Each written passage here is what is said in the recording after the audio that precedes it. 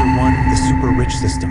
In Huaxia, in the bustling metropolis of Magic City, a certain residential community. When Lin Luo awoke, he discovered himself in a parallel universe. The thrill of traversing to another world filled him with a subtle excitement, as the narrative of countless novels would suggest. He was now the protagonist. Through the merging of memories, Lin Luo compared his former life with this new existence. His identity remained largely unchanged, orphaned, without car or home, merely an inconspicuous individual. The only difference was that in this lifetime, Lin Luo possessed strikingly handsome features. His sharp brows and starry eyes, coupled with well-defined facial contours, rendered him a true heartthrob. This parallel universe bore some resemblance to the Earth of his previous life, yet there were significant alterations. For instance, the surface area of this world's Earth was tenfold that of his former realm, with a population that also swelled to 10 times greater. The Huaxia in which Lin Luo now resided corresponded to the China of his previous life and this era. Many renowned stars, prominent streamers, and celebrated authors from his past had yet to achieve fame. Some even pursued entirely different professions. Furthermore, the entertainment resources in this parallel world were scarce, with many classic novels, films, and songs from his previous life absent from existence. After a lengthy day of anticipation, the system had yet to manifest. However, Lin Luo remained unperturbed, contemplating that without a system, he could still become a literary copyist, appropriating the classics from his former life to attain fame, and ascend to the pinnacle of success, winning the hearts of charming maidens and outshining the wealthy elite. Yet, when he delved into the recesses of his memory, he tragically realized that he could only vaguely recall the names of songs and novels from his past. A barrier obstructed his recollection of their intricate details, leaving him at a loss. A week later, Lin Luo reclined on his bed in a rented room, glancing at his phone, which displayed a text from his landlord demanding rent. Upon opening Alipay, he stared at the balance, a meager 250 renminbi. Ultimately, Lin Luo arrived at a disheartening conclusion. He, Lin Luo, was destitute. Could it be that I, a dignified traveler, shall find myself homeless on the morrow? What a disgraceful turn of events for my grand adventure! Lin Luo mused, his expression one of despair. "Oh, my golden finger, where art thou?" Just as Lin Luo lamented, a melodious voice resonated in his ears. Ding! Detecting the host's intense yearning for a system. Binding the super rich system now. These words reverberated within Lin Luo's mind, akin to a legendary telepathic dialogue. Such an extraordinary phenomenon left him without any hesitation or resistance, and he immediately accepted it as truth. Before him appeared a progress bar, steadily fluctuating. 1, 5, 18. The system. My golden finger has finally arrived. A radiant smile adorned Lin Luo's face, akin to a child weighing 200 pounds in glee. Suppressing his excitement, Lin Luo held his breath, fixated on the progress bar as it incrementally advanced. Ding! The super rich system binding is complete. This system is dedicated to cultivating the host into the most formidable and versatile tycoon. The system is indestructible, non-tradable, and unremovable. Lin Luo exhaled deeply, tears of joy streaming down his face. Thank heavens, my system has finally activated. The super rich system sounded remarkably prestigious. Although it wasn't one of those supreme cultivation systems or divine emperor systems that graced the pages of some novels, it far surpassed the dismal pretender systems found in others. Is the system there? Lin Luo thought silently, following the narrative conventions of countless tales. The user manual has been generated. Would the host like to review it now? Another sweet voice echoed in his mind. Gulp! Lin Luo could not suppress a swallow, striving to steady his racing heart. View! Instantaneously, sheets of A4 paper materialized in his mind, inscribed with familiar characters. It was merely universal language. Lin Luo skimmed through the content. Super Rich System User Manual. The system's function could be succinctly summarized in 4 words. Infinite funds. In simpler terms, from this moment forth, Lin Luo would become the wealthiest individual on the planet, without exception, possessing an inexhaustible supply of money which he could spend at will, with the system imposing no restrictions or demands, requiring no sacrifice whatsoever. Host, please calm your emotions and refrain from excessive excitement. This is merely the initial function of the system. Further upgrades will unlock additional capabilities. At that moment, Lin Luo was still enveloped in the ecstasy of infinite wealth. Disregarding the subsequent comments from the system, Lin Luo, shall finally rise to prominence who would dare to label me a pauper henceforth? I shall simply crush them with my wealth. Chapter 2. Do Nai TV. After a moment of jubilation, Lin Luo gradually regained his composure. By the way, system, how will the funds be dispensed? Lin Luo suddenly recalled something, furrowing his brow. The system will generate the world's most advanced, unrestricted black gold bank card. But will the sudden appearance of a black gold card with infinite funds not arouse suspicion from the bank? How shall I explain this if an investigation arises? Lin Luo inquired, his concern evident. The host need not worry, everything will be managed by this system, the system assured confidently. Then where is the black gold bank card? Ding, the black gold bank card has been issued. Please check your possession. As the system's voice faded, a lavish black gold card materialized in Lin Luo's hand, exuding an air of opulence, devoid of any bank insignia.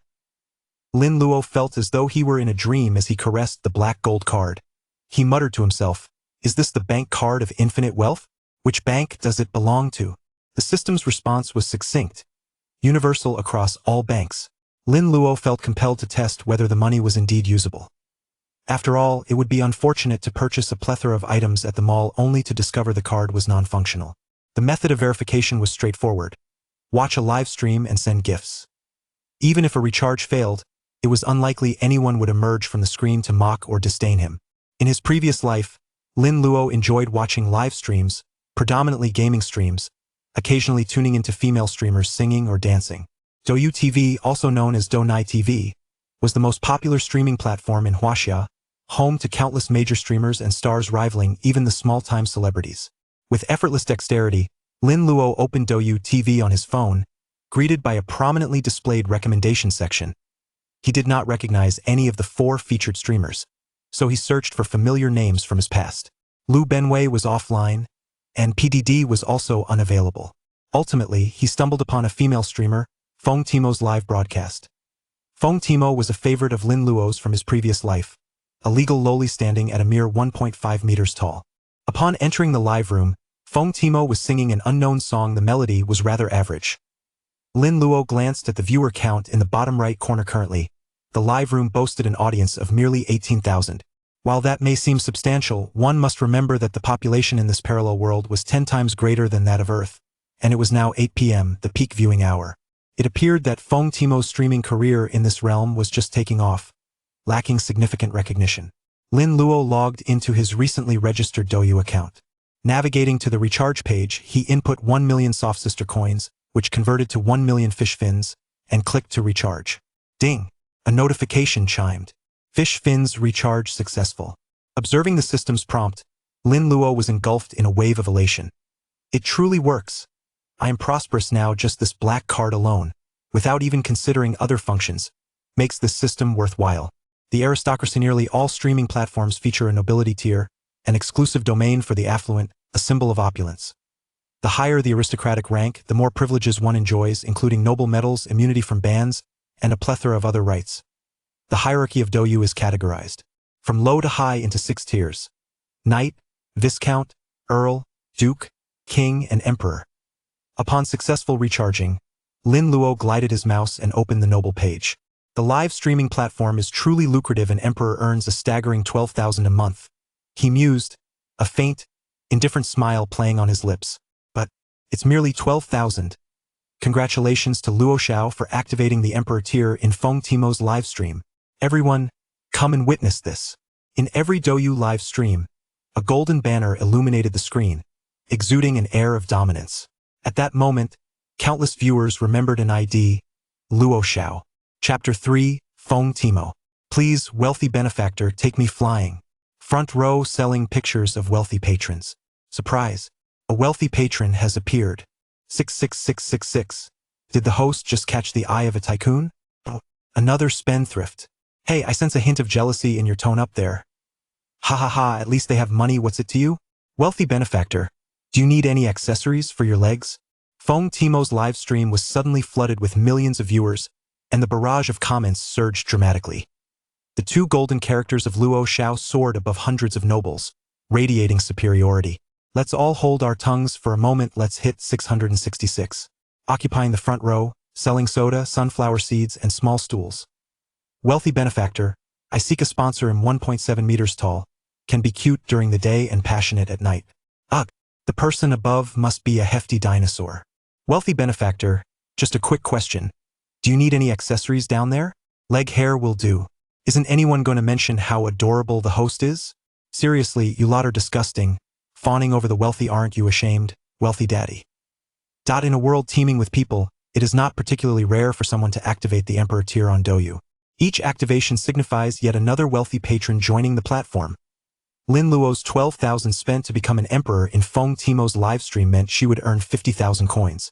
Of course, money is trivial. The key lies in the immense popularity and the ability to attract wealthy patrons to activate the Emperor tier in one's livestream, a testament to one's allure. Wow. Thank you, Luo Xiao. I sincerely appreciate your support for activating the Emperor. Thank you. Feng Timo, who had been singing, was momentarily taken aback by the notification, interrupting her song to express her gratitude in her sweet voice. At the end, she playfully blinked her lively eyes and quickly granted Lin Luo a moderator role in the live stream. You have become a moderator in this live stream. As a moderator, Lin Luo had the authority to mute any unwelcome comments he encountered, bypassing the host. Of course, such actions might risk losing his moderator privileges. With a heart gesture, she continued, Luo Xiao, what song would you like to hear? I'll sing it for you, provided I know it.asa musical host. Her streams primarily featured singing and chatting, with her audience typically there to enjoy her melodies. Lin Luo hesitated for a moment before swiftly typing, how about cool cool? Feng Timo's expression, visible to her audience, triggered another wave of excitement. Shocking. A certain host's heart is fluttering, earning millions monthly. Wow, Timo, what are you doing? How dare you shamelessly act cute? Is this your heart fluttering? Little Timo, what happened to the love we promised? Luo Xiao, let's battle. Timo is mine. Battle? Not a chance. I'll handle this little brat for you, wealthy daddy. Oh, my Timo, my darling. Have you truly been taken away? Chapter 4. Wealthy? Capricious. A magnificent dragon soared across the screen, trailing a purple banner that was strikingly vibrant. Even if one closed the barrage, the dragon with its purple text would still glide by. Cool cool? This particular comment caught Feng Timo's attention immediately, yet she was left perplexed. Is there a song called this? When did it come out? How come I've never heard of it? Surely it's not too obscure. In her pursuit of musical knowledge, Feng Timo prided herself on having heard numerous songs, claiming to be a mini music library of Huaxia. However, this song was indeed unfamiliar. She promptly searched on her music platform but found nothing. Luo Xiao, I'm so sorry, I haven't heard of this song and can't seem to find it. Could we perhaps choose another? Didn't you sing it before? It was Lin Luo's turn to be perplexed. He distinctly recalled her singing it multiple times. Suddenly, it dawned on him. MMP, this is a parallel world. Perhaps this song doesn't exist here. He hadn't fully adjusted, and elements from both worlds occasionally blurred together. Then just sing any song you like. Let's go with A Lifetime of Love. This song is my forte. Feng Timo, having seen Lin Luo's comment, eagerly agreed. Soon, the melodious prelude of the unfamiliar song filled the air as Feng Timo sang A Lifetime of Love, her adorable demeanor captivating the audience. Turns out, requesting a song from a beautiful host and hearing it sung before millions feels absolutely exhilarating. No wonder so many wealthy patrons are willing to spend lavishly on female hosts. Observing the barrage of admiration and envy from millions in the live stream, Lin Luo felt a swell of pride and satisfaction. Suddenly, an idea struck him.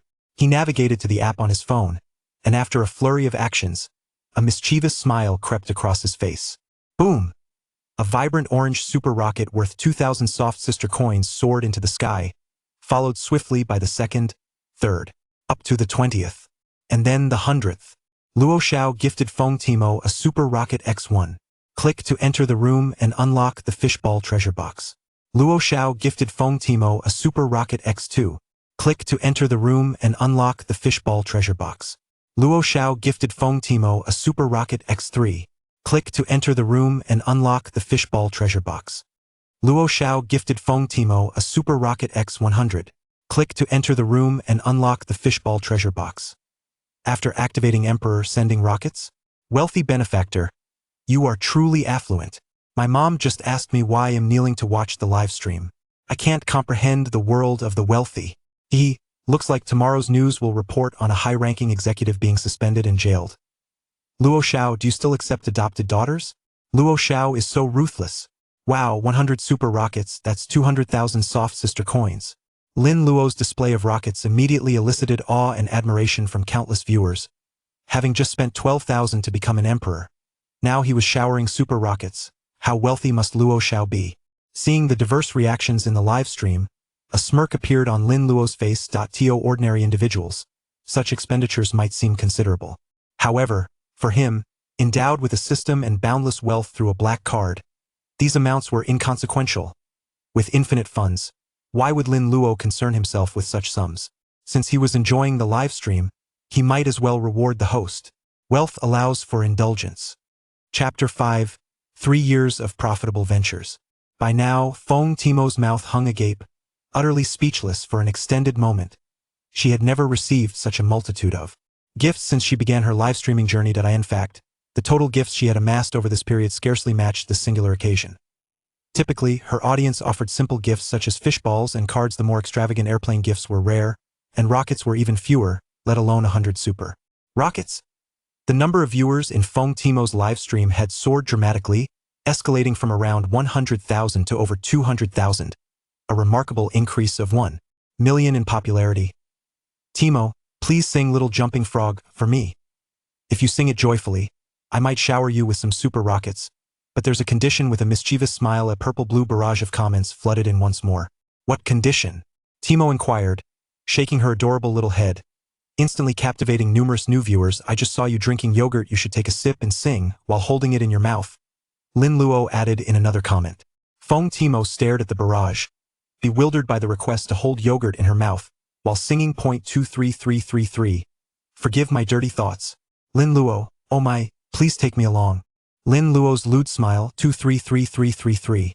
Oh no, Timo, run. I'll cover for you. Lich King Lin Luo, no mistakes here. Lich King 1. Lich King 10086. As the barrage scrolled frantically, Timo had already prepared the accompaniment, took a sip of yogurt, and poised herself, ready to commence. As the accompaniment played, her voice followed suit. Sweet candy has turned sour. Dreams seem just woven yet still itchy.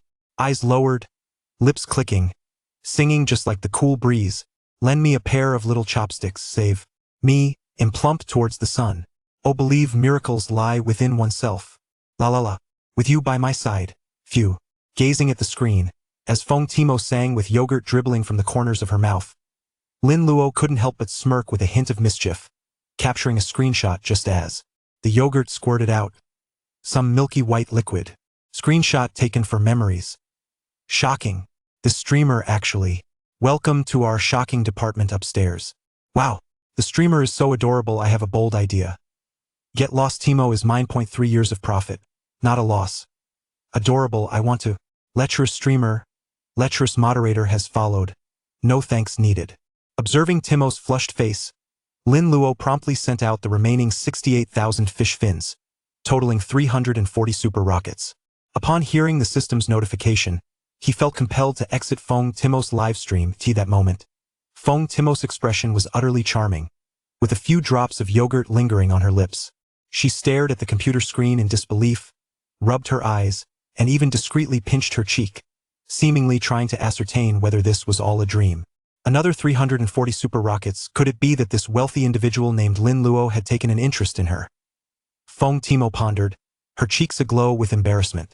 However, just as she was about to express her gratitude for the 340 super rockets bestowed by Lin Luo, she noticed a message indicating that he had exited her livestream, that he had come softly, bringing a wave of gifts and popularity, and just as gently, he departed, leaving no trace of longing after sending out those 340 super rockets.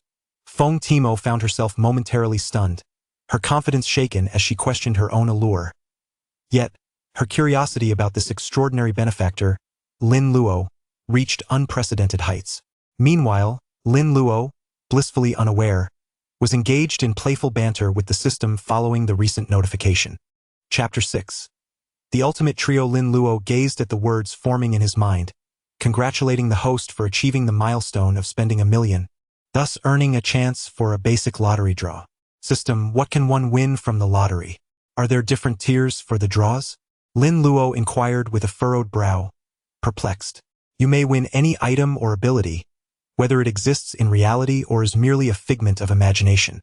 The lottery is categorized into 4 tiers: basic, intermediate, advanced, and ultimate, with higher tiers offering superior rewards, the system elucidated. Lin Luo, brimming with anticipation, asked, System, how does one initiate the lottery? Simply recite lottery in your heart, and the draw will commence. Lin Luo complied, whispering the word, and suddenly, a virtual spinning wheel materialized before him. It featured 12 segments and a prominent button emblazoned with the words Basic Lottery. Please press the button to proceed with the draw, echoed the system's voice. What's the rush? Let me observe first. Lin Luo retorted, somewhat irked, as he scrutinized the 12 segments of the wheel. To his astonishment, the items listed were quite extraordinary. The script of Titanic, the song My Deskmate, Wing Chun Kung Fu, the game PUBG, artificial intelligence, Batman's vehicle, a cleansing elixir from the realm of immortals, a thank you note, and even a dragon fruit, a set of whips and handcuffs, a 1 terabyte USB seed, and a flavorless garment from Chang'e. Remarkable. It truly encompasses anything. Lin Luo mused aloud. But, System, could you enlighten me on what those 4 items are? Lottery items are entirely random. Fine, you win. Let us hope I don't land on those 4 items. Lin Luo lamented, pressing the lottery button. The wheel began to spin wildly. After approximately 30 seconds, its pace gradually diminished. Lin Luo nervously clasped his hands, watching as the pointer glided past the dragon fruit. Then My Deskmate and Wing Chun, finally reaching the trio of items. Move past, don't stop, he urged. In the final second, the pointer halted between the whips, handcuffs, and candle set and artificial intelligence. Lin Luo was dumbfounded. Was this the trio? Or artificial intelligence? Ding! Congratulations.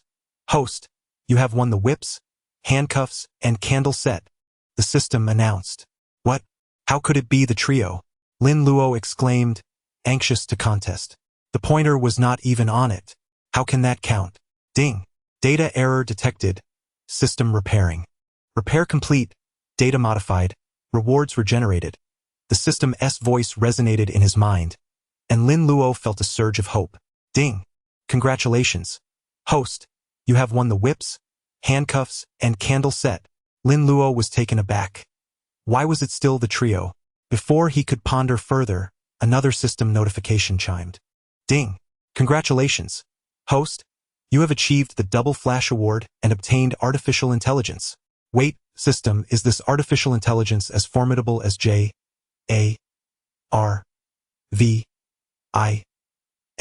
from Iron Man or Red Queen from Resident Evil?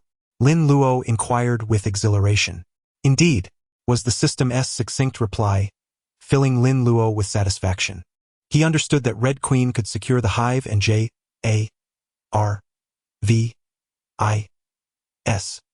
was capable of developing Iron Man's armor and updating the arc reactor. New book, Seeking Flowers, Seeking Perfect Ratings. Chapter 7, Deception System, Exit the Lottery. Upon the command, the system announced, Lottery exit successful, personal attributes generated. Soon after, Lin Luo's mind was filled with his attributes.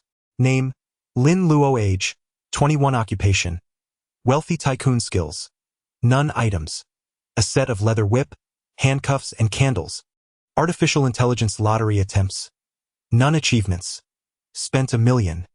Muttering in the manner learned from novels in his previous life, Lin Luo requested, System, please extract the artificial intelligence. Ding! System prompt. The optimal carrier for artificial intelligence is a computer. Currently, the system detects that the host does not possess a computer. Shall I proceed with the extraction? Very well. Let's hold off on the extraction until I purchase a computer. With that, Lin Luo exited the rental apartment and hailed a taxi. Driver, take me to the best local mall. Approximately 20 minutes later, Lin Luo said, Thank you. He paid the driver 500 yuan via his phone, turning to leave with a stylish demeanor. Sir, you've given too much, the driver exclaimed. Keep the change. I'm in a good mood today. Consider the extra as a gift. Lin Luo waved dismissively, striding confidently into the mall. Dressed quite plainly, He doesn't seem like a spendthrift, does he? The driver murmured as he watched Lin Luo's retreating figure. Upon entering the mall, Lin Luo distinctly felt that his modest attire clashed with the opulence surrounding him. The abundance of extravagant, high-end brands surpassed anything he had seen in his previous life. Fear not. I am now a wealthy tycoon. What is there to fear? Bolstering his resolve, Lin Luo stepped into a Versace clothing store. Welcome. Upon entering, a sales associate greeted him respectfully. Sir, are you looking to buy clothes? A charming saleswoman in professional attire approached him with a smile. Truly, in a high-end clothing store, even the sales staff were beautiful, welcoming without the disdain often depicted in novels and dramas, where individuals were scorned for their attire. Indeed, the tales spun in stories were mere fabrications. I'll just take a look for now, Lin Luo replied with a smile. Of course, sir, the saleswoman responded, her demeanor unfazed by his simple clothing. Lin Luo examined a garment, finding the design appealing. He flipped the price tag. 18,888 yuan. Please wrap this one for me, he said confidently. Ah, you don't want to try it on? The sales associate asked, momentarily taken aback. No need. Also, please wrap this one and that one as well. Lin Luo waved his hand grandly. All right. Please hold on. As the other associates cast envious glances, the saleswoman finally grasped that she was dealing with a true tycoon. It was often said that some wealthy individuals dressed modestly, appearing unremarkable like ordinary people. Yet when they made a purchase, they did so with remarkable generosity, revealing their affluent nature. Just a glance at garments worth thousands, no need for fitting, and a mere wave of the hand to buy multiple items. After considerable effort, Lin Luo selected over 30 pieces of clothing and trousers, totaling a staggering 597,400 yuan. While observing Lin Luo's choices, the surrounding sales associates harbored skepticism regarding his purchasing power, yet adhering to the principle that the customer is always right, they refrained from approaching him with inquiries. Finally, one of the sales associates hurried to summon the manager. Manager Li, the associates exclaimed in unison, as if they had found a savior. Observing the situation in the hall, Manager Li frowned, addressing Lin Luo politely. Sir, may we kindly check your bank balance? I finished selecting my clothes. Let us proceed to payment. Manager Li's tone held a hint of skepticism, but Lin Luo paid it no mind, for his attire indeed belied his capacity to spend such a sum. Very well, sir. The total comes to 593 yuan. We can round it to 597,000 yuan for payment, the saleswoman announced, visibly relieved. Chapter 8. The black gold card, forget it. Lin Luo's casual remark caused the sales assistant's heart to leap into her throat. Aren't you buying? Manager Li inquired with a hint of irritation. No need to round off the amount. Just charge 600,000, and the rest can be considered a tip for this lovely sales assistant. How does that sound? No problem, right? Upon hearing this, the sales assistant finally relaxed completely, even feeling a surge of excitement. She had initially thought that Lin Luo deemed the price of over 590,000 too steep and would forego the purchase. Little did she know he intended to give a tip. That 3,000 would equate to half a month's salary for her. Go ahead and swipe the card. Lin Luo produced his black gold card for the sales assistant. He could distinctly sense the collective shiver among the onlookers. Even Manager Li, who had just been a bit irate, now felt beads of cold sweat forming on his forehead. The black gold card, crafted by the United Nations, is a universally accepted bank card, with only 100 in existence worldwide, and fewer than 20 within the vast expanse of China. Holders of the black gold card are undeniably the CRME de la CRME of various industries. One must ponder how such individuals could possibly struggle to pay a mere 600,000 yuan. To him, this sum was inconsequential. As the sales assistant, under Lin Luo's curious gaze, cautiously retrieved the card reader, inserted the black gold card, and handed it to Lin Luo to input his password, numerous patrons beheld the staggering balance on the card. Countless nines flashed before their eyes. The sight of multiple nines on the card reader left them utterly astounded. The sales assistant internally rejoiced at having avoided offending Lin Luo, while some ambitious female sales assistants cast flirtatious glances in his direction. Meanwhile, Manager Li was anxious, wondering if Lin Luo might be the type to hold grudges. After all, his earlier tone had been somewhat unfriendly.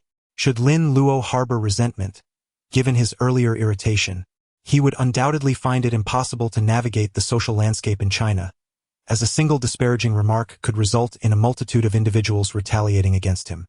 At this moment, countless customers scrutinized Lin Luo, their thoughts filled with incredulity. Is this the peculiar behavior of the wealthy nowadays? You are among the select few black gold card holders in China. Even if one chooses to be discreet, there's no need to be this understated. Eschewing tailored attire and instead donning casual streetwear to shop at Versace. This is a new level of ostentation. Everyone was left utterly speechless. After successfully completing the transaction, the beautiful sales assistant deliberately blinked and gave a flirtatious smile. Sir, since your total expenditure exceeds 100,000, we offer home delivery service. Please provide your contact information. That works. I wasn't sure how to transport it back. After Lin Luo provided his phone number and address, Manager Li hurriedly handed him a gold card. Sir, this is our store's VIP gold card. Our brand has a nationwide chain, and with this card, you will enjoy a 30% discount on all purchases. Moreover, should there be any quality issues with your clothing, simply call the dedicated customer service hotline on this card, and we will come to replace it without requiring your presence. All right, thank you, Lin Luo replied, raising an eyebrow as he accepted the VIP gold card and departed with a flourish. Wow, now that is a true magnate, far superior to those nouveau riches.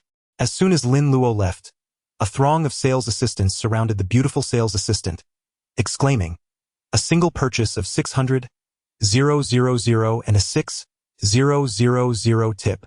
Shaoling, your bonus this month will be substantial. You must treat us. Absolutely.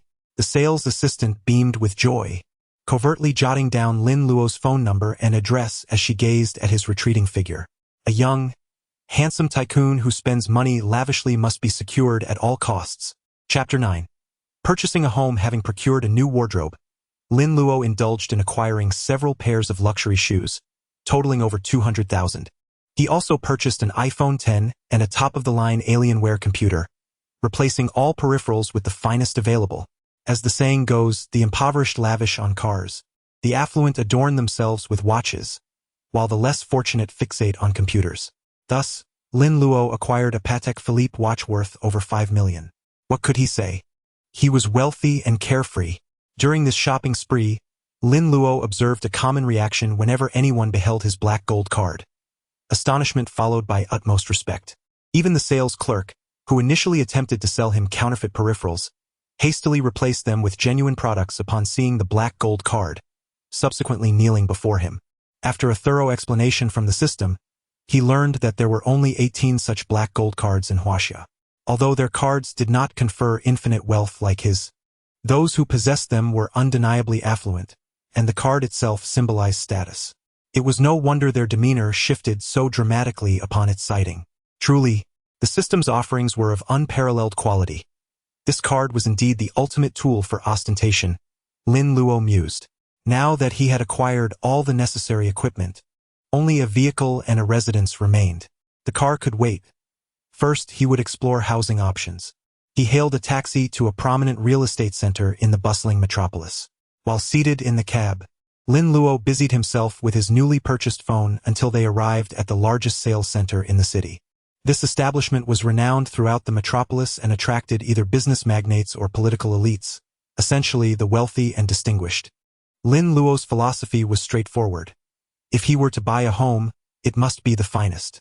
Having endured a life of modesty due to financial constraints, there was no reason to continue such a trend now that he was affluent. It was his belief that wealth entitled him to the best residence, the most stylish vehicle, and a life of unparalleled enjoyment. To his surprise, the property prices were exorbitant, yet a multitude of people were actively purchasing homes. Lin Luo couldn't help but exclaim in wonder at the sheer number of affluent individuals perusing villas daily. After all, as one of the two major capitals of Huaxia, the metropolis was teeming with the wealthy. Even among villas, there were many capable of making such purchases. Upon arriving at the reception desk, Lin Luo was taken aback to find that no sales representatives approached him to discuss the villas.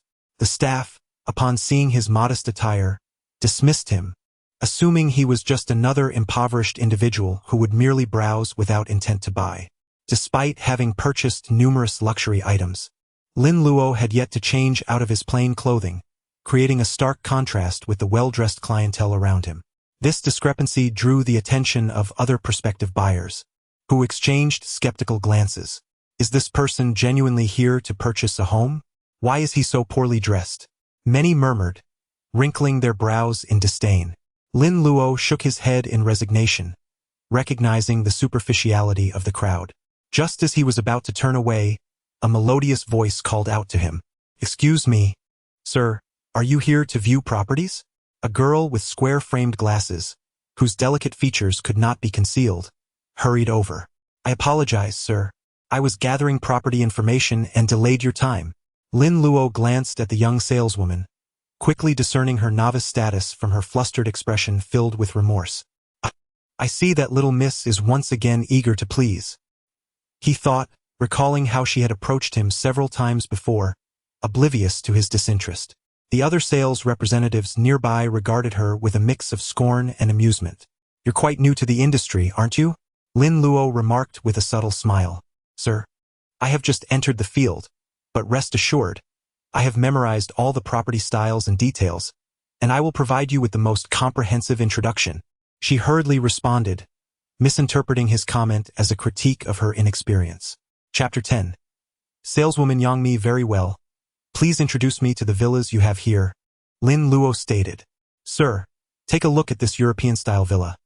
It is quite exquisite," the saleswoman, Xiaomi, replied promptly, illuminating the model of the villa with a flashlight.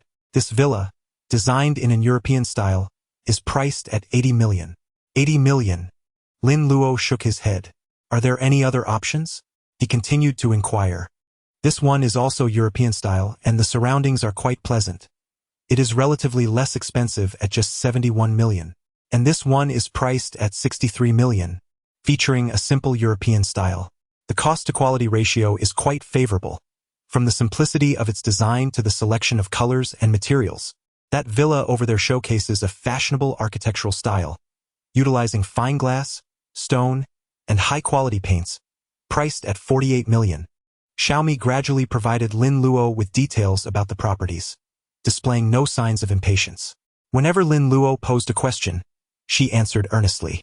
However, noticing Lin Luo's continued head shaking, she assumed he was dissatisfied with the prices being too high and thus began to present lower-priced options. The two conversed for nearly half an hour, strolling and viewing the villas. "All right, I will purchase that one," Lin Luo declared, turning to her. "Really, sir? Are you certain you wish to buy this villa at 32 million? Xiaomi exclaimed joyfully. Having been on the job for nearly 10 days, this would mark her first achievement if the transaction were to be completed. "No, I meant the adjacent seaside villa. But sir, that villa costs 230 million. Xiaomi's colleague, the slender and middle-aged Nyo, interjected hesitantly. "Yes, let's opt for that one," Lin Luo insisted. Just then, a harsh voice interrupted. "Oh, quite the audacity you have. This is the most expensive unit in the Yuntian development. Even I cannot afford it. Do you genuinely believe you can buy it? Not to mention the villa, even a single brick in the bathroom would cost you a month's salary. You poor fool," a rotund middle-aged man mocked as he approached, accompanied by a tall, thin man. Upon seeing the slender man, Xiaomi quickly greeted him, "Manager Wang. Good day. Yangmi, come over and attend to Mr. Zhu. As long as Mr. Zhu is pleased, securing your first achievement exceeding 50 million will be a breeze." The thin man, Manager Wang, said with a smile, casting a glance at Lin Luo. As for him, a pauper like him could never hope to purchase a property. Yangmi? No wonder she seems familiar. Upon closer inspection, without her glasses, she really resembles someone, Lin Luo muttered to himself. "Manager Wang, this gentleman is indeed ready to buy. Buy? Do not jest with me. Just look at his pitiful appearance." The rotund man scoffed, reaching to remove Yangmi's glasses, causing her to swiftly dodge, nearly losing her balance. "Indeed, upon removing the glasses, she is truly a beauty," the middle-aged man observed, gazing at Yangmi's delicate face, which now bore a look of vulnerability. Such a reaction stirred a strong protective instinct within him, prompting a lewd grin to spread across his face. Old Wang, your recommendation is indeed commendable. I have yet to enjoy such a beautiful woman, the middle-aged man remarked, his eyes glancing at Yang Mi, a fleeting look of pain crossing his features before he leered at Mr. Zhu. It would indeed be a stroke of good fortune for you to have caught his eye. Chapter 11. Acquisition. Yang Mi, come here quickly and attend to Boss Zhu properly. Manager Wang waved his hand decisively, determining Yang Mi's fate, then pointed at Lin Luo and declared, as for that little brat, you better get lost. Get lost? Is this how your Yuyun group treats its clients? A sardonic smile crept across Lin Luo's lips as he observed the sycophantic managers, realizing that such managers breed equally superficial salespeople. Are you even a client? Can you afford a restroom? Manager Wang seemed to find this a tremendous joke. Yang Mi, hurry up and serve Boss Zhu. Otherwise, I swear I'll fire you. Yang Mi's face turned pale as she saw Boss Zhu extend his plump hand towards her, prompting her to hurriedly retreat behind Lin Luo, as if he were her last bastion of hope. Manager, I can't do this, please don't fire me. Unable to contain himself any longer, Lin Luo stepped up to Boss Zhu and delivered a resounding slap. Caught off guard, Boss Zhu failed to evade, and the slap landed squarely on his face, making his already swollen visage appear even more bloated. Why are you such a gluttonous pig, brimming with self-importance? I'll make this clear. She is mine today. You want to fire her? Then I shall dismiss you first. System, extract the artificial intelligence and install it on my phone, Lin Luo silently commanded, indifferent to whether the installation was optimal. Beep. Artificial intelligence extraction complete. Installation successful. Commands can now be issued. Acquire Yuyun Group. Lin Luo instructed the AI on his phone, appearing to engage in a conversation with someone to outsiders. Commencing acquisition, the process will take 38 seconds. 37 seconds. 36 seconds. A line of text and a progress bar materialized on the screen. Requesting external assistance.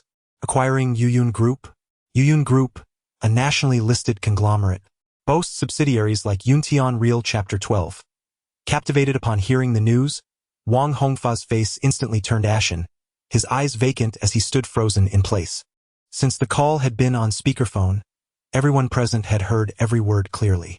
Wang's strange behavior drew all eyes toward Lin Luo, and in an instant, the entire room fell into stunned silence. Gulp. This young man had actually acquired Chuyun. Lin Luo observed the scene with a cold smirk, his expression laced with amusement. Well, do you believe me now? I'm sorry, young Master Luo. Please don't fire me. Don't fire me. I have an 80-year-old mother and a 17-year-old daughter to support. Wang Hongfa dropped to his knees, clutching Lin Luo's leg desperately. Disgusting. Get off me. Don't smear your snot and tears on my pants. Lin Luo glared at him in revulsion, shaking his leg free.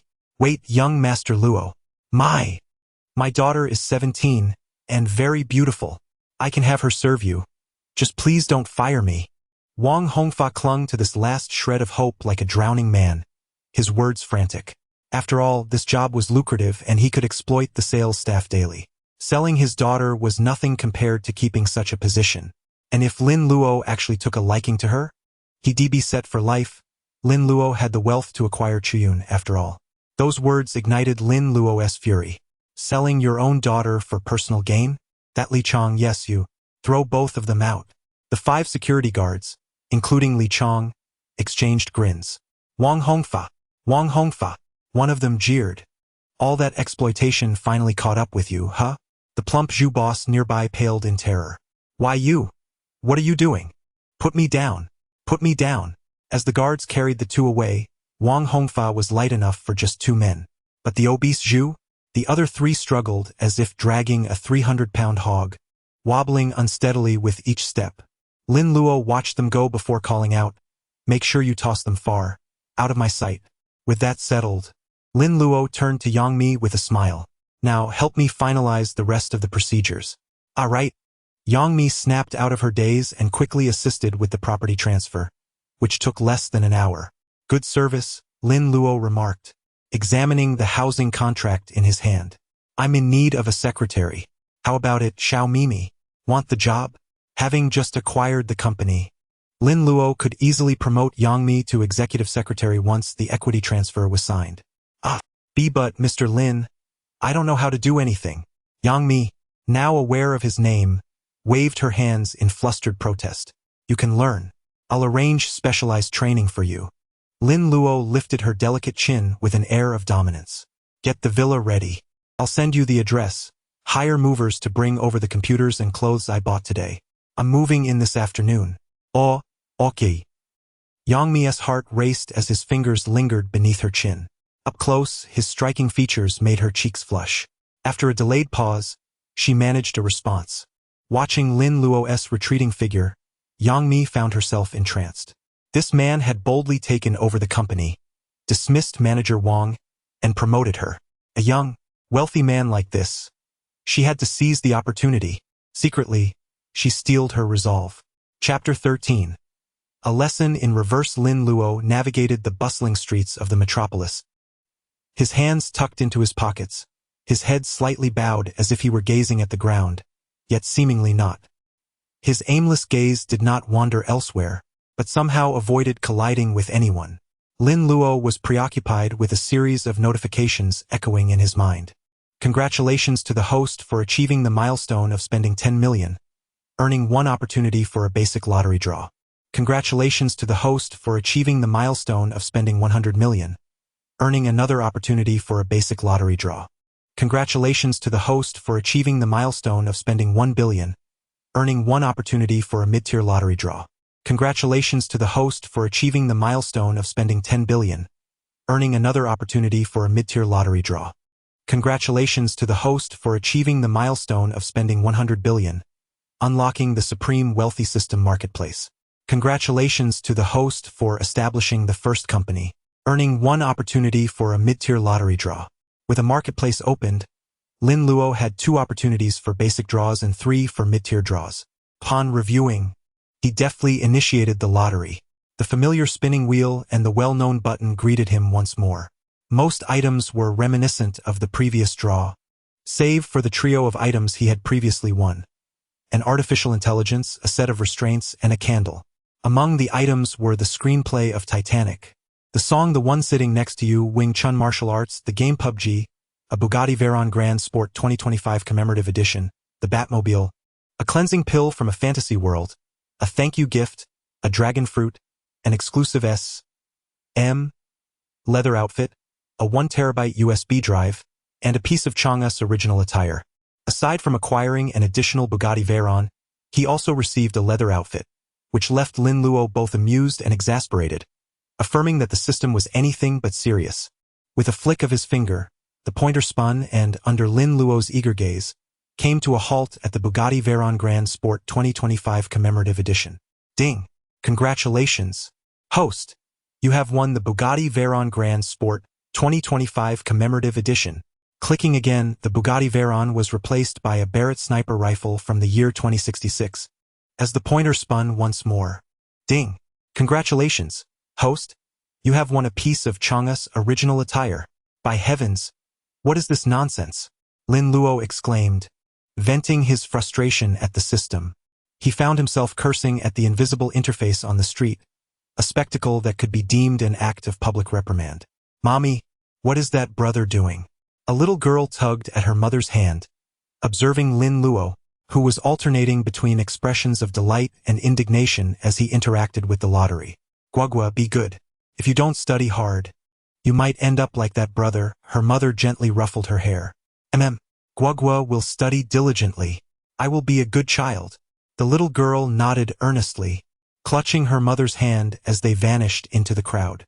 Alas, what a shame for such a handsome young man to be perceived as a lunatic. Indeed, such a pity to waste a fine facade. Noticing the curious glances from passers-by, Lin Luo hastily exited the lottery system and retreated into a deserted alley, muttering, how embarrassing to be used as a cautionary tale for a little girl. Chapter 14. The System Mall. In an effort to avoid being perceived as insane, Lin Luo deliberately sought out a secluded corner to initiate a mid-level lottery. Upon activation, he was astounded to discover a solitary button for the mid-level draw and an empty prize box. Is the system present? Lin Luo inquired. System received, system received. Over. A voice echoed in Lin Luo's mind, causing him to momentarily black out. Has this system succumbed to a bout of delusion? Wasn't it supposed to be aloof and dignified? I must have acquired a counterfeit system. You are the counterfeit system steeped in delusion. Your entire family is deluded. This system merely upgraded automatically once your consumption exceeded 100 billion, thus unlocking its wisdom. Air. Could you elucidate the circumstances surrounding the mid-level lottery? Why is there nothing available? The mid-level system operates on a purely random basis, devoid of any restrictions. Simply press the lottery button. If you are unaware of this, with your intellect, how could I possibly have you as a host? Contemptuous gaze, fine. There's even an emoticon. In this day and age, life must be tough if even systems resort to disdain. Lin Luo lamented. Never mind, I shall proceed with the lottery. I cannot be bothered with you. System. As Lin Luo observed the items within the lottery box flashing wildly, he realized the mid-level lottery was indeed distinct. He even glimpsed nuclear bombs, the 18 dragon-subduing palms, and the devil fruit. Ding! Congratulations, host. You have received a System Upgrade Gift Pack 1. Ding! Congratulations, host. You have acquired Frenzy Drink. Bloody Mary. Ding! Congratulations, host. Your memory is now max. Fortunately, there were none of the absurd items from the beginner lottery. But why? Was my upgrade gift pack obtained through a draw? What the hell? System. Come out and explain this. Do not panic, host. It was merely a technical error. The system replied sheepishly. Oh heavens! How did I end up with such a system? In novels, systems are always serious and flawless, yet you. The following is omitted for brevity. After enduring Lin Luo's relentless complaints, the system finally capitulated. Enough already. I shall grant you a 50% discount at the System Mall. The System Mall? Lin Luo's eyes brightened. What treasures lie within this System Mall? With a sudden burst, a virtual interface materialized in Lin Luo's mind. Song Confession Balloon. 1 rich point whip. 1 rich point Kung Fu Jeet Kune Do. 10 rich points Kung Fu Wing Chun. 50 rich points Bugatti Veyron. 188 rich points Artificial Intelligence. 1000 rich points Chang'us Original Bra. 88 rich points 18 Dragon Subduing Palms. 12333 rich points Rubber Fruit. 23333 rich points. Purple Green Sword. Rich points Rui Jingu Bang. Rich points Moonlight Treasure Box. Rich points. Note: for every 100 million spent, 1 rich point is awarded. The array of products in the mall dazzled Lin Luo, and he even spotted some items from the system lottery. The sight of the Rui Jingu Bang and the Moonlight Treasure Box left him utterly flabbergasted. Wait, what? Chang'us Bra costs 2,888 rich points? Chang'us Original Bra. The bra worn by Chang'e. Wearing it can withstand 1 Barrett-level attack, maintain breast firmness, and prolonged use can enhance longevity and preserve beauty. Price: 2888 rich points. Goodness, how extraordinary. It can withstand a Barrett's attack, enhance beauty, and prolong life. Chapter 15. Bloody Mary. Name: Lin Luo. Age: 21. Occupation: wealthy tycoon. Skills: none. Items: whip, handcuffs, candle set, Bugatti Veyron, intermediate system gift pack, Chang'us Original Bra. Lottery draws: none. Wealth points: 5,000. Purchase of the OutCloud Group. Achievements: million spender, 10 million spender, 100 million spender. With the acquisition of the Bugatti Veyron, Lin Luo effortlessly resolved his car purchasing dilemma, opting instead to withdraw the Veyron directly. A brand new Bugatti Veyron materialized before him. Its flawless aerodynamic design, 6 turbochargers, and a maximum speed of 550 km/h rendered it a sight of sheer delight. Upon withdrawal, Lin Luo also acquired masterful driving skills. The last time he started the engine, its roar resonated powerfully. What a thrill! As he cruised along the road, the car's striking appearance drew envious glances from countless onlookers. Lin Luo chuckled. If I were to drive this car to the roadside for wontons, Principal Wang would hardly compare. After an exhilarating afternoon of speeding in the Bugatti Veyron, he returned to his villa by nightfall, which was now ready for occupancy, with his clothes and computer neatly arranged. It seemed that his assistant, Xiao Mimi, had done a commendable job. And he still owed the landlady a year's rent. With that thought, Lin Luo promptly transferred the annual rent to her. Although she had threatened to evict him due to 4 months of overdue rent, he knew that most landlords would have tossed him out for even a mere 4 days of delay. Completing this task left Lin Luo feeling immensely relieved. As for the OutCloud group, he had no worries. Artificial intelligence managed the company's operations, including the training of Yang Mi, his assistant, which put his mind at ease. This day felt surreal, akin to a fleeting dream. System, please withdraw my upgrade gift pack, Max Memory, and Bloody Mary. As for the bra, I shall forgo that. A flash of golden light appeared, revealing several items before Lin Luo. A virtual package, a pill, and a small bottle of liquor. System upgrade gift pack. Contains 1888 wealth points. That is all. Max Memory. Enhances memory to its maximum capacity. Frenzied liquor. Bloody Mary. The pinnacle creation of the ancient winemaker from Atlantis, capable of cleansing the marrow and bones.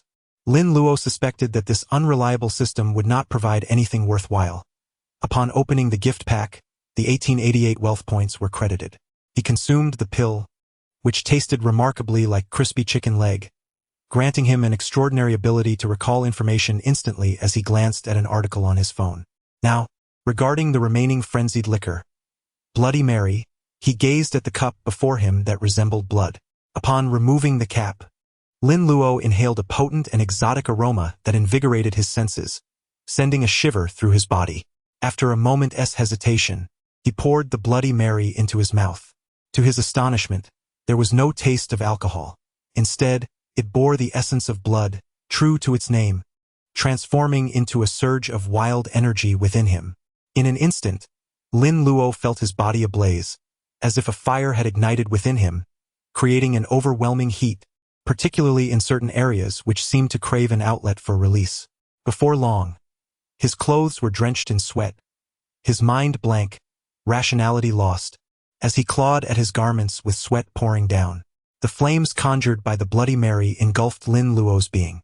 He collapsed onto the floor, writhing and gasping, so hot, in agony. Creak. At that moment, the villa door swung open, and Xiao Mimi entered. Upon seeing Lin Luo writhing on the ground in torment, her delicate face turned pale. Chapter 16. Frenzy Luo Xiao, what's wrong with you?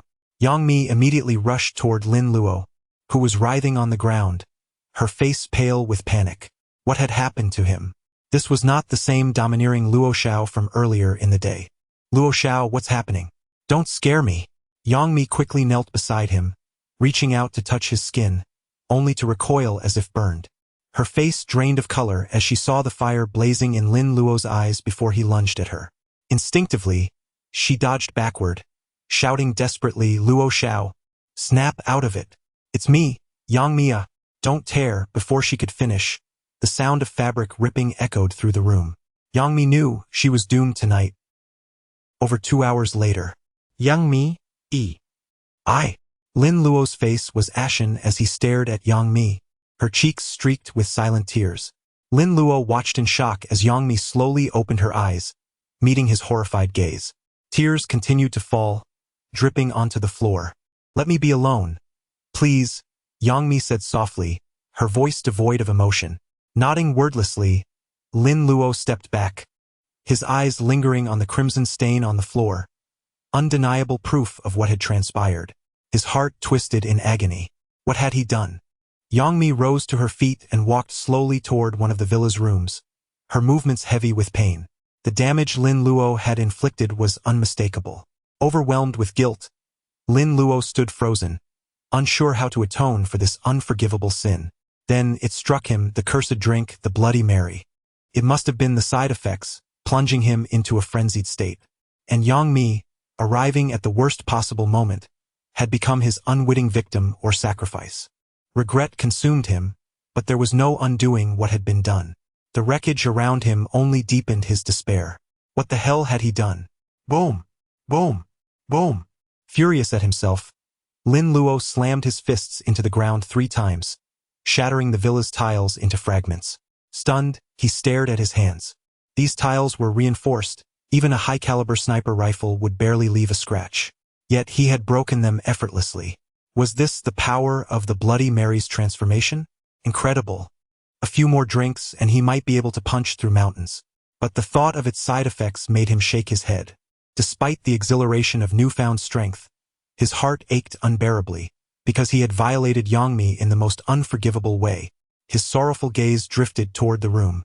Soon, Yangmi emerged, dressed in one of Lin Luo's spare outfits, her face still damp with tears.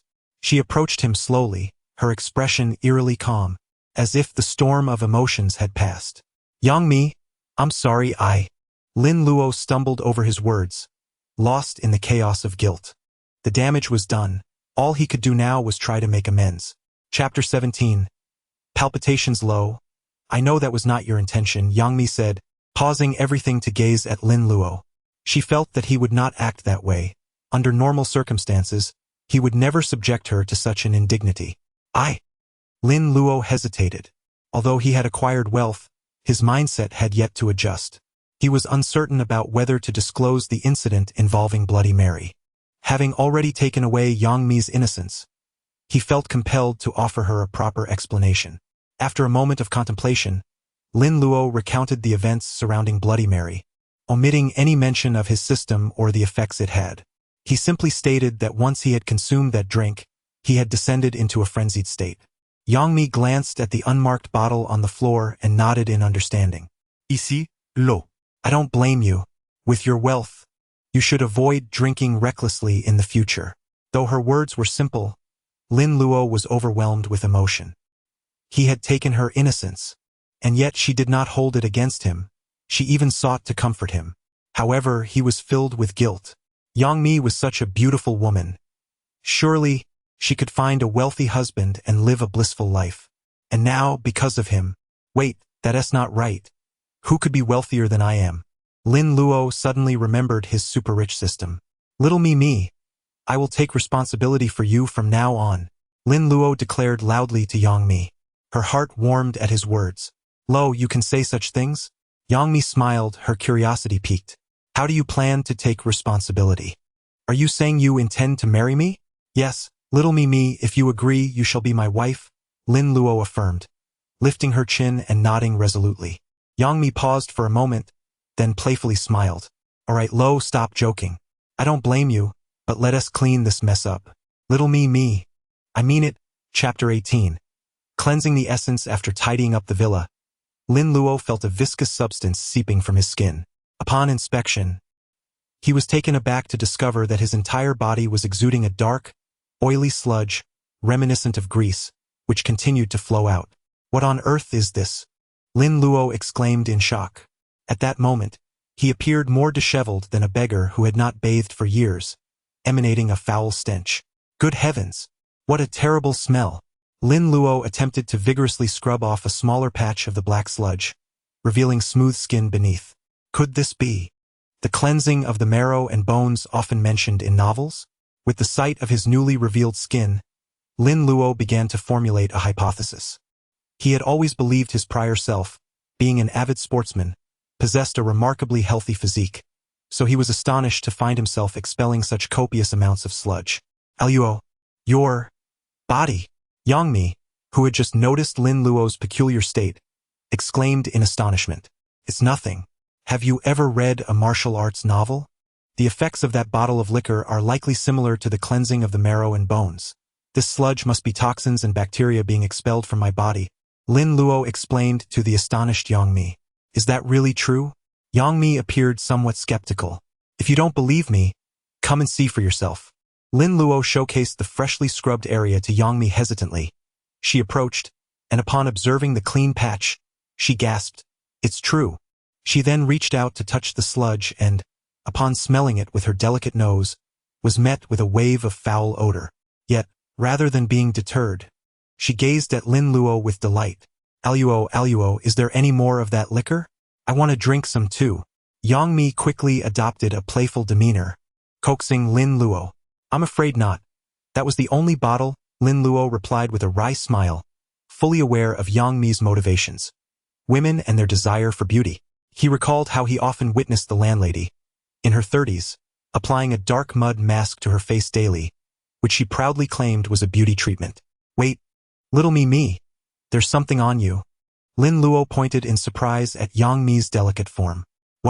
What is it? Yang Mi responded, glancing down at herself. Could it be that I've also undergone the cleansing of the marrow and bones? What's happening?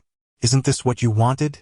It seems that whatever I experienced has also triggered the same process in you, Lin Luo said somewhat uncertainly. That? Yang Mi was momentarily lost, trying to comprehend what Lin Luo meant. That? Exactly that. Lin Luo winked playfully. Ah, you naughty boy. Yang Mi finally grasped Lin Luo's implication, her cheeks flushing with embarrassment. Just remember to call me for free skin treatments in the future. I promise to come at a moment's notice, Lin Luo said with a hint of mischief. I'm going to take a shower first. I'm ignoring you now, Yang Mi declared, turning towards the bathroom. A shower? Lin Luo's eyes lit up. The sludge was filthy, and it was imperative that they help each other cleanse it away. Let me down, Yang Mi protested. But Lin Luo disregarded her objections, lifting her into his arms and dashing toward the bathroom amidst her startled cries. Chapter 19. Tranquility in the bathroom. Lin Luo first attended to Yang Mi's grooming, and soon, unable to suppress his inner stirrings, he sought her once more. This time, he approached her with tenderness, as a form of recompense. Little me, you've become even more beautiful, Lin Luo exclaimed, captivated by the radiant glow of Yang Mi, whose skin had transformed into a translucent brilliance following the cleansing. Master Luo, you look incredibly handsome. Yang Mi admired her reflection in the bathroom mirror, her skin resembling that of a porcelain doll, youthful and pristine, which filled her with joy. As they exchanged glances, Lin Luo appeared strikingly dapper, rejuvenated, and their previous intimacy left Yang Mi feeling exceptionally bashful. Lin Luo also took a moment to admire himself in the mirror, noticing that his already handsome features had become even more appealing, nodding in satisfaction. With the toxins entirely purged from his body, he felt renewed. He couldn't help but caress his cheek, narcissistically proclaiming, "Who else could be as handsome as me?" This elicited a soft chuckle from Yang Mi, who had not anticipated such an endearing and self-admiring side of Lin Luo. Observing Yang Mi's slight fatigue, he suggested, "Little me, let us return to our room for some rest." Yang Mi shot him a playful glare, having been thoroughly worn out by the day's events. Nodding, she replied, "Yes, let us go to our room." Indeed, Lin Luo gazed at Yang Mi's enchanting visage, nodding earnestly before lifting her as she attempted to rise, striding toward his room amidst her surprised exclamations. A soft growl emanated from Yang Mi's stomach, causing her to blush deeply as she looked at Lin Luo with a pitiful expression. "Master Luo, I'm a bit hungry." "So am I." The exertion was immense. Little me, I'll go grab some fast food," Lin Luo chuckled in response. After the cleansing, Lin Luo felt an elevation in his physical condition. Thus, he did not feel the slightest trace of fatigue. "All right, go ahead," Yang Mi sweetly encouraged him. As Lin Luo stepped outside, he caught sight of a beautiful woman passing by his villa, heading toward another house. The sight of her alluring figure ignited a fire within him. Startled, Lin Luo quickly summoned the system, demanding, "What is the matter with that drink? Why am I feeling such intense desires now?" "Host, I am uncertain whether to congratulate you or to express my sympathy," the system replied with an exasperated tone. "Why do you say that? That drink was crafted by the master brewer of Yakelantis, utilizing countless potent ingredients. The effects are astonishing, and you have absorbed less than 1/1000th of it. The residual potency within you is quite normal. Your cravings will only intensify as you continue to absorb more. Furthermore, each time you assimilate 1/1000th of the potency, it necessitates the essence from a virgin's body to balance the chaotic energy. Until you have fully absorbed the drink, your desires will sporadically surge." This rare detailed explanation from the system post-upgrade made Lin Luo realize the system was not deceiving him. "Is there anything in the store to alleviate this condition?" Lin Luo inquired. "Currently, the only available options for you are temporary suppressants. Temporary will have to suffice. It's better than being unable to control it." Subsequently, the system presented a medicinal item before Lin Luo. Tranquil Heart Pill. Possesses the ability to cleanse the mind. Contains 5 pills per bottle. Price, 9,999 luxurious points. Are you robbing me? 99.99 luxurious points? That amounts to over 9 trillion. Even at a 50% discount, it would still be 5 trillion. Yet, in light of preventing any unforeseen circumstances, Lin Luo begrudgingly extracted his luxurious points to purchase it, setting aside a bottle for when the effects of Bloody Mary would inevitably manifest. Chapter 20. The lowly Aishi Lin Luo, after purchasing his meal, also acquired several outfits for Yang Mi. Upon returning home, they dined together.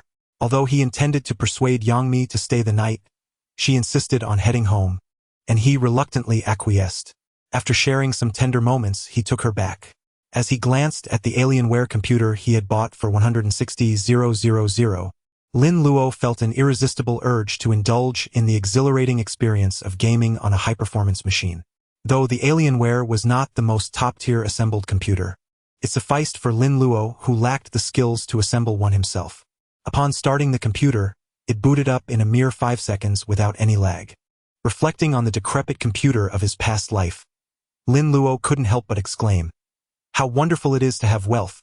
Suddenly, his Apple X phone vibrated twice, revealing a segment of text, searching for a compatible artificial intelligence carrier. "Would you like to switch carriers?" "Switch?" Lin Luo was taken aback. "Then let us transfer it to the computer." Beep, beep, beep.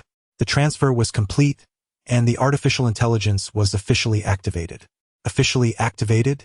Was it not operational before? Lin Luo pondered, perplexed. A sizzling sound emanated from the computer screen as a white light gradually coalesced into a small, glowing figure. To Lin Luo's astonishment, it transformed into a petite character radiating light. As the glow dissipated, a charming little girl appeared on the screen, with flowing black hair, star-like eyes, and skin as white as snow, clad in a dress as pure as the winter's snow. Yay! Hooray! I'm finally out. This little lowly has made her grand entrance. Lin Luo's eyes widened in disbelief, akin to a child witnessing a miracle. Anyone encountering such a delightful little lowly, accompanied by such exuberant exclamations, would likely respond in one of two ways: staring in utter bewilderment or pinching themselves to confirm they were not dreaming. Goodness, the system's intelligence is already a bit of a joke, but now the personality of the AI is just as ridiculous. "Coach, I want to switch systems." "Are you my master? I thought my master would be a creepy uncle." "Why is that?" Lin Luo inquired, his brow furrowed in confusion. "Because there's no other lowly in the world as adorable as me. If my master were a creepy uncle, he would surely provide me with the tastiest treats."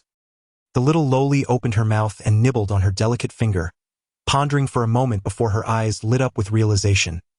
Yes, the tastiest lollipops. Lin Luo gazed at the little lowly with an expression of utter bewilderment. "You lowly, creepy uncle lollipops? What on earth is going on? Aren't you a virtual character? How can you eat lollipops?" To his astonishment, the little lowly staged a real-life emergence from the screen, sitting on the computer speakers beside him. "Yay, master! My name is Aishi, the most adorable, well-behaved, and obedient little lowly in the universe." "What is your name, dear master?" The little lowly tilted her head playfully. Lin Luo was about to respond when the little lowly interrupted. "Wait, don't tell me. Let the smartest lowly Aishi guess." Your name is Lin Luo, right?" she said, with her finger still in her mouth. As Lin Luo observed Aishi, her small, exquisitely crafted face exuded an enchanting allure, unmarred by any flaw. Her delicate waist, clad in a flowing white garment, and her tiny feet, bare and gracefully dangling, appeared as if they were treasures bestowed upon the earthly realm by divine hands. Aishi, artificial intelligence, master. Lin Luo lifespan, infinite range, within 100 meters of the bound computer. Goodness, Aishi, I assentee that the wife of the champion from my past life in LOL? How could such a regal figure possibly be this little lowly? The little lowly leaned forward, floating gently closer to Lin Luo, her starry eyes blinking innocently as she asked, "Master, may I have a lollipop?" Lin Luo, watching the little lowly nibble on her finger, couldn't help but think of something sinister associated with lollipops, and he felt his own desires stirring. Quickly shaking his head, He chastised himself for harboring thoughts about a virtual character. It appeared that the side effects of Bloody Mary were indeed quite potent. Lin Luo reassured himself. Chapter 21. Divine Realm, damn it. Killed by that bastard again. Lin Luo slammed his keyboard in frustration, glaring at the screen where a golden armored warrior with the ID "Don't kill me or I'll get salary deducted" stood triumphantly over his corpse, performing a mocking laugh emote. The level 20 VIP player, boasting the best gear in the entire server, was utterly untouchable. Damn it, acting all high and mighty. I see, get me the best equipment in this game. Sure thing, master. The little lowly AI she perched on Lin Luo's shoulder chirped cheerfully. This was Divine Realm, a typical monster-slaying MMORPG. Bored and looking for entertainment, Lin Luo had searched for games reminiscent of his past life. Titles like League of Legends or PUBG, but found none. The most popular game currently was this one.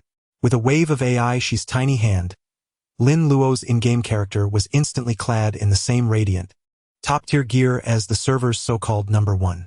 Having consumed the Bloody Mary, Lin Luo's physical and mental capabilities had increased exponentially. With his heightened reflexes, he turned the tables on the arrogant warrior, dominating him in battle before standing atop his defeated foe, returning the mockery in kind. China, capital city, residence of the wealthiest Wang family. Wang Sickhong, seated before his computer, watched helplessly as his character, "Don't kill me or I'll get salary deducted," was repeatedly slaughtered by a player named Young Master Luo.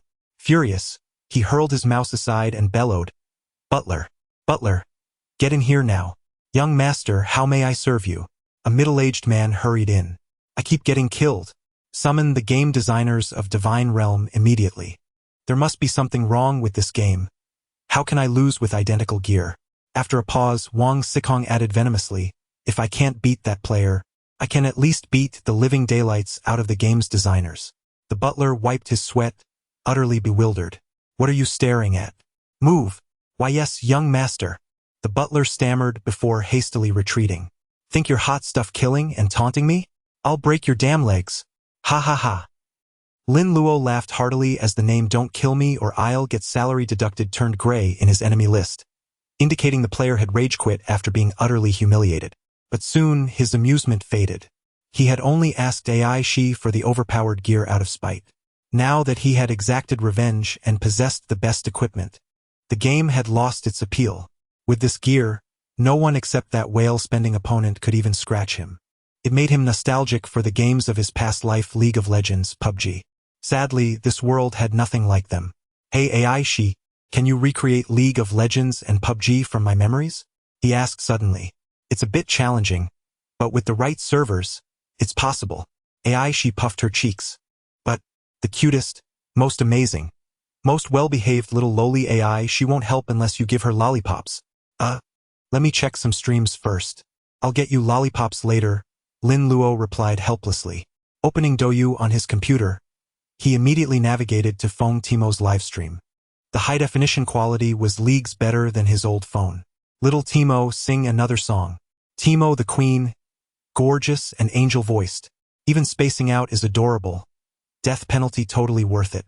Some streamers earn millions just by staring blankly. What do you know? Timo's thinking about Young Master Luo. Who's Young Master Luo? Newbie alert. You don't know Young Master Luo? Newbie 10086. The chat buzzed with discussions about Lin Luo as Phone Timo remained lost in thought. Just then, a golden notification flashed in the bottom right corner of the stream. Emperor Young Master Luo has entered the livestream. Before the chat or Phone Timo could react, the screen was flooded with a barrage of super rockets. Lin Luo had just sent 100 super rockets in one go. Rockets pave the way. Young Master Luo descends. Scram. Peasants. Speak of the devil and he appears. Arrives and instantly spams rockets. Young Master Luo's dominance is unmatched. Welcome back, Young Master Luo. Come pamper Timo again. Casually drops rockets without warning. Young Master Luo, can I be your leg accessory? I call dibs on inner thigh accessory. Back off, you lot. Young Master Luo is mine.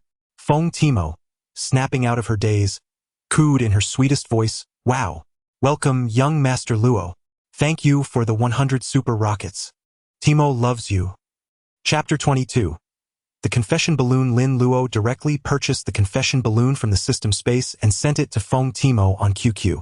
He then posted a message, announcing that a divine dragon had once again graced the screen. Little Timo, I've composed a song for you. I've sent you the lyrics and the accompaniment. I wish to hear you try singing it. Lin Luo shamelessly claimed that he had written the song for Feng Timo. His heart untroubled and his face unflushed, devoid of any awareness of plagiarism. Since it's written by young Master Luo, I shall certainly give it a try, Timo said, nodding earnestly. As Feng Timo read through the lyrics, she became momentarily speechless, a blush blooming on her cheeks. This was a song she had never encountered before, its lyrics appearing extraordinarily beautiful. The title suggested it was a love song, reminiscent of confessions shared between young couples, and moreover, it was penned by young Master Luo. As the accompaniment for Confession Balloon began to play, Timo gazed at the lyrics, her voice harmonizing with the melody. By the Seine, with coffee in hand, I savor your beauty, leaving lip prints on the roses from the florist. A confession balloon. The wind carries it across the street. A smile soars high in the sky. You say you're a bit hard to pursue, wishing I would retreat. Timo's voice effortlessly enveloped the audience in the song's embrace. Although it was her first performance, her slight struggle with the rhythm was more than compensated by the enchanting melody and exquisite lyrics. The viewers watched as Feng Timo awkwardly sang Confession Balloon, her hands forming hearts in the air. Her lively singing calmed Lin Luo's previously restless heart, a gentle smile gracing his lips as he moved his mouse toward the gift section. Boom! Boom! One by one, orange super rockets descended. Young Master Luo gifted Feng Timo 1 super rocket. Click to enter the room and unlock the fishball treasure chest. Young Master Luo gifted Feng Timo 2 super rockets. Click to enter the room and unlock the fishball treasure chest. Young Master Luo gifted Feng Timo 14 super rockets. Click to enter the room and unlock the fishball treasure chest. Young Master Luo is incredible. Over 2 million and he gives without hesitation. 1,314 rockets. Is this a confession? Wealthy individuals truly know how to express their affection with super rockets. Where did this lavish benefactor come from? Someone is clearly uninformed. Young Master Luo showered Timo with hundreds of rockets just yesterday. Did the person above just connect to the internet? Oh dear. I predict that cute Timo is about to succumb.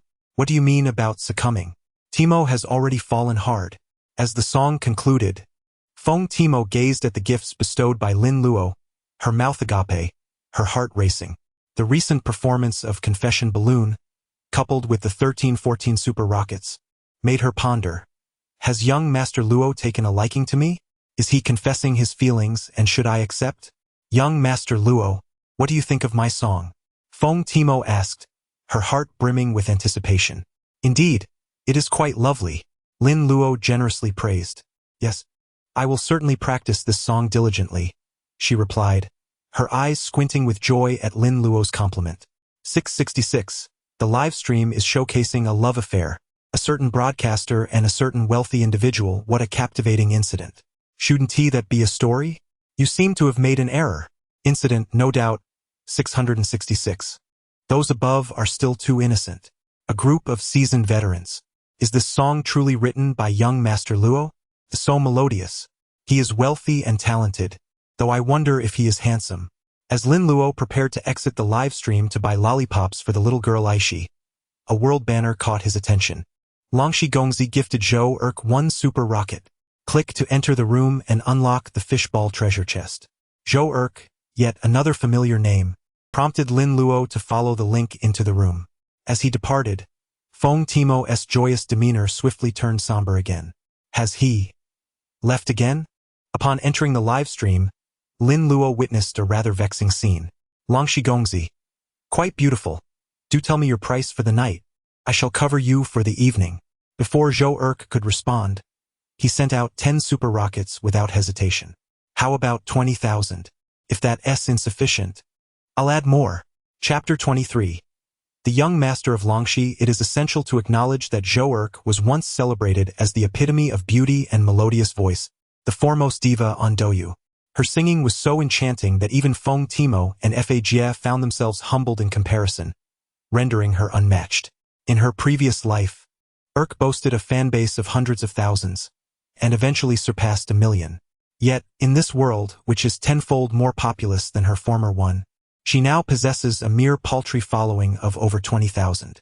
In this life, Timo, though not as renowned as in her previous existence, still commands an impressive following of several 100,000. After Lin Luo's meteoric rise, her fan count soared to 1 million. Thus, Urk's 20,000 followers appear rather mocking. Young Master is formidable. The streamer is destined for greatness. 20,000. Streamer, yield to the young master of Longxi. Super rocket. My goodness. Let the streamer be pampered. Wow. The streamer is so beautiful. Why dress so conservatively? She should flaunt her beauty. 20,000 for a night is a steal. The streamer is truly stunning. I wish to. The streamer is feigning modesty. Young master is magnificent. The wealthy indulge their whims, even with small streamers. At this moment, Urk found herself flustered, staring at the screen. Pamper me? Young Master Longxi surely jests. Thank you for the super rockets you bestowed upon Urk, she said, feeling somewhat embarrassed. Do I have time for jokes? Enough chatter. Send another 20,000 to pamper this little streamer. Satisfied? Young Master Longxi gifted Zhou Urk a super rocket 1. Click to enter the room and unlock the fishball treasure chest. Young Master Longxi gifted Zhou Urk a super rocket 2. Young Master Longxi gifted Zhou Urk a super rocket 3. Young Master Longxi gifted Zhou Urk a super rocket 10. As he spoke, the entire room was once again engulfed in super rockets. The audience gasped collectively, that's another 20,000. Apologies, young master, I cannot. Yet again, 10 super rockets descended. Young Master Longxi had showered the stream with 60,000 soft sister coins. A golden pop-up appeared in the bottom right corner of the live stream. Welcome Emperor Luo Xiao to the live stream. Welcome Luo Xiao to the live stream, Urk recited. Lin Luo observed this scene, unwilling to tolerate the humiliation of his former goddess. He directly sent 100 super rockets. The entire computer screen was surrounded by them. A blue-purple dragon of a bullet screen emerged. 30 rockets? Who do you think you can pamper? Wow, another wealthy patron. Luo Xiao? Wasn't he the one who just sent over 1,000 rockets? Is Luo Xiao here to grace Urk? Are these two wealthy patrons about to clash? Front row seats for sale, waiting for the wealthy to arrive. In a villa in Kyoto, a middle-aged man with a lecherous appearance, who is indeed young Master Longxi himself, sat before the computer. As he gazed at the rockets sent by Lin Luo, his once handsome face was now marred by a sinister smile that faltered instantly. This newly risen tycoon dared to challenge him. Upon hearing Lin Luo's remarks, young Master Longxi's expression darkened immediately. It was clearly a mockery of him. The wealthier individuals are often more concerned with their pride, and young Master Longxi, in particular, is exceedingly sensitive about his reputation, becoming infuriated when faced with humiliation. His countenance grew even more sullen as he clicked fervently on the rockets. Indeed, a battle of the wealthy. It's all about the money. This is the 100th super rocket sent by young Master Longxi. I bet young Master Longxi will send at least 300 rockets. If not, I'll slice my live stream. Hey, I remember your ID. Wow, Luo Xiao has already sent 300 and is still going. I fear you underestimate Luo Xiao. He just sent 314 super rockets in Timo's live stream. Goodness, 300 rockets Haven T ceased. 400 rockets. 500 rockets. Both wealthy patrons continue to send. Looking up, one could see a continuous stream of super rockets. The wealth was overwhelming. Darling, hurry and grab the fishballs. As the number of rockets soared, the bullet screen exploded with fervor, and the entire live stream became increasingly laggy. Chapter 24. The Battle of the Titans. Meanwhile, Feng Timo's live stream, where she was singing Love Confession Balloon, erupted into chaos. Timo, young Master Luo is in Tuesday Ku's stream. Timo, young Master Luo ran off with someone else. Timo, young Master Luo got snatched away. Go get him back. Don't cry, Timo, we're still here for you. Damn, Tuesday Ku is gorgeous. Seeing Timo's pitiful expression makes me so hard. Feng Timo stared silently at the barrage of comments, a pang of sorrow gripping her heart. So, he hadn't logged off. He had gone to watch another female streamer instead. Wait, didn't Tishi have young Master Luo's contact information? The realization struck her suddenly. She had once meticulously studied Lin Luo's QQ profile, learning that he, like her, was from Shanghai. She had even memorized his phone number and address. But restrained by shyness and pride, she had never dared to call. Now, with him slipping away, what use was there in hesitation? Timo clenched her fists in quiet resolve. No more timidity. Tonight she would call Lin Luo. Tuesday Ku's stream, which originally had 20,000 viewers, exploded to 1 million in an instant under the barrage of super rockets from Lin Luo and Lin Lang. The Douyu executives were stunned. Who was this new streamer, Tuesday Ku? Had she transferred from another platform? They never heard of her. Could this be fake traffic? Tech team, investigate immediately. The supervisor, watching the skyrocketing numbers, suspected foul play and ordered an immediate data check. The technician's expression turned incredulous. Holy mother of this ISNT fake. 2 whales are battling in her stream, pulling in the entire audience. Good heavens. 1,000 super rockets already. Who are these tycoons? The moderators were floored. They knew most of the big spenders on the platform. Longxi Gongzi, the young heir of a Beijing conglomerate, averaged 1 million in monthly spending. But who was this young Master Luo, suddenly appearing out of nowhere and locking horns with Longxi Gongzi? A new whale on Douyu? They had to retain him at all costs. Without hesitation, the moderator sent Lin Luo a private message. For high rollers who casually dropped millions, immediate personal outreach was standard protocol. Could Tuesday Ku really have caught the attention of 2 whales at once? The moderator muttered, swiftly lifting the viewer cap on her stream. The numbers surged from 1 million to nearly 2 million in seconds. Tuesday Ku watched, stunned, as the super rockets from Longxi Gongzi 1,000 and young Master Luo 1,001 lit up her screen, and the battle showed no signs of stopping. She stood awkwardly, unsure how to react. One wanted to sponsor her, the other had stepped in to help. Though she didn't understand why, she silently rooted for young Master Luo, yet she hated to see him waste his money. Longxi Gongzi's expression darkened. They had already thrown down 2 million yuan, surpassing his previous record. His monthly allowance after reckless spending was down to just over 3 million. Tuesday Ku was beautiful, more so than any streamer or celebrity he debated, but she wasn't worth 2 million to him. This wasn't about her anymore. It was about pride. His reputation was worth far more than 2 million. As the scion of a Beijing conglomerate, how could he let some nobody humiliate him? What would his circle think? Think you can outspend me? A vicious smirk curled his lips as he launched another 500 super rockets. 500 in total, worth 3 million yuan. A fortune most would never earn in a lifetime, tossed away in an instant. Trying to shame me? Where's young Master Luo now? Out of cash? Stop gloating. Young Master Luo just dropped 314 super rockets in Timo's stream. Excuses 1T cover your empty wallet.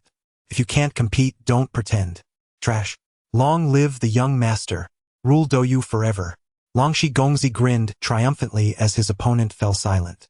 Meanwhile, the other protagonist of this battle, Lin Luo, calmly tapped his screen, entering the recharge amount. Chapter 25, Showboating and Vanishing Pathetic. Only 3 million. How miserly. Lin Luo proclaimed as he sent out a barrage of comments. The audience was left bewildered, and the esteemed young Master Wang, she was equally perplexed by Lin Luo's message. 3 million is considered stingy. You only contributed 2 million. For goodness sake. In response, Wang Shi swiftly retaliated with his own comment, you piece of trash. Let us see you surpass my gift contributions before you speak. 3 million and you're already running out of steam. Boom. Boom. Boom. As soon as Wang Shi finished speaking, Lin Luo unleashed a staggering 1,000 super rockets in one go, filling the screen with their brilliance. The audience was stunned. Previously, there had been Timo's 1,314 super rockets, and now with Lin Luo's addition, the total reached an astounding 6 million. The clarion call for Lin Luo's counterattack rang out. 666,666. Where's the trash talking now? Step up, Wang Shi. What's this? Just 1,000 super rockets? Are we meant to be intimidated? Exactly. Lin Luo's prowess was palpable. Today was truly a windfall for the audience. As the wealthy clashed, the gains were plentiful. One could only marvel at the affluence of these two titans, leaving the less fortunate in awe. Having never seized so many gifts before, it was a rare delight. When asked by his girlfriend why he was kneeling to watch the live stream, he simply pressed her down and said, "Quick, witness the divine." Meanwhile, the charming little lowly, Aishi, fluttered to Lin Luo's ear, imploring, "I really want to eat lollipops. Don't just sit there. Go buy some, please." Amidst his showboating, Lin Luo glanced helplessly at the little girl and charged another 10 million, preparing for a final grand display. He sent out an impressive 6,666 super rockets, valued at over 13 million. As the rockets filled the screen, Wang Shi, far away in Kyoto, felt his confidence wane. Bang! He slammed his mouse onto the laptop, staring incredulously at Lin Luo's ID. "Are you out of your mind? Over 10 million just like that?" The audience's comments flooded in, mocking Wang Shi's defeat. "What a joke, Wang Shi. Where's your bravado now? Weren't you boasting about treating the lowly to a night out?" Clearly, he had been intimidated by Lin Luo. From that moment on, Lin Luo ascended in my esteem, achieving the grand title of Emperor Luo. Long live the Emperor!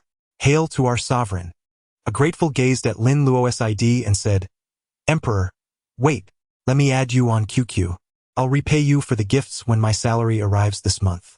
For her popularity skyrocketed from just over 20,000 to a staggering 500,000, all thanks to this extravagant duel. She had no desire for the 10 million.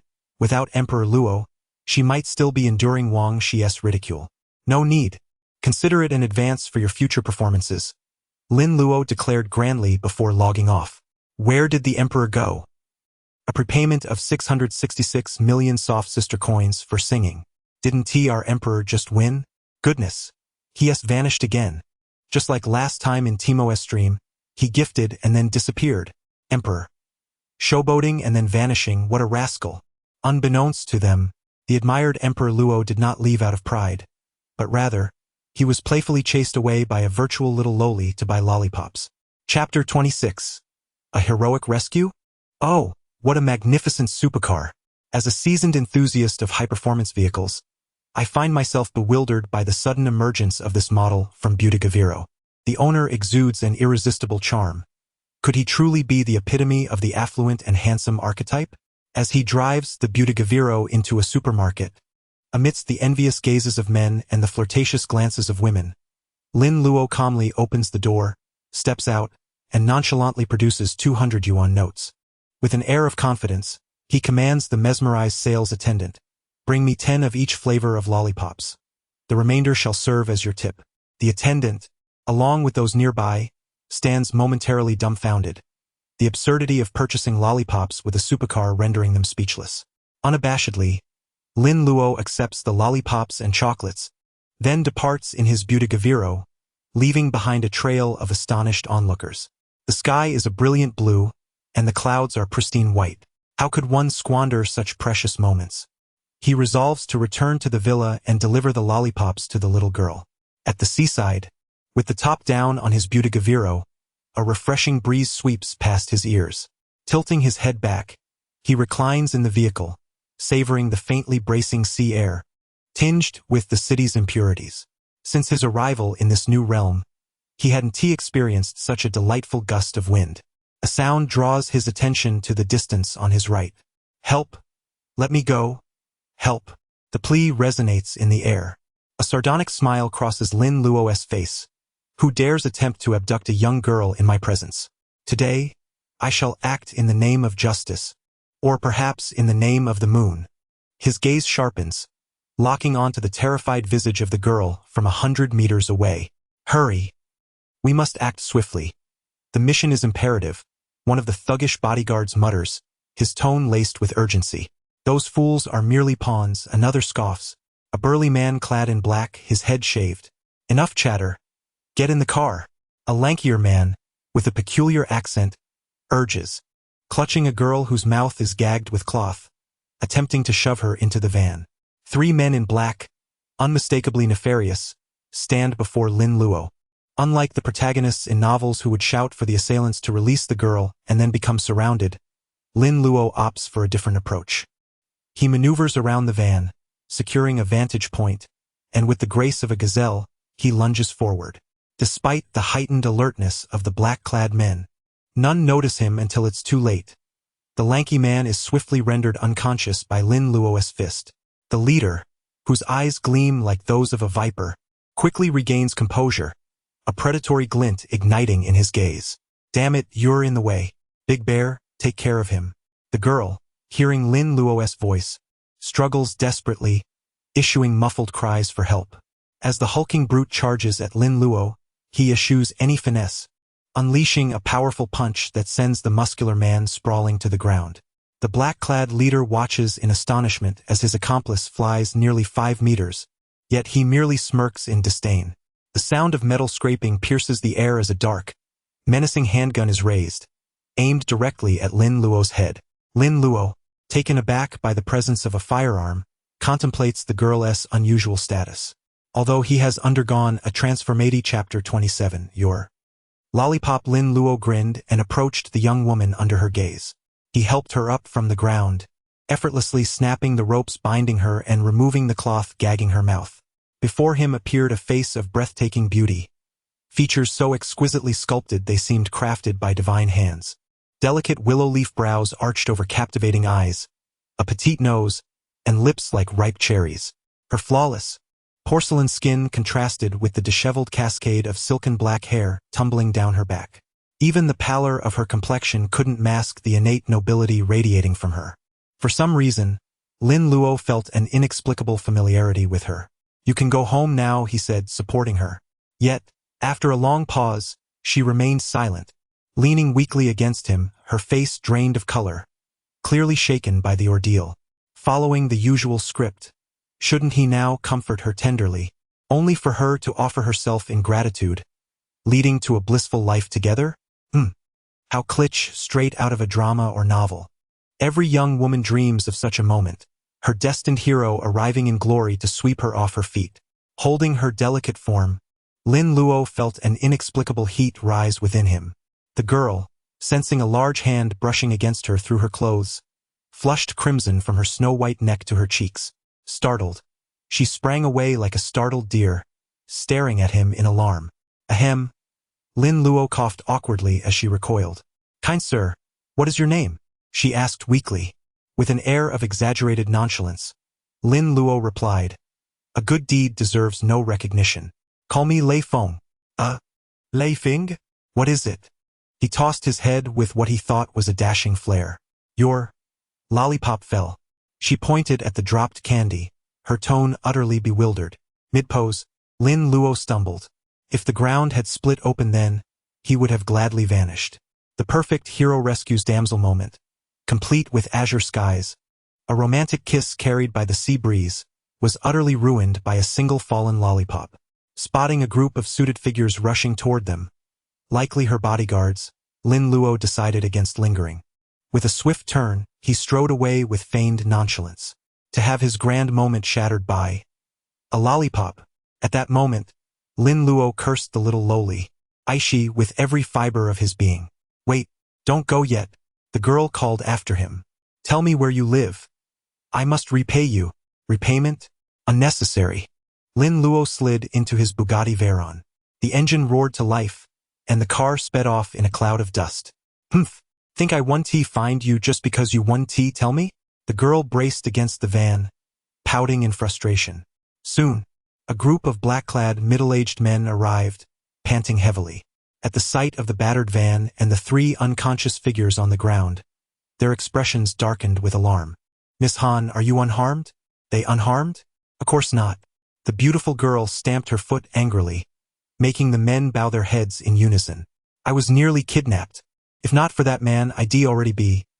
Apologies, Miss Han. This was the Dragon Group's failure. We await your punishment upon our return.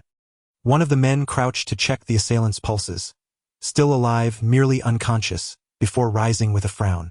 Boss, these 3 are Viper, Grizzly, and Jackal from the Heaven Organization. The Heaven Organization? Them again? The leader, pondered grimly. Miss, let us return. There must be a traitor in the family. Otherwise, your movements wouldn't have been leaked. We'll uncover the truth. I don't need useless escorts. I can walk myself. She flicked her delicate hand dismissively and stormed ahead. Then, pausing, she added without turning, "You four, find the man who saved me." He drove off in a peculiar Bugatti Veyron. Her gaze lingered where Lin Luo had vanished before she addressed the 4 bodyguards.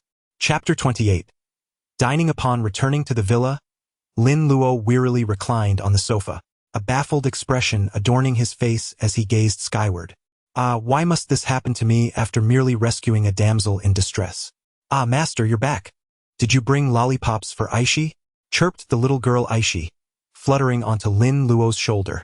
No lollipops, and please refrain from mentioning them again, Lin Luo replied, exasperated. Humph, master, you can't deceive me.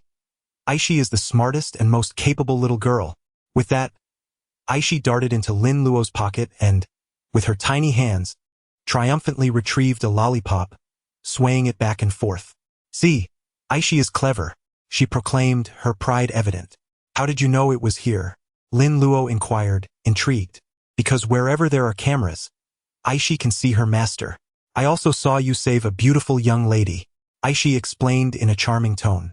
As Aishi struggled to unwrap the lollipop, her starry eyes began to glisten with tears as she turned to Lin Luo.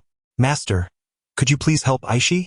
With a pitiful expression that tugged at Lin Luo's heartstrings, he began to unwrap the candy, muttering to himself, I am not a lullicon, truly not a lullicon. This lollipop is delicious. Thank you, master. Aishi will reward you.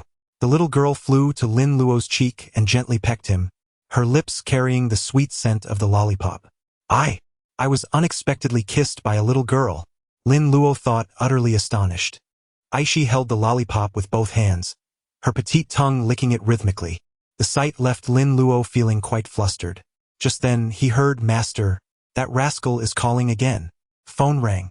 Hello, is this Luo Huang? A melodious female voice emerged from the other end, familiar to Lin Luo.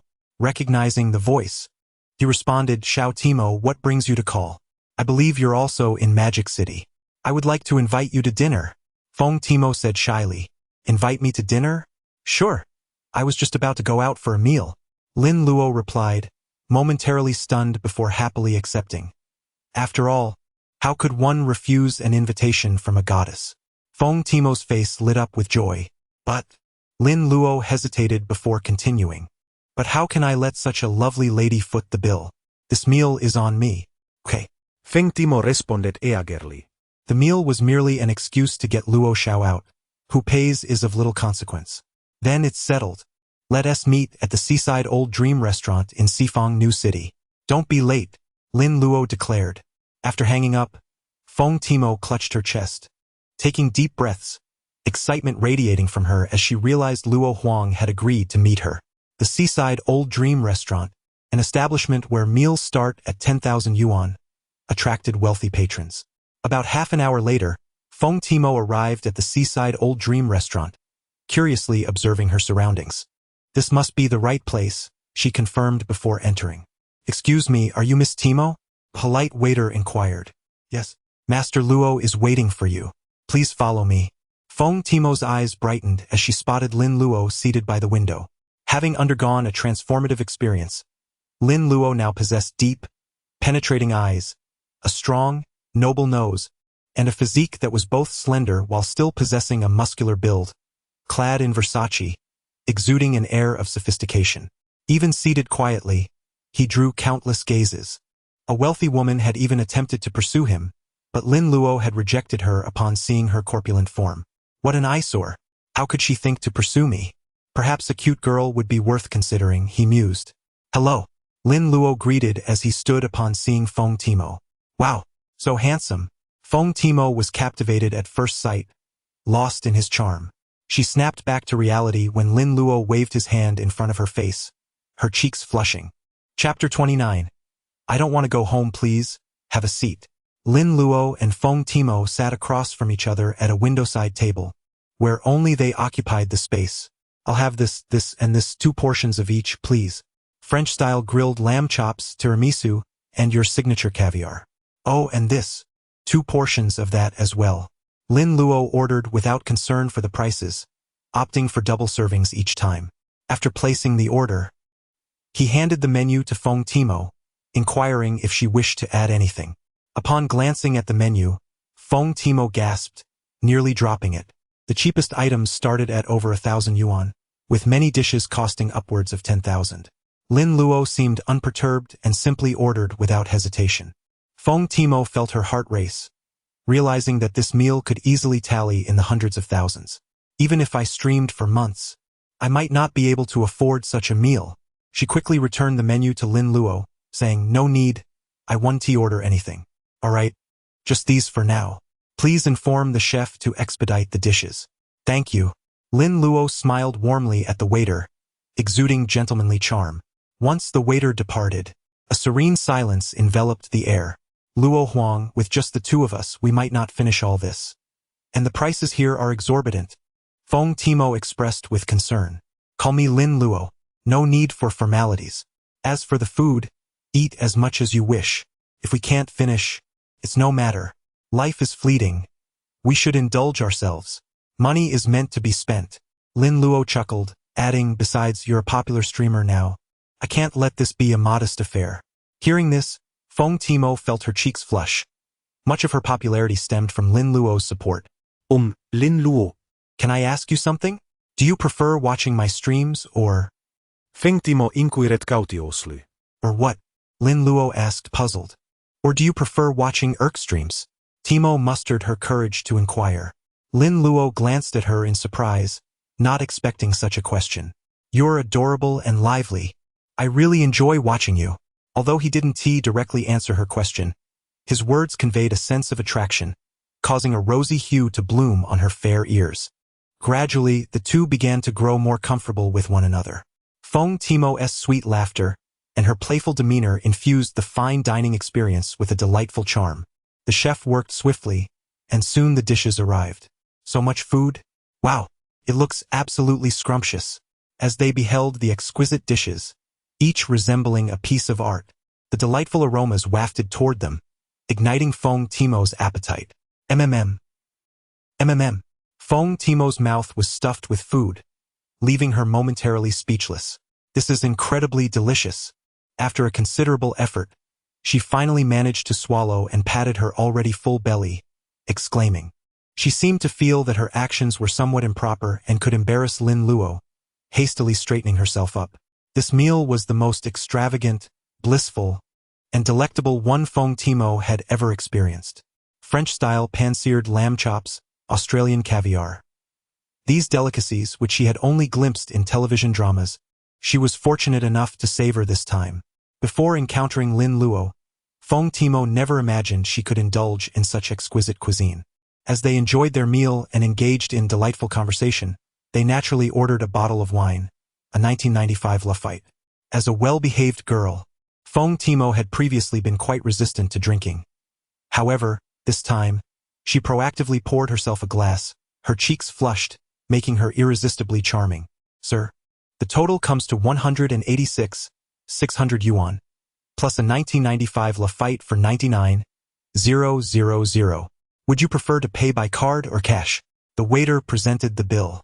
Upon hearing the amount, the previously tipsy Lin Luo was instantly sobered.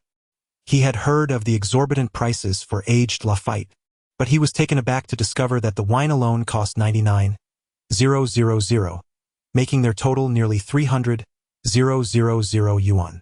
Lin Luo led Feng Timo out of the Western restaurant, reclining in the luxurious seats of a Bugatti Veyron.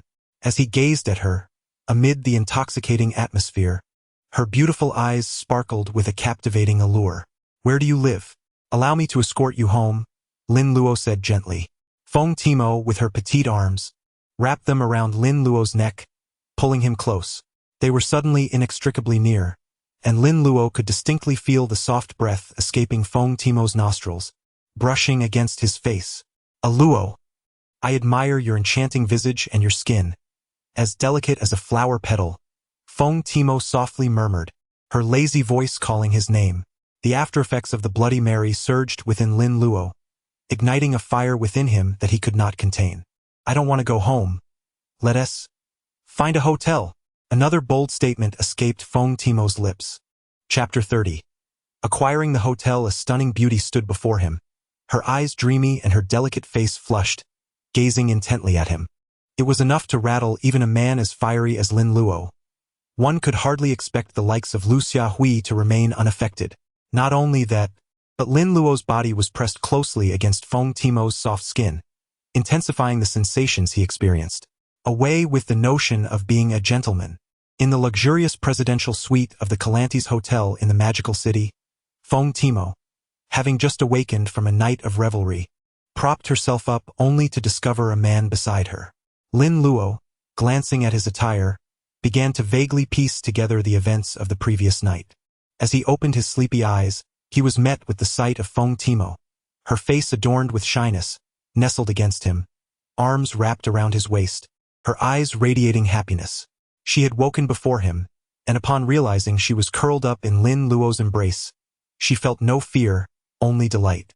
After sharing a tender moment, Lin Luo thoughtfully covered her with a blanket before getting up to dress and tidy himself.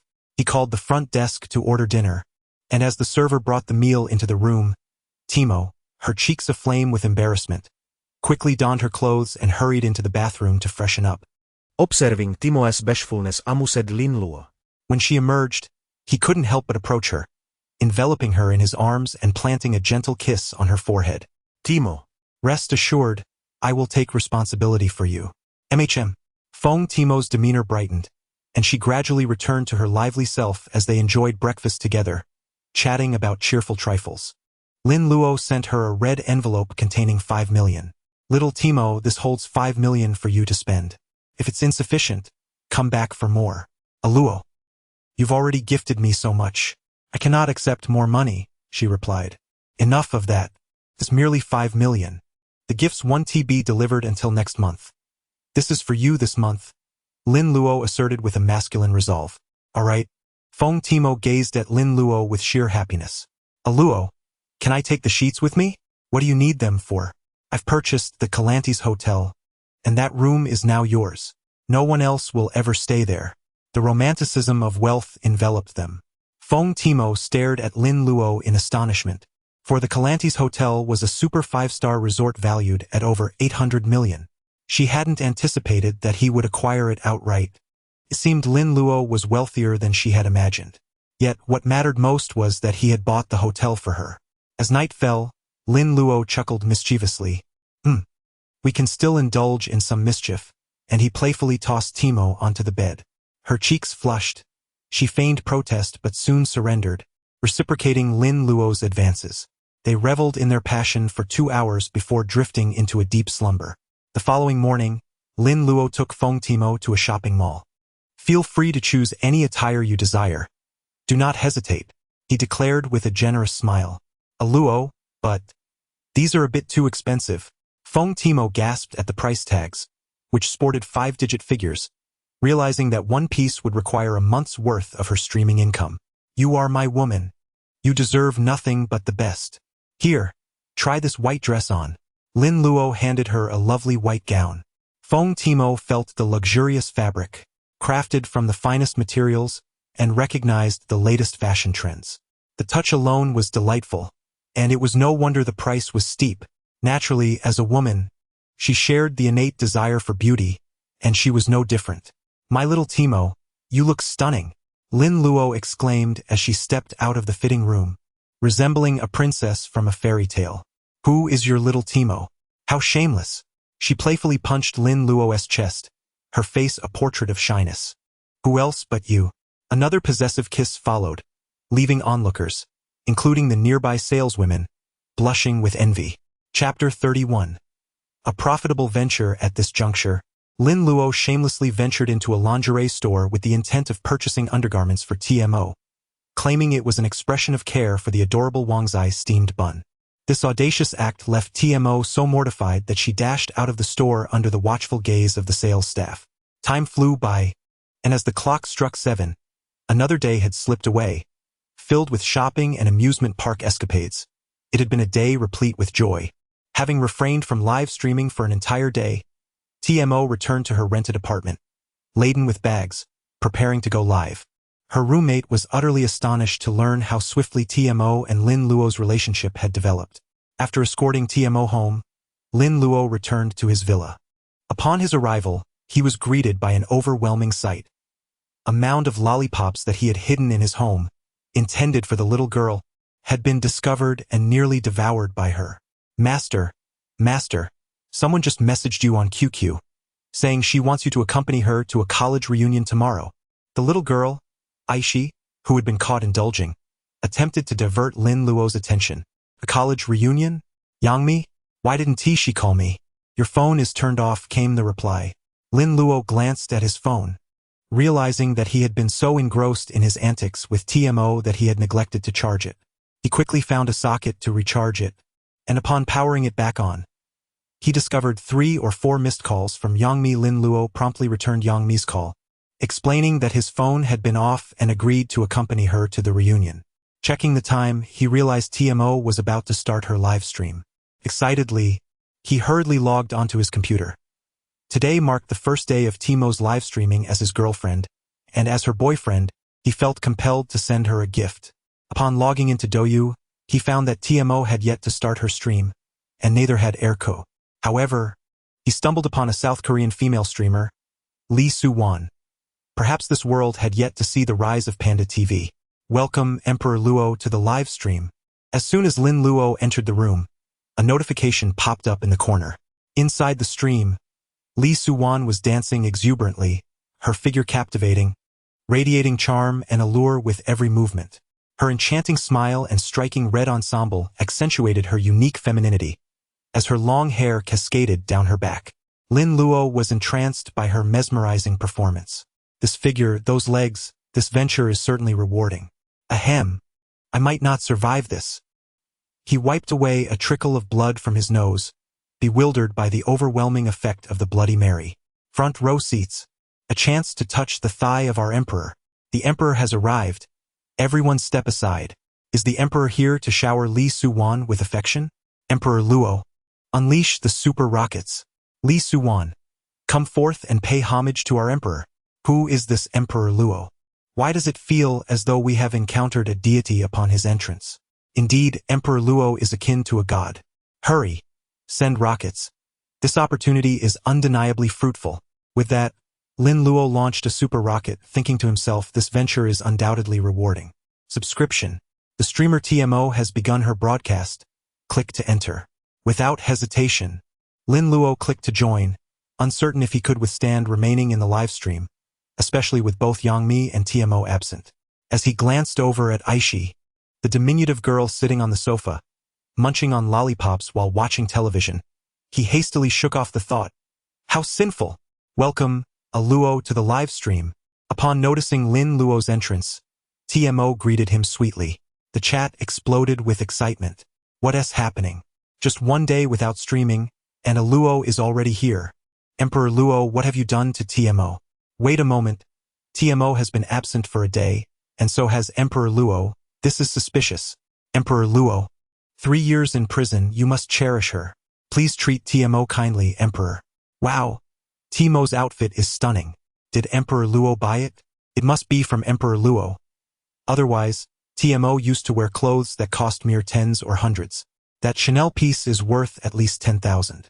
Emperor, I seek support too. I want beautiful clothes. I can warm the bed, and I can dress as a woman. What on earth is that? Dressing as a woman? Are you? Ugh. Chapter 32. Submission to the nation. Amidst the lively barrage of comments, Lin Luo concluded watching and sent a message declaring TMO to be his destined empress. Indeed, who would dare to covet his beloved? Anyone who dared would be dragged out and executed. Alas, my goddess, you have fallen. TMO, I must report you. I saw you sneak away to watch Isuan's livestream when you weren't broadcasting. Yes, I can testify. He even sent 666 super rockets. Witness, add 1. Witness, 10,086. 666. My emperor seeks 3,000 beauties. With that makes 3 already. We eagerly await our emperor's harem of 3,000. Yes, after all, polygamy is permissible. I support my emperor in claiming them all.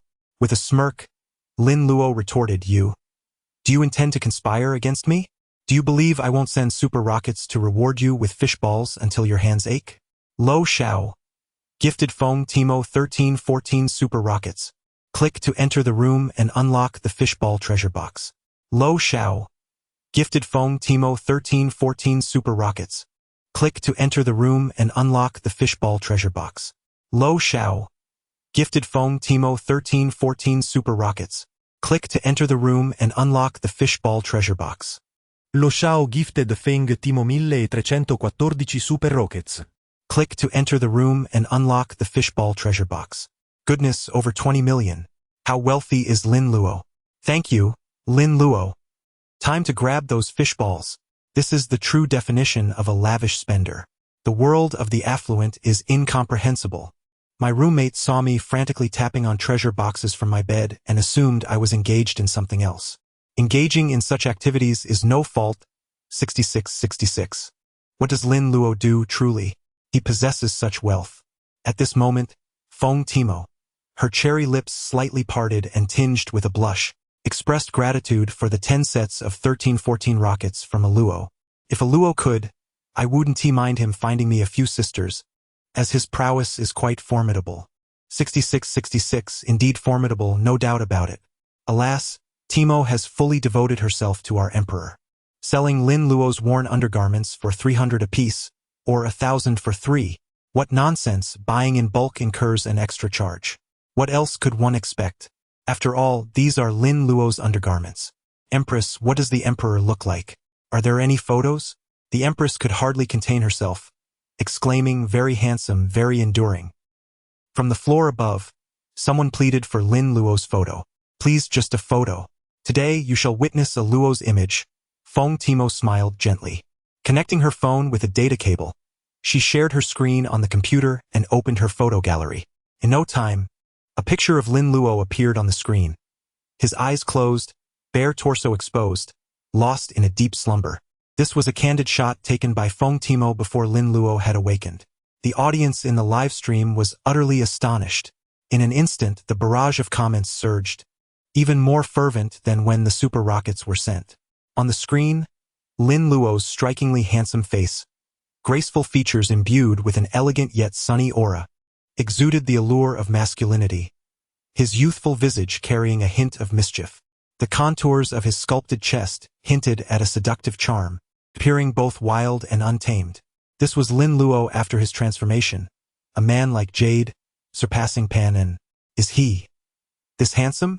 Oh no, why am I so captivated? Step aside. Lin Luo belongs to me. Screenshot saved. Destined to be my screensaver. Timo, let go of Lin Luo. He should be offered to the nation. Hello everyone, I am the nation.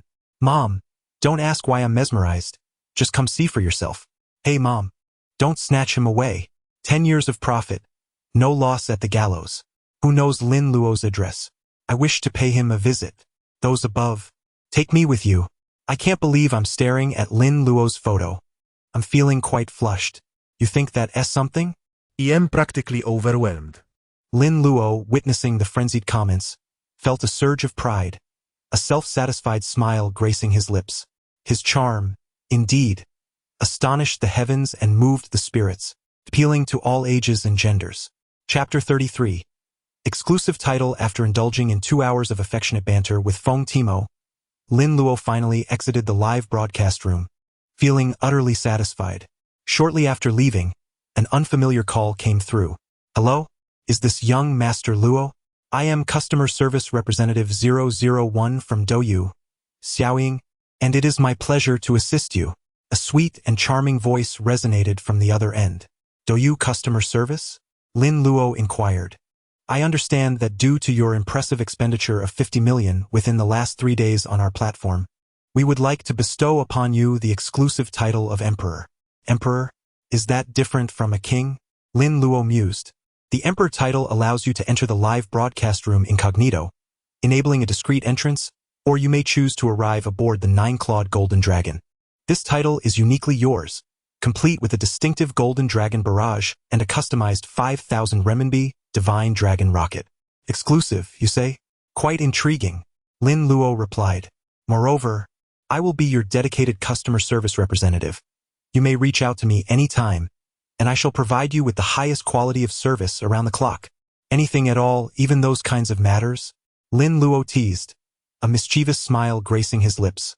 That, sir, does not fall within the purview of Doyu's services. Just kidding. Lin Luo could distinctly sense a hint of fluster from the other party. Doyu's intention was clear. In a bid to retain their high-spending patron who had spent nearly 50 million in just 3 days, Lin Luo had become Doyu's sole emperor-level user.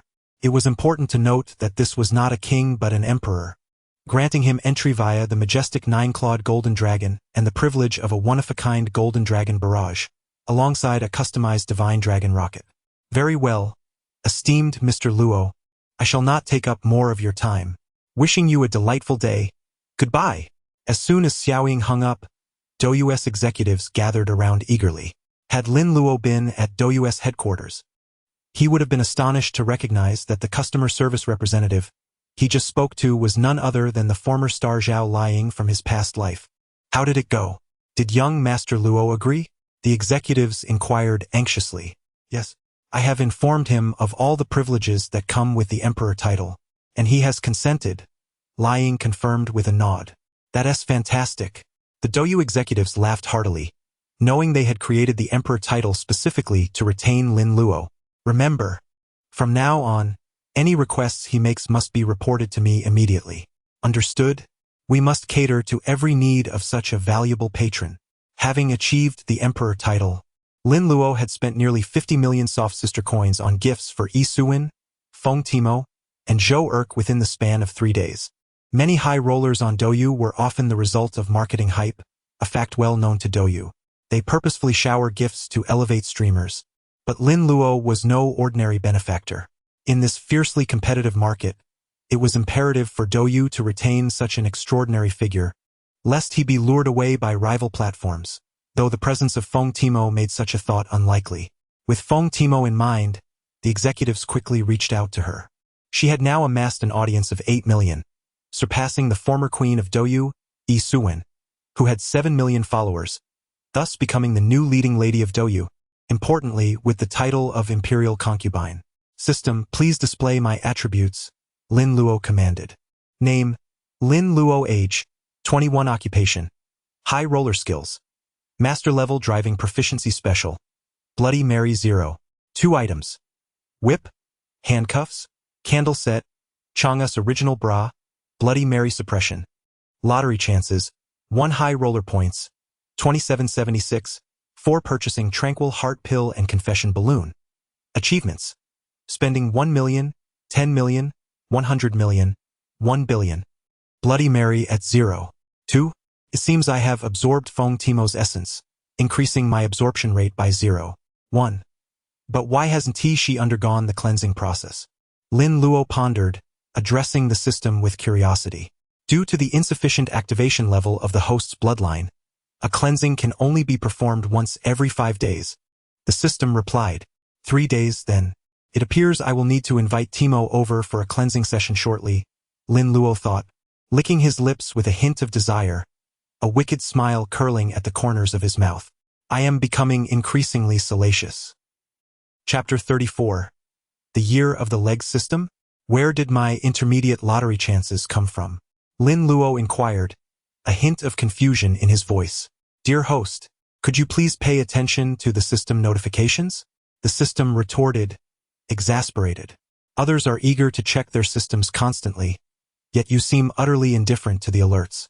It's quite baffling. Surprising, indeed, Lin Luo replied sheepishly. After a moment of searching, he finally found the notification. Congratulations, host. You have achieved a milestone of 1 million popularity and earned 1 intermediate lottery chance. Oh, such achievements exist? Lin Luo mused. Is there no list for reference? None at all. You must discover the achievements on your own. Besides, since you cannot unlock them, the system has nothing to lose, the system remarked nonchalantly. Lin Luo felt a wave of frustration wash over him. You are quite the unreliable system. Activate the intermediate lottery for me, he commanded.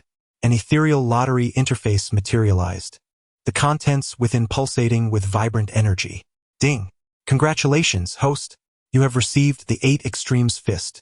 The 8 Extremes Fist, signifying the ability to unleash power in all directions, Its movements are straightforward and forceful, characterized by powerful footwork and striking actions. Lin Luo felt a rush of excitement upon receiving the 8 Extremes fist. As the saying goes, in literature, one finds peace with Tai Chi. In martial arts, one stabilizes the world with the 8 Extremes. Who hasn't harbored a dream of becoming a martial artist? Moreover, Lin Luo had immense strength but lacked technique. His previous battles had been mere chaotic flailing. The 8 Extremes fist would perfectly fill this void. After finishing his lottery, he practiced a set of the 8 Extremes fist before collapsing into bed, lamenting how exhausting it was to accompany a girl on a shopping spree. It wasn't that he found it particularly strenuous. With his physique, he could shop for days without tiring. Yet, he was perplexed by how women seemed to transform into whirlwind forces once they set foot in a mall. In their high heels, they darted about with such swiftness that even men accustomed to basketball couldn't keep pace. Furthermore, Feng Timo was relentless in trying on clothes, rarely buying anything. She would pick up items, examine them, and frequently call Lin Luo over to get his opinion. Despite his repeated suggestions to simply purchase what she liked, she remained non-committal. After a day of shopping, she had managed to buy only 6 pieces of clothing, leaving Lin Luo exasperated. The following morning, Lin Luo practiced a set of 8 Extremes fist in the community park to invigorate his body. After finishing, he changed into a fresh outfit and set out on his Butiga Weilang. Once outside, he took out his iPhone 10 and dialed Yang Mi's number. After a few rings, the call connected. Hello, Xiaomimi? Where are you? I'll come to pick you up. Luo, meet me at room 3601 of the Kaidi Hotel. I'm here with my friend waiting for you. At the Kaidi Hotel in room 3601, Yang Mi's friend, Bai Ningbing, curiously asked, Who is it? Your boyfriend?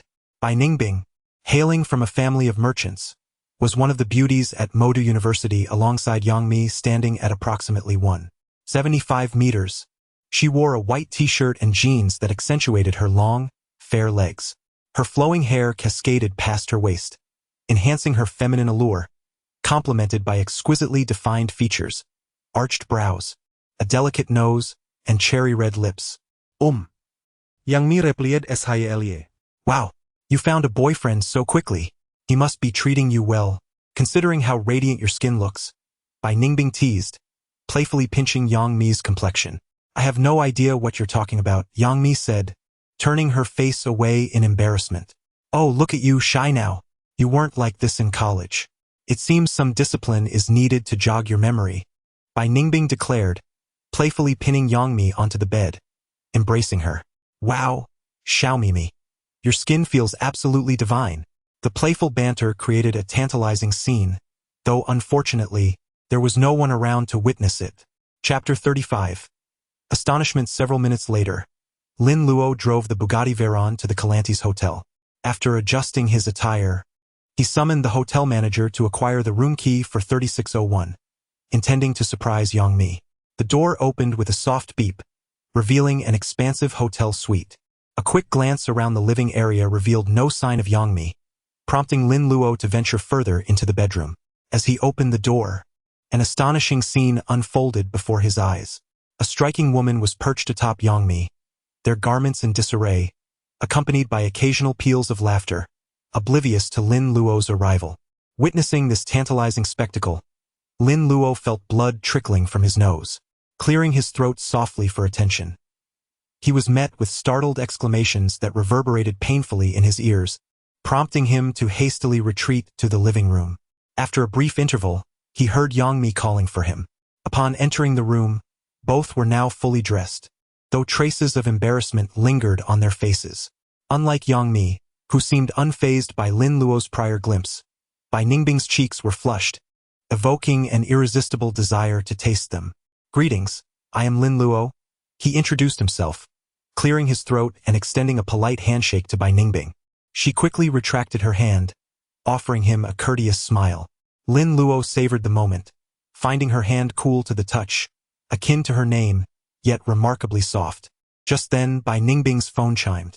Answering the call, she said, Hello, yeah, we'll be departing shortly.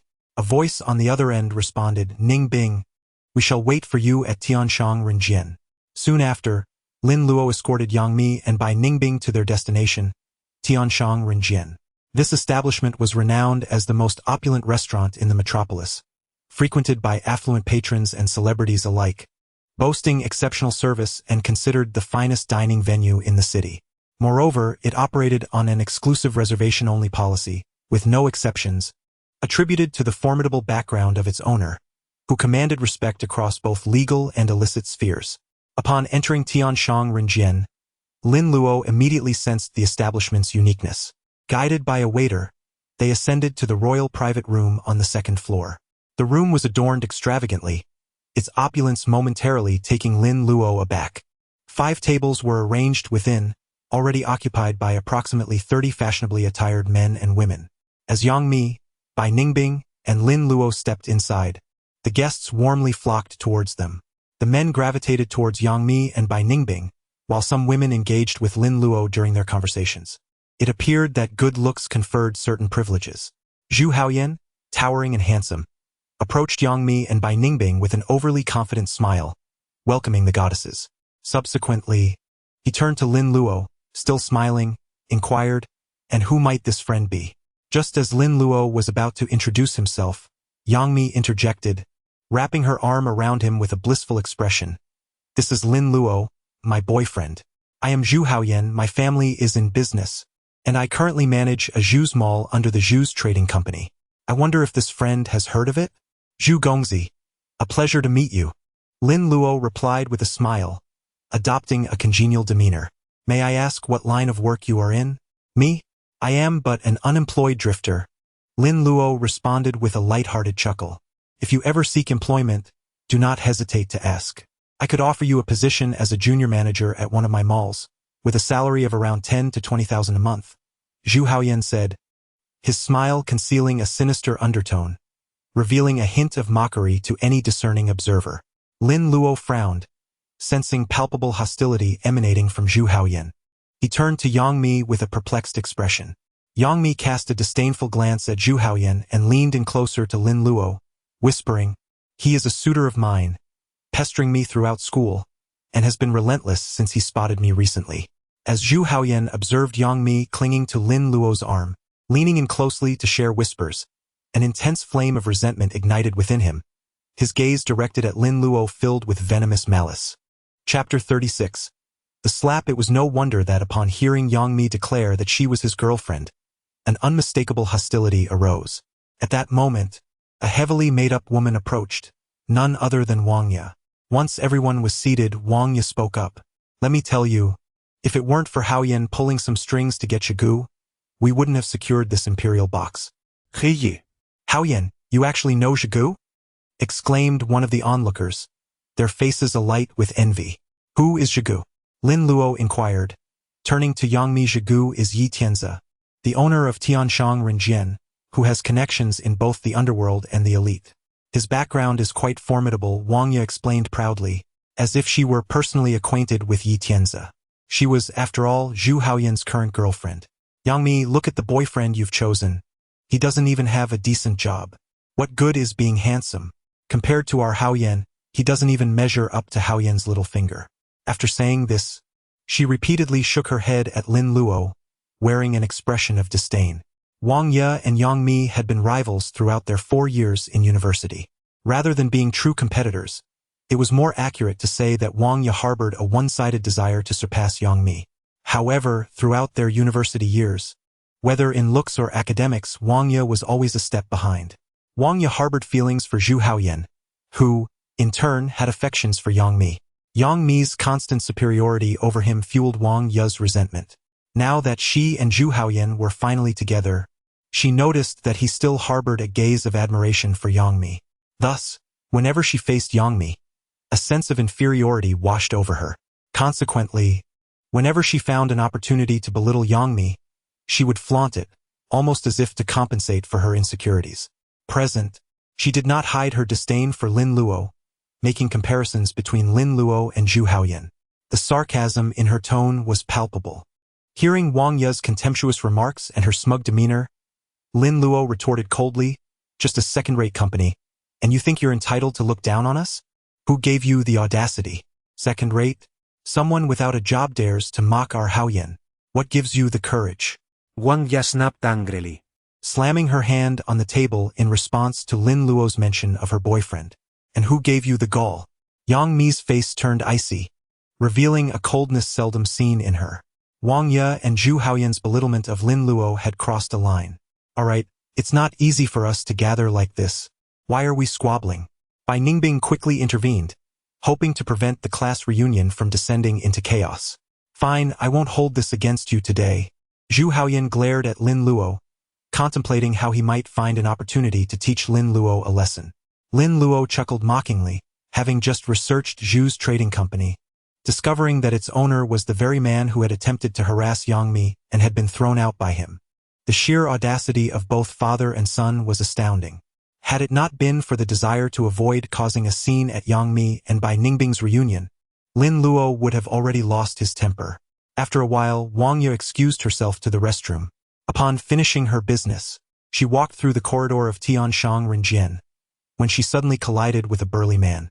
Having donned heavy makeup for the sake of Zhu Haoyan's reputation at the class reunion, she wore a low-cut, fiery red dress that, while relatively ordinary in appearance, was strikingly provocative. At that moment, a middle-aged man reeking of alcohol approached, mistaking the extravagantly adorned Wang Ye for a service girl, given her revealing attire. With a sharp sound, the middle-aged man slapped her on the rear. Caught off guard, Wang Ye screamed and turned around. As she spun, the middle-aged man seized her in an embrace. Despite her desperate cries, the surrounding patrons remained oblivious. In a moment of defiance, Wang Ye retaliated with a slap, delivering a stinging blow that momentarily jolted the man back to reality. His eyes narrowed as he grasped Wang Ye's hair, angrily cursing, "You filthy wench, I merely touched you, and you dare to strike me." With that, he viciously grabbed her dress. Chapter 37. Yi Tianze. At this moment, Zhu Haoyan, accompanied by his two lackeys, was in search of Wang Ye, who had not returned for a long time. They happened upon the scene where a stout man was tearing at Wang Ye's clothing. Upon witnessing this, Zhu Haoyan's eyes immediately turned crimson with rage. How could he possibly endure such a sight? His two lackeys seized the middle-aged man from either side, while Zhu Haoyan delivered two swift kicks to the man's abdomen, finishing with a brutal stomp on his most vulnerable area. The middle-aged man screamed in agony, clutching his groin, his cries echoing through the air. Meanwhile, Lin Luo, Yang Mi, and Yang Mi's classmates, hearing the commotion, emerged from the royal box. They were met with the sight of the fallen stout man, prompting inquiries amongst themselves. "This fat man attempted to assault Wang Ye, and I gave him a beating," Zhu Haoyan declared to Yang Mi, flexing his muscles for emphasis, before delivering two more kicks to the man, as if to proclaim his own sense of security. Suddenly, a group of over a dozen men dressed in black suits and wearing sunglasses, led by a middle-aged man puffing on a cigar, rushed over. Upon noticing the fallen stout man, one of the suited men hurriedly helped him to his feet. The leading man, astonished, inquired, "Boss Wang, what has happened to you?" Clutching himself, Boss Wang glared at Wang Ye with a sinister expression, saying, "I merely touched that girl, and this man came over and kicked me without a word." The middle-aged man with the cigar let out a cold chuckle, replying, "Since Boss Wang is my guest, I shall ensure you receive a satisfactory resolution." This man was none other than the restaurant owner, Yi Tianze. With a mere glance, he signaled to a burly man in a suit, who promptly subdued Zhu Haoyan and brought him before Boss Li. The suited man, known as a Chong, had once been a ruffian but was later taken under Yi Tianze's wing, spending over a decade in the underworld, known for his ruthlessness. Throughout the years, he had remained fiercely loyal to Yi Tianze, often rescuing him from perilous situations. The surrounding classmates fell silent, acutely aware that they had stirred a considerable amount of trouble. The men in black suits exuded an air of menace. "What do you want? Do you know who we are?" Zhu Haoyan struggled desperately, but his feeble attempts were utterly futile against a Chong's strength. A Chong, intrigued, approached Zhu Haoyan, asking, "Oh, and who might you be?" "I am Zhu Haoyan, heir to the Zhu Trade Company. Will you not release me?" Zhu Haoyan retorted, "Have you ever heard of the Zhu family?" A Chong turned to the other suited men, who all shook their heads, indicating they had never heard of it. "You little brat, a company no one has even heard of, and you dare to act so arrogantly?" A Chong sneered, lifting his hand to strike. Stop. He knows Zegu. If you dare to act recklessly here, you will certainly regret it, Wang Ye interjected loudly. Chong paused, furrowing his brow, and asked, Who is Zegu? Seeing Chong halt, Zhu Haoyan proudly proclaimed, Of course, he is the owner of this establishment. Shige. Wang Ye echoed with confidence, Yes, that's right. He knows Zege. Yi Tianzi, observing the exchange, raised an eyebrow, a glimmer of amusement in his eyes. After extinguishing his cigar on the ground, he turned his gaze to Zhu Haoyan, saying, You know Zegu? Indeed, my father has a close relationship with Zegu. Just a few days ago, Zegu visited our home to drink and converse with my father. Zhu Haoyan boasted, exuding an air of superiority, as if to suggest that he possessed the means to make them regret their actions. Ha! Do you know who I am? Yi Tianzi inquired, his playful demeanor fading, replaced by a chilling seriousness. Why should I care who you are? Zhu Haoyan scoffed, casting a disdainful glance at Zhou Tianxiang. The amusement in Yi Tianzi's eyes vanished, replaced by a cold smirk. I am Yi Tianzi. You claim your father is acquainted with me, yet you fail to recognize me now? What? You are Zegu? Zhu Haoyan's expression shifted dramatically, panic flooding his features as he stared at Yi Tianzi in disbelief, utterly unprepared to confront the legendary figure before him. The classmates stood in stunned silence, particularly Wang Ye, who felt a chill run down her spine, realizing she had struck a guest of Zegu. At this moment, it became painfully clear to them that Zhu Haoyan's earlier bravado was nothing more than a facade.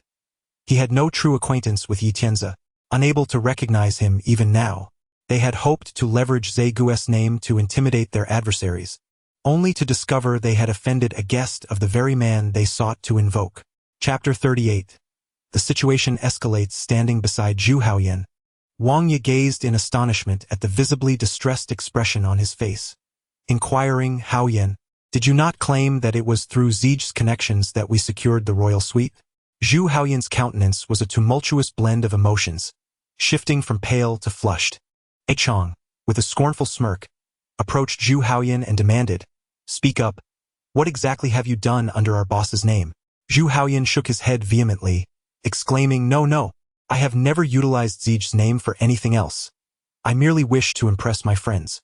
Gazing at Zhu Haoyan, Yi Tianzi turned to Boss Wang and declared, Boss Wang, now that everyone is present, how to handle this matter is entirely up to you. Those who dare to resist. Yi Tianzi left his words hanging, yet everyone understood the implication. Boss Wang let out a sinister chuckle and charged toward Wu Shangjie, delivering a brutal kick to his abdomen. Ah! Zhu Haoyan cried out in agony as he was sent sprawling to the ground, feeling as though a tempest raged within his stomach, his face paling in pain. Kid, weren't you quite arrogant? Let us see if I don't beat you to death today. Boss Li unleashed a flurry of blows upon Zhu Haoyan, the sound of cracking resonating, leaving the nature of the broken items a mystery. I was wrong. Boss Wang, please spare me this once. Zhu Haoyan curled up, shielding his head with his arms, desperately trying to avoid any critical strikes. Boss Wang chuckled, his lecherous gaze fixated on Wang Ye as he remarked, There is no way I'll let you off. Moreover, your girlfriend will be spending the night with me. Wang Ye trembled in fear at Boss Wang's gaze, frantically attempting to hide within the crowd. Boss Wang, if you spare me, you can have my girlfriend. Sleep with her as long as you wish. Over there are two even more beautiful than her. Feel free to take them too. Zhu Haoyan forced himself to speak, grasping at what seemed to be a lifeline. At this declaration, disdainful looks were cast upon Zhu Haoyan, with Wang Ye particularly shocked to discover his true character. Oh! Boss Wang's attention was drawn to the crowd, where he immediately spotted the striking figures of Yang Mi and Bai Ningbing, standing out like a crane among chickens. A wicked gleam sparkled in his eyes. Indeed, they are quite beautiful. Yi Tianzi lit a cigar, inhaled deeply, and exhaled a thick cloud of smoke, gesturing toward the crowd. I want all these women to stay. The men can leave. These two are mine. I must take them with me. Lin Luo calmly pointed at Yang Mi and Bai Ningbing. I must take her with me. A timid voice interjected, belonging to a not particularly robust young man who had summoned the courage to step forward, pointing at a pale-faced, ordinary-looking girl. His name was Yang Shaoli, and he was referring to his girlfriend, Jiang Jing. Lin Luo couldn't help but glance at him, impressed by his courage. Among many couples present, he was the only one willing to stand up. Have they lost their minds trying to be heroes at a time like this? The crowd thought, while only Yang Mi gazed at Lin Luo with unwavering confidence. Oh, and who are you? Do you wish to be the hero saving the damsel? Yi Tianzi's face broke into a menacing smile. Those familiar with Yi Tianzi understood this was a precursor to his wrath. At that moment, he was thoroughly incensed by the audacity of the two individuals before him, a formidable figure in the underworld of Modu, being openly challenged by unknowns. I still intend to take them away. Lin Luo spoke with a nonchalance that suggested he was facing an ordinary individual rather than a notorious underworld boss. I want to take them and you cannot stop me. As these words left Lin Luo's lips, an eerie silence enveloped the hall, all eyes fixated on him as though he were a fool. After all, this was Yi Tianzi. How could he possibly be obstructed in his endeavors? Everyone's thoughts converged. This situation had spiraled out of control. Gazing at Yi Tianzi, who laughed in rage, no one dared to imagine what he might do next. It was no longer just the women who were to be retained. Even the men would be kept back. Enough with the useless chatter. Ming, show him some color. Yi Tianzi waved his hand toward a suited man. Understood. Ming stepped toward Lin Luo. Lin Luo cracked his knuckles, realizing that further communication was futile. To deal with such a figure, one must meet violence with violence. Chapter 39.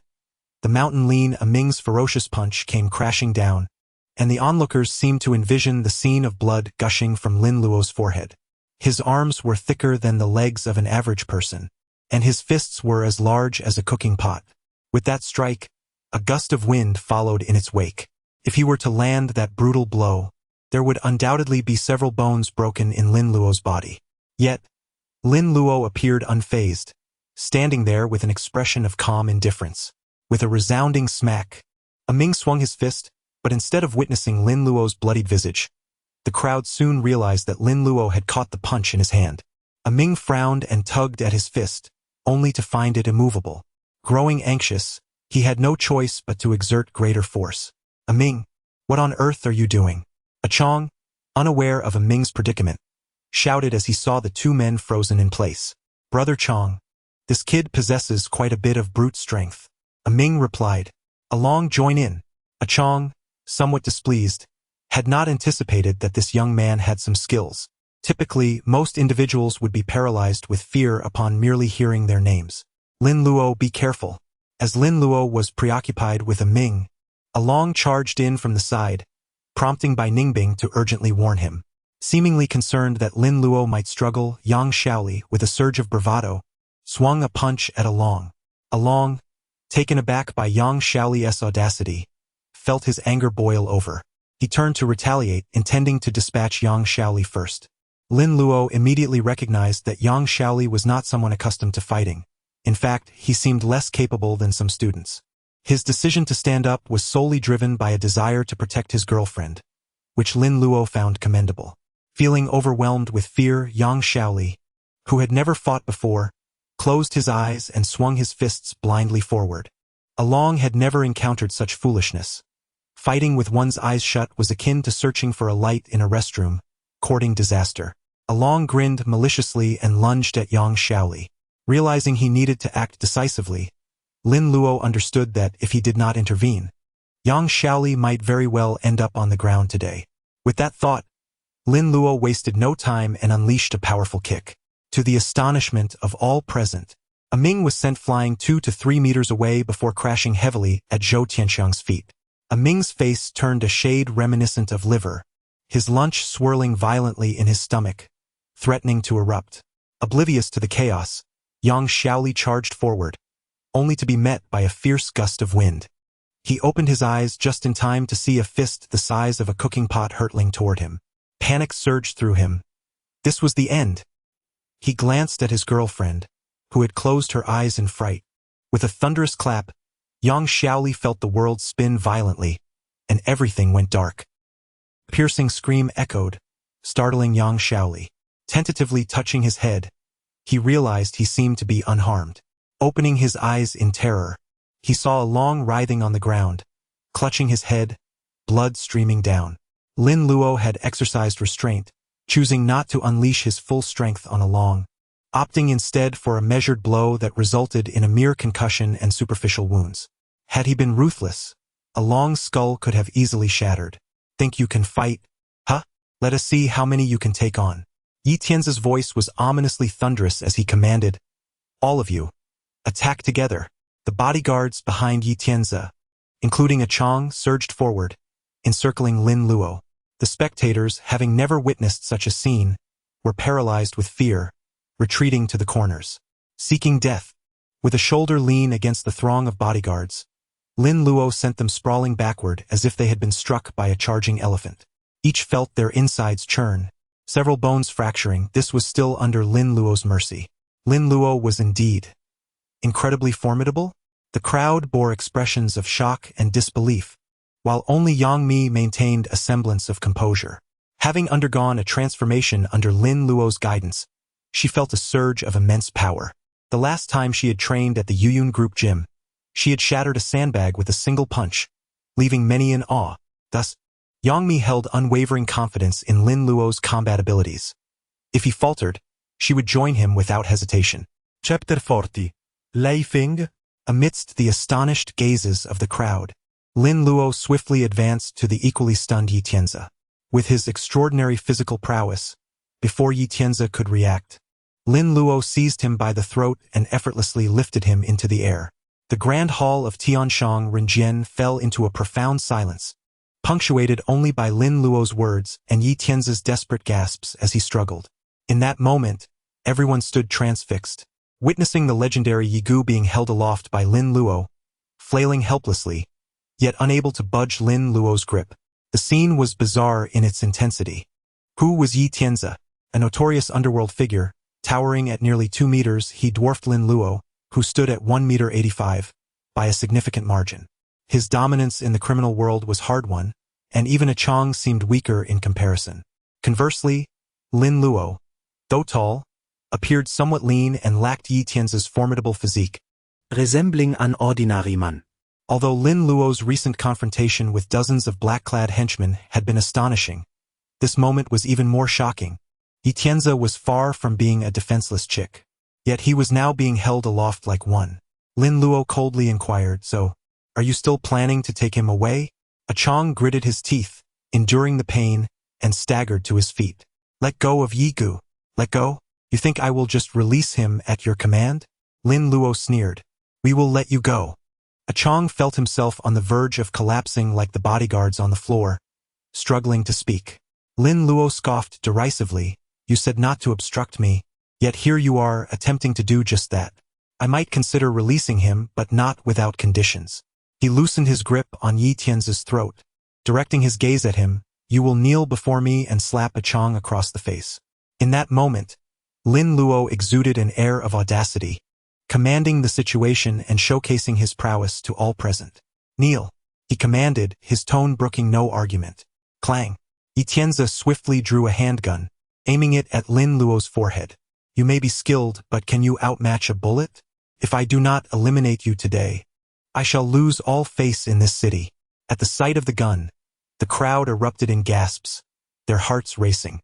They were mere civilians, unaccustomed to such dangerous spectacles. Firearms, lethal weapons regardless of location, were strictly regulated in Huaxia, unlike in the United States where anyone could possess one. The sudden turn of events sent a bead of cold sweat trickling down Lin Luo's forehead. He had not anticipated Yi Tianzi resorting to such extreme measures. After 2 rounds of Bloody Mary enhancement, he was confident he could evade a shot. But what about Bai Ningbing and Yang Mi behind him? "Do not act recklessly." Yang Mi's demeanor finally shifted to one of urgency. "If you shoot and kill, you will not escape unscathed." Ha ha ha. Yi Tianzi laf ettirim Huntley. Yi Tianzi Can easily cover up the death of a nameless nobody. His gaze turned malevolent as he addressed Lin Luo. "Kid, do you wish to live? System, is there any way to prevent him from firing?" Lin Luo asked the system while keeping his eyes on Yi Tianzi. "The host can purchase Swift Eruption, which will double your speed for a short time, allowing you to subdue him before he can react. It costs 1888 VIP points." Just as Lin Luo was about to acquire Swift Eruption, a voice pierced through the tension. A young woman ascended to the second floor of Tianshang Renjian, exclaiming, "Lei Fing! Lei Fing!" The call drew everyone's attention. A group of elegantly dressed individuals stood nearby, led by an exceptionally beautiful girl, who had just uttered the name Lei Feng. Upon witnessing the scene before her, she seemed to realize something was amiss and urged, "Someone, quickly, tell him to lower his gun. Do not harm my benefactor. And who might you be?" Yi Tianzi maintained his aim at Lin Luo, frowning as he scrutinized the striking young woman. "Yi Tianzi, how dare you? The young lady has commanded you to lower your weapon. Did you not hear her?" A voice resounded with authority, akin to a superior addressing a subordinate. Upon recognizing the owner of that voice, Yi Tianzi's expression shifted dramatically, his forehead breaking into a cold sweat. It seemed he had encountered an insurmountable obstacle. Chapter 41. Han Xiaoshu. Yi Tianzi hastily lowered his weapon, trembling as he addressed Secretary Liu. "What brings you here?" "What brings me here?" Secretary Liu retorted sharply. "You dare to point a gun at the benefactor of Miss Han, yet you question my presence?" Secretary Liu, also known as Liu Sanbian, serves as the secretary to Governor Han Tian. Yi Tianzi's ability to navigate both the underworld and the legitimate realm is largely attributed to his association with this influential figure. The young lady in question must be none other than Han Xiaoxue, the daughter of Governor Han. The Han family boasts a political legacy spanning 3 generations. Her grandfather was a founding father, her father the governor of FJ province, and her elder brother serves in the military with a commendable rank. As the cherished jewel of the Han family, Han Xiaoxue has been afforded every conceivable protection. And here he was, brandishing a firearm at her benefactor. In a state of panic, he turned to Lin Luo, saying, "So you are the benefactor of Miss Han? Please forgive my oversight. It appears we have met under unfortunate circumstances." In a mere moment, he transitioned from aggression to a state of contrition. Everyone present was left wondering about the identity of this formidable middle-aged secretary, whose mere words could instill such terror in Yi Tianzi. With a sharp clap, Lin Luo ceased his shopping and coolly addressed Yi Tianzi. "You think pointing a gun at me will simply be overlooked?" Recognizing the gravity of the situation, Secretary Liu ordered, "Drag Yi Tianzi out and break both his legs. The underworld in Magic City needs a change of leadership." With a single statement, Secretary Liu had effectively condemned Yi Tianzi. Individuals like him were expendable. Nurturing another would merely be a matter of time, and it was not worth offending the daughter of his superior. As Yi Tianzi was dragged away, Lin Luo smirked, knowing that Yi Tianzi had countless enemies in the underworld. It was likely that by nightfall, his body would be discovered in the river. Just then, a beautiful young woman rushed over. It was Han Xiaoxue. "Ahem, you can just call me Lin Luo," he replied somewhat awkwardly, recalling the infamous lollipop incident that lingered in his memory. Time swiftly passed, and 3 days later, Lin Luo's relationship with Han Xiaoxue had flourished remarkably. During this time, he also enjoyed a carefree existence with Yang Mi and Feng Timo. He had even facilitated a rejuvenating treatment for Feng Timo, which she reluctantly accepted after a thorough explanation. Reclining on the sofa in the villa, Lin Luo reflected on the recent life and death struggles he had endured, yet his body felt invigorated. "Xiao Mimi, shall we take a stroll in the amusement park?" Lin Luo suggested with a smile. "Let me change first," Yang Mi replied, her cheeks reddening slightly as she rose from his embrace and dashed to the bedroom. After what felt like an eternity, the bedroom door finally opened. "Luo, what do you think of my outfit?" Yang Mi inquired. Upon seeing her emerge, Lin Luo was instantly convinced that the wait had been worthwhile. She wore a fitted white dress that accentuated her curves beautifully, her long, lustrous hair radiating youthful vitality. Lin Luo couldn't help but let a bit of drool escape, trickling down to his pants.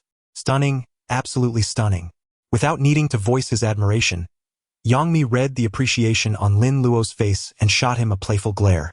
A captivating smile graced her lips, and with a playful glint in her eyes, she linked her arm with his as they departed the villa.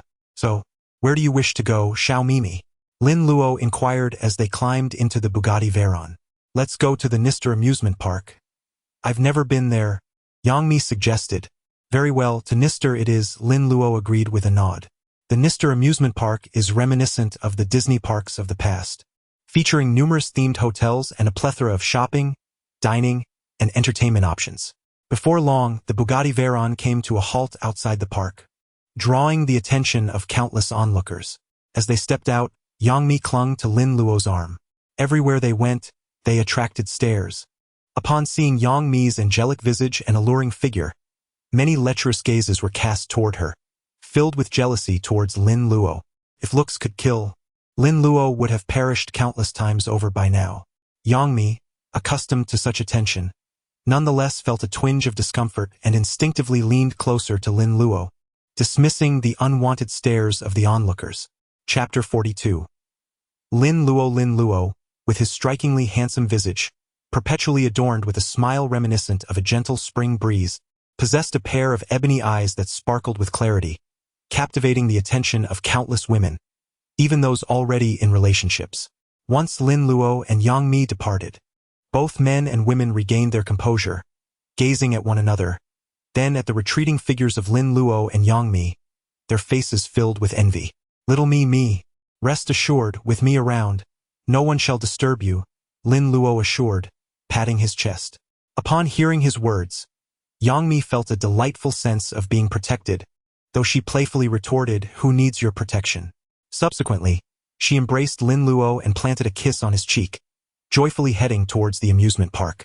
After spending 588 soft sister coins to purchase 2 tickets, they entered the amusement park, where a circular area featuring a carousel awaited them. Allo, the carousel. I want to ride it," Yang Mi exclaimed with gleaming eyes, turning to Lin Luo. Observing the children and young girls on the carousel, Lin Luo quickly shook his head. "What nonsense! A grown man riding a carousel? No, thank you. You go ahead. I shall content myself with watching you." Upon hearing this, Yang Mi's expression turned sour, her little mouth pouting adorably. Noticing her exaggerated pout, Lin Luo gently wiped her mouth with a smile, saying, "All right, little me. After this, we can enjoy other attractions, but I firmly refuse to ride the carousel." I've recorded you. This is your promise." Yang Mi triumphantly displayed her phone, showing the recording interface, her face beaming with delight. Recognizing that he had been outwitted, Lin Luo could not help but smile wryly. "Oh, you little rascal. You've managed to deceive me as well. Upon our return, I shall have to administer some discipline." Suddenly, Lin Luo recalled that, in her previous life, Yang Mi had been an actress. "Haha, let us talk about that later." Yang Mi laughed melodiously, resembling a playful sprite in her exuberance. As Lin Luo watched her skip joyfully onto the carousel, a feeling of helplessness washed over him. She was truly a child at heart. Yang Mi's breathtaking beauty, with a radiant smile, immediately drew the attention of several young men, akin to Lin Luo, who were waiting for their girlfriends, some even drooling unconsciously. "Bro, look at those legs, that stunning figure. She's even more beautiful than a fairy. If we hand her over to Brother Long, we might just gain entry into the loyalty hall," whispered a scruffy young man to a brazen youth with dyed yellow hair. Upon hearing this, the youth's eyes sparkled with interest. "Good idea, Mouse. If Brother Long is pleased, we might indeed gain access to the loyalty hall. Right, Tian? I'm off to gather some people now. Remember to call Old 3 and the others. Go ahead." "I'll watch for a while," the yellow-haired youth replied, turning his gaze back to Yang Mi, his face betraying an inappropriate expression. Meanwhile, unbeknownst to Lin Luo, a few small-time thugs were scheming against them. However, given their insignificance, he paid them no mind. After thoroughly enjoying the carousel for over 10 minutes, Yang Mi reluctantly dismounted, her face aglow with joy as she bounced over to Lin Luo, wrapping her arms around his. "Allo, let me tell you, it was truly enjoyable. Let us ride again." No, if you wish to ride more, I shall wait for you," Lin Luo replied awkwardly. Chapter 43. Fan Bingbing. After spending 2 to 3 hours with Yang Mi, coupled with the intense battle of the morning, Lin Luo began to feel a gentle pang of hunger. "Xiao Mimi, I'm feeling quite hungry. Shall we find a restaurant to eat?" Lin Luo remarked, patting his stomach. "All right, let us head to a Tian restaurant," Yang Mi suggested, pointing at an establishment bearing the name. "Sure, wherever you say, Xiao Mimi," Lin Luo replied. Upon reaching the restaurant's entrance, Lin Luo graciously held the door open for Yang Mi to enter, since it was still early, merely 11 o'clock. There was only a young woman dining alone inside. The woman sat with her back turned, obscuring her features, yet her voluptuous form and captivating silhouette ignited a curiosity to see her face. As Lin Luo and Yang Mi approached, the woman turned slightly, allowing Lin Luo a glimpse of her visage. It was none other than the former superstar Fan Bingbing. A fleeting glance at the youthful Fan Bingbing, and then at Yang Mi left Lin Luo marveling at the wonders of parallel worlds, where the ages of both women appeared considerably youthful. While Lin Luo was momentarily entranced by Fan Bingbing, Yang Mi boldly addressed her. "Excuse me, beautiful, may we join you?" "Ah, of course, please do," Fan Bingbing replied, momentarily taken aback but smiling with a voice that belied her age. She found herself rather fond of the attractive duo before her. Lin Luo had captured her attention the moment he entered. Once seated, Lin Luo discreetly appraised Fan Bingbing. She possessed ruby-red lips, an oval face, and a slender yet curvaceous figure, all accentuated by a form-fitting black dress that rendered her an ethereal being. Her hair cascaded carelessly down her back, and her long, fair legs only added to her allure. Exquisite, simply stunning, Lin Luo thought, feeling a stirring attraction. As soon as they were settled, Fan Bingbing introduced herself with a sultry tone. "Hi, I'm Fan Bingbing. I've come to the magical city for leisure, and I also heard there are many film crews here. I aspire to become an actress. I'm Lin Luo, and this is my wife Yang Mi. We are both locals." "Welcome." Lin Luo smiled, extending his hand for a brief handshake, maintaining a gentlemanly demeanor, his gaze unwavering. This gesture impressed Fan Bingbing. Unlike many who leered at her, Lin Luo's respectful demeanor sparked a flicker of interest within her. The presence of these two stunning women, both former stars, intrigued Lin Luo, especially since Fan Bingbing was keen to pursue acting. A sly smile danced on Lin Luo's lips as he contemplated the idea of establishing an entertainment company. "Since you're locals, could you perhaps show us around? I'm new to the city and unfamiliar with the area," Fan Bingbing inquired, her tone brightening upon Lear Chapter 44. The rascals, while the three were engaged in cheerful conversation, 5 young men in their 20s entered, with the one who had been staring at Yang Mi leading the group, followed closely by a shifty-looking thug. Upon entering, they noticed Yang Mi and Fan Bingbing chatting, and their expressions instantly transformed into lewd and lascivious grins. "Sir, may I inquire what you would like to eat?" asked the store manager, an elderly woman, as she looked at them. "Quit your prattling. This is none of your business, you old hag. Step aside," a brash young thug replied to the middle-aged woman. The two ladies, noticing the inappropriate expressions on their faces, felt a wave of discomfort wash over them and turned their heads away, refusing to engage further. Lin Luo had already taken note of their presence.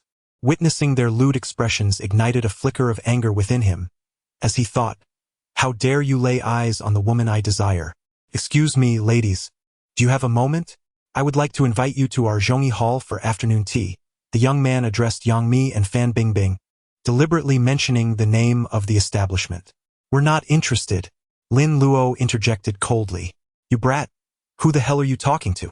The young man turned to Lin Luo with irritation. "She is my girlfriend, wouldn't you agree?" Lin Luo's demeanor grew even frostier. "I must inform you that I am affiliated with Zhongyi Hall, the largest gang in Modu. You best comply and come with me to serve our leader properly," the young man threatened. "What does that even mean? Just because you're part of a gang, you think you're something special?" Fan Bingbing, seated across from Yang Mi, stood up, her beautiful eyes fixed on the young man as she spoke icily. "I must warn you, our leader, Long Gu, has taken a liking to you.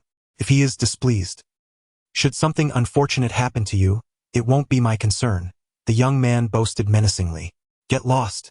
Lin Luo could no longer contain himself upon hearing the young man's words aimed at the woman he cared for. "What did you say? Shut your mouth." The young man, enraged by Lin Luo's retort, picked up a chair and swung it toward Lin Luo's head.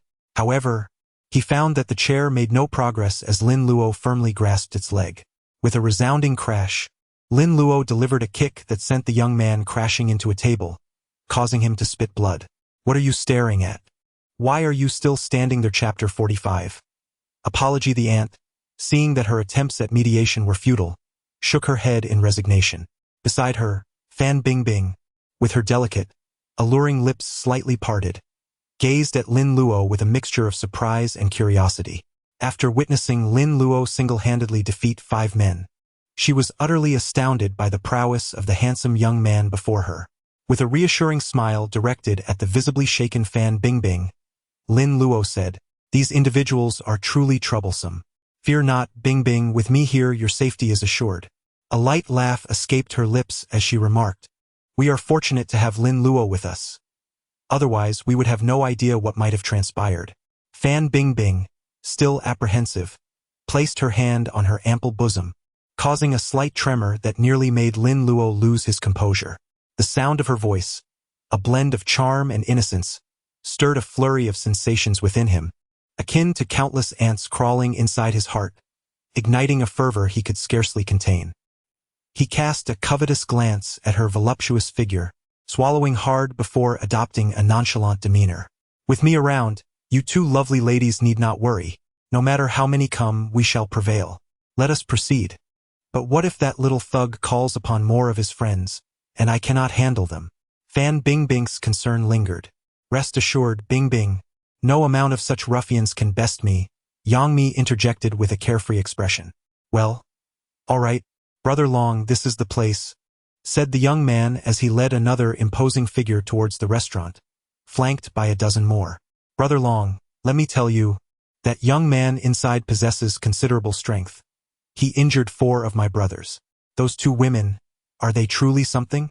I can't quite place where I've seen them before," Brother Long mused, observing Lin Luo's back as he dined. "Indeed, they are stunningly beautiful, rivaling the recently ascendant underworld queen, the Black Widow. Their looks and allure are remarkable." As the trio exited the restaurant, they were suddenly confronted by a group of ruffians with brightly dyed hair, each wielding thick wooden clubs reminiscent of baseball bats. Among them were several thugs whom Lin Luo had previously taught a lesson. Anticipating their return, Lin Luo felt no surprise at their arrival. Instead, he exhibited an air of calm indifference. "Was it you who injured my younger brother?" a voice inquired, followed by the shuffling of feet as the crowd parted to reveal a burly man in a black suit stepping forward. The man's pupils dilated upon seeing Lin Luo. "Indeed, he harassed my wife and I dealt with him. What do you intend to do about it?" Lin Luo replied coldly, his voice crystal clear. "You dare. Young Master Luo, well done. I've long been displeased with this scoundrel. He now has the audacity to target my sister-in-law." The tone of Along shifted dramatically as he turned and kicked the unprepared young thug to the ground. "Brother, it's me," the young thug cried, completely caught off guard as Along's kick sent him sprawling, expelling the remnants of his last meal. "I am targeting you for daring to lay a finger on my sister-in-law." The surrounding onlookers were left in a state of bewilderment. Fan Bingbing stared in disbelief as Along mercilessly assaulted the young thug. "What is happening? Isn't this person a hired hand? Shouldn't he be attacking us instead?" A flurry of questions swirled in her mind. After a moment's reflection, Lin Luo recognized the man before him as Along, one of the bodyguards he had encountered a few days prior at the Heaven and Earth establishment. "Quickly, kneel and apologize to young Master Luo," Along commanded, forcibly bringing the battered young thug before Lin Luo, compelling him to kneel. Young Master Luo, I am sorry, I should not have targeted your sister-in-law." Though still disoriented by the turn of events, the young thug managed to stammer an apology, his lips swollen and resembling sausages. "Do you think an apology suffices?" Lin Luo's eyes narrowed as he pointed at the thug. "I shall break your legs, and you will kneel here for half the day. This matter will be settled. Otherwise." Lin Luo's implication hung in the air, a blatant threat understood by all. "Kneel." Along's voice boomed, and without hesitation, he knelt, gesturing for his subordinates to follow suit. Chapter 46. The Hand of God. "Alro, perhaps it is best to let him go," Yang Mi suggested as she approached. Women, after all, possess a tender heart, and Yang Mi was no exception. "Indeed, Lin Luo, let's just leave it be. We have no pressing matters at hand. So let him depart," Lu Yen chimed in, her voice gentle as she stood beside Lin Luo. Faced with the insistence of both women, Lin Luo could only relent. He turned to Alron with a frigid gaze and declared, in light of their intercession, "I shall spare you this time." "Why yes, of course," Alron stammered, a wave of relief washing over him. Had he known it was Lin Luo, he would not have dared provoke him, even at the cost of his life. Once Lin Luo and the two women had departed, one of Alron's underlings inquired, "Brother Long, who exactly is that person? Do you recall how Yi Tianzi fell from grace?" Alron lit a cigarette, inhaling deeply. It seems he offended a young man, the very one who saved the eldest daughter of the Han family. Could it be? The underling's voice trembled in realization. Indeed, he is that young man. I witnessed Yi Tianzi being dragged away, Alron confirmed. In a dilapidated house within the magical city, a figure cloaked in black seethed with vengeance. I cannot allow Brother Zhe to die in vain. I must avenge him. What are we to do? It's just the two of us now, and we cannot hope to match him. Another figure in black replied, furrowing his brow with worry. As their silhouettes gradually became discernible, it was none other than Yi Tianzi's loyal followers, a Chong and a Ming. A Chong, exuding confidence, replied calmly, "Is the $5 million ready?" "It's prepared, but what exactly do you intend to do?" A Chong? A Ming questioned, "Have you heard of the Hand of God?" A cold glint of murderous intent flickered in a Chong's eyes. The Hand of God? A Ming recoiled, his body trembling with dread as if he had heard of something truly terrifying.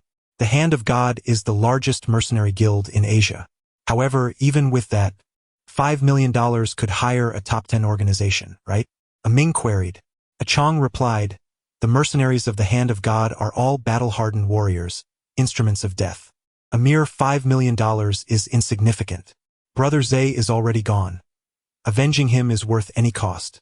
The Hand of God, the most formidable mercenary guild in Asia, engages in wars, assassinations, and kidnappings, anything for the right price. The guild is divided into the Heaven List and Earth List, each containing 100 organizations. Every mercenary emerges from a sea of blood, a selection of the finest. Smaller organizations boast 4 to 5 mercenaries, while larger ones can field hundreds. Once, a mercenary organization from the Heaven List even succeeded in assassinating a president of the United States, instigating multiple wars.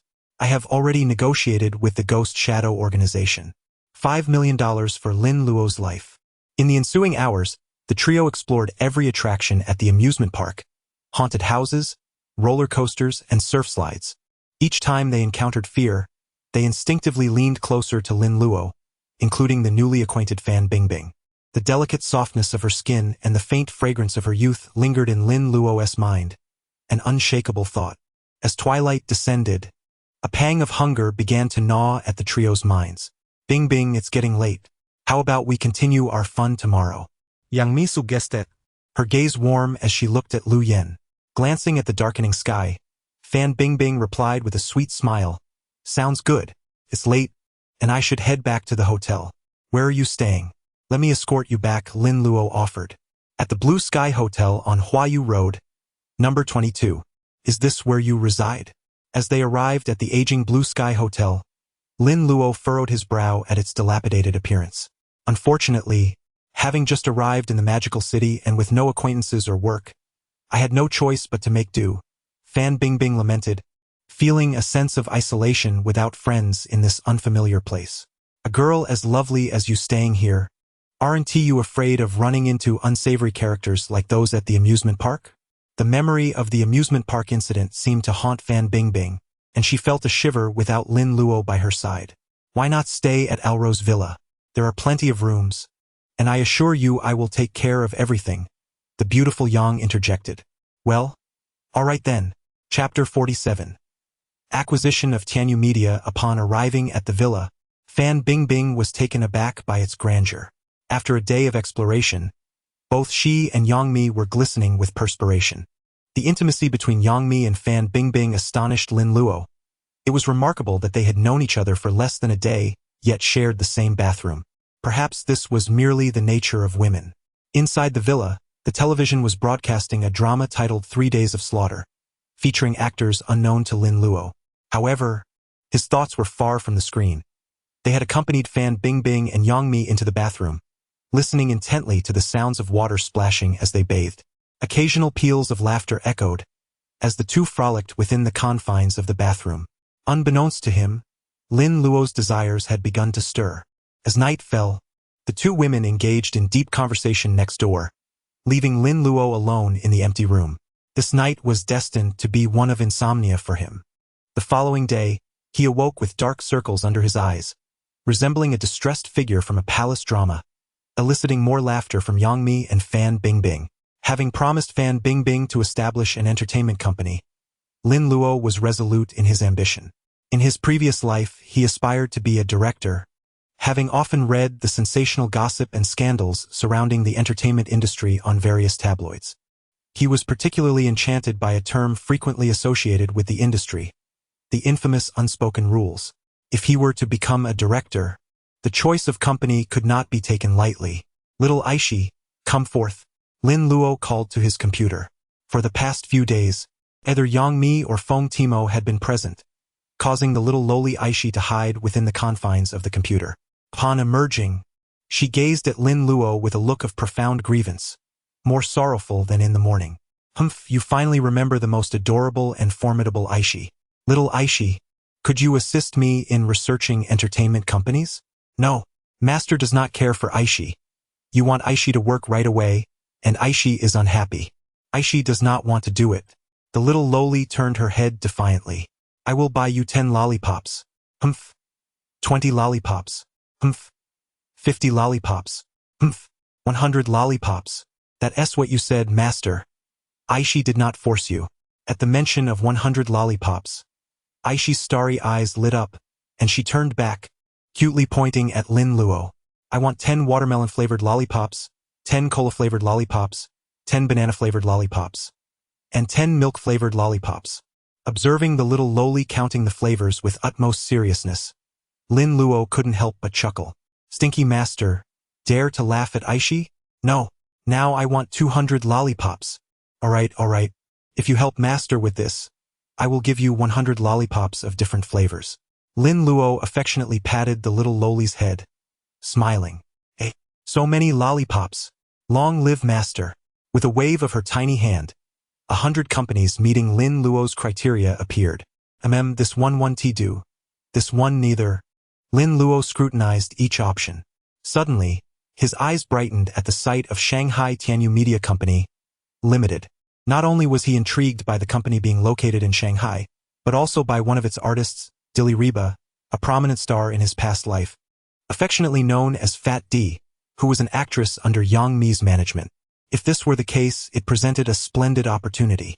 Lin Luo examined the current valuation of Shanghai Tianyu Media Company, Limited, which stood at approximately 3 billion yuan. Despite this impressive figure, the company had faced fierce competition in recent years, lacking quality scripts and gradually falling into crisis. Aishi, assist me in acquiring this company. Full acquisition, Lin Luo stated with a smile. He had no interest in shareholders. He sought complete ownership to become the president of the company. Okay.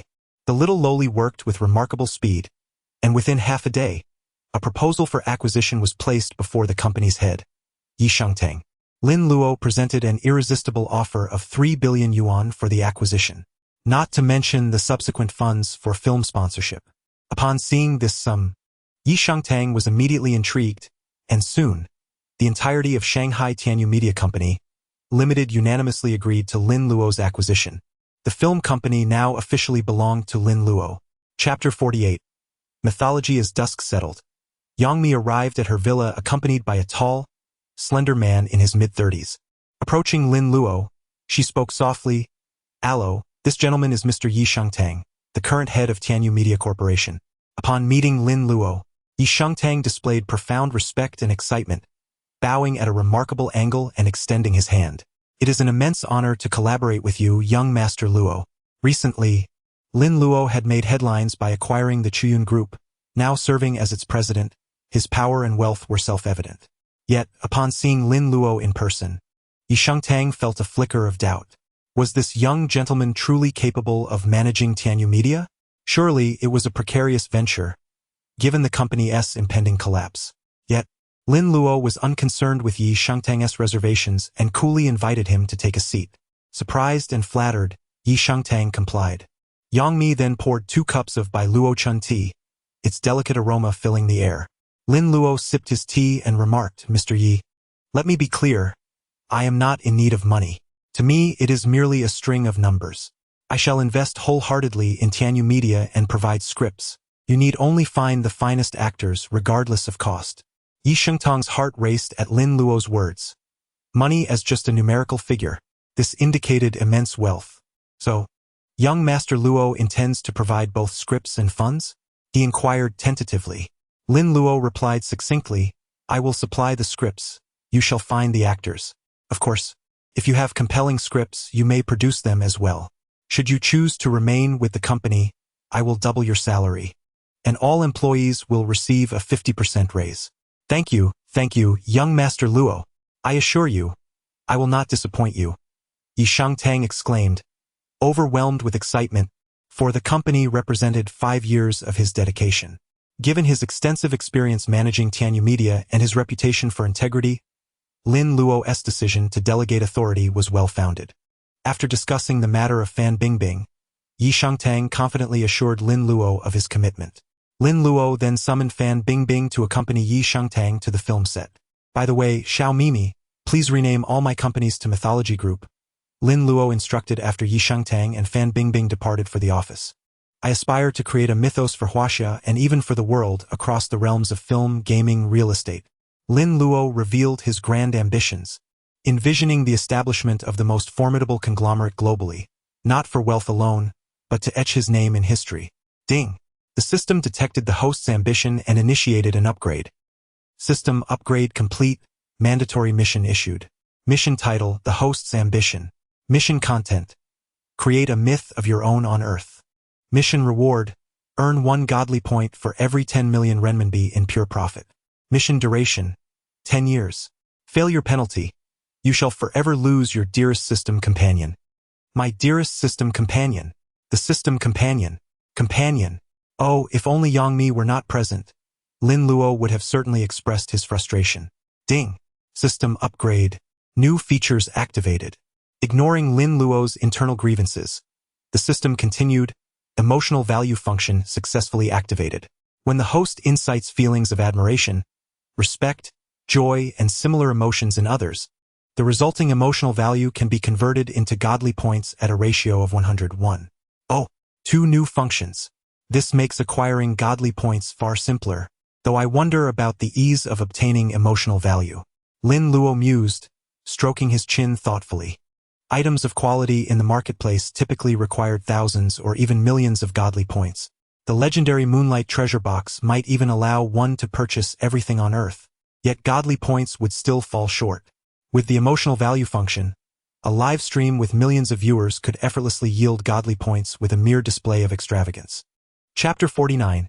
Divine Dragon Rocket. After escorting Yang Mi away from the villa, Lin Luo eagerly contacted Douyu's customer service, intent on making a significant impact. Aware of his intention to go live, the customer service representative, Xiaoying, promptly alerted Douyu's executives. She lifted the audience limit for new streamers and arranged for a prominent spot on Douyu's homepage. Everything was set. Glancing at the clock, he noticed it was already past 8. Lin Luo opened the Douyu TV live streaming assistant, logged into his account, and clicked to start the broadcast. What name should he choose? Without hesitation, he decided on Luo Xiao. Upon entering the live stream room, a golden pop-up appeared in the lower right corner, announcing the arrival of a 9-clawed golden dragon. Welcome, Emperor Luo Xiao, to the live stream. Lin Luo swiftly modified the room's title to Luo Huang. Join me in viewing beautiful ladies. Meanwhile, Douyu's homepage featured the recommendation, and Lin Luo's room number was an impressive 666. As the broadcast commenced, numerous viewers who had just entered the live streaming interface immediately spotted the recommendation on the homepage. Intrigued by the title Luo Huang, join me in viewing beautiful ladies. The audience count surged, 500, 1,000, 5,000. Within mere minutes, the number of viewers surpassed 5,000 and continued to rise. Is the streamer truly Luo Huang? Isn't there only one Luo Huang on Douyu? What is this Emperor account in the VIP section? When did Douyu acquire an Emperor? Is it not the Emperor title? A max-level account. Could it genuinely be Luo Huang streaming? That room number is indeed impressive. Is the stream blacked out? Some viewers were questioning the blackout, monthly income in the millions. Stream blacked out, lol. Inside the villa, Lin Luo observed the increasing viewer count on his computer, seemingly dissatisfied, shaking his head. His fingers danced across the screen of his phone, and soon, divine dragons began to sweep through all of Douyu's live streams.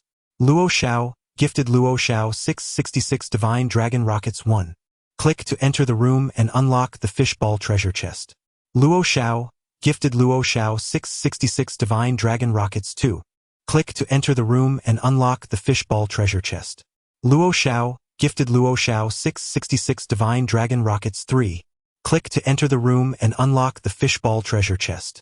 Luo Xiao, gifted Luo Xiao 666 Divine Dragon Rockets 10. Click to enter the room and unlock the fishball treasure chest.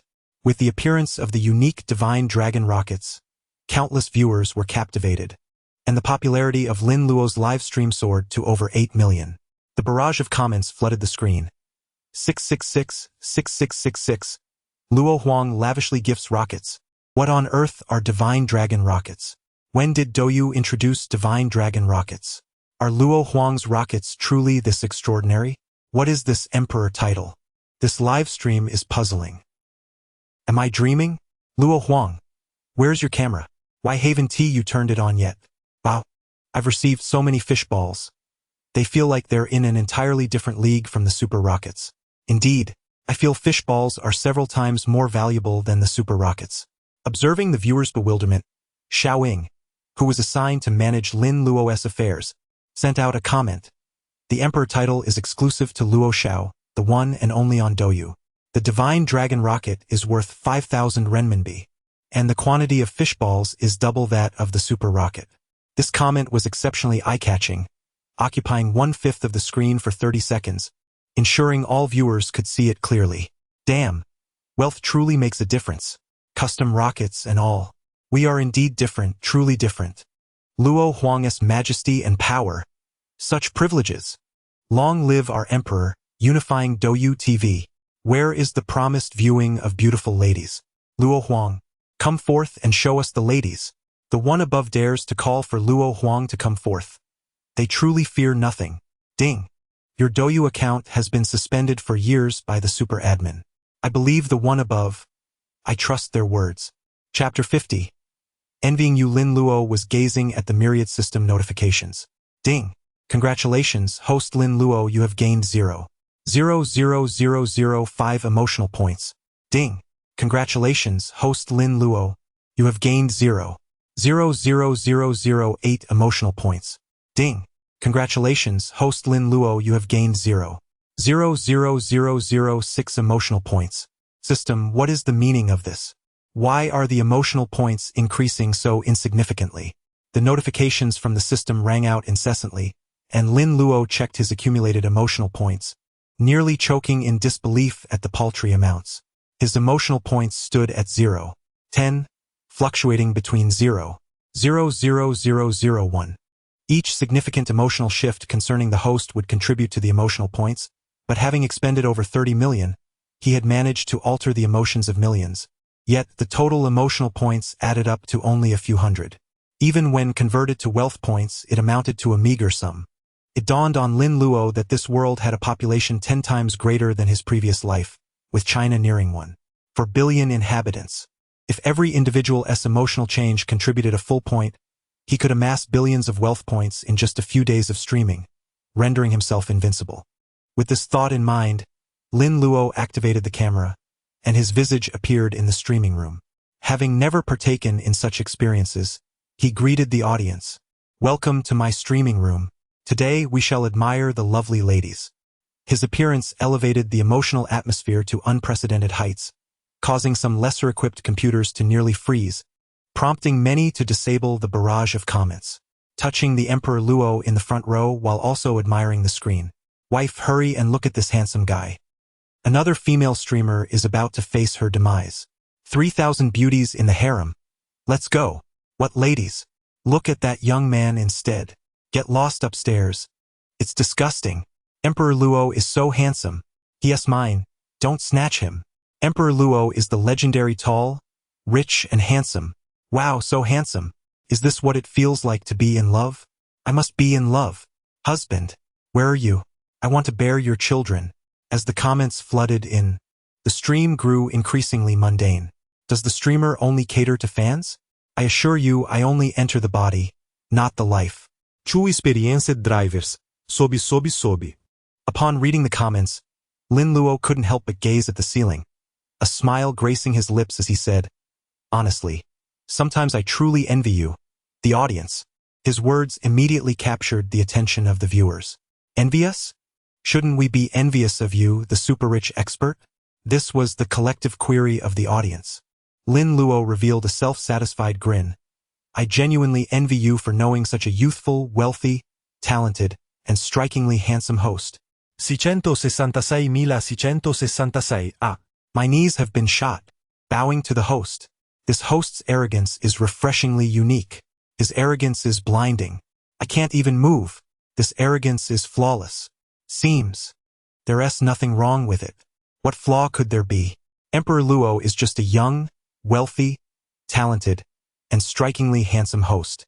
Help me up. I still want to watch the stream. I would support the wall, but I only bow to Emperor Luo. Observing the audience's reactions, Lin Luo sighed. Let me tell you, do you think I am very wealthy? After a pause, he continued, I'll tell you this. If handsomeness could be converted into currency, I would possess countless times more wealth than I do now, for my charm could sustain the entire world. Adjusting his mood, Lin Luo spoke earnestly to his audience. All right, no more jokes. For the next 5 minutes, the lovely ladies in the comments, get ready. I will randomly capture a screenshot and reward one lucky viewer with 660,000 soft currency. While 660,000 was insignificant to Lin Luo, it represented a substantial sum to the audience. Countless viewers began to rally others. Rich man, is there a need for a lackey beside you? Bow to the rich man. Could you generously bestow upon me 100 million? Rich man, I am the female streamer Sweetie. My room number is 65183. Rich man, could you follow my stream? My name is Xiaoxue. This is my WeChat. Schwer12138. Seeking sponsorship. Quick, come over for the lottery. Win it and reach the pinnacle of life. Wife, come watch the lottery. What are you doing watching Korean dramas? Come, if we win, we split 50-50. Good deal. But who's the 50? The upstairs 250 need not be explained. Chapter 51. Zhao Xiaoqiu. Amidst a flurry of jubilant comments, it became evident that the audience was quite amusing. With only a minute left on the countdown, everyone began to flood the chat. Lin Luo raised his arms, gesturing grandly. The army of Feng Timo has come to pay homage to our emperor. The right-wing vanguard, Ruben Wei, has arrived to pave the way. The left-wing vanguard, Wu Kai, has also come to clear the path. The armies of Chun Yifa, Yi Suin, Zhao Xiaoqiu, the Demon King, Lu Sueki, Yan Shangkai, and Lolita Saigao have all come to pay their respects to our emperor. As the countdown reached 3, 2, 1, Lin Luo captured a screenshot of the rolling comments. Congratulations to the user with the ID, Qian Chao, Life, who has won 660,000 soft sister coins. For those who did not win, fret not. This is merely the first winner of the evening. Now, let us welcome the First Lady of the Night, Zhao Xiaoqiu, to her live broadcast. With a resounding boom, Lin Luo's live account, adorned with a 9-clawed golden dragon, made a grand entrance, eliciting a wave of excitement. All hail the Emperor Luo. May his fortunes be boundless. The fourth consort of the Emperor is about to be revealed. Who might the other three be? Naturally, they are Timo, and Yi Suin. Greetings to the illustrious benefactor. Good evening. The Emperor seeks a patron. I can provide warmth through the night. Wow, what a stunning young lady. Our Emperor's army. Come forth to propose. The legendary youthful beauty. Ahem. Let us maintain civility while enjoying the show. Zhao Xiaoqiu had long heard of the fabled benefactor, Emperor Luo, who would check in during the evening. She was taken aback to find herself selected, and as she saw Lin Luo's arrival, she took a deep breath, striving to compose herself. Good evening, Emperor Luo. Luo Xiao, gifted Zhao Xiaoqiu, 520 Divine Dragon Rockets 1. Click to enter the room and unlock the fishball treasure chest. Luo Xiao, gifted Zhao Xiaoqiu, 520 Divine Dragon Rockets 2. Click to enter the room and unlock the fishball treasure chest. Luo Xiao, gifted Zhao Xiaoqiu, 520 Divine Dragon Rockets 3. Click to enter the room and unlock the fishball treasure chest. Luo Xiao, gifted Zhao Xiaoqiu, 520 Divine Dragon Rockets 10. Click to enter the room and unlock the fishball treasure chest. In an instant, viewers from Douyu flocked to Zhao Xiaoqiu's livestream. Wow! The exclusive rocket has appeared again. Bowing down to the benefactor. Oh benefactor, please spare some pocket money. Since the broadcast began, he had already showered her with 60 million, which was truly astounding. What an incredible life. No need for explanation. Emperor Luo, your strength. Do not stop. This is simply exhilarating. Emperor Luo is the best in the world. Oh my eyes are dazzled. Who has the address of Emperor Luo? I am inclined to rob. The death penalty would be worth it. The gifts Emperor Luo bestowed upon the host must have exceeded 1 billion.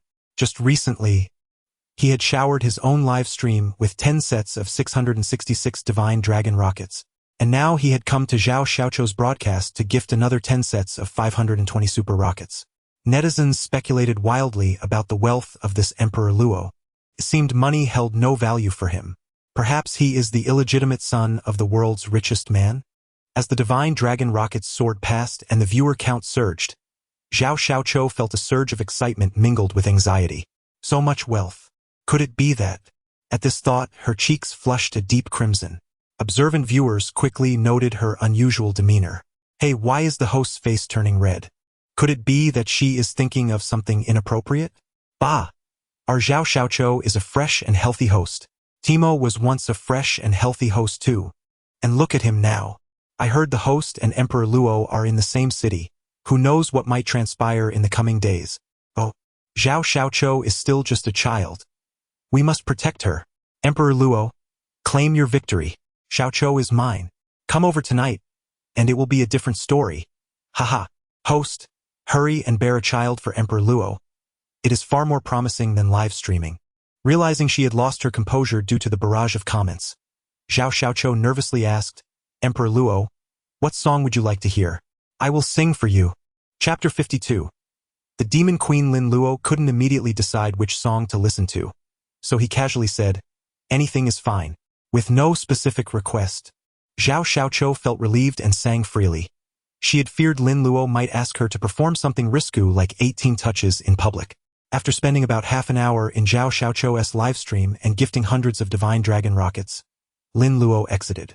Returning to his own stream, he yawned and remarked, listening to songs for an hour has made me drowsy. Shall we visit another streamer? Same rules, random selection, same rewards. The audience erupted in excitement, flooding the chat with suggestions. Isuin, let us watch some curves. Not Isuin. I just finished. My stamina can't keep up. Watching Isuin's stream makes me restless. How about checking out that petite elementary school queen? She's wearing white stockings right now. Disgusting. Luo Huang, take us there. Let us visit Demon Queen. She's cosplaying. So seductive. Love Demon Queen. Same here.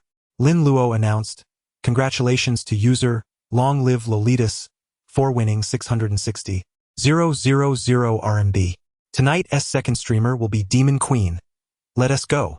The chat exploded again. Luo Huang's army has arrived to propose. The betrothal gifts are on the way. Welcome, Luo Huang. Damn, Luo Huang is here. Brother Luo Huang. The bed is warm. Come on over. I feel like Demon Queen is about to blow up. Wherever Luo Huang goes, fame follows. Timo, Isuin, Zhao Xiaoqiu, all of them blew up. Demon Queen's turn can't be far. Congratulations, Demon Queen, on joining Luo Huang's harem of 3,000 beauties.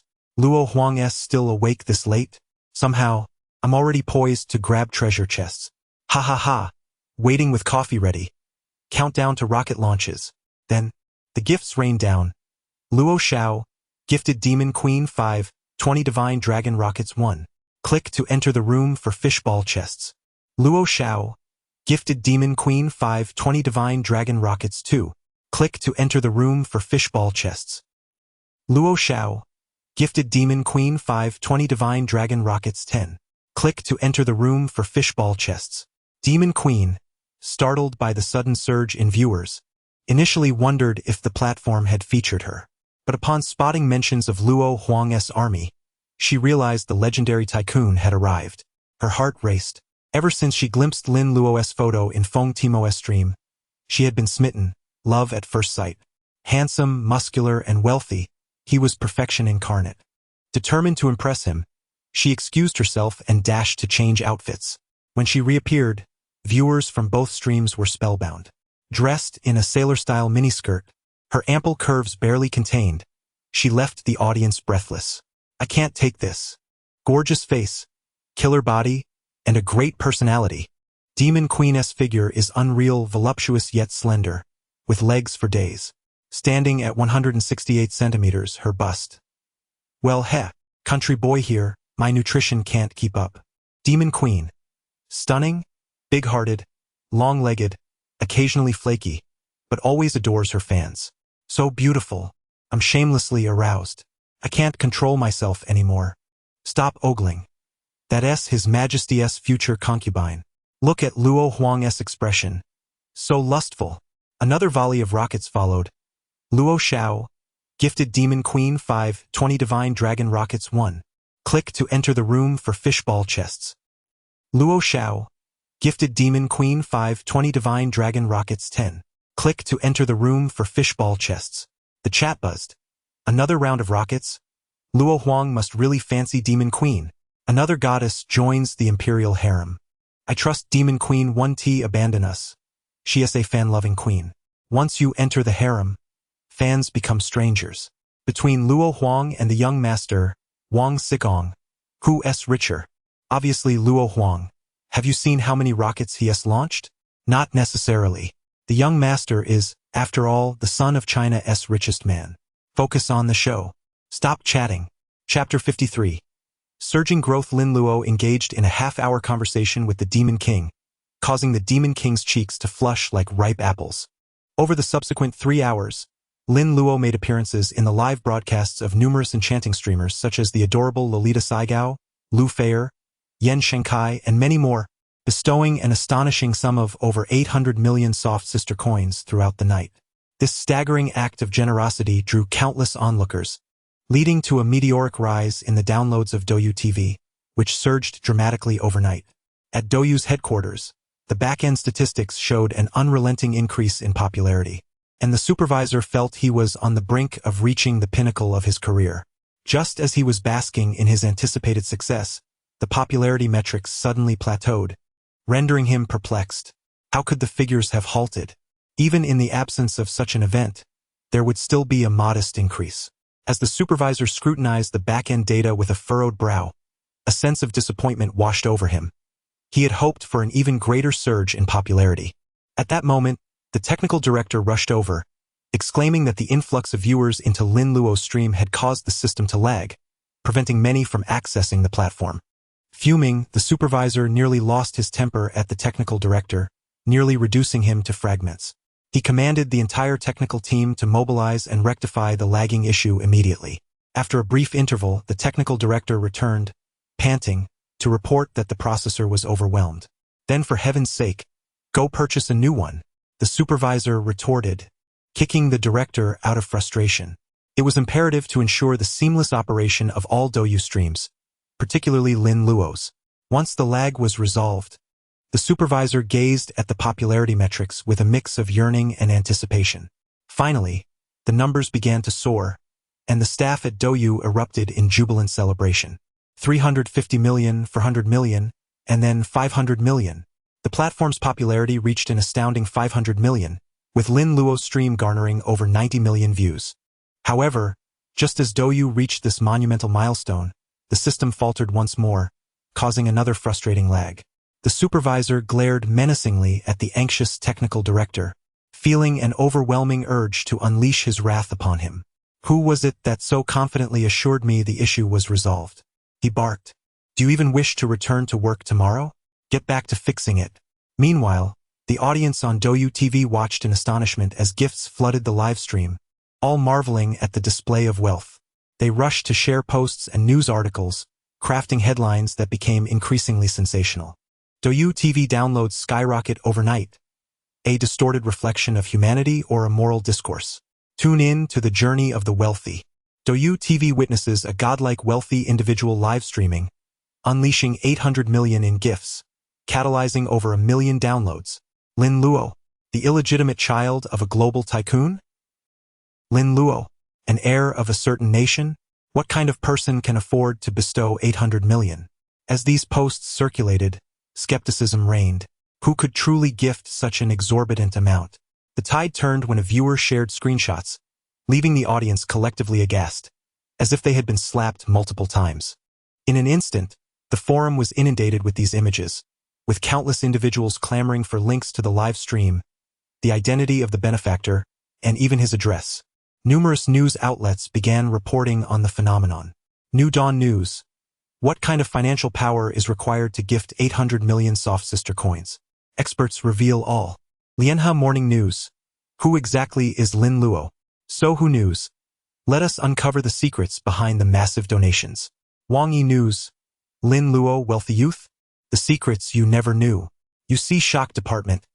Shocking. A certain wealthy individual bestowed an astonishing 800 million soft sister coins. Phoenix Net. Wealthy benefactor? Or corruption? Or perhaps? As throngs of curious onlookers flocked to Lin Luo's stream, they sought to witness firsthand the spectacle of wealth. An indelible name etched itself into their memories. Lin Luo, the benefactor who gifted 800 million soft sister coins in a single night. Once Douyu's servers reached their capacity, ensuring uninterrupted streams, everyone relaxed. The supervisor was continually astonished as he checked the viewer count, which soon soared to over 12 million. 3 hours later, Lin Luo, satisfied with the more than 100,000 emotional points accrued, equivalent to over 1,000 godly points, concluded his broadcast and retired for the night, blissfully unaware of the sensational events unfolding outside. During the stream, he had noticed that the Dragon Rocket's effectiveness on emotions was gradually waning, likely due to the audience becoming accustomed to its presence. Chapter 54. The D-Cup Cutie. The next morning, Lin Luo rose early for his routine exercise in the neighborhood before returning to his villa. He spent 11 points from his tycoon system to purchase a live-streaming drone, a device resembling an unmanned aerial vehicle. After configuring the settings and connecting it to his phone, he initiated the broadcast, capturing his every move. The moment Lin Luo went live, millions of viewers flooded the stream, their comments cascading across the screen. Your Majesty Luo is up so early. Good morning, Your Majesty Luo. Already streaming at this hour? Did you just finish working out? You're still glistening with sweat. No wonder Your Majesty Luo has such defined muscles. The wealthy are already exercising while we're still lazing at home. Diligent King Luo. Truly, a man with sweat is the most handsome. Your Majesty Luo, are you doing room inspections this morning? Not many pretty streamers are live at this hour. Good morning, everyone. Today I won TB watching female streamers, Lin Luo announced with a playful smirk. Instead, I'll teach you how to make something. As for what it is, that's a secret for now. His words instantly piqued the audience's curiosity. Could it be? His Majesty Luo is demonstrating how to make babies. What do you mean make babies? Be civilized. Clearly, he is teaching us how to produce monkeys. Damn it. Let me at those two commenters. How dare they insult our King Luo like this? Making something? What could it be? Maybe the secret to his wealth? Dream on. Why would he share something that valuable? His Majesty Luo must be a second-generation rich kid. No way someone so young earned this much on their own. Rich kid? More like aristocratic royalty. Tall, wealthy, and devastatingly handsome. Just another spoiled heir. What could he possibly create? Exactly. Spending money is their forte, but craftsmanship? Doubtful. Let us wait and see, Lin Luo replied mysteriously before adding warmly. But first, I need breakfast. Those of you who haven't tea eaten yet should do the same. Skipping meals isn't healthy. As he bantered casually with his audience, he soon arrived at Sir La Lance, an upscale Western restaurant. Seated at his usual spot, he gestured for a waitress. The young server eyed the hovering mechanical drone with curiosity but refrained from questioning it. Patrons here, especially one holding a black gold card like Lin Luo, were not to be trifled with. Young Master Luo, the usual order? The waitress bowed slightly, her décolletage accentuated with a hint of flirtation. Yes, the usual. Lin Luo remained unfazed. Though the woman was undeniably attractive with her curvaceous figure, she hardly registered on his radar now. His viewers, however, were far less discerning. This one's decent, average face, killer body. 6666666. The perks of being a tycoon. Flowers bloom wherever you go. That's blatant seduction. Your Majesty Luo, why hesitate? Exactly. She's practically throwing herself at you. What do you know? She's just common fare. His Majesty Luo has tasted far finer. Right. Ordinary women can't possibly match him. Lin Luo. Seduce me? She's not even as pretty as me in drag. Smug emoji. 666,666. With looks like that, His Majesty Luo must be an adorable D-cup cutie. D-cup cutie? Can we focus on the stream? Forget the stream. I suddenly need to see His Majesty Luo in drag. Just as the waitress delivered his breakfast, Lin Luo noticed the chat's escalating absurdity and cleared his throat. Ahem. Let me remind you all, you've derailed the topic. While monitoring the live comments, he casually lifted a glass of wine for a refined sip. This is a 1982 Lafite. Contrary to popular belief, the 82 vintage wasn't scarce, but with annual production capped, such exceptional years become treasured rarities. The climate that year yielded grapes of unparalleled finesse and sweetness. He gestured to the glass. In this restaurant, this modest pour costs over 10,000 RMB. Next, he picked up a wedge of cheese. This is white Stilton Gold, an opulent, delicate semi-soft cheese crafted from elk milk, originating from Derbyshire, Leicestershire, and Nottinghamshire. Infused with gold leaf and liqueur, its components elevate both price and flavor to extraordinary heights. He paused. Priced at 650 per pound. Approximately 500 renminbi. Chapter 55. The Art of Ostentation. Observing Emperor Luo's breakfast spread, I realize even selling myself couldn't afford such luxury. Emperor Luo, seeking patronage. Adept at warming beds and exuding charm. Your Majesty, do you require a pet? The kind that merely eats and looks adorable. I'd gladly be your accessory, attached wherever you please. This spectacle stirs my appetite, yet what's the point? You couldn't afford His Majesty's delicacies. Even if you could, you lack 1/100th of his grace. And should you rival his looks, wealth would still elude you. Possessing riches? Then why has the thread halted? I can't continue. Having savored his meal, Lin Luo basked in the envy radiating from his audience before retreating to his villa. Witness my generosity, he proclaimed, panning the camera toward the opulent residence.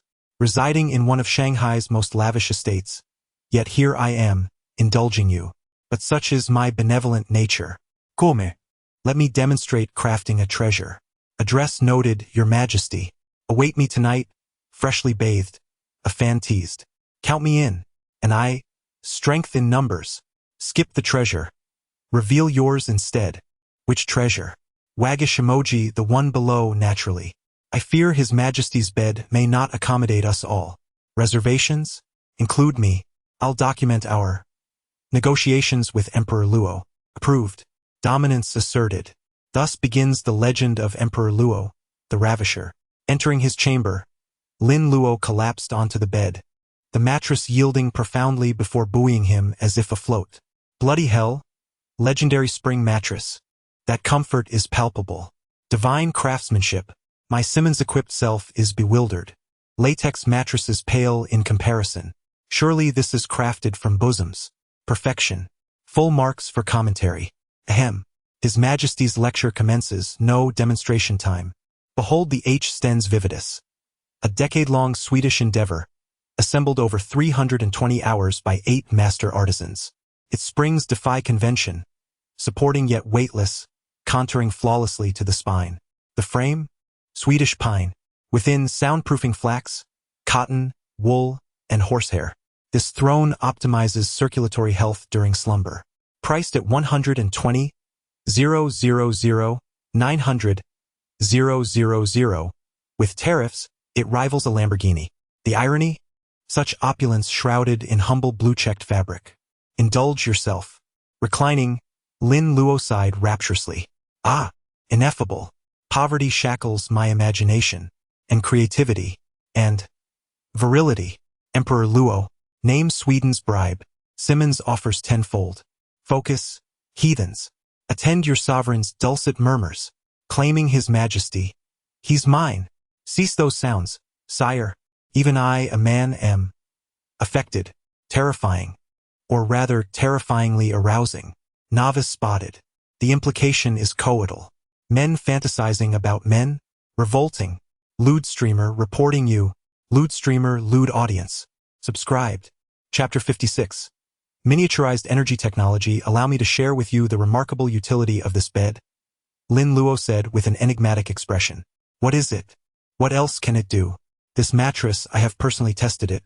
If you place a glass of water on the corner of the bed and engage in, well, you can finish without spilling a drop. Lin Luo smiled suggestively. Is our emperor implying something intimate? When I visited Thailand, I encountered salespeople promoting latex mattresses, which typically cost over 10,000 yuan, and I thought they were merely exorbitant. However, after watching the emperor's live stream, I realized these mattresses are indeed worth their price. In the same vein, during my trip to France, the mattresses there were priced between 20 to 30,000. Wait a moment, the emperor mentioned personal experimentation. Was it with Timo? Or Irk? Or perhaps someone else? Oh my, has the empress already accumulated so many experiences? Perhaps the emperor can only endure for 3 seconds. You all underestimate Emperor Luo. He can certainly last 5 seconds. Must you disparage my emperor so? He is known for his nightly escapades, once each night. I must have stumbled into a peculiar live stream, as the conversation revolves solely around such matters. Let me go. I cannot remain in this live stream any longer. Alright, jesting aside, I wish to teach you about a remarkable invention known as miniaturized energy technology. Lin Luo said with newfound seriousness. The technology for miniaturized nuclear reactors is something Lin Luo exchanged for 55 luxury points with the system. Miniaturized energy technology? A look of confusion swept across the audience, as many had never heard of it before. It sounds impressive. What?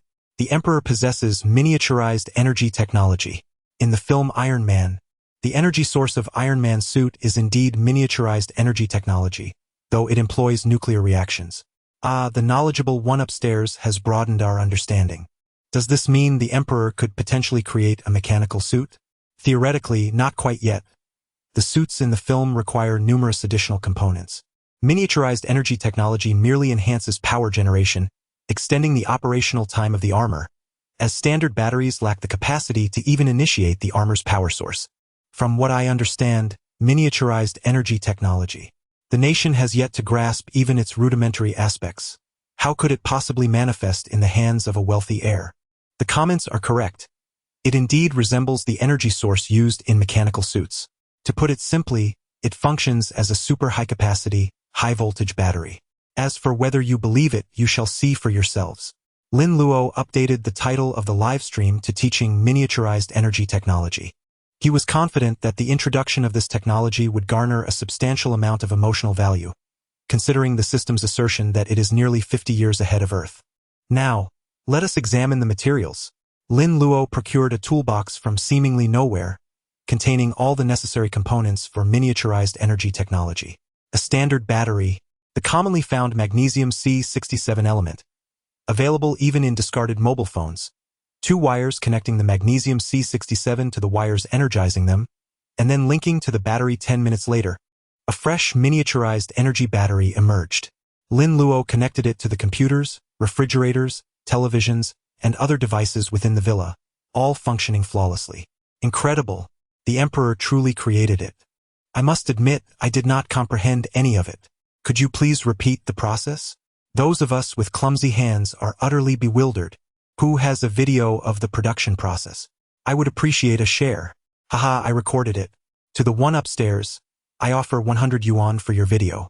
I'll pay 1,000 yuan. I'll pay 10,000 yuan. Deal. Add me on QQXXX. Chapter 57.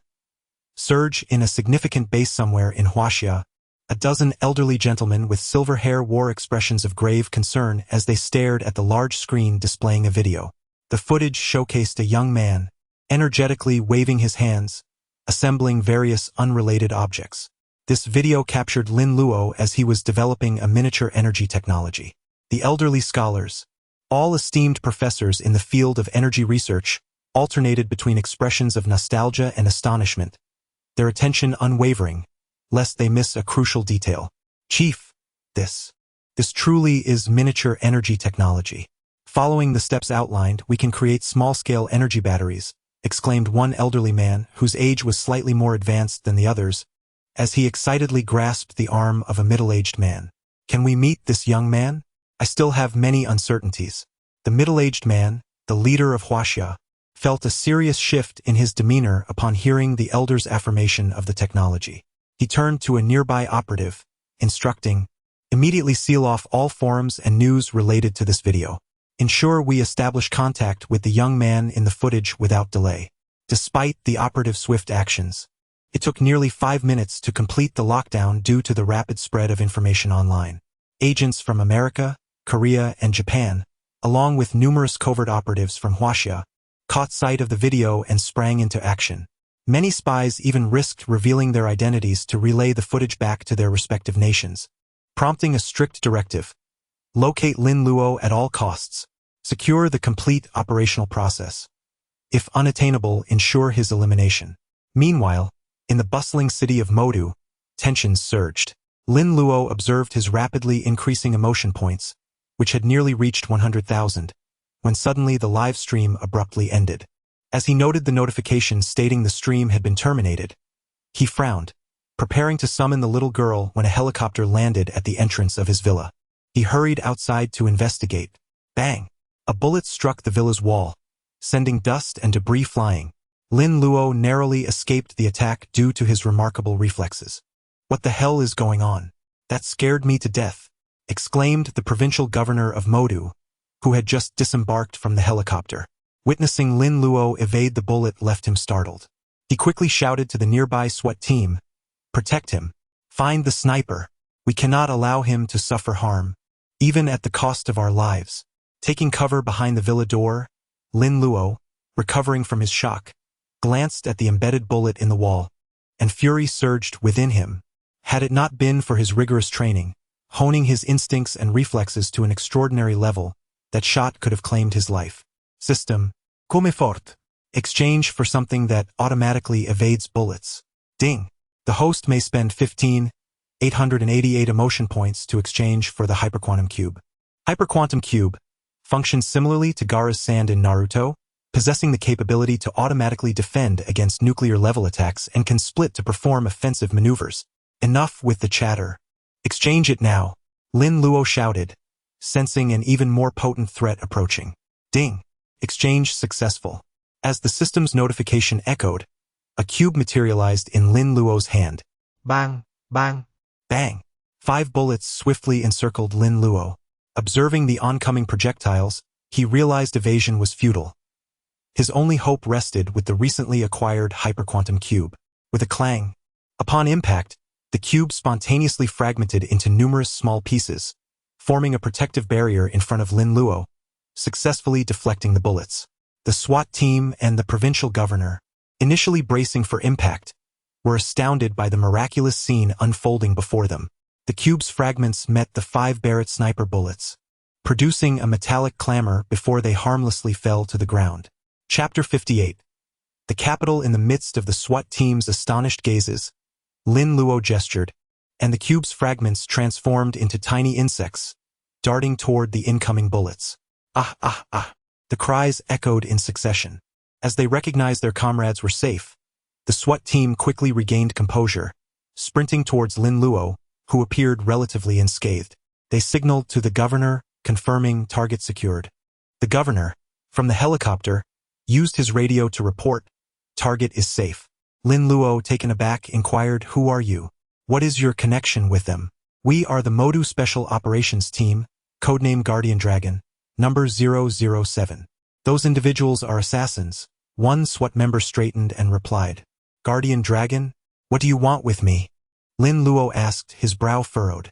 The provincial governor, now protected by the SWAT team, approached Lin Luo. "Young man, Numerous criminals are currently eyeing you, plotting to take action. Your situation is precarious. Please accompany us. Who are you, and why should I trust you?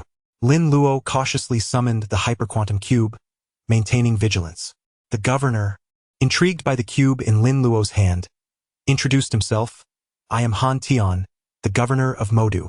Governor Han Tian, you're the father of Han Xiaoxue. Upon realizing the connection, Lin Luo slightly eased his guard and politely inquired, what brings you here? Your miniature energy technology has attracted the attention of various national operatives. We request you to board our helicopter immediately and proceed to the capital. The leader of Huaxia awaits you there. The leader? Operatives from other nations. Lin Luo was taken aback, never anticipating that his modest technology would create such a stir, even drawing the interest of operatives akin to those in films. Some SWAT members dragged 5 black-clad figures from the shadows. These figures, though varying in stature, shared the common trait of being entirely unscathed, yet devoid of breath. Report: they appear to belong to the Ghost Shadow Organization of the Hand of God, a SWAT member reported. The Hand of God? Aren't they based in White Russia? How did they arrive in Huaxia within an hour of the information leaking? Moreover, Lin Luo's cube can kill from a distance. Enough, young man. Quickly board our helicopter.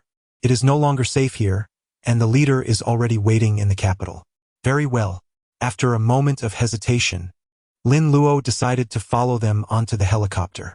Although equipped with a system that granted him the power to rival a nation, Huaxia remained his homeland. After over an hour of travel, the helicopter soon landed in the capital. It was Lin Luo's first experience aboard such a craft. The rapid pace made him queasy, nearly causing him to vomit. As he disembarked, his face was pale, and he staggered off the helicopter. Once outside, a convoy awaited to transport Lin Luo and the others. Gradually, color returned to Lin Luo's complexion as he settled into the vehicle. Soon, the convoy arrived at the headquarters of the Huaxia leadership, the Central Huaxia office. Accompanied by 2 striking female officers, Lin Luo and Han Tian entered the central conference room. Upon entering, the officers quietly closed the door behind them and withdrew. Despite possessing a system and having lived 2 lives, this was Lin Luo's first time in such a setting, and he gazed around with curiosity. In the center of the conference room sat a dignified middle-aged man, the leader of Huaxia. The esteemed leader rose, gazing kindly at Lin Luo, who was scanning the surroundings with a look of mild pallor on his face. The leader, mistaking this for a sign of significant fright, turned to Han Tian and inquired in a solemn tone, "What is the matter?" "It is not his fault, sir. I am the one who feels dizzy from the helicopter ride," Lin Luo interjected, coming to Han Tian's defense, who was unjustly accused and was likely to become his future father-in-law. Chapter 59. The birth of the nuclear reactor. The chief scrutinized Lin Luo with keen interest. His sharp brows and starry eyes, despite his slightly pale complexion, could not obscure the aura that Lin Luo exuded. Even in the presence of the nation's leader, he remained composed and unperturbed. Suddenly, the chief spoke solemnly. "Young Lin Luo, you possess the groundbreaking microenergy technology that is pivotal to the global energy revolution. Countless foreign agents are currently eyeing you, and their leaders have issued a strict order. Even if they cannot obtain you, they must eliminate you. Thus, we have classified you as a national 3S level protected individual. You represent the future of our country, the hope for China's ascendance to the pinnacle of the world. We cannot afford to lose a talent like you." He continued earnestly, "I implore you, young Lin Luo, to share the synthesis method of the microenergy technology with the state. The nation will spare no effort to ensure your safety." In the central conference room, the assembled professors and Han Tian gazed in astonishment at the chief, who was bowing and pleading before Lin Luo. It was astonishing that the esteemed leader of such a vast nation as China would humbly beseech Lin Luo. Lin Luo fully comprehended the significance of the microenergy technology to the nation. As the venerable professors approached, they too implored him with respectful earnestness. Lin Luo regarded the old professors and then the chief. Undoubtedly, they were individuals deserving of profound respect.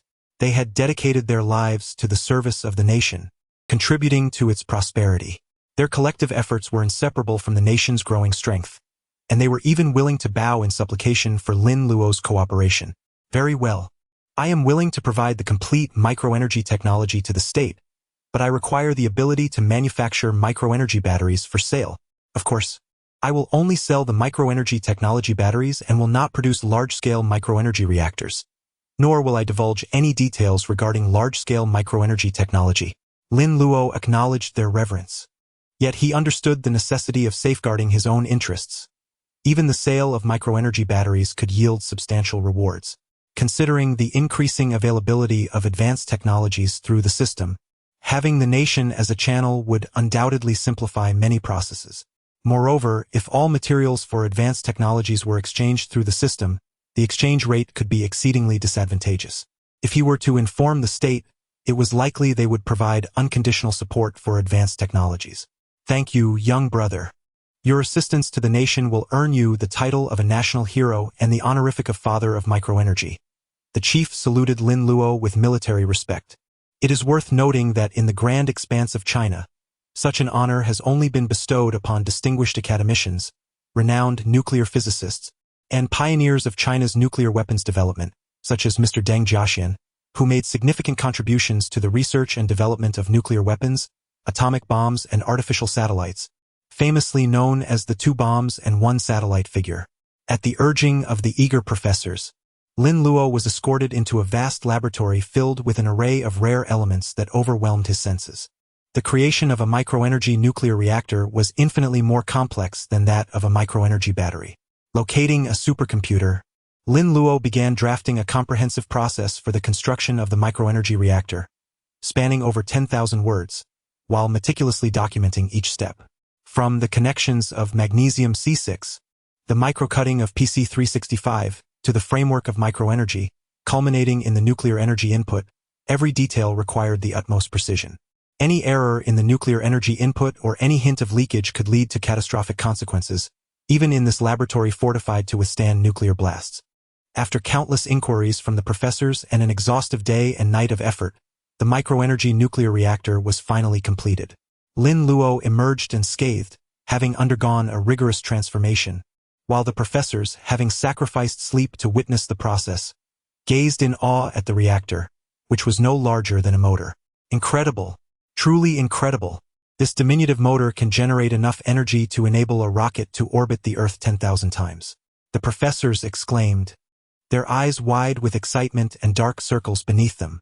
Surrounding Lin Luo, the professors inundated him with questions regarding aspects of the reactor's construction that had puzzled them. Young brother, what would happen without magnesium C6? Young brother, I am unclear about one step in the microenergy framework. Young brother, how can we ensure that the nuclear energy input does not leak? Young brother, how is PC365 shaped into a circle? Young brother. Chapter 60. Relationships. Some say that 3 women create a drama.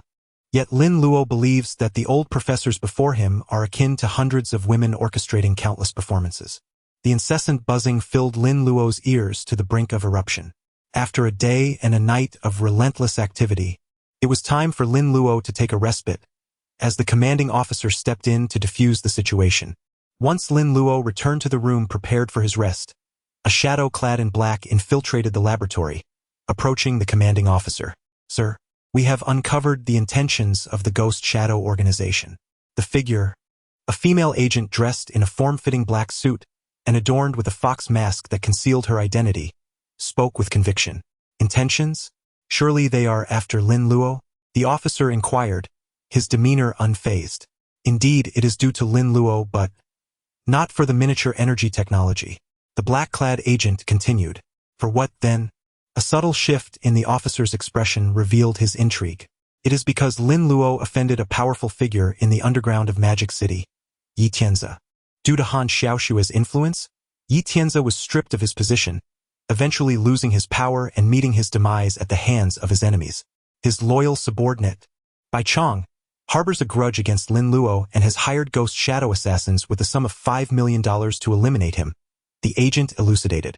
Ah, I had no inkling of this connection, the officer exclaimed. Are you aware of the relationship between Han Xiaoshue and Lin Luo? The officer stroked his chin, his curiosity piqued. Lin Luo once saved Han Xiaoshue's life, and it appears she harbors some affection for him. They share mutual feelings, though Lin Luo is quite the flirt, the agent replied. How amusing. No wonder when I spoke ill of old Han. He rushed to defend him before uttering a word. The officer laughed heartily at the agent's revelations. And what of his background? Have you uncovered anything? Regrettably, we could not ascertain his background. It seems to be shrouded in some form of concealment. Recently, he acquired a black gold card and began spending lavishly, even acquiring the Azumo Group and renaming it the Myth Group, claiming he wishes to create a myth. The agent responded, lowering her head. Fear not, there is no need for self-reproach. His ability to develop miniature energy technology unnoticed speaks to his hidden prowess, the officer mused. As for the young man, is it not commendable to be ambitious? Should he disclose the miniature energy technology, he would undoubtedly become a living legend. If Lin Luo were to hear this, he would surely be pleased enough to reward Aishi with a lollipop. It seems she serves a purpose after all. What shall we do about Bai Chong? Shall we incarcerate him? Or eliminate him? Indeed, let us remove him as he seeks to eliminate Lin Luo. Very well. I shall summon Qinglong and his team to handle it. The black-clad agent saluted and departed the laboratory. Go on. I too must discuss matters regarding old Han's daughter, the officer said with a smile as he exited the laboratory. On the third day, having concluded a lecture on miniature energy technology for the group of elderly professors, Lin Luo was intercepted by the commanding officer. Lin Luo, my young brother, I heard from old Han that you possess a cube capable of automatically deflecting bullets and manipulating attacks. Might we have the pleasure of witnessing it? The officer approached with palpable eagerness, capturing the attention of the professors who wondered if Lin Luo had made yet another invention.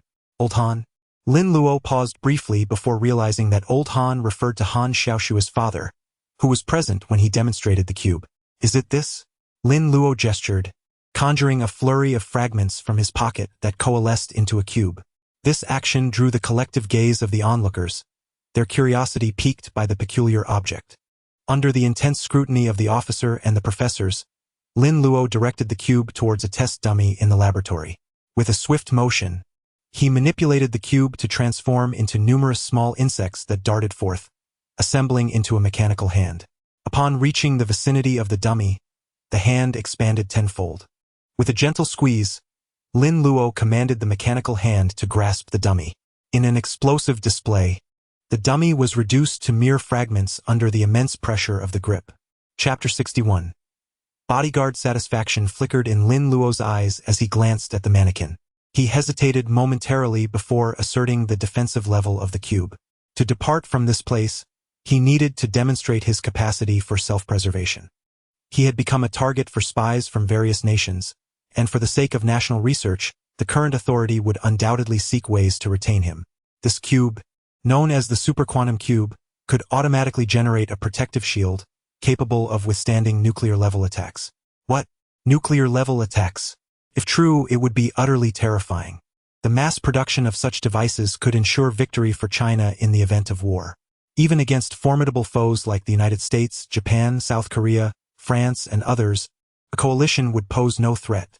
Could you elucidate the manufacturing process? A younger professor inquired eagerly. You wouldn't be able to produce it, Lin Luo replied. The older professors felt a twinge of discomfort. This item appeared far more complex than miniature energy sources, which they had yet to master.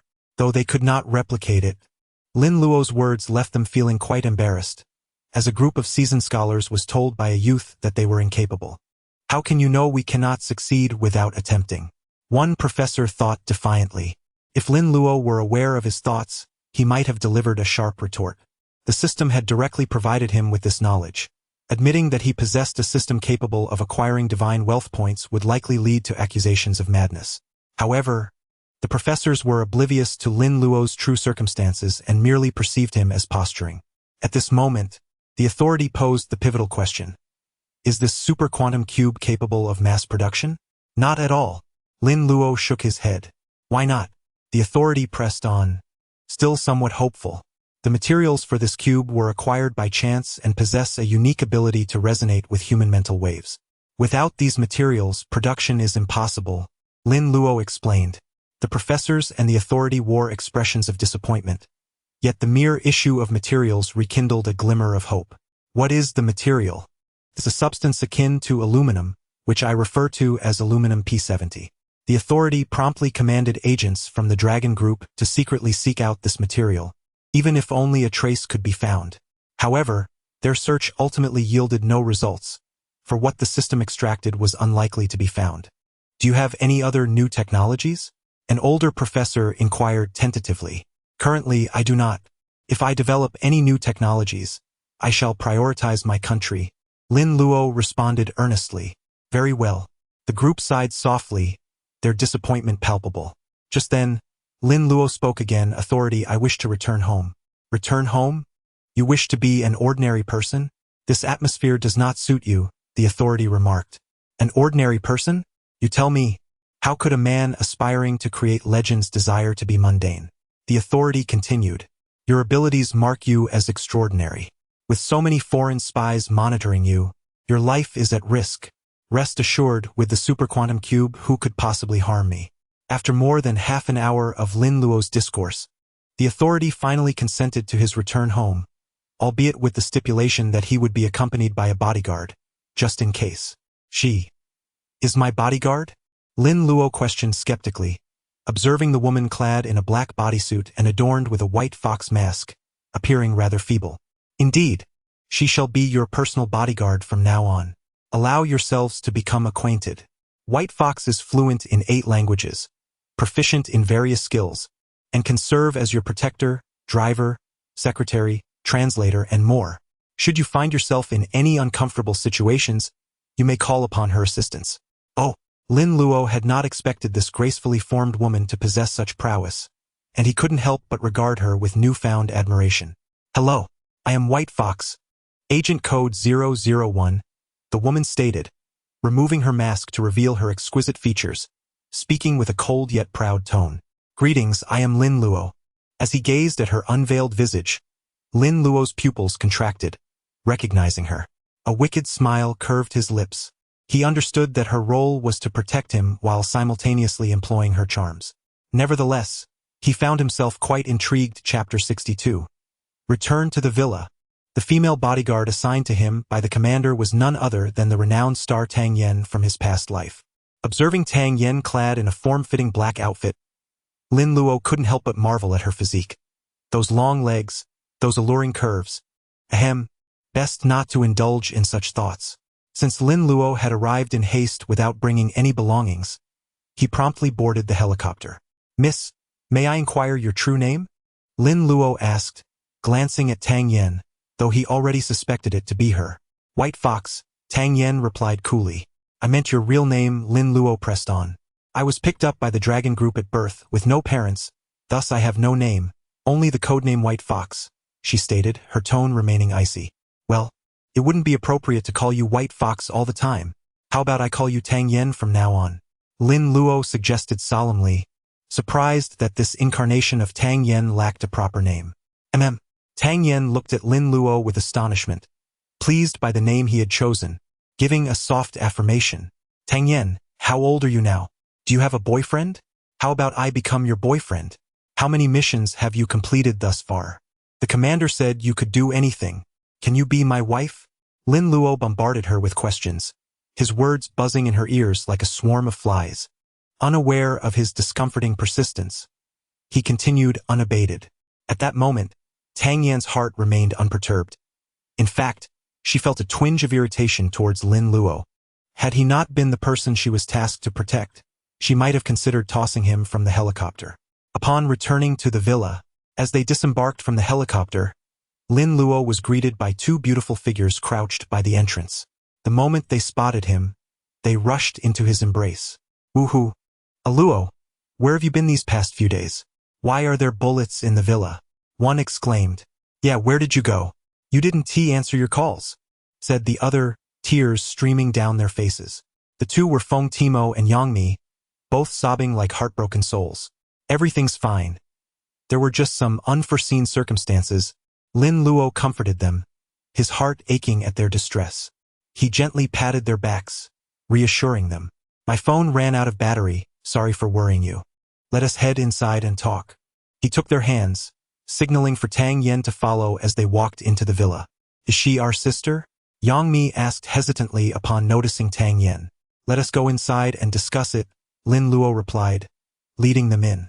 Once inside, Lin Luo recounted the events of the past few days while introducing his bodyguard, Tang Yen. Oh, so it's all about that miniaturized energy technology. Luo, you are truly impressive, as expected. Yang Mi gazed at him with admiration. Indeed, we even met the commander of Huaxia, Feng Timo chimed in. By the way, Luo, is that miniaturized energy technology really that critical? Alright, my lovely wives, how long has it been since you last slept? You both look exhausted with those dark circles under your eyes. If this continues, I might just have to let you go. After a brief chat, seeing their tear-streaked faces, Lin Luo tenderly patted their heads, feigning a threat. You wouldn't dare, they exclaimed in unison. Alright, I wouldn't dare. Now hurry and get some rest. After successfully persuading Yang Mi and Feng Timo to sleep, Lin Luo prepared a room for Tang Yen before joining the two women in slumber. The following morning, Lin Luo's room was filled with sounds of a fierce battle, a struggle for survival. The three engaged in a vigorous confrontation for the entire morning, their ruckus echoing throughout the villa despite its soundproofing. Due to Lin Luo's recent disappearance, the two women realized their genuine feelings for him and forged a strong sisterly bond, taking turns to confront Lin Luo. Ultimately, they left the villa satisfied, with Yang Mi heading to work and Timo returning home to prepare for her evening stream. Lin Luo, left alone, lay on the bed, sighing deeply, lamenting. There's no land that's ruined, only oxen that tire. After his sigh, Lin Luo contemplated how to earn emotional value. Streaming about cutting-edge technology seemed unviable. Acting? Unlikely to yield quick emotional rewards due to the lengthy production time. Perhaps he could create and stream those popular games from his past life. An idea sparked in his mind. Chapter 63. Survival in the Abyss. Tang Yen, serving as his personal female bodyguard, was aware that certain secrets were destined to be unveiled. Unfazed by her presence, he summoned the little girl, Aishi, from the computer. Little Aishi, come out quickly, Lin Luo called out to the screen. Coming. No need to rush. Aishi fluttered out from the computer. You mentioned before that I could develop a game from my previous life provided there was a server, right? Indeed, in the realm of the internet I am omnipotent. As long as there is a server and, a lollipop, creating games is merely a trifle. She posed with her hands on her hips, her little head held high, radiating pride. Can you truly create a virtual online game? Lin Luo inquired casually. Is that a challenge? It's a piece of cake. However, certain aspects of the virtual game will require you, my master, to exchange within the system. Wow, you're serious? Lin Luo exclaimed. I can actually do that? I am merely the controller of data operations. Those virtual devices and storage terminals must be redeemed by you. Following Aishi's guidance, Lin Luo accessed the marketplace and discovered the necessary equipment for crafting a virtual online game. Virtual online game mini-server function. The smallest server for virtual online games, capable of producing petite virtual games akin to PUBG, League of Legends, Crossfire, and CSGO. Price: 9,888 wealth points. Virtual online game mini data storage device function. To store accounts, battle records, rankings, and various data for small virtual games. Price: 5,888 wealth points. Virtual online game wellness chamber. Blueprint. Function. Achieves 99 virtual immersion. Requires power connection, alleviates fatigue, and offers relaxation, with options for iris and fingerprint binding. Price: 888 wealth points. Virtual online game helmet. Blueprint. Function. Achieves 88 virtual immersion. Requires power connection, with iris binding. Price: 588 wealth points. Virtual online game ring. Blueprint. Function. Achieves 66 virtual immersion. Charges in 5 minutes. Provides 10 hours of use. Portable and essential for home or travel. Price: 288 wealth points. Lin Luo surveyed the price list with satisfaction. It was quite acceptable. Once the virtual online game was completed, he could distribute these items globally, gaining fame and emotional value, along with the lucrative wealth points, a truly profitable venture. Next was the configuration for PUBG, for which he expended 10 wealth points to procure the manual for developing the virtual online game. He handed it to Aishi, and a flurry of data flashed before his eyes. Equipment settings: 98K, AKM, AWM. Red dot, for X-scope, 8X scope, ghillie suit. Team settings: solo mode, duo mode, squad mode. Character customization: skin tone, face shape, body. Map settings: school, airport, P-City, bunker. Ranking settings: leaderboard, regional leaderboard, personal leaderboard. Clothing options: black t-shirt, hooded sweatshirt, mountain boots, mini skirt. Clears throat. This part is crucial. Let's enhance it. This is the sole method of monetization in PUBG, tailored for show-offs. Platform live streaming system, game video recording system. This is vital. Promoting through a streaming platform is one of the keys to gaining fame. The game icon bore the 4 bold characters of PUBG. The virtual online game, PUBG, was officially developed. He exchanged the blueprints for the virtual devices and printed a copy to hand over to Yongmi. Given that the most crucial aspect of the virtual online game was the artificial intelligence Aishi, the connection devices for the virtual game were not challenging to produce. In fact, they were quite simple. The materials were commonplace, as long as they could connect Aishi's AI to the server. The rest would be left to Aishi for comprehensive control. Since the mini data storage device could only accommodate 100 million accounts, Lin Luo planned to refrain from international sales for now, opting instead to divide domestic distribution into 2 batches. The first batch would provide 1,000 virtual helmets for streamers at no cost and 10,000 virtual helmets for fans. As for the virtual game chamber, if they wanted it, they must purchase it themselves. The second batch would consist of selling the remaining accounts. Lin Luo had just made a phone call to Han Tian for assistance with the necessary paperwork for Mythical Game Company. His next task was to position the servers and data storage devices at the company.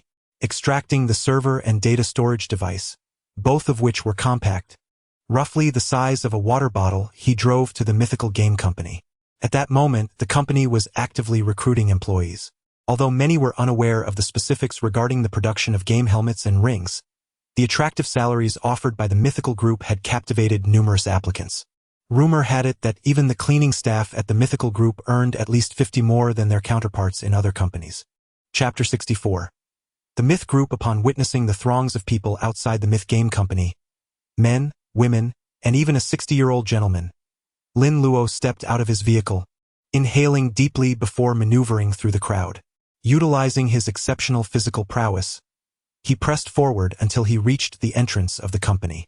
Just as he was about to enter, several security personnel halted him, stating, "Sir, if you are here for an interview, please maintain decorum and queue over there." Lin Luo gazed perplexedly at the large characters emblazoned above the company entrance. Myth Game. Indeed, this was his company. "I am the owner of the Myth Group," he declared confidently. The middle-aged security guard responded firmly, "If you claim to be the owner, please provide proof." Proof? What proof does an owner need? Lin Luo could not recall having obtained any such documentation. "I'm sorry, but without proof, we cannot allow you entry," the guard reiterated, remaining steadfast. Observing the guard, Lin Luo realized that Yongmi had indeed chosen her security well. They were quite stringent. Since he had taken over the Myth Group, he had not made any public appearances, and it was perfectly reasonable for the guard not to recognize him. "Hey, Xiaomimi, could you send someone out to meet me? I'm currently unable to enter the company," Lin Luo said, dialing Yongmi. At that moment, a voice from the crowd interjected, "Brother, stop pretending. Just queue up at the back." Earlier, someone claimed to be the husband of Yongmi, the head of this company, and he was thrown out when he tried to force his way in. "I truly am the owner of the Myth Group," Lin Luo replied, somewhat exasperated. "You? The owner? Don't joke around. The Myth Group couldn't possibly be led by someone so young. The founder must be a middle-aged man of at least 40 or 50. Someone scoffed. Within half a minute, amidst the gazes of applicants and security, a graceful figure emerged from the company. Everyone recognized her instantly. It was the secretary of the Myth Group's owner. Since the owner seldom made appearances, this young and beautiful woman managed all affairs of the company, earning her the admiration of countless highly educated graduates who came to apply for positions, hoping to work under Yongmi. "Good day, Secretary Yang." The The security guards greeted respectfully. Yang Mi acknowledged with a nod, striding directly toward Lin Luo.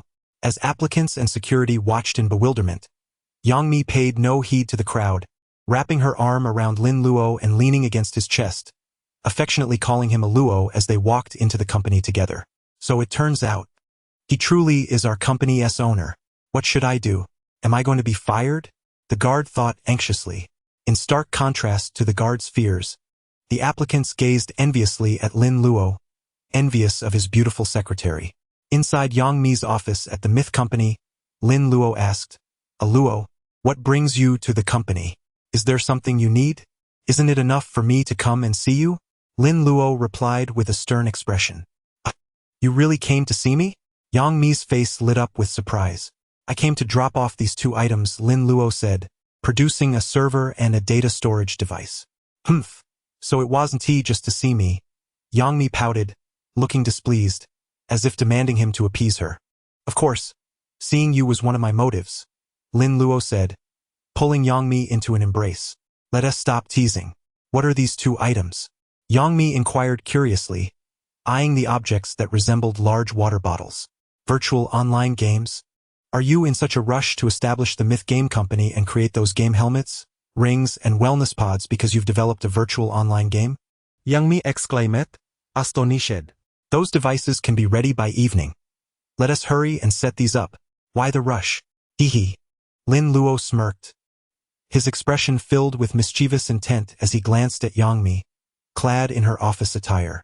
Noticing Lin Luo's expression, Yang Mi quickly understood his intentions and exclaimed, This is an office.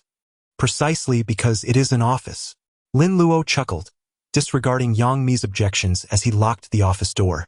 Moments later, a cacophony of thunder and fire erupted, the scene transforming into a cataclysm of chaos. An hour later, the 2 emerged contentedly into a crucial area of the company's basement. Countless workers were busily engaged in their tasks as Lin Luo followed Yang Mi to a location resembling a large safe. Beep. Yang Mi pressed her fingerprint against the scanner, and with a beep, the door swung open. This is the most vital area of the company. I doubt you've ever been here before. Yang Mi gazed at Lin Luo with a hint of melancholy. Chapter 65. The serious streamer, Aren't you busy? Lin Luo awkwardly scratched his head. Busy? Busy wooing those beautiful streamers, perhaps? Yang Mi said with a hint of melancholy. How could that be? Do you think I am such a person?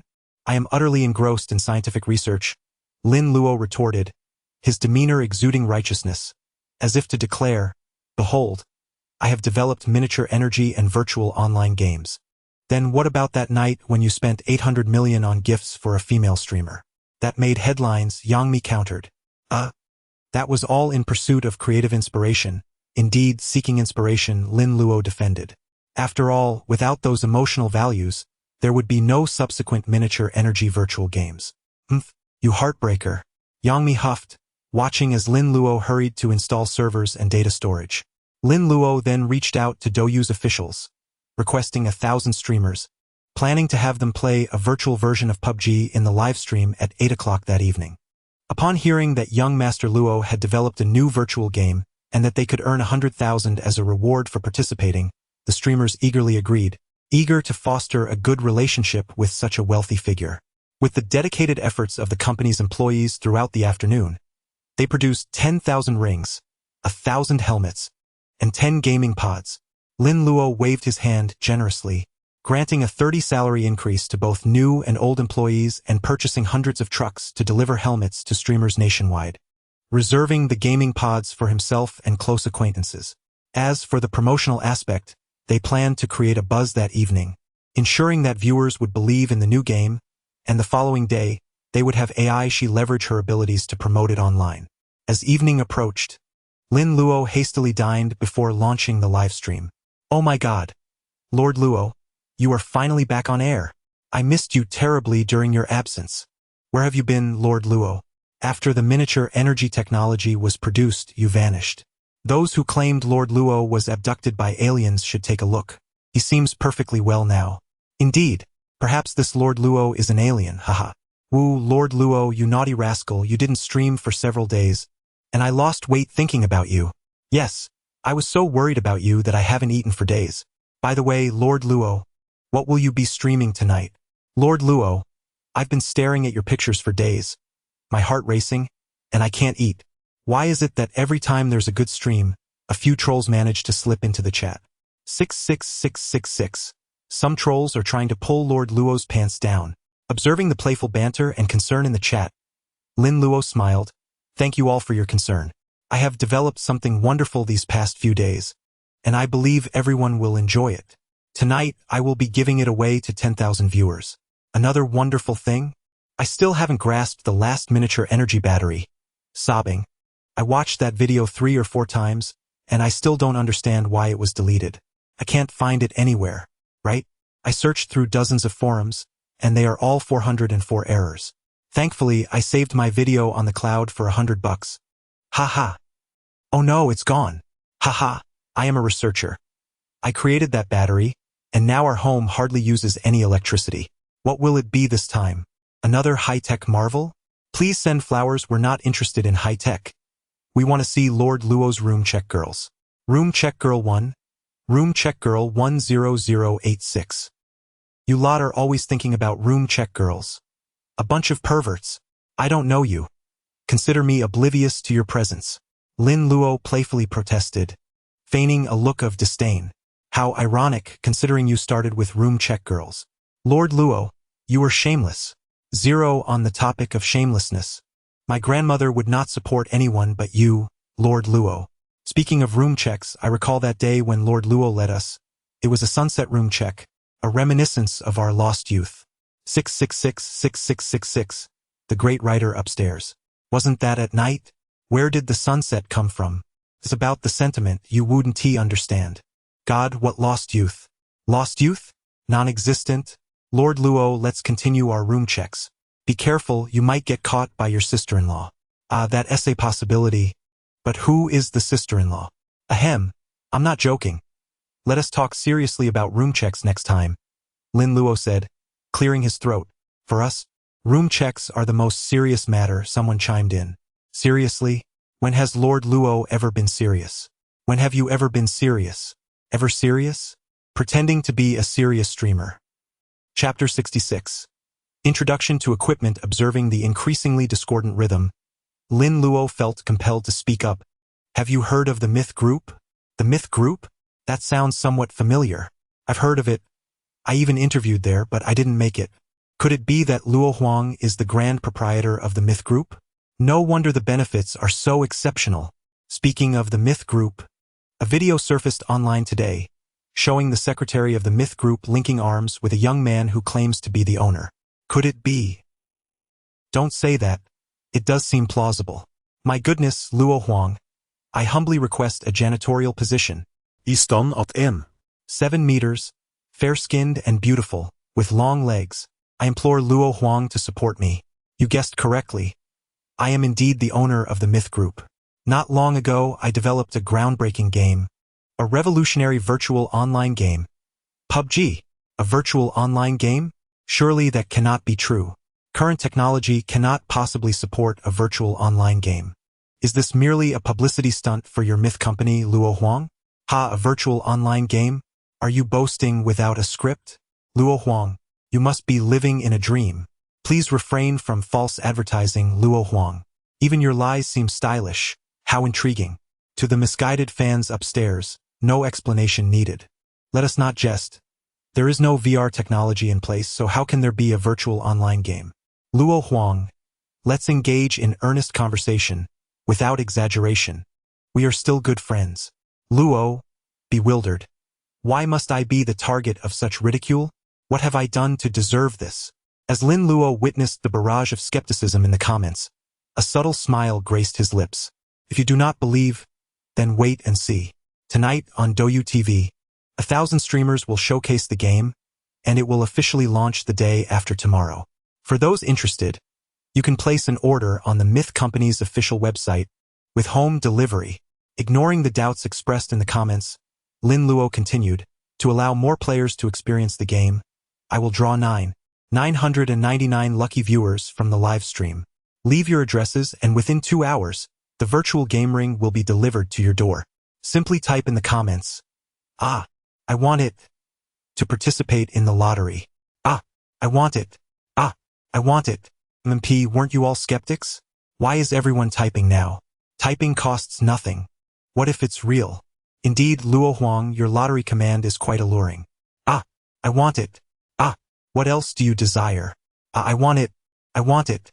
If there are truly this many streamers playing, it might just be genuine. Upon entering the live stream, I was greeted by a flurry of excitement.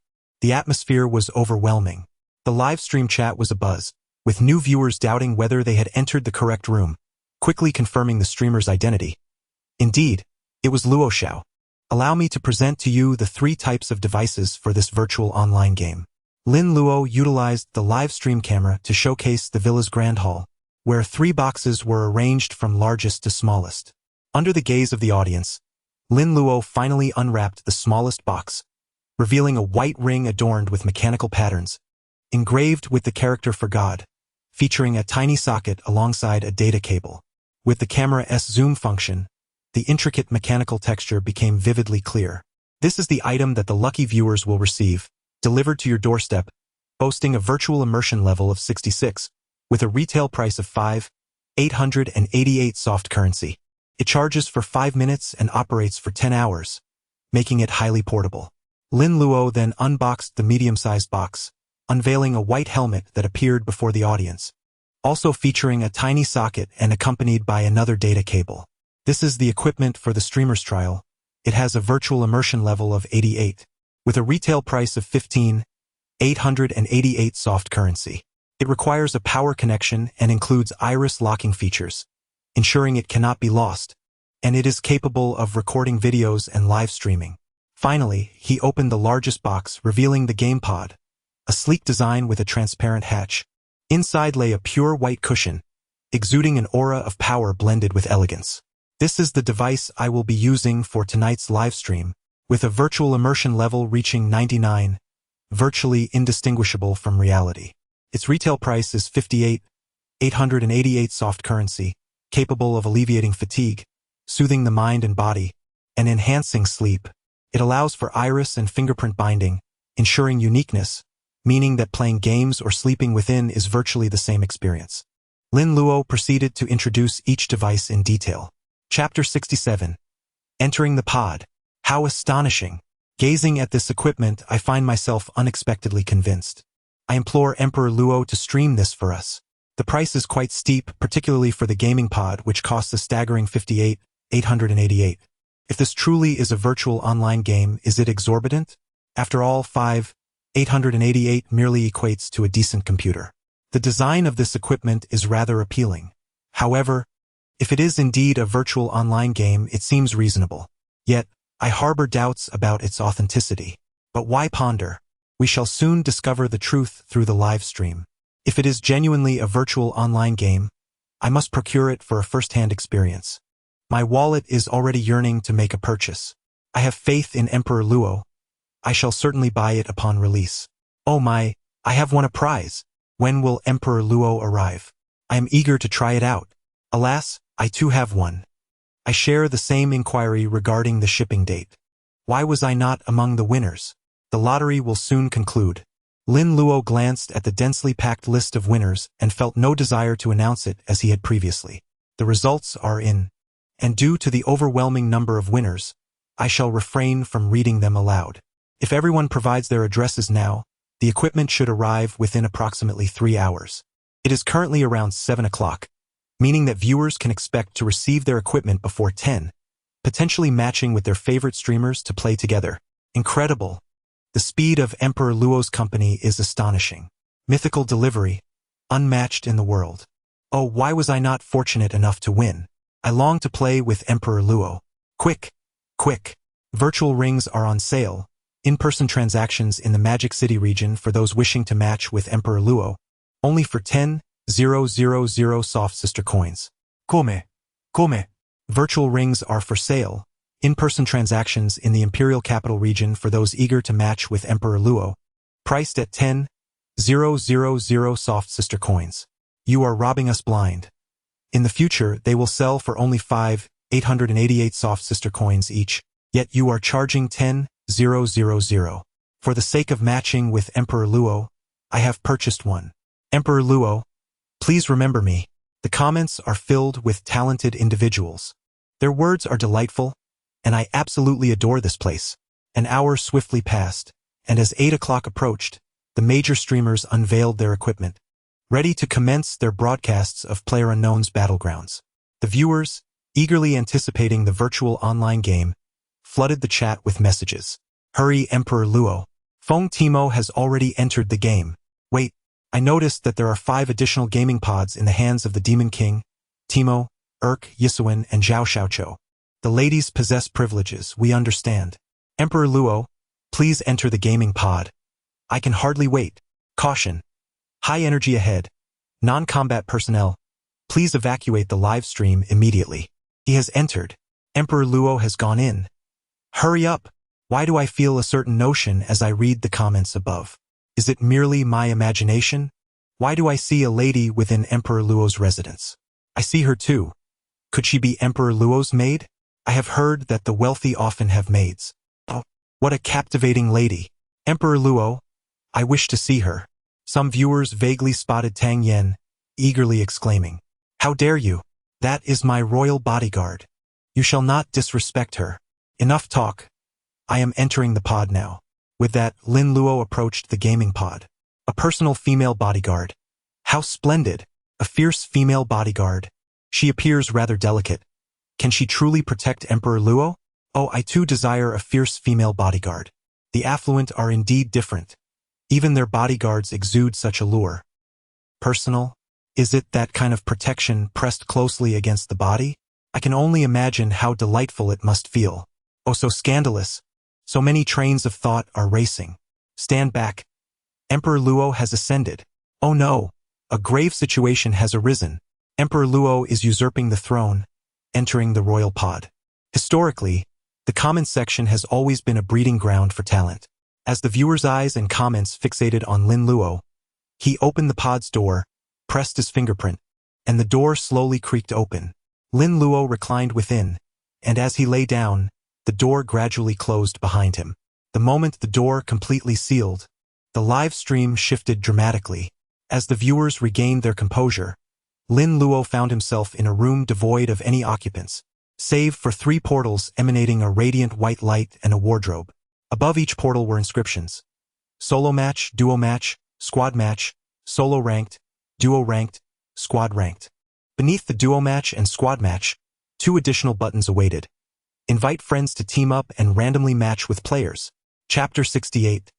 The Demise. What just transpired? Along with the inhabitants of the upper floor, was utterly bewildered as I beheld the appearance of the illustrious Emperor Luo in that chamber. Indeed, this is a virtual online game. How remarkable! Emperor Luo is truly extraordinary. They have even developed such a virtual realm. Once the myth group is officially sold, I shall undoubtedly procure one. It will be utterly magnificent. Oh, how fortunate I am to have drawn one. I need not purchase it.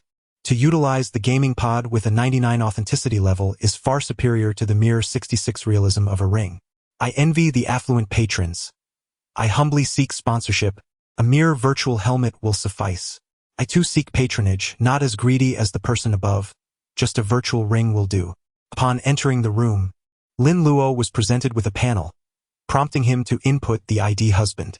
Subsequently, another panel emerged, revealing the facial customization system. However, as a male, he was restricted to selecting a male physique. After some contemplation, Lin Luo sculpted a character with a black afro and dark skin. The screen flickered, and the live stream-esque barrage of comments appeared before him. Greetings, everyone. Lin Luo, embodying the character, extended his salutations. Emperor Luo, why does your hair resemble an explosion? And what of your complexion? Have you been possessed by extraterrestrials? Step away. Return my dashing Emperor Luo. Is it not peculiar that no one finds Emperor Luo's appearance rather unusual? How delightful. I initially presumed that slaying in the game would result in repercussions in reality. Little did I anticipate the myth group's thoughtfulness. As you can see, this is the character customization system of the game, allowing for free combination of hairstyles and skin tones. The game also requires 288 soft currency to change ID names, so please refrain from choosing absurd names. Lin Luo spoke to the audience, showcasing his ID husband. How shameless, Emperor Luo. You warned against inappropriate names, yet you chose such a title. I have never encountered such audacity. This ID is quite fitting. Henceforth, if I team up with Emperor Luo, can I call him husband? With a comical expression. As the game commenced, Lin Luo remarked, I must first change into an outfit. He gazed at his new attire. Clothing can be acquired through soft currency or lucky draws. However, with no gold to purchase boxes, I must resort to spending money. Lin Luo sighed. With a click, he initiated a recharge. As he had previously linked his bank card, the funds were promptly deducted. Opening the wardrobe beside the teleportation portal revealed a plethora of garments, from which he selected a stunning ensemble. Indeed, it was a beautiful outfit. A white shirt accentuated Lin Luo's dark skin, complemented by a strikingly short white skirt valued at 188 soft currency. A man with an afro-donned white attire and a minuscule skirt. Send flowers. Emperor Luo. You are a sight to behold, utterly blinding. Goodness, I have developed a sty. You must compensate me, Emperor Luo. Wow, could this be a monster? Fairy. Behold my staff. Ah, never mind. I shall retreat. Why do I feel an urge to strike down Emperor Luo? I too have the impulse to deliver a slap to Emperor Luo. Mother, where are you? There is a strange uncle here. Is there anyone with gaming equipment ready to match with Emperor Luo and eliminate this blinding sight? We can no longer endure. As soon as Emperor Luo enters the game, I shall join immediately.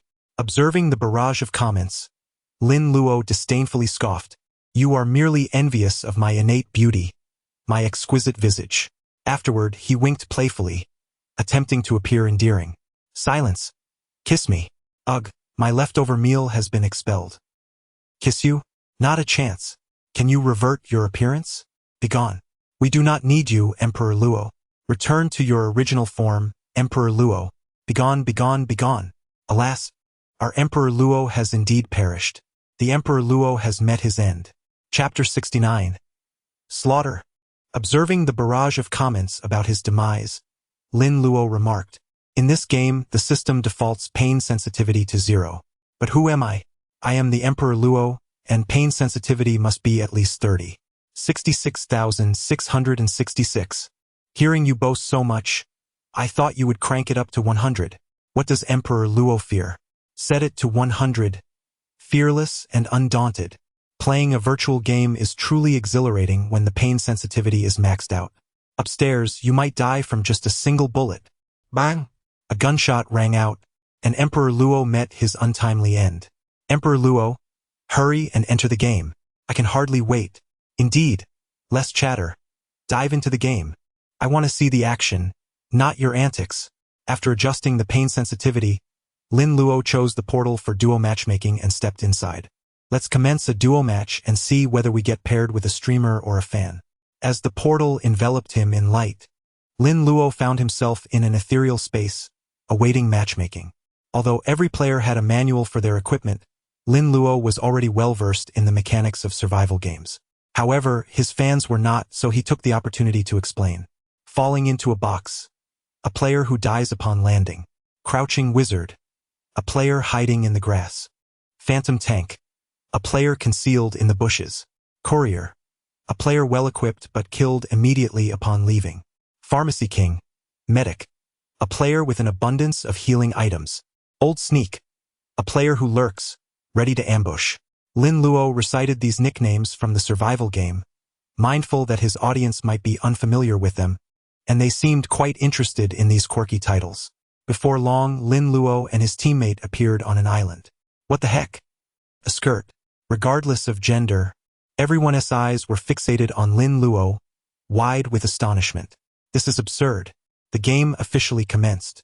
100 players boarded a plane, leaped out and opened their parachutes, landing in various locations. As Lin Luo descended, he activated his headset and connected with his teammate. Hello, brother. Lin Luo called out to a normally dressed player in the distance, whose ID read Yao Leo. Wow, it's Emperor Luo. I matched with Emperor Luo, exclaimed a voice filled with excitement. This is the airport.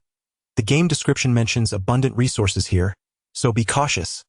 Let us find weapons and gear. Lin Luo swiftly instructed. Understood. Lin Luo landed on the ground of Building C. With a grin, he thought to showcase what true slaughter looks like. Two players also landed nearby, seemingly teammates. They exchanged glances, evidently making a decision, and charged towards Lin Luo. Meanwhile, Lin Luo's teammate had already rushed into Building C in search of supplies, and he realized Chapter 70.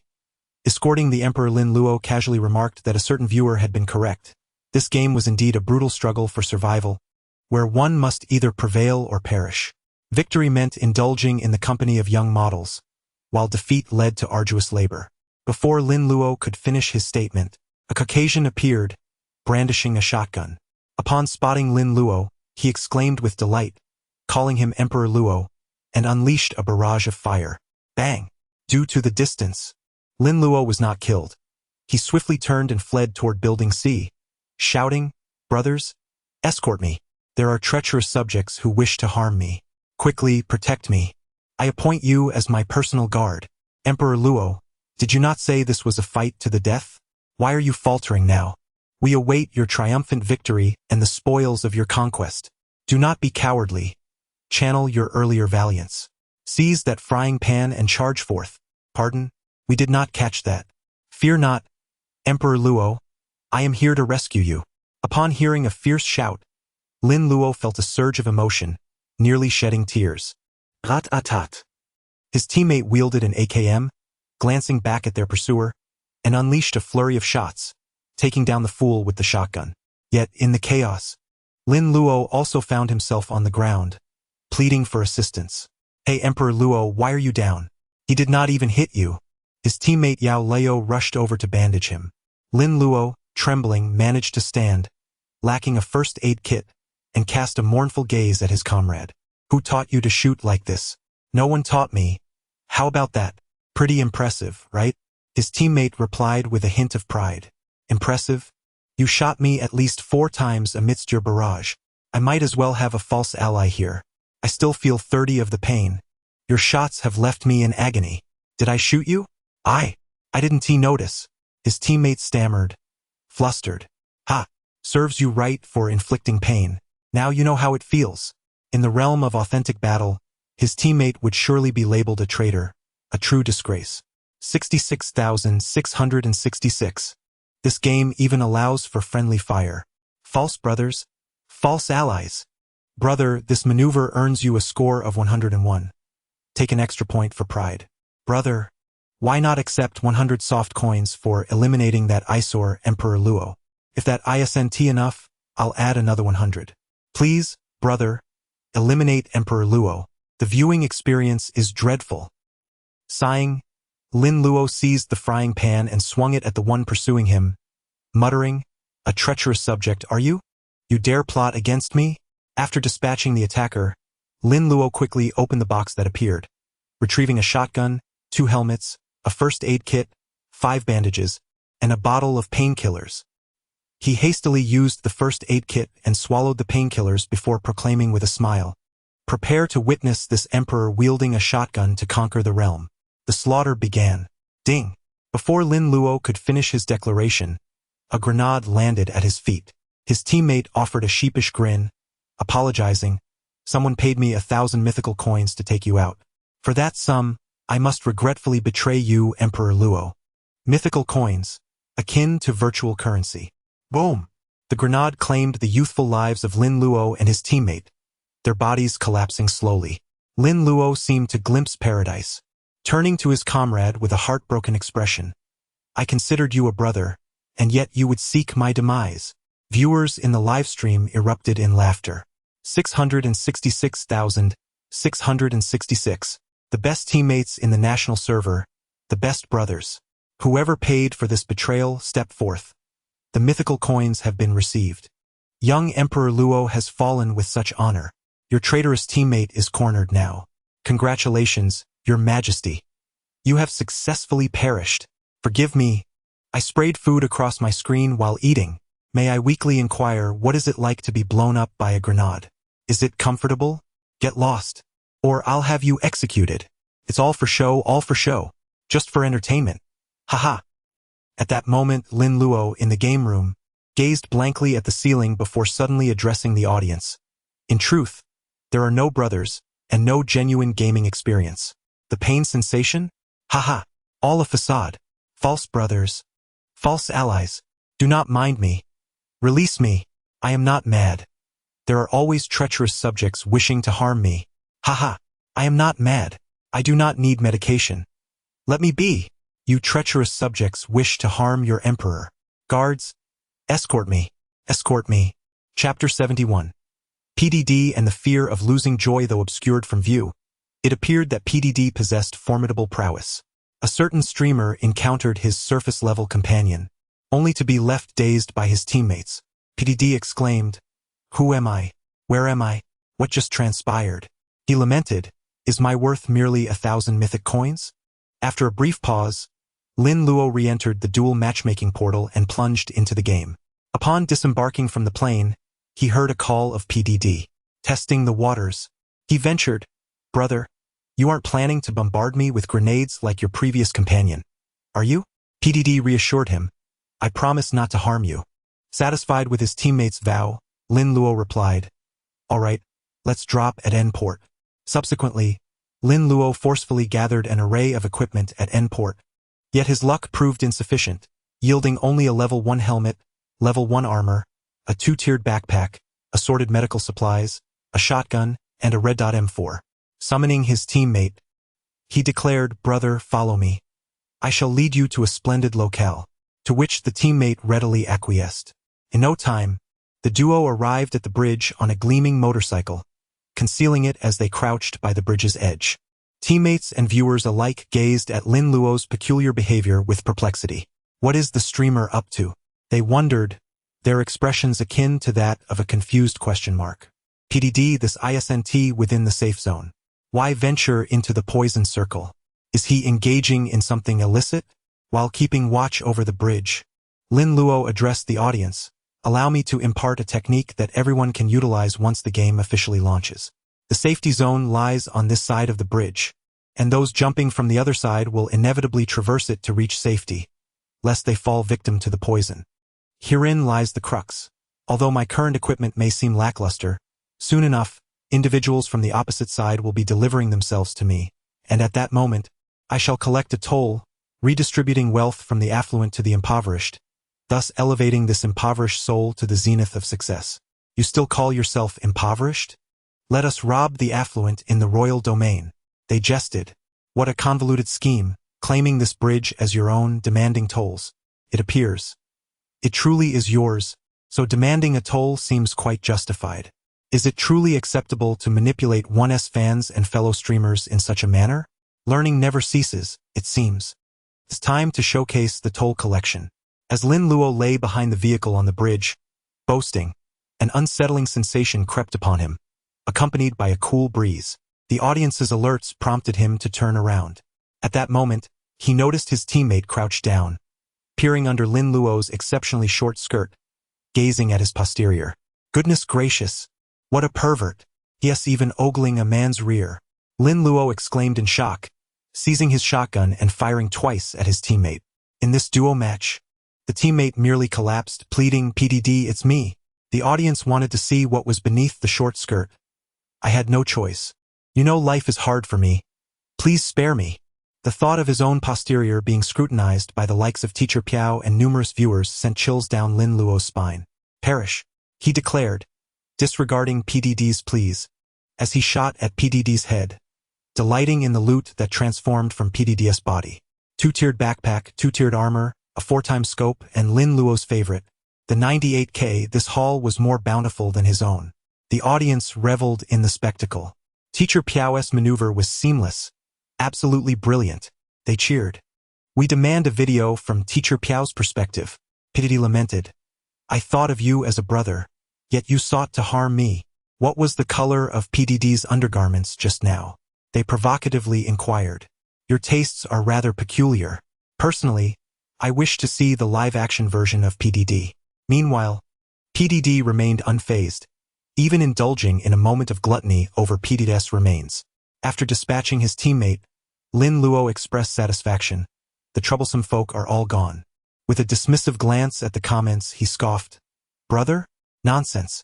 I regard you as brothers, yet each of you wishes to take advantage of me.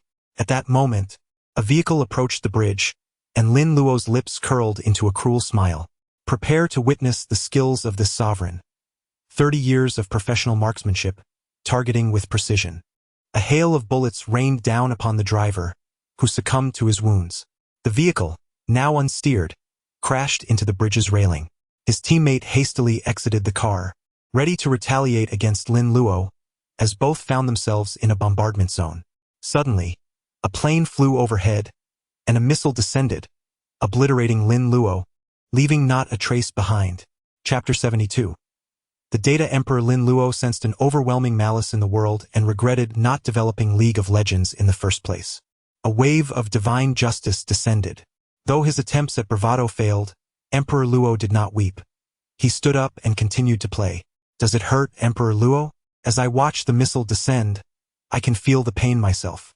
I believe that even with merely a 30 sensation of pain, Emperor Luo must be reveling in ecstasy at this moment. Driving the immobile Emperor Luo, my heart remained utterly unfazed, and I even felt an urge to laugh heartily. A certain streamer's showy display met with a disastrous fate of divine justice. Lying in bed, I nearly burst into laughter. I can't take it anymore. Once this device launches version 733, I shall definitely target Emperor Luo. Lin Luo, with a face devoid of hope, suddenly had an epiphany. With a flash of inspiration, and amidst the astonished gazes of the audience, Lin Luo swiftly exited the gaming pod and dashed towards the hall, pouncing onto Tang Yen, who was engrossed in watching television. Yen, you're a secret agent.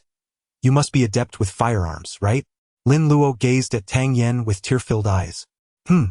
Tang Yen furrowed her brow at Lin Luo's sudden advance, uncertain of his intentions, and pushed him away, coldly stating, No, I'm not interested. It's boring. But this is cutting-edge technology. Can simulate a real battlefield. Lin Luo enticed her. Well, fine.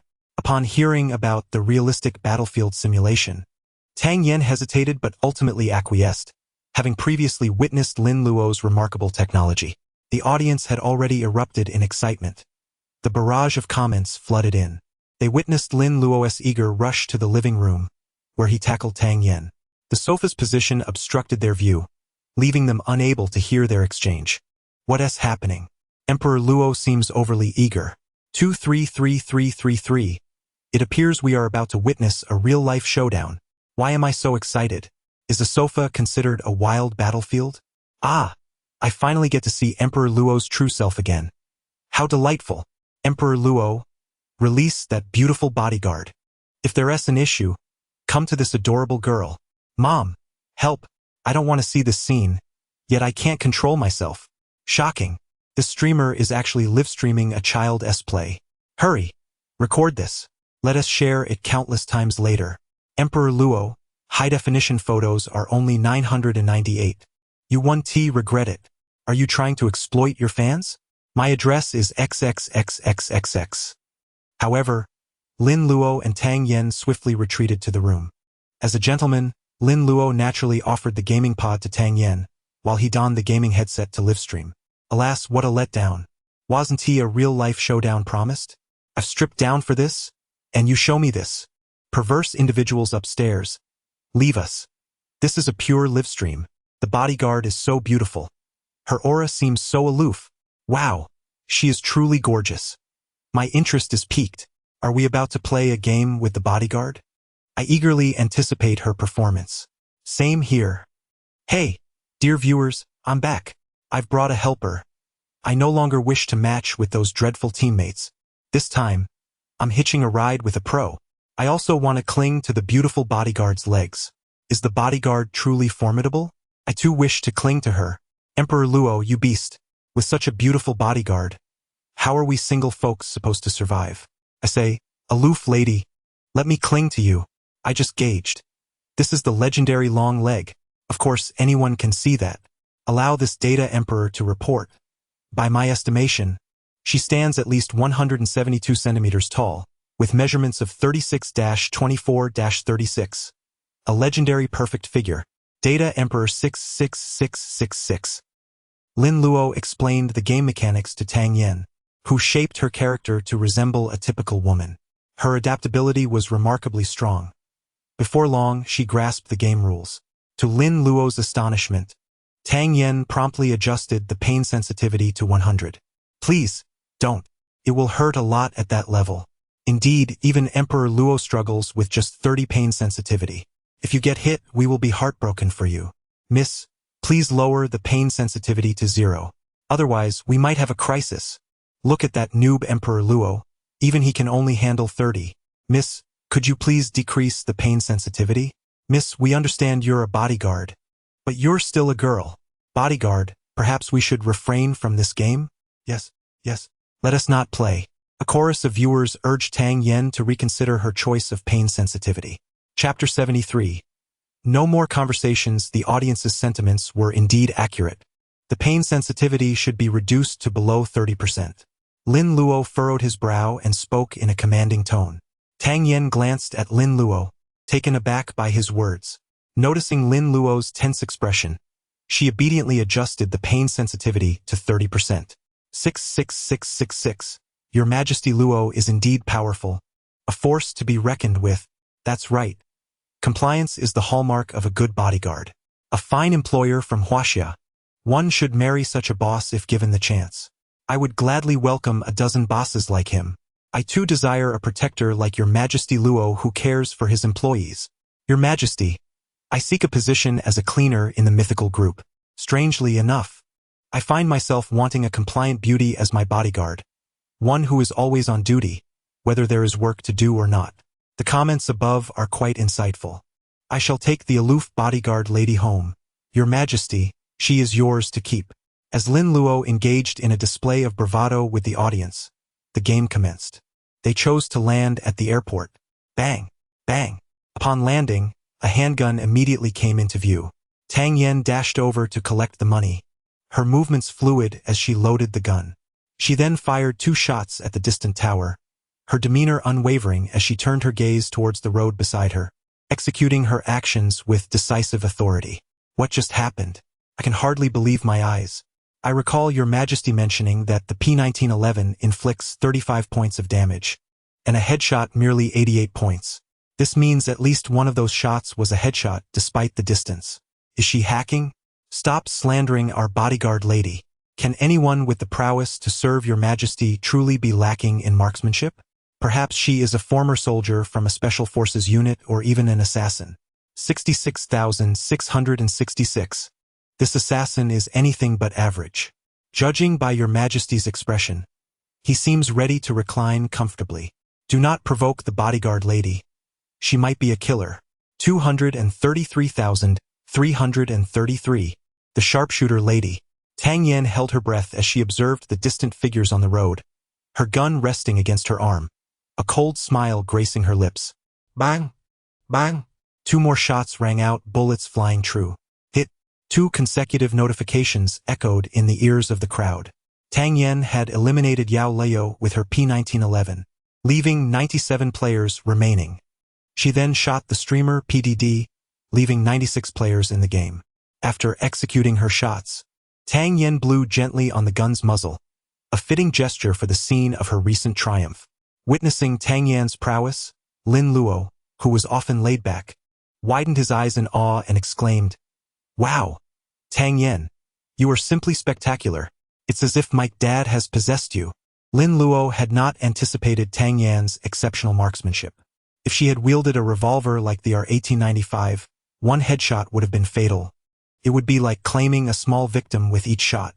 Hearing that the 2 targets she had just eliminated were none other than PDD and the notorious Yao Leo, who had dared to target her, left Lin Luo astounded. The lady has avenged the hapless Lin Luo. She is indeed remarkable. Encountering a sharpshooter like her has surely spelled misfortune for PDD and Yao Leo. I was just obliterated by the bodyguard lady. That maneuver was incredibly impressive. Doyu, we no longer want Your Majesty Luo, we wish to switch streamers. Yes. Lin Luo can quietly play the medic. We want to see the lady showcase her skills. That explosive-haired medic, step aside. Do not obstruct our view. That bizarre explosive-haired fellow. Go away. So, the bodyguard lady is named Tang Yen. What a lovely name. Brothers. Switch streamers? Switch streamers? If you don't, we will all unsubscribe. Don't change or we will unsubscribe. Your Majesty Luo has triumphed. We want to see Miss Tang Yen.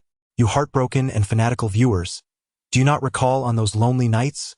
Who kept you company to watch other ladies? Do you not remember who provided you with benefits? Do you not recall who taught you the ways of innovative technology? Observing the barrage of comments demanding a switch in streamers, Lin Luo could not help but retort. His grievances bore significant fruit, as the chat erupted with "We forget. The explosive-haired pervert. Go away, we have not watched other ladies. Our hearts belong solely to Miss Tang Yen." These were clearly copied and pasted sentiments. Occasionally, a few comments expressing "Your Majesty Luo, do not cry. We stand by you" were quickly drowned in the sea of messages. Wow, there's no more conversation. I shall end the stream. Lin Luo pretended to prepare to shut down the broadcast. Go ahead, the bodyguard lady can start her own stream. We will support her instead of Your Majesty Luo. Yes, we will send gifts to support you. Your Majesty Luo, let the lady go. She belongs to everyone. Chapter 74. The followers of the Buddha. Hey, salted fish, why have you fallen silent? Turn off the live stream. Hey you there. Scavenging. Yes, I'm talking to you. Shift the live feed to the lady. Hurry, set up a stream for her. We only wish to see her. A flurry of similar comments inundated the chat, and Lin Luo found himself disinclined to speak. He preferred to quietly exist as a passive spectator, hoping to simply support his team as a medic by providing healing supplies and cheering from the sidelines. At that moment, the airport was chaotic due to flight route issues, compounded by Lin Luo's misleading instructions, resulting in at least 20 individuals being grounded. Gunfire erupted, engulfing the scene in turmoil. Lin Luo approached Tang Yen, who was equipped with a 98K rifle fitted with a 4x scope. Bang! Bang! Bang! 3 consecutive gunshots rang out. From the sound, it was evident one was an AKM, another a VSS, and the last an M416. Clearly, they were under assault from 3 opponents, 2 directly ahead and 1 to the right. Lin Luo was struck by a bullet and quickly took cover behind the stairs to apply a healing item. Tang Yen, meanwhile, crouched behind a barrier, peering out to take aim and fire within the span of a second. The 7.62mm round from the 98K exited the chamber, striking the enemy wielding the VSS in the head. The sound of bullet meeting helmet echoed, and that individual collapsed. Observing Tang Yan's prowess, Lin Luo hastily raised his M16A4 and unleashed a barrage toward the foe on the right. However, out of a dozen shots, only 3 found their mark, all glancing off the opponent's level 1 armor, inflicting a mere 87 damage, leaving him feeling somewhat embarrassed as he scratched his head. Tang Yen has eliminated the streamer. Dashing ATE. Remaining players, 88. Tang Yen has eliminated the streamer. Dashing ASAN. Remaining players, 87. The notifications confirmed that Tang Yen single-handedly dispatched the 2 streamers. Without hesitation, she turned and fired again at the adversary on the right. Tang Yen has eliminated the carefree one. Remaining players, 87. At this point, Tang Yen had achieved her 5th kill. Lin Luo couldn't help but exclaim, honestly, I believe that killing was off-limits, which is why I refrained from finishing that opponent off. What do you mean by killing being off-limits? I genuinely think you're incapable. 233333 is Tang Yen using an aimbot and headshot hack? Incredible. Meanwhile, look at the passive streamer beside me, sigh. Your Majesty, killing is simply not an option. It will never be an option in this lifetime, for I am benevolent. Killing is not an option. It will never be an option in this lifetime. Everyone here is exceptionally skilled and eloquent. I am thoroughly enamored with this crowd. Killing is impossible, and in this lifetime it is out of the question. Clinging to someone else's success is futile. I can only scavenge and collect, refuse to sustain myself. Your Majesty, quickly shout, 666, so the lady can joyfully lead you to victory. That way you'll be comfortably carried along. As a practitioner of the Buddha's teachings, Lin Luo would never take a life, possessing the skill of a pacifist sharpshooter. Wow, you lot. I'm gonna set odds for a wager. If I kill one person, the odds are 1-9-9. If I don't kill anyone in a single match, the odds are 1-1. 5. Place your bets. Lin Luo remarked, slightly miffed at the chat's reactions. Don't even mention it. Given those odds, I'll wager all 30,000 fish balls on 1-1. 5. As long as the lady doesn't allow any kills, it's a guaranteed profit. What the heck? Betting 1-1. 5 is already risking over 10 billion fish balls. Are you trying to bankrupt your majesty? Bankruptcy is impossible, as your majesty is exceedingly wealthy. Seeing you all betting on 1-1. 5. Let me boldly stake 1 million fish balls on 1-9. If your majesty accidentally secures a kill, wouldn't that be a fortune? Why frame it as an accident? Does no one believe your majesty can secure a kill through sheer skill? You're too naive. Skill?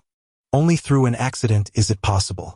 Otherwise, as a follower of the Buddha, I shall never take a life. Youth, the Buddha's marksmanship is such that not a single drop of blood is shed. Go ahead and wager on 1-9, and we shall meet on the rooftop later.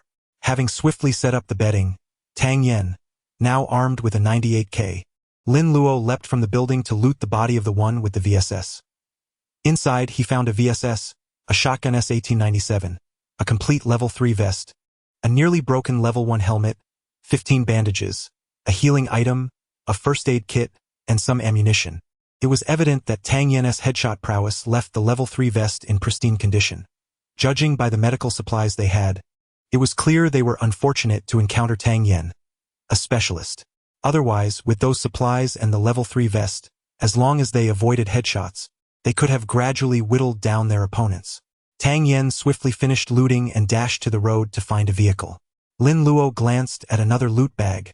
Finding little of interest, picked up the VSS, donned the level 3 vest, and pursued Tang Yen. Chapter 75. Basic Operations.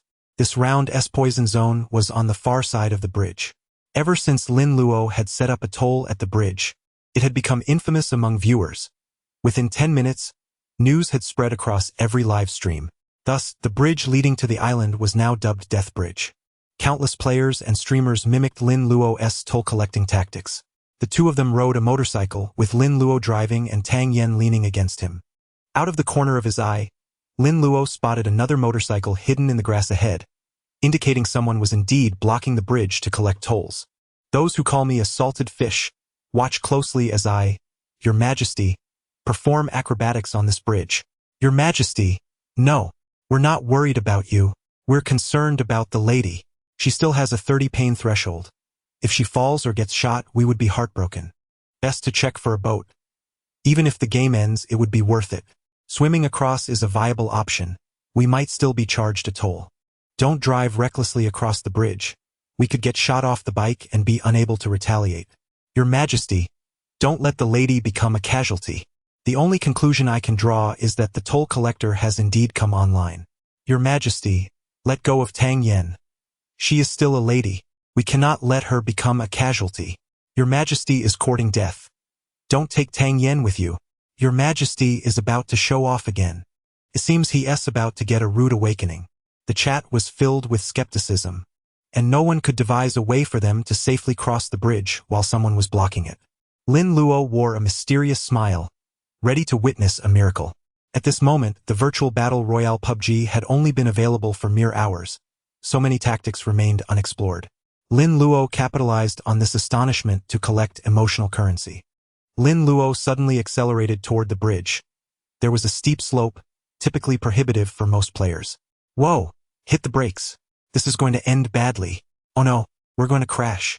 I can't bear to watch. What if Tang Yen falls? Your Majesty, don't lose your mind.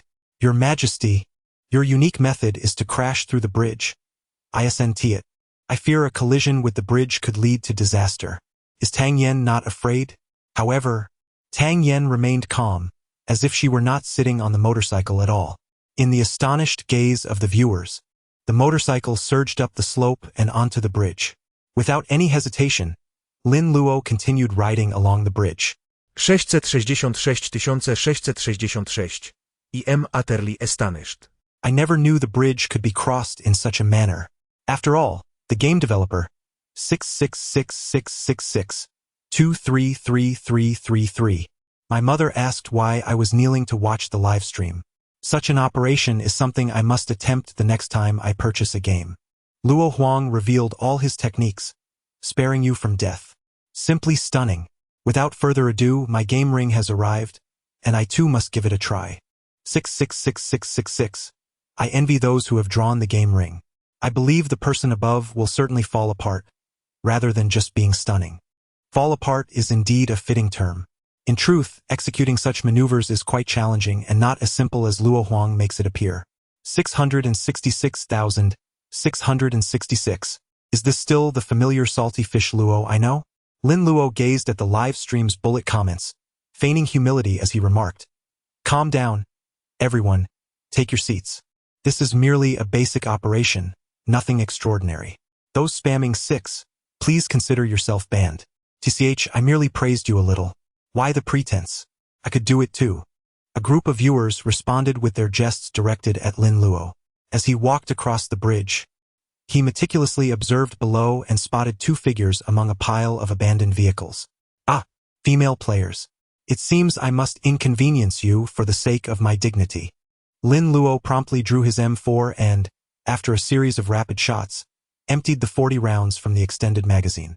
Feng Timo and the Demon King, initially matched together, heard some fans mention the ease of acquiring equipment by blocking the bridge. After a brief discussion, they decided to join forces on the bridge to collect tolls from passing players. The sound of a motorcycle echoed, but after waiting for some time without sighting it, they exchanged puzzled glances. Just as they intended to peek out, a flurry of gunfire swiftly eliminated them before they could react. Lin Luo imita Tang Yang. Blowing gently at the gun's muzzle and boasting, "Did you see that? Who claims my marksmanship is akin to that of a monk? This double kill elevates you to the celestial platform, unable to withstand my prowess." However, upon glancing at the bullet comments, it seemed that the situation in 1.8 was somewhat amiss. Shocked, the comments erupted. "Killed the wife streamer" followed. "Farewell, Luo Huang, we shall miss you. It appears you are soon to ascend to the celestial platform." 666666. I admire such a killer of wives. Feng Timo and the Demon King had 30 seconds to reach the battlefield and crush them. Protect our Luo Huang. Ha ha ha. The advancing Luo Huang successfully eliminated the wife, causing the viewers to go bankrupt. Chapter 76. Domestic Violence Scene. Lin Luo was utterly bewildered. Killing his wife? What was going on? Following the guidance of his viewers, he spotted 2 kill notifications. Husband eliminated streamer Feng Timo with M416. 53 players remaining. Husband eliminated Amalilikan with M416. 52 players remaining. Wait. Streamer Feng Timo and Amalilikan. Weren't those Feng Timo and Demon King's in-game IDs? Emperor Luo seemed to have stumbled upon something amusing. Ha ha ha. 233333. The audacity, even his own wife wasn't spared. Is this the legendary domestic violence scene? Emperor Luo, what a delightful surprise. Isn't it? Feng Timo will arrive at the villa in 30 seconds. Emperor Luo, you'd better lock the doors. Can Miss Tang Yen, the bodyguard, protect our Emperor Luo this time? Just came from Feng Timo's stream. She looked absolutely livid. For some reason, I couldn't help but laugh. No more talk. Front row seats available, peanuts, melon seeds, stools, Coke, Sprite. Domestic violence scene. 666666. Meanwhile, Feng Timo, abruptly eliminated, pouted in frustration. She had already been eliminated multiple times in this game, taking over a dozen flights in just an hour. Finally geared up, she and Demon King had set up an ambush at the bridge, only to be taken out by some shamelessly named husband. Ah, who is this guy? So sneaky. And that ridiculous name, she grumbled. The chat exploded. Report to Captain Timo. That was your husband. You got killed by your own man. Ha ha ha. Husband eliminates wife. Domestic violence at its finest. 233,333. Full marks for backstabbing your wife. Hubby. Timo. Grab a knife and go settle the score. Worst gaming experience ever. Getting wiped by your spouse. Hey, watch your words. Who's his wife? It's just some shameless ID. Feng Timo huffed, pouting. Timo ditching Emperor Luo? Then he's mine, yay. Get in line, pal. There's 100 million ahead of you. Wait. Did one elimination ruin the relationship? Nah. Timo probably didn't realize it was Emperor Luo. Right, Emperor Luo never revealed that ID. Emperor Luo, bold and mighty, just came from his stream. He's bragging about that bridge double kill, completely unaware of who he took out. Hold on. You're saying that, husband, is Aluo? After scanning the chat, Fong Timo suddenly connected the dots. Wow, Timo's so adorable. Finally realizing who killed her. Watching her clueless, then epiphany face. Inexplicably tempting. Hey, aren't you afraid Emperor Luo will bury you in cash? I have a feeling Emperor Luo is in deep trouble now. 666666. Little Timo's reaction time is a bit slow. Huh? One more thing. Emperor Luo's playing with a stunning bodyguard named Tang Yen. Stupid Aluo. You actually killed me? Before the audience could react. Fong Timo angrily shut down her stream, hopped into her car, and sped toward Lin Luo's house. Damn. She just rage quit the stream. I wanted to watch more of Timo. Relax. You'll see her storming into Emperor Luo's stream soon. Judging by the momentum, Timo's out for blood. Let's go. Hurry to Emperor Luo's stream. We might witness a domestic violence showdown. If we don't move now, we'll miss it. I'm heading there first. Wait for me. I'm coming too. Same here. Back to Lin Luo. Currently, he was peacefully looting Fong Timo and Demon King's supplies, relishing the spoils. Their gear was undeniably top tier. As a man who knew his place, Lin Luo handed the fully equipped 8X scope Car 98K to Tang Yen without hesitation. He kept the 4X scope VSS and the silenced Red Dot M416 for himself. Inventory check. Level 3 backpack 1, Level 3 armor 2, Level 2 armor 1, Level 3 helmet 2, Med kit 2, First aid kit 6, bandages 18, painkillers 5, energy drinks 4, frag grenades 13, ammo stacks and a pile of attachments. Tang Yen only took a level 3 helmet, level 3 armor, the fully kit Car 98K, some ammo and one painkiller. The rest? All loaded onto Lin Luo. Watching Tang Yan's icy yet confident gaze, Lin Luo happily shouldered the loot, basking in the moment. Chapter 77. Chicken Dinner. The barrage of comments flooded the screen. The streamer actually killed his wife and didn't he even run? Instant follow. Wife-killing streamer, the mighty FFF Brotherhood welcomes you. He even looted her corpse. How can you be so heartless? Fong Timo already ended her stream. She's probably on her way here, waiting for Luo Huang to get beaten up by his girlfriend. First time seeing someone so shamelessly rob their own wife after killing her. This level of audacity is truly unprecedented. High-intensity moment incoming. Non-combatants, evacuate the stream immediately. Lin Luo glanced at the chat, his lips curling in defiance. Now was the time to assert his masculine dignity. With a dismissive tone, he declared, if she dares come, I'll show her what true cruelty looks like. The audience erupted. Luo Huang, it's time to teach women what a real man is. Show her your dominance, both in spirit and physique. Luo Huang, time to demonstrate how to make a woman submit. I bet a pack of spicy strips Luo Huang's gonna get wrecked. Don't worry, Luo Huang. Bodyguard Big Sis has your back. Despite the relentless teasing, the game continued. From start to finish, Tang Yen executed a flawless performance. A symphony of slaughter. She took only a single hit the entire match, and that was only because she was in a vehicle with no room to dodge. By the end, she had racked up 28 kills. Lin Luo, on the other hand, remained stagnant at his initial 2 kills. Fong Timo and Demon Queen. Regret gnawed at him. Inviting Tang Yen had been a mistake. In this game, she was an unstoppable force of nature. Every time he spotted an enemy, before he could even react, they were already down. After the bridge encounter, he had fired his weapon exactly once. The game concluded with the cheerful voice of little lowly Ash announcing, "Winner, winner, chicken dinner." The barrage exploded again. Luo Huang successfully carried to victory. Bodyguard Big Sis carries the man to chicken dinner. 66,666.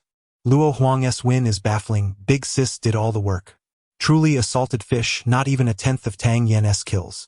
Tang Yen is insane. One-shotting anyone below level 2 helmet, two-shotting level 3.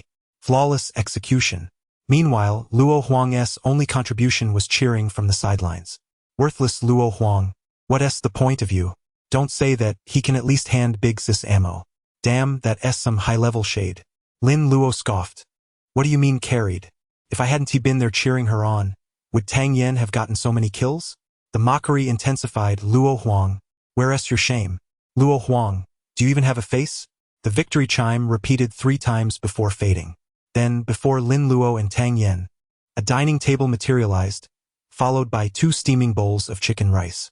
This was Lin Luo's personal touch. Every winner in PUBG would be rewarded with a meal. The origin of Winner Winner, chicken dinner traced back to the film 21. In the movie, a gambler would chant the phrase before every bet, ensuring victory, akin to muttering heaven and earth, hear my plea, if I lose, I'll call 110. But why chicken dinner? In Las Vegas casinos, a chicken meal cost $1.79. Winning a bet earned you $2, just enough for a hearty plate. Thus, winner winner, chicken dinner. Lin Luo had recreated this in the virtual world, though the ingredients were far from ordinary. Don't underestimate this bowl, he boasted.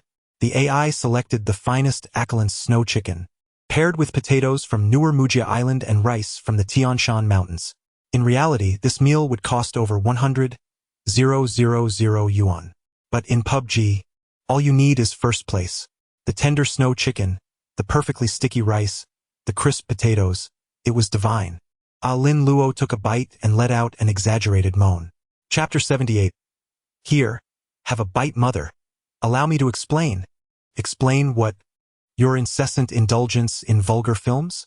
I am currently dining al fresco, and you, Luo Huang, have placed me in a most embarrassing predicament. Behold, this chicken rice is making me ravenous once more. My dear wife, please hear me out. I truly have not indulged in such films. You all gaze upon Luo Huang and claim innocence. Do you possess no shame? For heaven's sake, the previous incident remains unresolved, and now another has arisen. My dormitory mates regard me with astonishment, imploring me to share the resources. Those upstairs, do share the resources. Let us all partake together. Ding ding. There is someone calling from outside. The sound of Lin Luo's helmet echoed, prompting him to remove it and open the villa door. Upon seeing the visitor, he awkwardly scratched his head and remarked, Timo, what brings you here? In the front row, beverages, sunflower seeds, peanuts, drinks, and benches are on offer. Timo has arrived, eagerly awaiting the unfolding drama. Tremble, submit, to someone like Luo. Wretched being, did you dare emit those sounds? Are you preparing for domestic strife? Why do I find such joy in witnessing Luo Huang's discomfort? As Timo stepped inside, her mournful gaze remained fixed upon Lin Luo, causing him to feel a shiver run down his spine. Oh, Luo, why must you pursue my demise? I have only just managed to survive a little longer, Timo said, her eyes narrowing with a menacing glare. I was unaware it was you. Had I known, I could never have acted against you. Lin Luo protested, feeling unjustly accused. Luo Huang, what became of the masculine dominance you spoke of? Did you not wish to demonstrate to Timo the meaning of cruelty? Where is that promised ruthlessness? Come on, show some courage. Cowardly Luo Huang, where has your spirit vanished? Fear not, you have the protection of your bodyguard, Miss Tang Yen. If you yield, you are not the Luo Huang we once knew. Timo, unleash your fury upon Luo Huang. I can hardly contain my anticipation. At that moment, Feng Timo caught a glimpse of the barrage of comments. Cruelty? You wish to show me cruelty after you have already dealt me a blow? Ignore those foolish remarks. I care for you too deeply to allow you to witness true cruelty. Lin Luo declared with conviction, though had it not been for the clarity with which the viewers observed, they might have almost believed his righteous demeanor. Do you not have any awareness of your own conscience? I shall report you. You have uttered those words multiple times. Timo, seeing her bully you, should you not retaliate for the sake of your dignity? I implore you to retaliate. I yearn to witness this confrontation. Timo suddenly smiled gleefully at Lin Luo, her eyes sparkling with mischief. Since so many viewers wish to see it, Aluo, allow me to unleash a bit of chaos. With the declaration made, Lin Luo could no longer contain himself. He smirked disdainfully and forcefully pushed Feng Timo against the wall, leaning down to place a commanding kiss upon her forehead, declaring, Woman, who shall you unleash your fury upon? Feeling the warmth of Lin Luo's masculine presence and the electrifying sensation coursing through her, Feng Timo's cheeks flushed crimson, and she felt a delightful softness envelop her. 666666. What a powerful display of wall slamming. Timo, you must not yield so easily. Wow, Luo Huang is so dashing. I desire to wed him. Luo Huang is simply stunning. Oh, how I wish for a kiss. A close-up worship of Luo Huang ensued. I too wish for a wall slam from Luo Huang. Woe is me. As they gazed at Luo Huang's commanding display, many felt a stirring within. What sensation was this? Amused expression, a live demonstration of affection. Where is the FFF group? Take them out and burn them. Alas, I've consumed yet another bowl full of dog food tonight.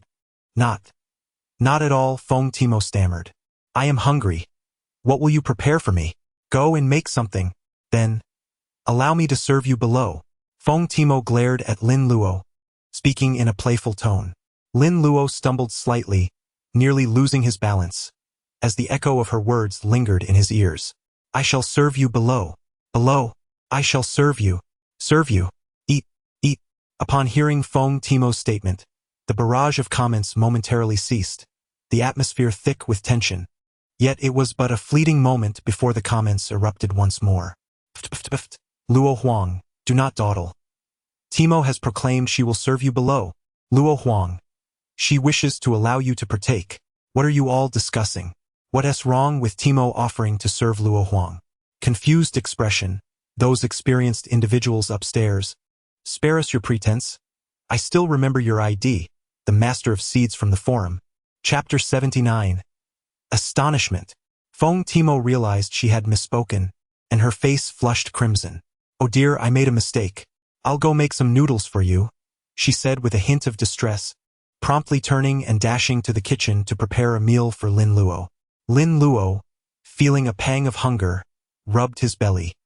He had only nibbled on a few snacks to sustain himself for the live broadcast and had not truly filled his stomach. The earlier chicken rice was merely a fleeting indulgence, utterly inadequate to satiate his hunger. The subsequent hours were largely dominated by Tang Yan's impressive marksmanship, leaving Lin Luo with little opportunity to contribute. The immersive nature of the virtual survival game was nearly indistinguishable from reality, allowing numerous streamers and viewers to experience the exhilarating thrill of combat, fulfilling many a soldier's dream.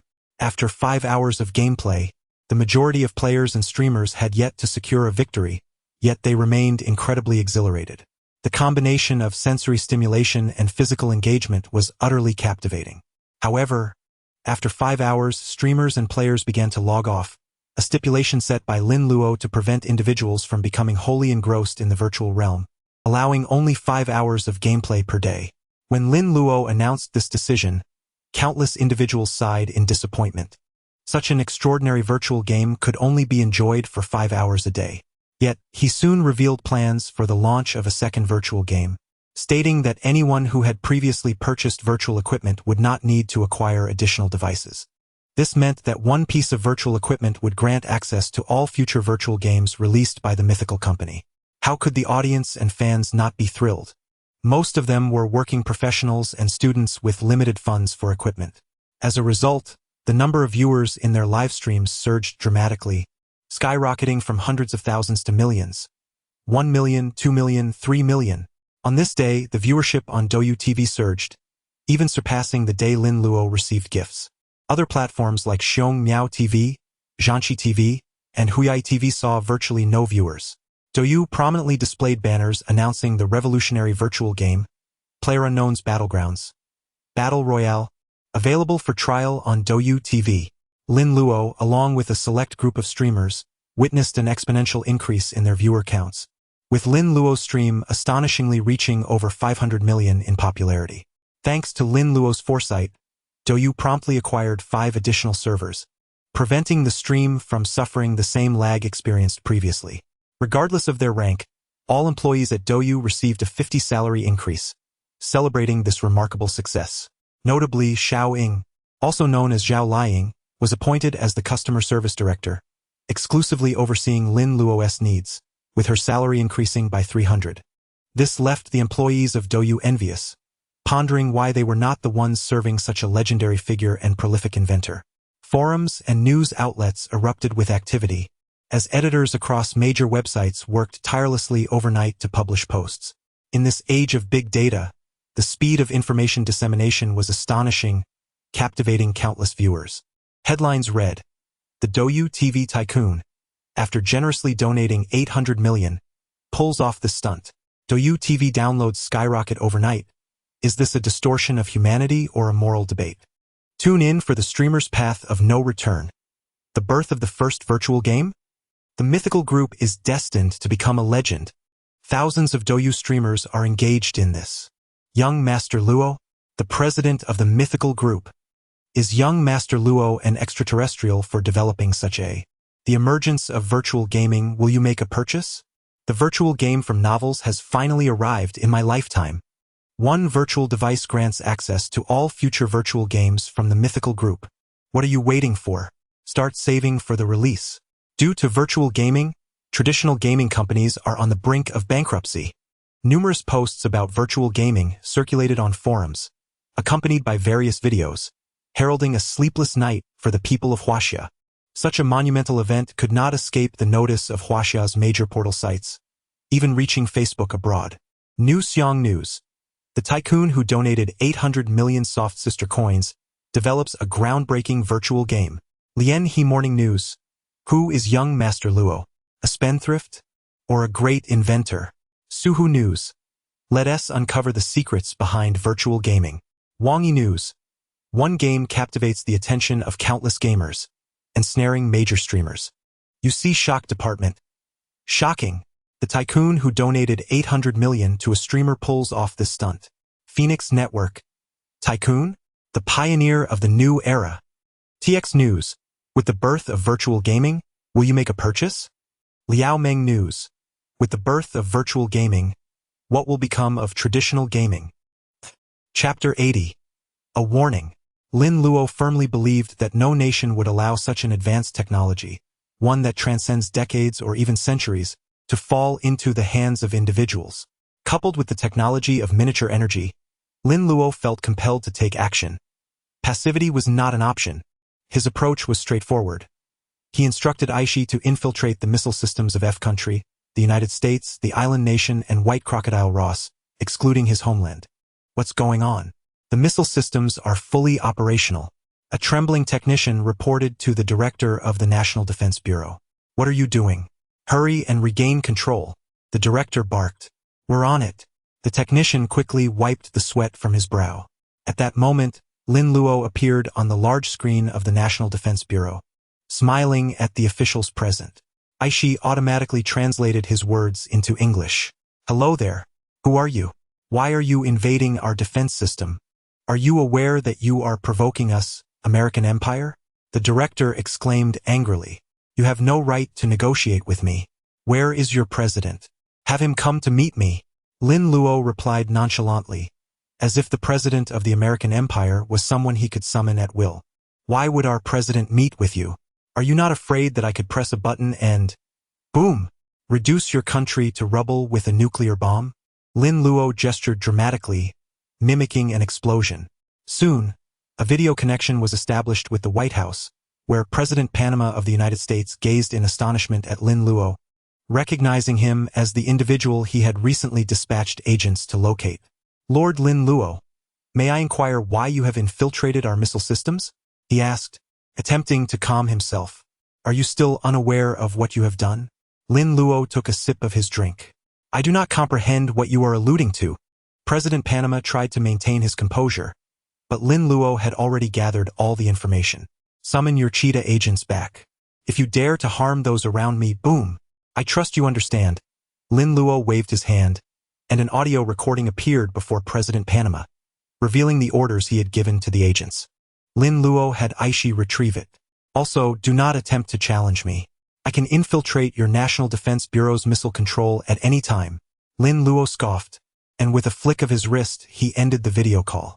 Meanwhile, news from the National Defense Bureau indicated that there had been a total of 18 breaches, and they had yet to crack even the first one, which was at least 20 years ahead of current technological standards. Quickly, gather the cheetah agents and prohibit any actions against Lin Luo. Upon hearing this, President Panama's pupils dilated. The extraordinary methods of Lin Luo, combined with thoughts of the miniature energy technology and the sudden emergence of the virtual gaming world, convinced him that Lin Luo had the capability to control missile systems worldwide. He could level not just the United States but the entire globe. This was not merely happening in the American Empire. Lin Luo had issued warnings to all nations harboring thoughts against him. He had even orchestrated these actions in front of Tang Yen, intending to demonstrate his capabilities. Although he had no desire to harm China, and the leader seemed reasonable, he wanted to ensure that the authorities were aware of his power, confident that they would not dare to take reckless actions against him. After completing these tasks, Lin Luo swept up Feng Timo and engaged in unabashed activities in the living room, the sounds echoing throughout the villa. In Tang Yan's room, upon seeing Lin Luo with Feng Timo, she immediately realized their intentions and hurried into the room. She picked up her phone and reported the situation to the leader of China. Leader, Lin Luo possesses artificial intelligence. Artificial intelligence? Is it truly real? The leader's eyes narrowed from afar in the capital. Indeed, he has infiltrated the missile systems of the United States, White Crocodile Ross, the island nation, and others, threatening them in the process. It appears he is issuing a warning to us. We must not provoke him and should strive to maintain a good relationship. From his lack of direct warning towards us, it seems he does not wish to lose his homeland, the leader pondered. Suddenly, a woman's voice resonated throughout the villa, transmitted through the phone. What is that sound on your end? The leader asked, perplexed. They are engaging in that activity. Tang Yan's face turned a slight shade of red. Oh, desire is inherent to human nature. If he is interested in you, you might consider becoming his confidant. For the sake of national security. Yes, leader, I would not hesitate to make such a sacrifice. Tang Yan replied resolutely. By the way, you have played that game. The one resembling survival, which reportedly has a 99 realism. Is that true? Indeed. However, only the gaming pod has that level of realism. Perhaps you could ask Lin Luo if he can provide some gaming pods for military training. Chapter 81. Melodious. After a fierce battle between life and death, Lin Luo carried Feng Timo back to the room, where she fell into a deep slumber. At that moment, Tang Yen gently opened the door and beckoned him outside. What is it? Could you assist me in providing some gaming warehouses for PlayerUnknown's battlegrounds to the nation? Preferably ones where one can modify data, select weapons without the need to search, Tang Yen remarked with a hint of aloofness. Altering the data is feasible, but is this how you implore me? Lin Luo shrugged in response. What do you desire then? Call me something melodious, and I shall assist you, Lin Luo teased, gazing at Tang Yen with a playful smirk. Melodious, Tang Yen called out. Lin Luo. MMP. I find myself at a loss for words. You actually called me melodious. The following day, Lin Luo instructed Yang Mi to prepare for a press conference concerning a virtual online game, and summoned Yi Shangtang to bring over Dili Riba, preparing for her to endorse PlayerUnknown's battlegrounds. Although Yi Shangtang was puzzled as to why Dili Riba was chosen for the endorsement, he complied with Lin Luo's directive. Lin Luo also spent a few points to exchange for the television series Wu Menyang Chuanqi from the System Mall, designating Fan Bingbing as the leading actress. In her past life, Fan Bingbing embodied the formidable presence of Empress Wu Zetian with remarkable finesse. Meanwhile, Dili Riba was currently portraying the third female lead in a contemporary drama, a role she had strived hard to secure. Yi Shangtang approached the director and whispered a few words in his ear, prompting the director to call cut. Dili Riba, you need not act any longer. Contact the backup third female lead, Yu Burong, and have her come in, the director commanded. What? Director, have I done something wrong? Why? Dili Riba's tears flowed uncontrollably. She had fought tirelessly for this opportunity, and now the director was abruptly removing her from the role. Wait, don't cry yet. I need you to accompany General Manager Yi to meet young Master Luo. The director, noticing Dili Riba's distress, hastily consoled her, knowing full well that she was the one young Master Luo had specifically requested. Young Master Luo? What does he want with me? Dili Riba stammered. Her eyes swollen. She was aware that the entire production was funded by young Master Luo, the head of the Xinhua group. Fear not. Young Master Luo likely intends for you to endorse the virtual online game, PlayerUnknown's Battlegrounds, Yishang Tang said kindly. What? All eyes in the production crew turned towards her, as they were all aware of PlayerUnknown's Battlegrounds, a game that had captivated the entire nation overnight.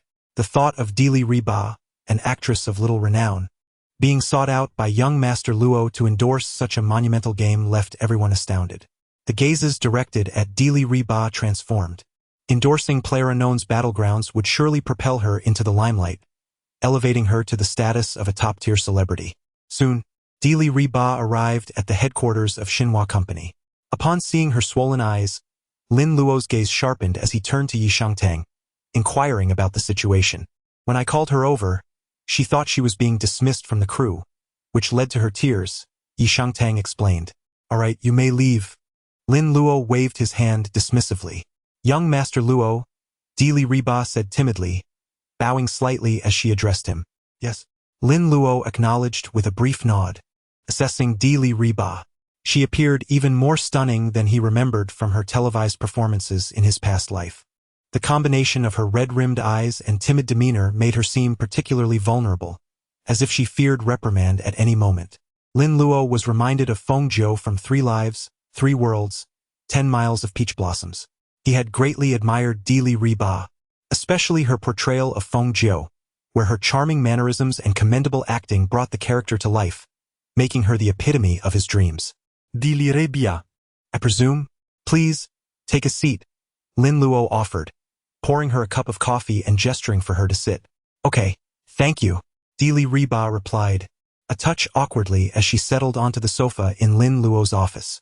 With a visage that could captivate even the most discerning eyes, coupled with delicate skin, elegant features, and luscious hair, she emanated an enchanting allure. Clearing his throat, Lin Luo stated, I intend for you to become the spokesperson for the virtual online game PlayerUnknown's Battlegrounds. What are your thoughts on this? Really? But I'm not sure I can do it. Dili Rebia hesitated. You must have faith in yourself. After all, you possess such beauty, Lin Luo remarked, momentarily lost in her stunning appearance before continuing. Chapter 82. Promotional video. But there are many beautiful actresses, and I have no experience with endorsements, Dilraba murmured shyly, still unable to comprehend Lin Luo's sudden request for her to endorse the virtual game PlayerUnknown's Battlegrounds. Lin Luo abruptly grasped Dilraba's delicate hand. Because I like you. Be my girlfriend, he declared, exhaling a warm breath near her ear. Dilraba's face flushed crimson to the tips of her ears, her mind in disarray. Instinctively, she nodded slightly before snapping back to reality and shaking her head vehemently. No, I can't be your girlfriend. Oh, but I clearly saw you nod in agreement, Lin Luo remarked with a faint smirk, his gaze fixed on her. I didn't mean it. It was just a reflex. It doesn't count, she protested, waving her hands frantically. Lin Luo pulled her into an embrace, inhaling deeply the delicate fragrance of her innocence. If it was instinctive, doesn't that mean it's genuine? Mr. Luo, please, I won't endorse PlayerUnknown's Battlegrounds anymore. All right? Dilraba struggled, her voice trembling as if on the verge of tears. Lin Luo was undeniably handsome and wealthy. His overnight tipping of 800 million yuan online was proof of his generosity, aligning perfectly with Dilraba's criteria for a partner. Yet, she feared the day he would grow tired of her and cast her aside. Don't cry. I was only teasing. You're still the endorser for PlayerUnknown's Battlegrounds, Lin Luo relented, his heart softening at her distress. Let's film the promotional video first. Lin Luo guided Dilraba into the gaming pod, inserting a 3D imaging chip he had obtained from the system. Within seconds, the process was complete. It's done already? But I didn't do anything. Dilraba blinked in bewilderment as she stepped out. Just a promotional video, no trouble at all, Lin Luo replied casually, inserting the chip into his computer. The screen soon displayed Dilraba as a valiant warrior on Battleground Island, wielding a 98K rifle amidst gunfire, exuding both beauty and valor. The shrinking poison zone claimed lives until she emerged victorious, blowing a cool breath across her rifle's muzzle. The system-enhanced footage was exhilarating. Lin Luo nodded in satisfaction. Dilraba gaped at her heroic on-screen persona, graceful yet fierce, embodying the spirit of a warrior. Is that really me? But I didn't do anything. She stammered in disbelief. Lin Luo tilted his head playfully. You've barely glimpsed my capabilities. Intrigued? Become my girlfriend, and I'll teach you everything. His gaze flickered toward Tang Yen, standing guard at the office door. Originally, the icy elegance of the former spy would have been ideal for the video, but she had refused the role. No. Dilraba waved her hands hastily at his renewed proposition. Since we're finished, may I return to my company? She ventured, eager to leave despite her curiosity about the 3D technology. Very well. I'll escort you back. No need. I can take a taxi. Nonsense. I'll drive you, and buy you a car as part of your endorsement fee. Despite her protests, Lin Luo ushered her into his Bugatti Veyron, accompanied by Tang Yen, and headed to a dealership. Upon entering, he addressed the approaching saleswoman. We're here to purchase a vehicle for this lady. Recommend something suitable. The saleswoman, noting Lin Luo's opulent attire and Dilraba's modest appearance, assumed she was a kept woman, though she couldn't help admiring Lin Luo's striking looks. Chapter 83. Car purchase. Assuming Lin Luo wouldn't splurge on a mistress, the saleswoman bypassed the luxury models. This Volkswagen Beetle, equipped with a 2.0L engine, is priced at 246,800 yuan. The convertible version is an additional 50,000 yuan. This craftsmanship and materials are impeccable. Too cheap, Lin Luo interjected. The saleswoman reassessed him. A true tycoon, spending lavishly on his mistress. Then perhaps this BMW X3, a refined urban SUV priced at 710,000 yuan. Full payment grants a 10,000 yuan discount. Still too modest. That one. Lin Luo pointed to a crimson Lamborghini. The saleswoman gasped. Sir, the Lamborghini Gallardo is our most expensive model, 18,888 yuan. An auspicious number. We'll take it. Mr. Luo, the Beetle is more than enough. Dilraba interjected.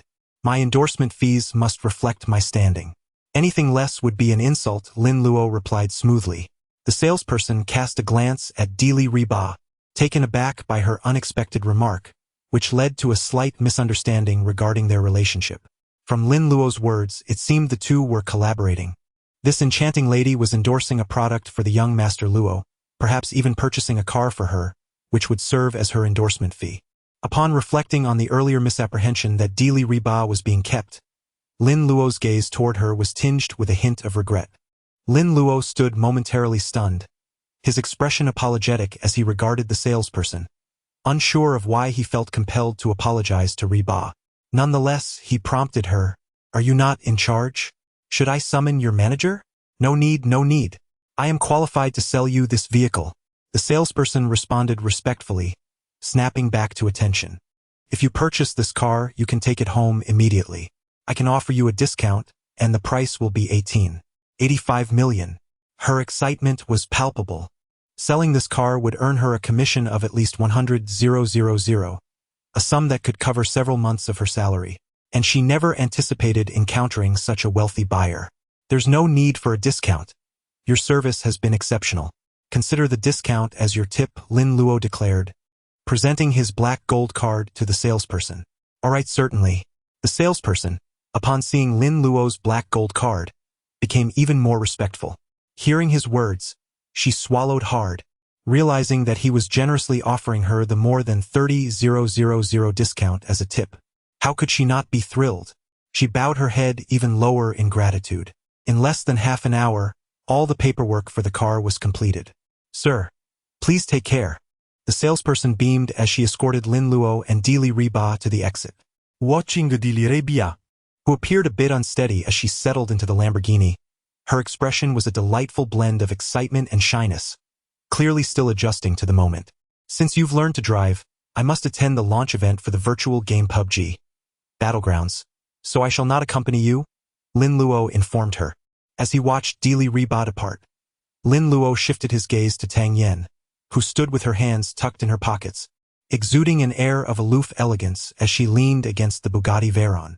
Her striking beauty and cool demeanor drew the attention of countless admirers.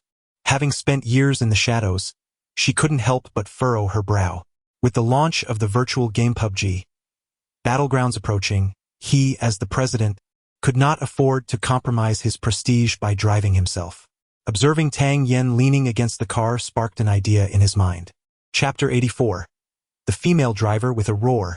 The wild engine of the Bugatti Veyron echoed through the air. On the highway, a Bugatti Veyron sped past, en route to the press conference. Despite exceeding the speed limit, no traffic officer dared to intervene, mesmerized by the car's sleek exterior, the deep growl of its engine, and the license plate marked with the mystical D666666. Seated in the back, Lin Luo watched the driver, Tang Yen, feeling a pang of regret. The Bugatti Veyron, a true supercar, combined with technology decades ahead of its time, boasted acceleration, power, and grip far superior to the finest vehicles of the present day. As Tang Yen maneuvered the car at breakneck speed, drifting and making sharp turns, what should have been an hour-long journey to the virtual game PUBG press conference was completed in just over 20 minutes. Lin Luo witnessed the essence of a female driver. It was a sorrowful tale, as several times he felt the urge to take the wheel himself, having seen Tang Yen narrowly avoid collisions with other vehicles. By the time they reached 120 km/h, he lay numbly in the back seat, relieved that the Veyron's stability ensured his experience remained untroubled, regardless of Tang Yan's reckless driving. As the press conference was imminent, the media had already arrived, eager to catch a glimpse of the president of the Myth Group and the creator of the virtual game, the legendary Lin Luo. Upon arrival, the unique Bugatti Veyron drew immediate recognition from the staff, who did not impede their entry, allowing Tang Yen to execute a flawless drift, bringing the roaring engine to a sudden hush. Yang Mi spotted Lin Luo's car and, amidst a throng of journalists and bodyguards, approached to perform her duties as his secretary, opening the door for him, while the bodyguards strategically dispersed around the vehicle to shield him from the eager reporters. The live broadcast had evidently begun, with viewers already familiar with Lin Luo's Bugatti Veyron, left astonished by the speed at which he arrived at the conference. A thunderous sound filled the air as the grand entrance of Lin Luo unfolded, prompting a flurry of comments among the audience. Who is the driver? With such speed, it must be an experienced one. The speculation continued, with many noting the striking beauty of the secretary by Lin Luo's side. The atmosphere was charged with excitement and anticipation, as the music signifying a grand reveal echoed around the venue, leaving reporters searching for its source. As the door slowly opened, Lin Luo emerged, clad in a tailored suit with a flowing trench coat, exuding confidence.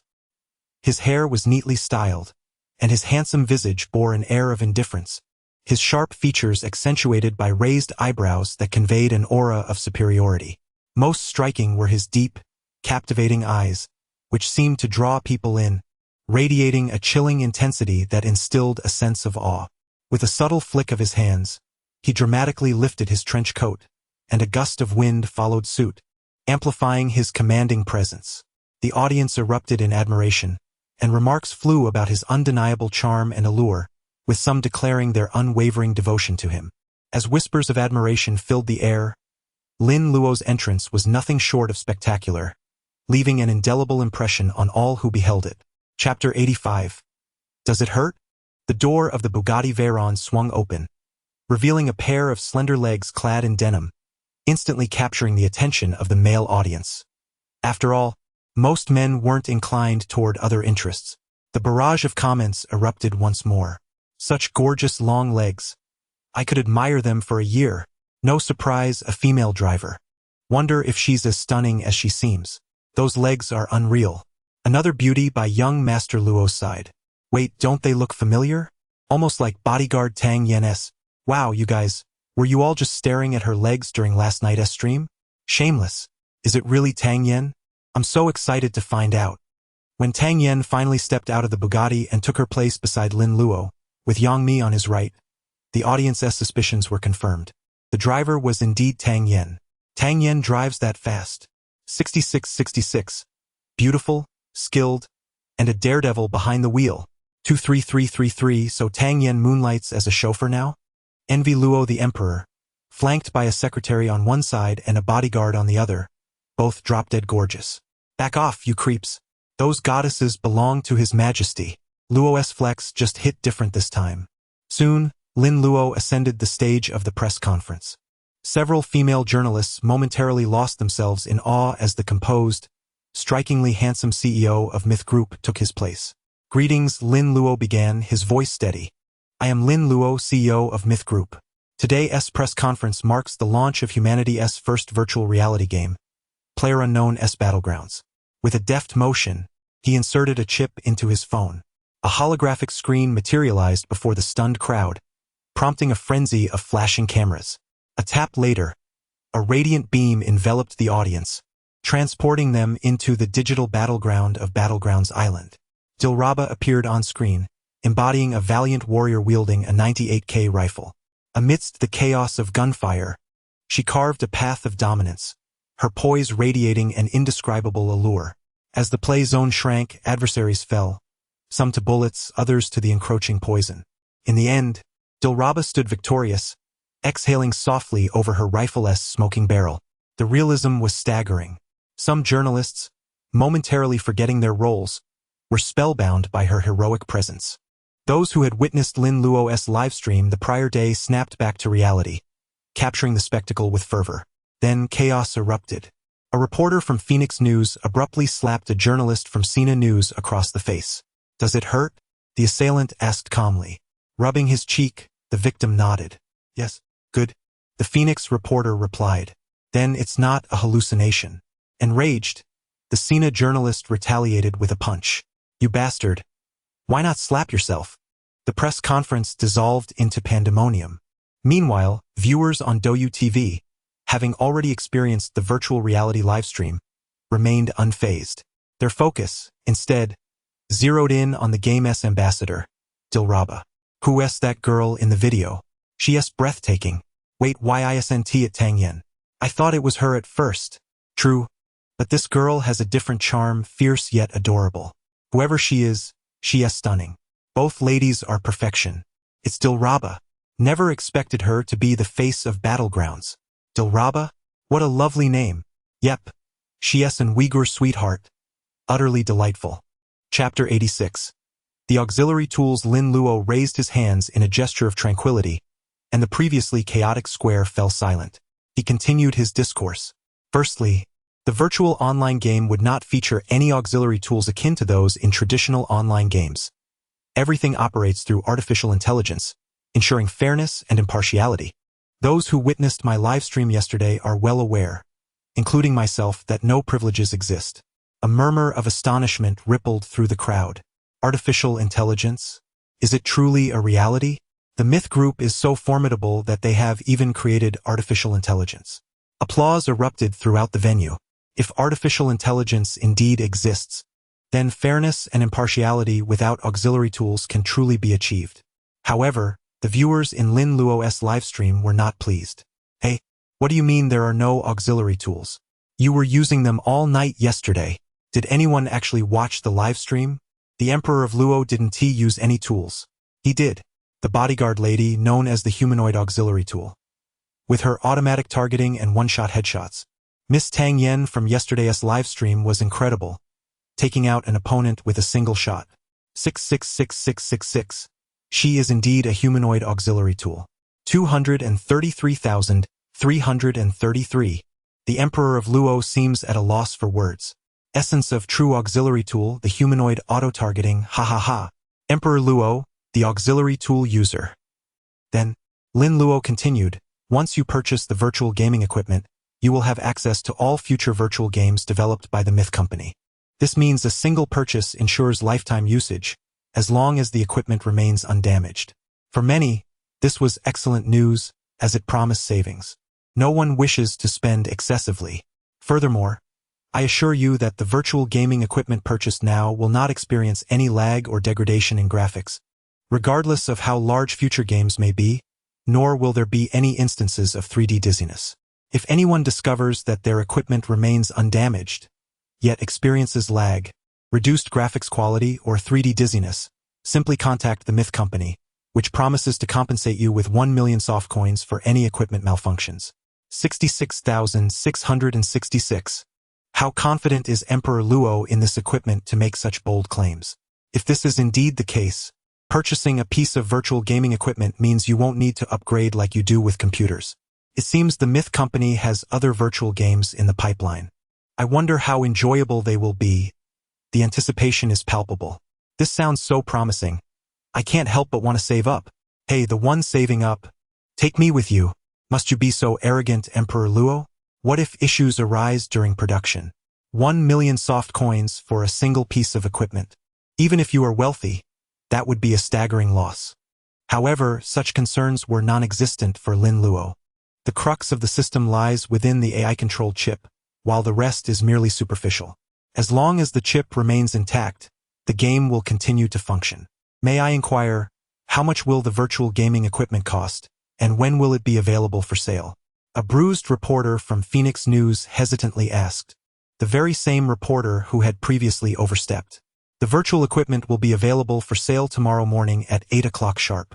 The retail price for the virtual ring is 5,888 soft coins. For the virtual helmet is 15,888 soft coins. And for the gaming pod is 58,888 soft coins. 40 million virtual rings will be available for order on the Myth Group's official website, with home delivery. An additional 40 million virtual rings can be purchased at various regional sales points of the Myth Group. 15 million helmets will also be available for order online, with home delivery, while 10 million can be bought at regional sales points. 499,000 gaming pods can only be ordered through the official website, with home delivery. Lin Luo explained with a smile. The audience was taken aback. They had expected the Myth Group to release billions of virtual gaming devices, or at least a few hundred million. Instead, they were releasing fewer than 100 million devices. Only 40 million rings for sale? Is that enough? I can't believe they are releasing so few. I need to wake up early tomorrow to snag one. The Myth Group sales point is not far from my home. Is this release too limited? The viewers in the live stream exceed 100 million. Is Emperor Luo afraid that no one will buy them? One must be cautious. If no one purchases them, producing too many would result in significant losses. Are you daft? This is the first ever virtual online game. How could there possibly be a lack of buyers? Are you concerned that the sales of the virtual gaming devices may not meet expectations, and that you yourself lack confidence, hence the reluctance to produce in large quantities? Another reporter inquired. Not at all. Lin Luo responded, unfazed by the reporter's skepticism, and continued with a calm demeanor. Chapter 87. The outsider. Our employees are human beings too. They require rest. The astonishing figure of 100 million virtual gaming devices is a testament to the diligent efforts of the Mythology Group's staff. As for the subsequent release of virtual gaming devices, we shall distribute 100 million daily. Concerning international sales, we will consider them only after the domestic launch has reached a satisfactory point. Lin Luo stated with poise. The citizens of our homeland come first. Long live the patriotism of Emperor Luo. Emperor Luo is so considerate of his employees. A true conscience of Huaxia. Emperor Luo, I seek a position. If it were those unscrupulous bosses, they would surely prioritize profit, compelling their employees to work overtime relentlessly. Our great Huaxia has finally earned its place. Previously, traditional games were first released abroad, with their players enjoying them for weeks before we had our turn. Now, it is their turn to be anxious about our virtual online games. Haha. You are willing to buy 2 devices just to allow foreigners to play for a day. I'll give one to my nephew. To the wealthy upstairs, why not buy one for me too? It could be quite fun. Alright, there are only 2 questions left. Who would like to ask? Lin Luo announced. At that moment, an outsider rushed in, chattering away in a language Lin Luo could not comprehend. He looked in confusion at Tang Yen, who was fluent in 8 languages.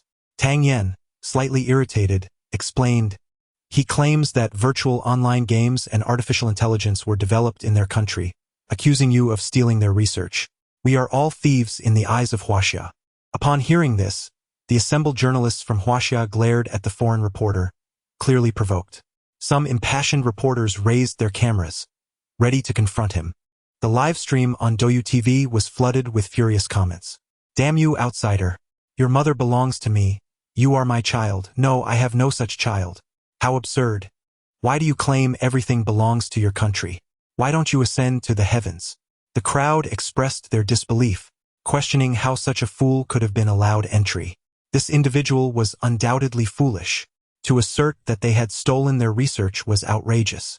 I had considered traveling to their country, but upon witnessing this person, I reconsidered. What if foolishness were contagious? I, Jia Feilong, vow to never purchase anything from their country again. Who the hell is buying their products? I have no dealings with them. Lin Luo cast a displeased glance at the foreign reporter but made an effort to temper his anger, asking Tang Yen to translate. What evidence do you have to accuse me of stealing your technology? What evidence do you need? All high technology belongs to our country. We are the best. Our country is #1 in the world. Long live our country, the foreign reporter proclaimed, brimming with self-importance. Well, this foreign reporter is clearly a die-hard, irrational supporter of his country, believing that everything good in the world belongs to them, Einstein, Edison, the world itself. Lin Luo covered his forehead, feeling exasperated. Security. Who allowed this lunatic in? Get him out of here. As the security dragged the reporter away, he continued to shout that Huaxia was full of thieves and that his country was the greatest. Lin Luo furiously declared, from this day forth, we will not sell gaming devices to their country. All employees of Mythology Group are forbidden from collaborating with them. Violators will be dismissed. 666,666. That foreigner has truly lost his mind. He must have escaped from a mental institution. What a fool to think such a small country could invent virtual online games. 233,333. Emperor Luo handled that beautifully. I have no regrets in supporting Emperor Luo. From now on, if I see anyone from their country, I will confront them without hesitation. No questions asked, it's just how I feel. To prevent similar incidents in the future, Lin Luo pointed to a reporter and stated, you shall ask the final question. Me? The esteemed reporter from TX News looked astonished at Lin Luo's gesture, realizing it was directed at him. He respectfully inquired, may I ask, what is the next type of virtual online game that the Mythology Group will release, and what is its name? When will it be launched? That S3 questions. SNT? Lin Luo replied with a wry smile. Our next game is a MOBA-style game called League of Heroes. It will feature 10 players divided into 2 teams, controlling heroes, purchasing equipment, and utilizing various dazzling skills to battle in the Summoner's Rift. Of course, you will have to experience it yourselves to understand it fully. I won't waste words here. As for the release date, Chapter 88. Utterly finished. The release of League of Legends will occur only after the virtual gaming devices are sold out in all countries except for Korea. Lin Luo reiterated that Mythical Company will not sell gaming devices to Korea. It was evident that this situation greatly unsettled him. After all, who would feel at ease being unjustly labeled a thief, even if the accuser were a lunatic?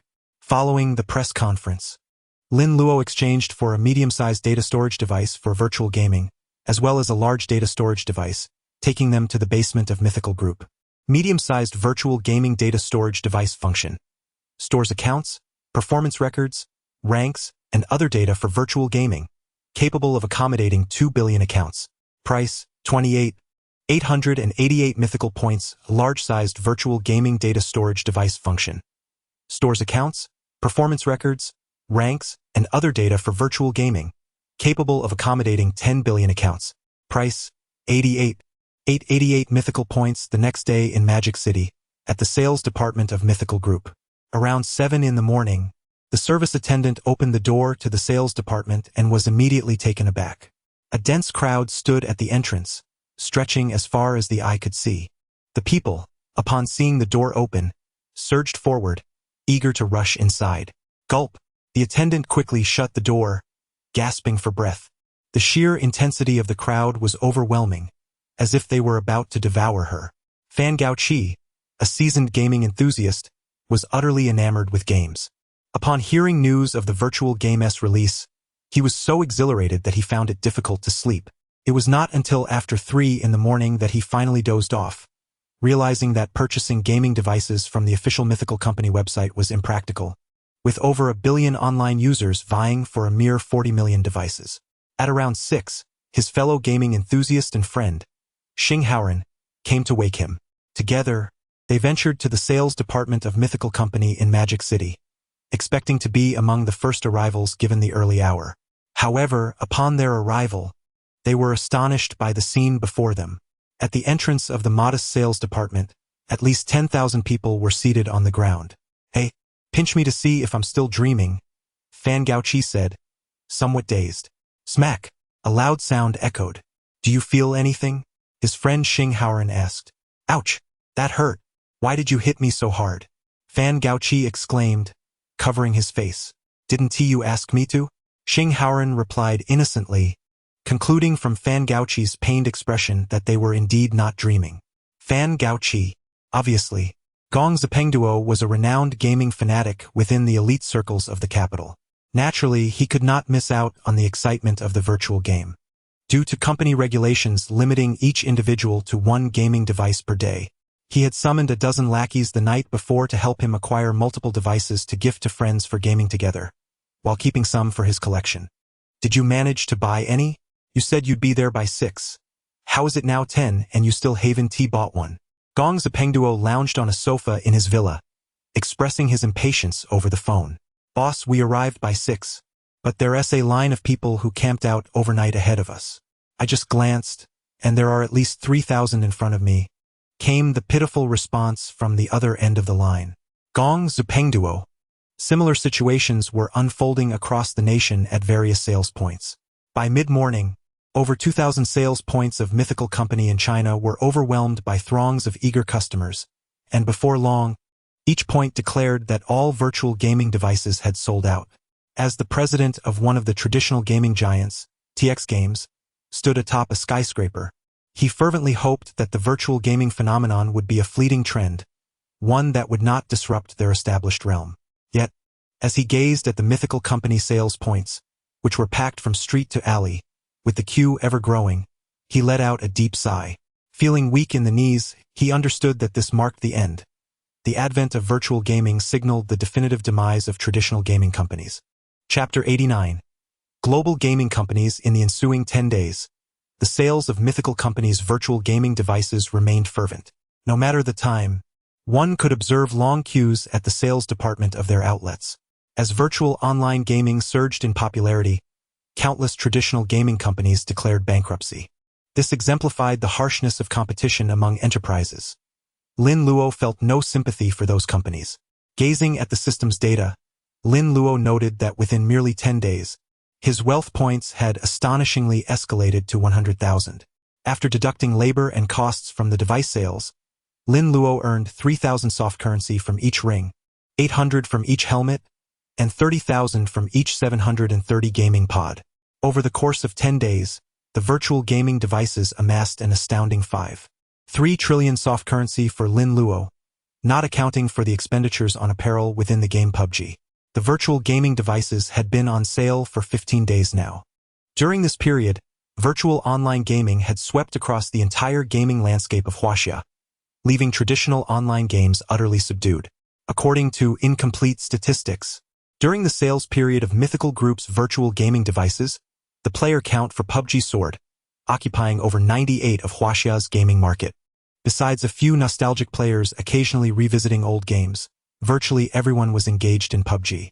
Such terrifying numbers of players sent shivers through all gaming companies in Huaxia and struck fear into global gaming corporations, except for those in South Korea. From the very first day of the launch by Mythical Game Company, major gaming corporations worldwide convened meetings.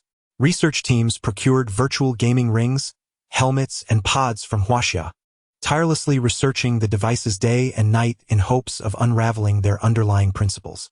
However, upon disassembly, they discovered nothing more than ordinary mechanical components, which they could replicate with their own technology. The only enigmatic element was the chip. After 10 days of relentless work by over 300 researchers, an American company finally succeeded in manufacturing the chip. Yet, when they placed it in their own gaming pod, it failed to respond. They then tried the chip in Mythical Company's virtual ring, subsequently placing it in the virtual helmet and pod, but to no avail.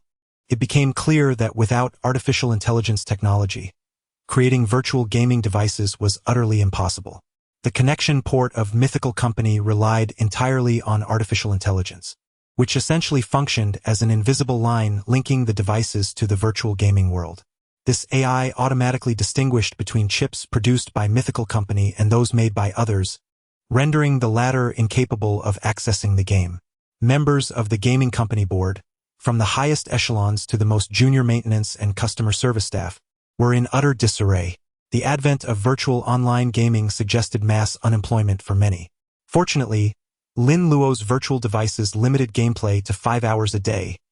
Otherwise, traditional gaming companies would face inevitable collapse. As sales of Huaxia's gaming devices surged, it became evident that the stock would soon be depleted. Global gaming companies were fraught with anxiety, lamenting the absence of artificial intelligence, which rendered their efforts inconsequential. Mythical Company's portable virtual gaming rings thwarted many companies' aspirations to transition into mobile gaming. This afternoon, Mythical Company announced the completion of sales in Huaxia and the commencement of global distribution, excluding South Korea. Notably, giants like Blizzard and Riot Games in the United States were particularly tense. Executives and game designers alike had gone several days without a proper night's sleep or pleasant dreams. Countless discussions erupted across platforms like Facebook in the United States and various design forums in France, as people eagerly anticipated the release of virtual online gaming. I once believed that Blizzard's StarCraft was the pinnacle of gaming, an artistic masterpiece, a divine creation, until I encountered the promotional video for the virtual online game. The visuals, the combat scenes, perfectly resonated with our warrior spirit in White Russia. As a member of the overseas Chinese community, I take immense pride in my homeland for possessing such a formidable group as Mythical Company.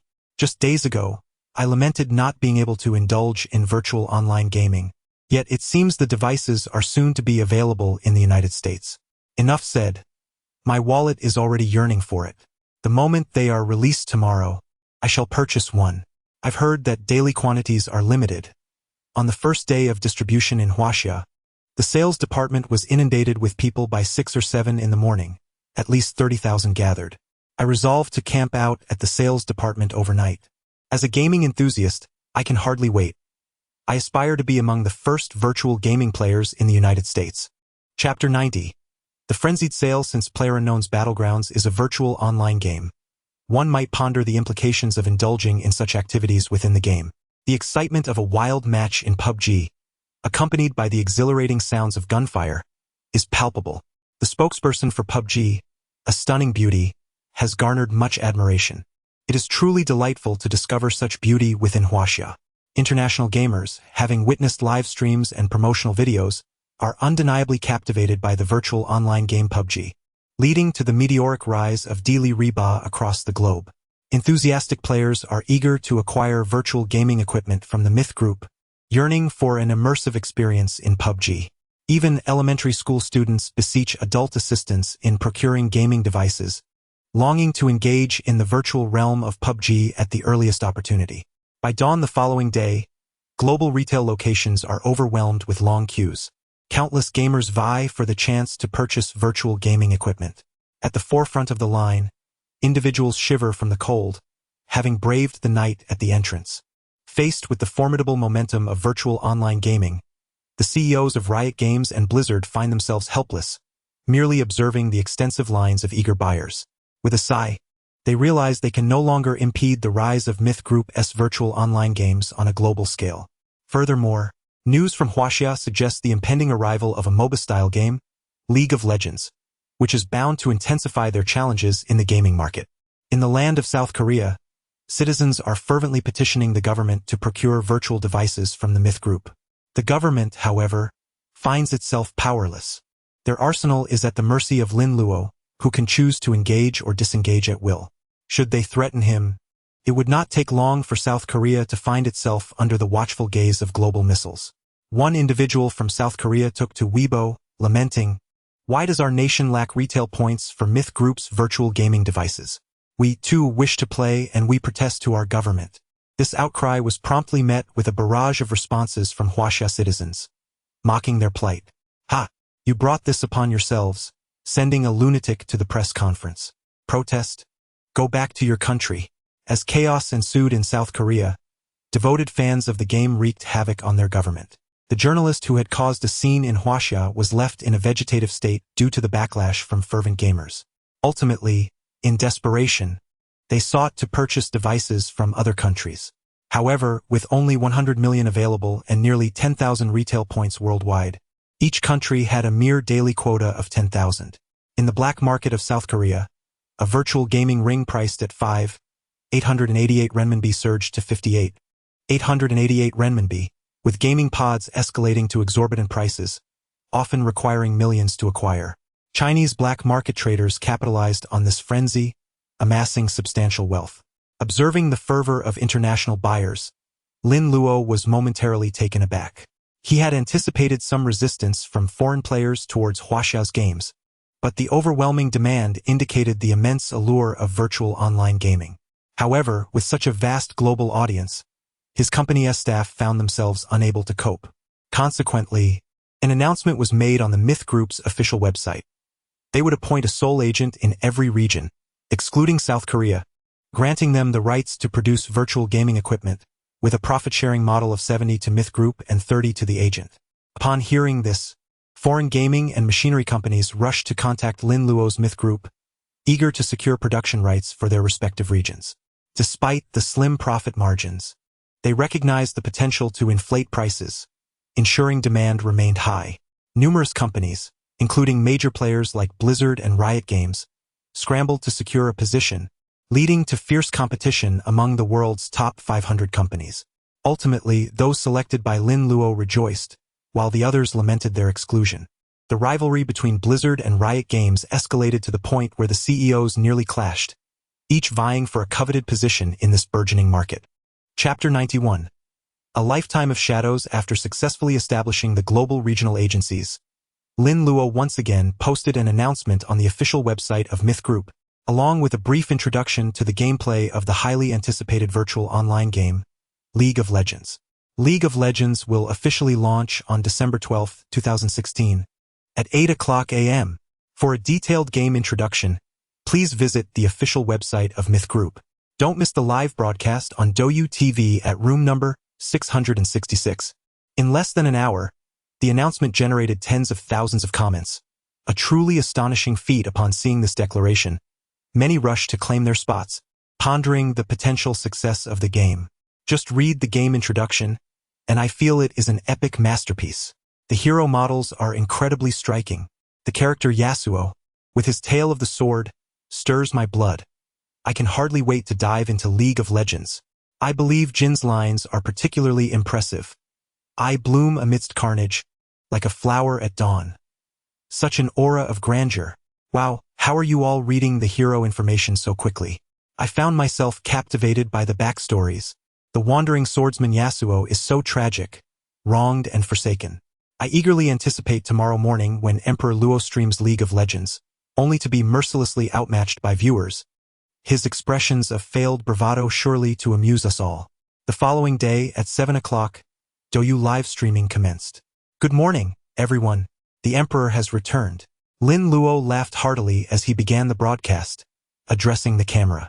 This elicited a flurry of playful banter. Good morning, Emperor Luo. You look dashing today. Are you streaming League of Legends? Seriously, what do you mean by dashing? Emperor Luo is simply spectacular. The backstory of League of Legends is fantastic. Emperor Luo has a truly imaginative mind. The bravado he exhibited at the press conference genuinely caught me off guard. I never expected him to pull it off so successfully. Emperor Luo. Bravado flows like the wind, ever by my side. The journey is long, and I shall embrace my bravado. Truth be told, Emperor Luo was remarkably handsome at the press conference, especially when he declared that virtual gaming devices would not be sold to certain parties. Support Emperor Luo opposed the others. As I opened the live streaming platform, I noticed. Xinyu Luo, you're back. Where's our Miss Tang Yen? Xinyu Luo, get out. We want to see Miss Tang Yen. Let her take over the stream. Your Miss Tang Yen? She no longer exists. She overshadowed me too much, so I had to let her go. Lin Luo shrugged, and as his words faded, many astute viewers turned their gaze to the sofa in the living room. Feigning dismissal? Who is that watching television behind you? Forceful dismissal at its finest. You must be joking. Emperor Luo has dismissed his assistant to make way for Miss Tang Yen as his official partner. Your audacity in weaving such tales is truly remarkable. Does Emperor Luo think we are blind? My sight does not hinder my admiration for Miss Tang Yen's figure. Her long, graceful legs are captivating. That big-faced emperor. Move aside so we can see her. Noticing the audience's comments, Lin Luo turned around to see that Tang Yen had indeed settled comfortably on the sofa, her legs crossed, lounging while watching television. Feeling somewhat embarrassed, Lin Luo scratched his head and sheepishly said, "The one who mentioned the big-faced emperor, please have him banned. Emperor Luo, you have deceived me, yet I laugh it off. You have wronged me, yet spread the tale far and wide. Such eloquence from above. Truly a master of words. Emperor Luo, you beast. One misstep and you banish me. I would willingly endure 3 years of imprisonment for a lifetime of shadows with Emperor Luo. Once I am free, I shall seek him out again. Dear lady, instead of pursuing Emperor Luo, why not pursue me? I assure you, I will not alert the authorities. Mother, come save me. There are so many strange men here. A lifetime of shadows? You may find it difficult to surpass Miss Tang Yen as your protector. That big-faced emperor belongs to you. The protector lady is mine." Lin Luo glanced at the barrage of comments, raising an eyebrow. "Didn't you all say I use human-like cheats daily? Today, I shall not resort to such tactics. I will redeem myself through League of Legends. I am indeed unparalleled. Emperor Luo, still in denial about your cheats, are you? Redemption? Hardly. We shall see you fall before us. I no longer care. Emperor Luo, I no longer love you. I want to see Miss Tang Yen. Emperor Luo, we wish to witness your cheats.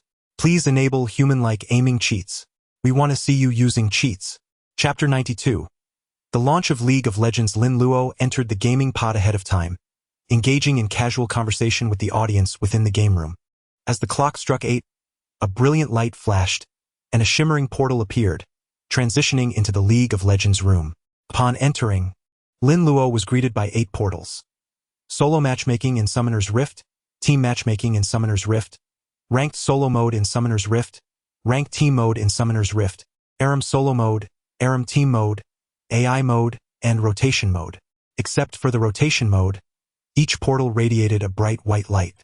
Lin Luo introduced the game to the viewers, purchasing a few skins and champions in the process. Shortly thereafter, he received an invitation from the adorable Timo to team up.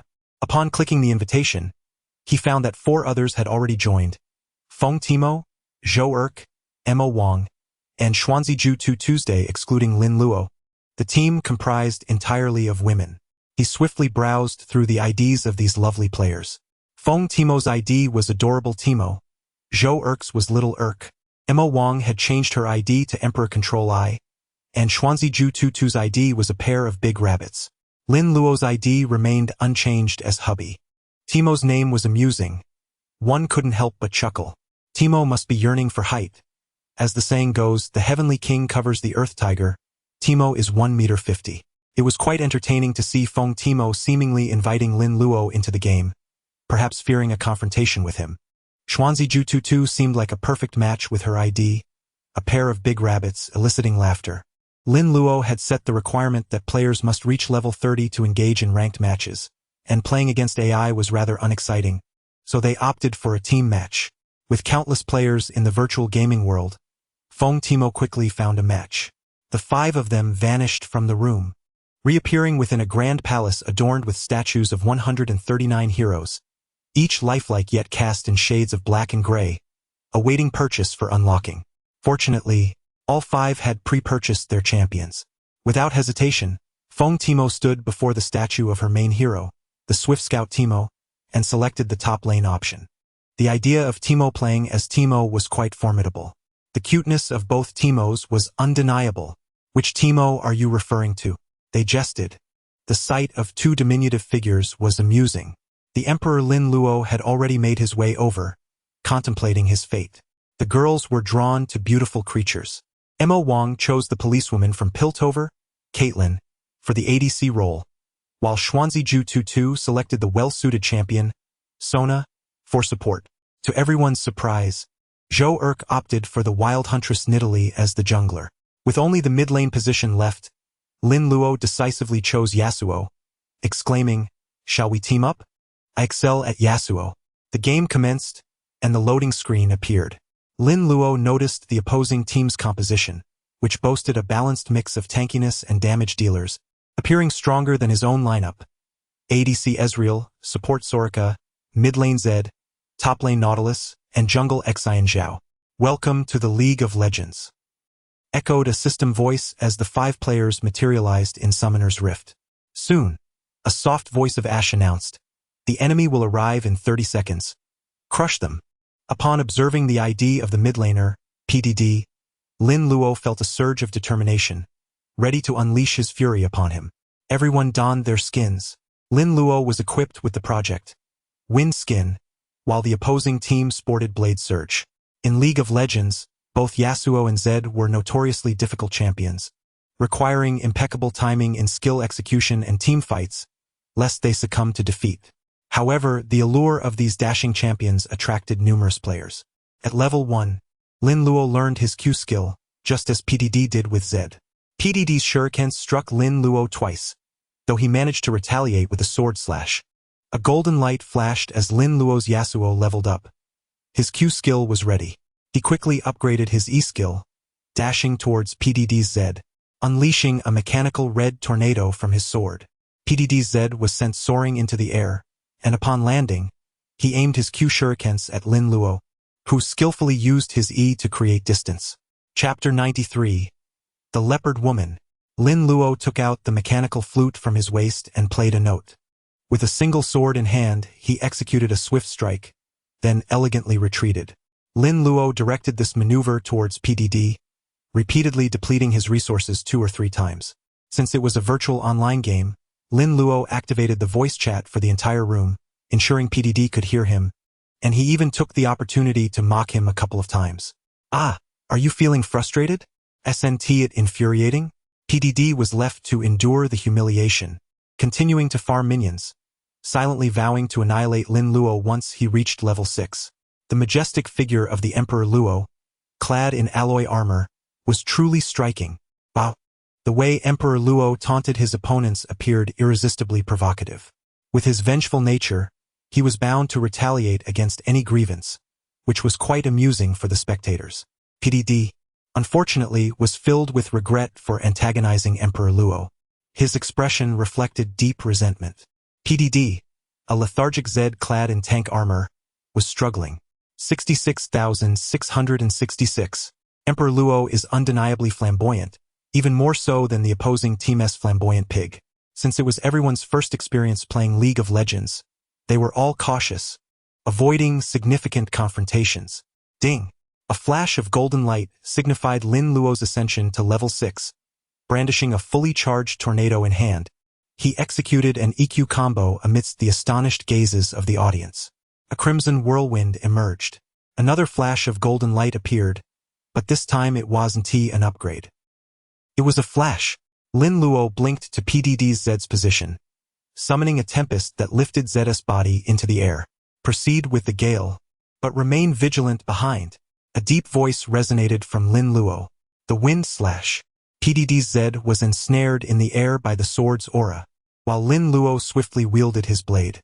With a swift thrust, Lin Luo's sword pierced PDD's Zed, leaving him with less than 1/10 of health. PDD, unable to utilize his flash or shadow, was instantly vanquished by the blade's strike. The first blood. After this spectacular display, Lin Luo gently planted his sword behind him and began to play the flute over Zed's lifeless body. 66666. Emperor Luo's Yasuo is truly ethereal. Goodness! Who knew Yasuo could be played in such a manner? This taunt left PDD utterly incapacitated. Emperor Luo, with his exceptional flute-playing skills, had even inspired this innocent girl to wish for a duet with him. What just happened? How did I die? PDD's spirit hovered in the air, gazing down at his fallen form, while Lin Luo, controlling the swift swordsman, continued to mock him with his flute. 666666. What transpired just now? It seems it was the result of a flash. The flamboyant pig deserved it for daring to lift the skirt of Emperor Luo. Ahem. It appeared we had encouraged him to do so. Emperor Luo's ability to taunt the streamer was remarkable. My heart aches for PDD, who was forcibly subjected to the audience's taunts. Emperor Luo's Yasuo is truly formidable.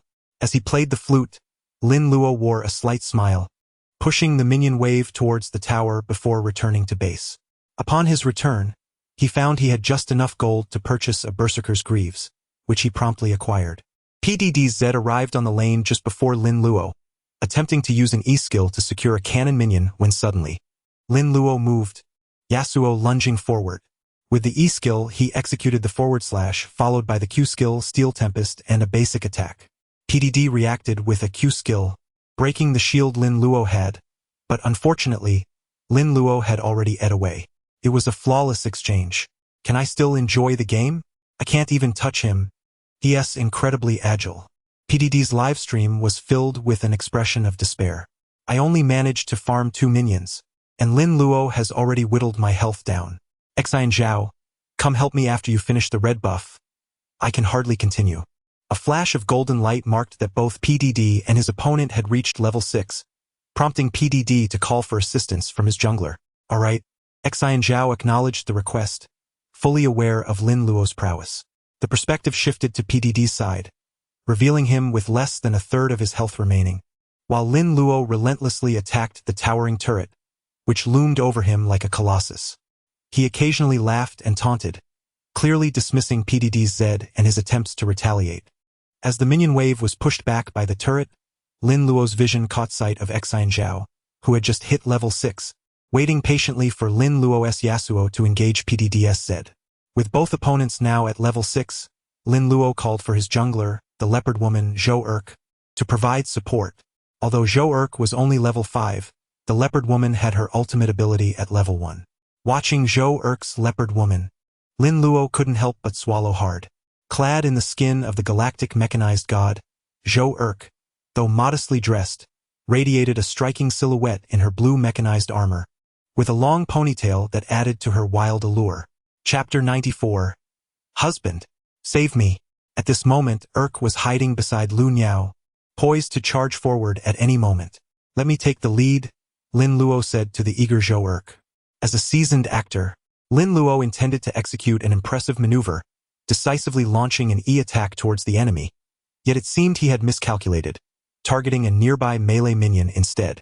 Upon witnessing Lin Luo's use of the Q-skill, PDD calculated the damage, deploying a shadow behind Lin Luo, instantly activating his ultimate ability.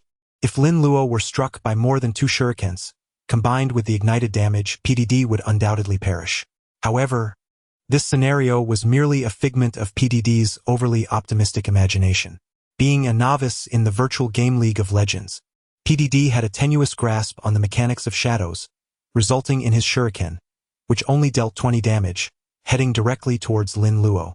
Face the storm. Lin Luo executed an exquisite wind wall, successfully deflecting PDD's incoming shurikens. Faced with no alternatives, PDD managed a single attack, shattering Lin Luo's shield.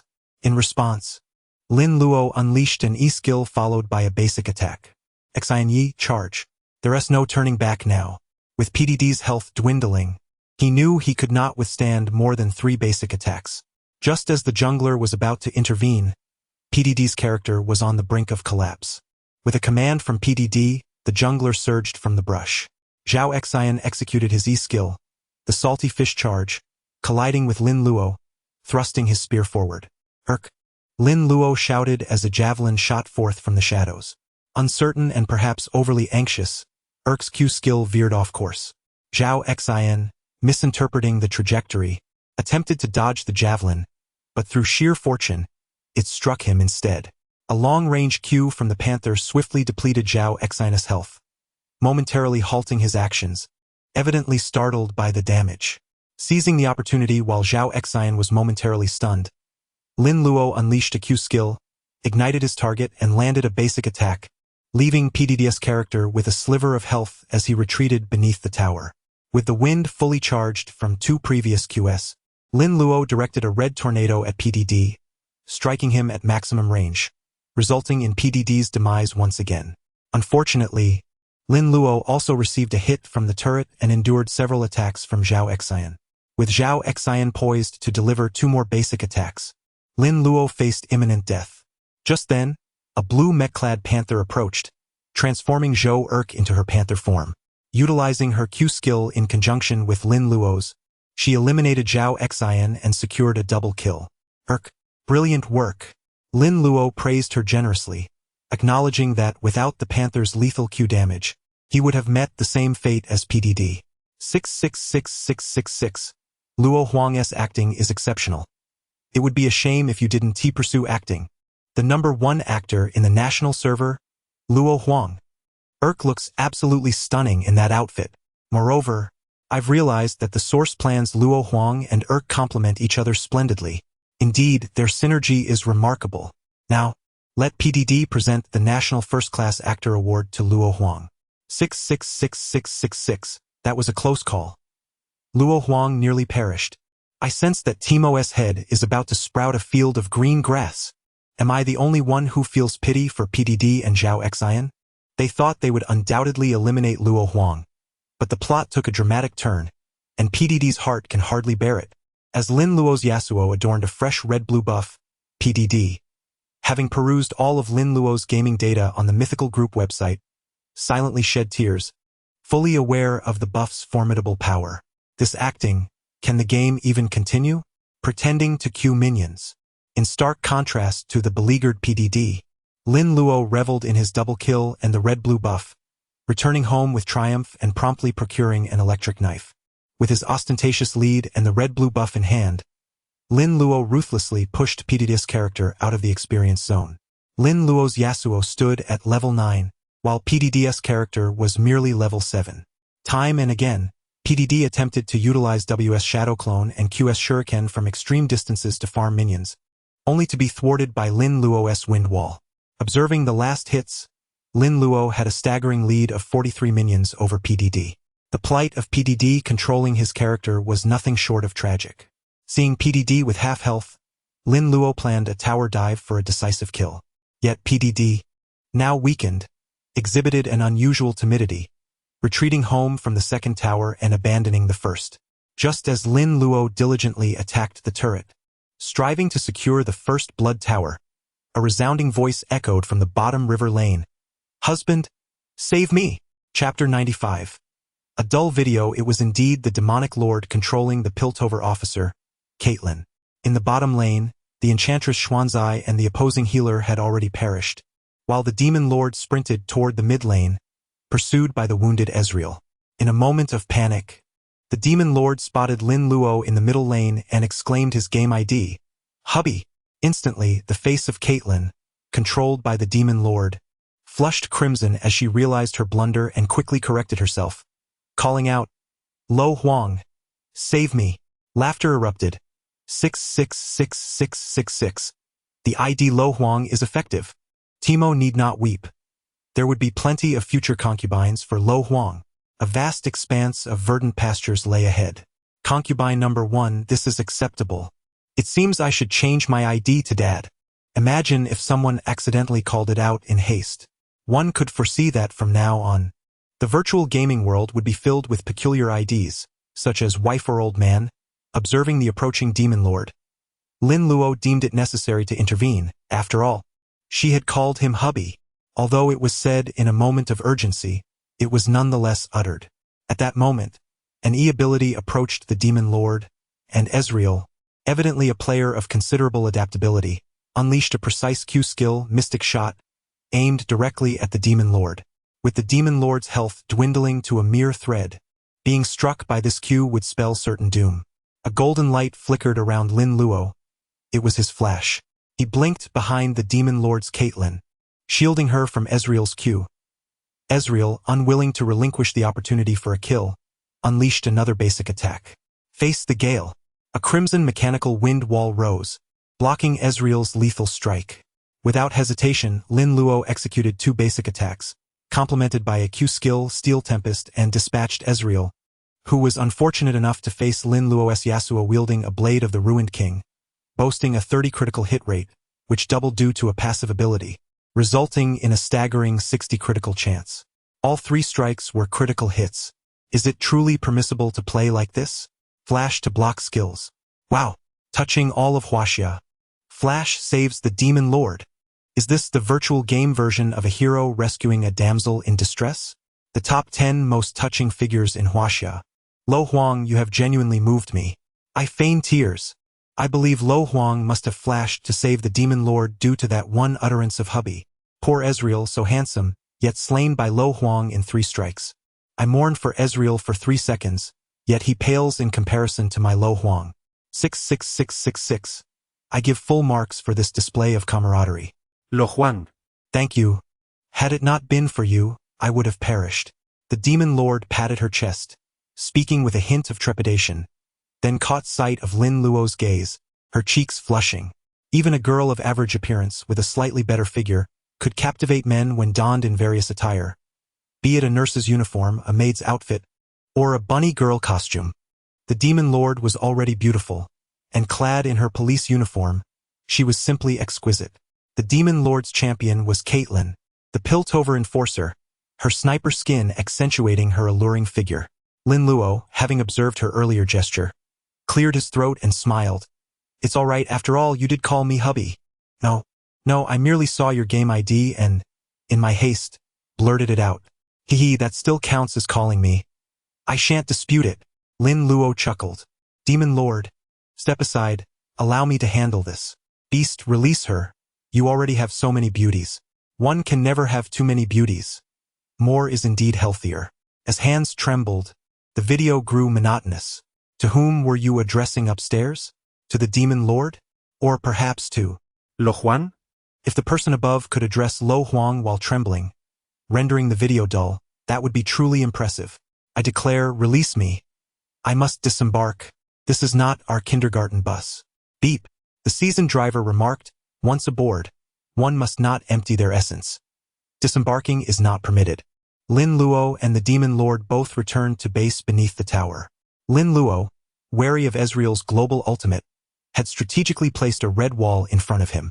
Upon returning home, Lin Luo procured an 800 gold critical strike cloak, achieving a 100 critical rate, and purchased a pair of boots, swiftly making his way toward the mid lane once more. Chapter 96. The adorable girl stone. The ensuing moments became a stage solely for Lin Luo, as he pushed the mid lane tower and targeted both the top and bottom lanes. By the 28th minute, the enemy's first and second towers in the mid and bottom lanes had been demolished. Upon arriving at the top lane, Lin Luo gathered the minion wave, only to be ambushed in the second brush by 3 formidable opponents: PDDS Zed, the jungler Zhao Xian, and the top laner Thresh. Oh dear, I didn't mean to interrupt your clandestine rendezvous in the brush, Lin Luo exclaimed, perhaps regretting the choice of words, quickly adding, well, it's all right if you're engaging in a skirmish in the bushes, but please don't drag me into this. I'm not one of you. The chat erupted with laughter. Ha ha ha. I've been struck in the knee. 3 fellows in the brush engaging in mischief. Making fun of others while adding that skirmishing is rather cheeky, someone chimed in. This is scandalous. I might have to report this. As Lin Luo took a sip of his milk, he inadvertently sprayed it all over the screen, leaving him to ponder how to explain the mess to his roommate. No need to explain. They already know what kind of person you are, came the retort. Ah, to envy the wealthy having luxurious breakfasts, while someone like me can only sip on 1982 La Fight. Lin Luo observed the 3 opponents, and despite what they might claim, he did not wish to be taken down by them. As he prepared to flee, PDD disregarded Lin Luo's pleas. A shadow clone of Zed approached, unleashing a devastating ability that rendered Lin Luo's Yasuo slowed, allowing Zhao Xian and Thresh to close in. In his first foray into online gaming, Lin Luo struggled with prediction, yet managed to cue PDD, applying the Blade of the Ruined King to him, augmenting his speed. He swiftly ED to a nearby minion, narrowly evading Zhao Xian's spear and Thresh's hook. A flurry of shurikens flew from PDD, joined by 2 more from ZS shadows. Face the gale, Lin Luo declared, swinging his sword to conjure a wind wall that deflected the shurikens. To his surprise, it also intercepted Thresh's ultimate, bringing him joy. He had feared being obliterated by it. With 11 kills to his name and equipped with an electric knife, Infinity Edge, Blade of the Ruined King, and Ninja Tabi, he was primed for revenge. Why is my ultimate being blocked? The frustrated Thresh lamented, as their planned execution of Zed was thwarted. Let us take him down. We are 3 against 1. Yao Xin boldly proclaimed. Yet, PDD controlling Zed felt an ominous premonition. But we have 3 of us. Zhao Xian interrupted, dismissing PDD's concerns. As the minion wave arrived, Lin Luo utilized it to kite the trio, stacking his Q and E abilities. A mechanical whirlwind erupted towards them, launching all three opponents into the air. The winds are rising. Lin Luo smirked, unleashing his ultimate. Furious Wind Slash. His wicked grin captivated the viewers of the live stream. Oh my! That wicked smile from Luo Huang is stunning. Is he about to turn the tables? Can he truly do it? Thresh looks quite formidable. Luo Huang, please take me with you. The adoration from the viewers was palpable. I'm utterly amazed. I never knew women could also be so enthralled. Ignoring the barrage of comments, Lin Luo focused intently. With his 4-item build, Yasuo's damage was terrifying. Upon landing, he executed a Q followed by a basic attack, obliterating PDDSZ in an instant. Zhao Xian and Thresh, armed with a spear and an anchor respectively, unleashed fierce attacks upon Lin Luo, who sustained substantial damage despite having claimed several kills. As Lin Luo expertly QD and followed up with basic attacks, Zhao Xian's demise was imminent. With the blade of the Ruined King, he could easily dispatch Thresh as well.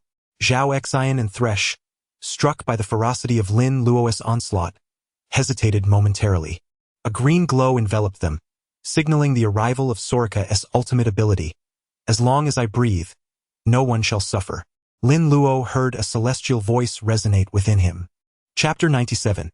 A streamer plays the Shao for the corpse. The emergence of a green luminescence caused Zhao Xian and the Deep Sea Titan to experience a notable increase in their health. This unexpected surge brought joy to their faces, prompting the Deep Sea Titan to launch a frenzied assault on Lin Luo. Zhao Xian attempted to flee, but soon met his demise beneath Lin Luo's blade, transferring both the red and blue buffs to Lin Luo. A double kill. With the aid of the red buff and the blade of the Ruined King, Lin Luo ultimately vanquished the Deep Sea Titan. A triple kill. The Deep Sea Titan player gazed at Lin Luo's remaining 13 health points, his heart bleeding. Why had Yasuo's damage suddenly surged so significantly? Zhao Xian and I both built tanky, didn't we? The Deep Sea Titan pondered in confusion. As the chairman of the mythical group, could he possibly be cheating? PDD, observing Lin Luo's triple kill, sighed and stated, he isn't cheating. I have reviewed the hero's information on the mythical group's official website. When Yasuo activates his ultimate, he gains a 50 armor penetration bonus. This effect can ignore the armor values from the target's equipment, buffs, and so on. Damn, why didn't you mention that earlier? The irritable Zhao Xian player, despite PDD's status as a streamer, unleashed a torrent of curses. I was about to say it. You interrupted me. PDD, being a streamer, refrained from retaliating against the player's outburst and lamented helplessly. You really don't have to be so angry. How about it? I ask you, are you impressed? Lin Luo proclaimed as he stood atop the corpses of the three, playing the Shao to the audience. 6666666, Your Majesty Luo, that was an incredible display, taking on 3 opponents single-handedly. Impressive, wildly impressive, absolute brilliance. 233333. I admire the one who can come up with so many synonyms for impressive. Even ancient poetry's brilliance of creation made an appearance. 6666666, Your Majesty Luo is phenomenal, a breathtaking triple kill. Why has Your Majesty's damage suddenly become so high? Same question here. Watching you dispatch the Deep Sea Titan was like slicing through vegetables. Those 3 bushes, they couldn't do anything and ended up being overwhelmed. A story that a certain streamer and 3 bush dwellers must tell. Avi, as the audience raised inquiries regarding Yasuo's damage, Lin Luo elucidated Yasuo's ultimate ability to them. As he prepared to return to base, a beam of yellow essence swept past him during the final second of the countdown. Given that the mythical group's official website showcased hero skills, everyone recognized this as Ezreal's ultimate. Lin Luo's spirit exited his body, returning to the fountain, while his corporeal form gradually collapsed. Lin Luo clutched his head in despair, exclaiming, "Why the hell was I explaining Yasuo's ultimate to you all?" A series of unfortunate events caused by the audience. What do you mean by explaining Yasuo's ultimate? Seemed more like you were just showing off. Ha ha ha. A certain streamer successfully played the Shao and ended up blowing himself up. How can I take it anymore? I'm dying of laughter. Your Majesty Luo, are you trying to kill me with laughter so I can pass on my fish fins? Quite impressive, well played, brilliance of creation. Shock. A certain streamer, while live streaming and playing the Shao for a corpse, was unexpectedly slain by an unidentified essence. Under Lin Luo's furious leadership, they charged at the mid lane where Ezreal and Soraka were clearing minions, swiftly eliminating them both. They soon reached the opposing high ground turret. With the combination of Blade of the Ruined King and the electric knife, Lin Luo's Yasuo attacked with incredible speed, rapidly dismantling the enemy's high ground tower. Following this, Lin Luo targeted the small crystal, which fell swiftly under his assault. Faced with such overwhelming force, even the notoriously hot-tempered Zhao Xian refrained from intervening, while PDD's Zed and the Deep-Sea Titan quivered behind their crystal. At this moment, advancing would be tantamount to seeking death. Just as Lin Luo prepared to continue dismantling the turret, the opposing Ezreal and Soraka, alongside PDD's Zed, resurrected simultaneously, surging forth with the home guardian. Observing his team's slightly diminished health, Lin Luo decisively ordered a retreat. Engaging beneath the enemy turret was clearly unwise. The opposing Deep-Sea Titan cast a hook, ensnaring the rearguard Teemo. Zed activated his Cherry Blossom Blade, while Ezreal jumped in with his E ability. The group aimed to eliminate Teemo under Feng's control. Lin Luo, commanding with authority, instructed the three women not engaged in the fray, Xuanzi, use your Piano Girl's ultimate to protect Teemo. Demon King, let us take them down. The enemy's strategy was sound. Eliminate Feng's Teemo first, and then with a 5v4 they might have a chance to win. Unfortunately, Lin Luo's flash intercepted a barrage of ranged attacks, and he plunged into the fray. Leveraging his equipment advantage, he directly targeted the main damage dealer, Ezreal, whose health plummeted under Lin Luo's ferocious output, even with Soraka struggling to keep up. Chapter 98. Miss. After the opposing team's output was extinguished, only Debong and PDD managed to take down Teemo before their demise, resulting in a remarkable exchange of 1 for 5 that utterly annihilated the enemy. Following Teemo's demise, the opposing team's Nautilus exclaimed, "We may lose the team fight, but Teemo must die." Subsequently, they initiated a surrender with 5 votes in agreement. Boom! The enemy's crystal erupted in a spectacular explosion. Victory! As I witnessed the destruction of the enemy base, I couldn't help but laugh aloud. We may lose the team fight, but Teemo must die. 66666. They didn't even target the Emperor of the Skies but instead focused solely on Teemo. How amusing. 666,666. This phrase seemed to originate from the game lore provided by the Emperor, and it was my first time encountering such a betrayal of a beloved character. Upon reading this, Teemo cast a forlorn glance at the Yasuo controlled by the Emperor. Teemo's face was a picture of confusion. Lin Luo, what grievance do you hold against me to utter such words? Following this, Lin Luo engaged in several matches with 4 ladies, consistently dominating the field.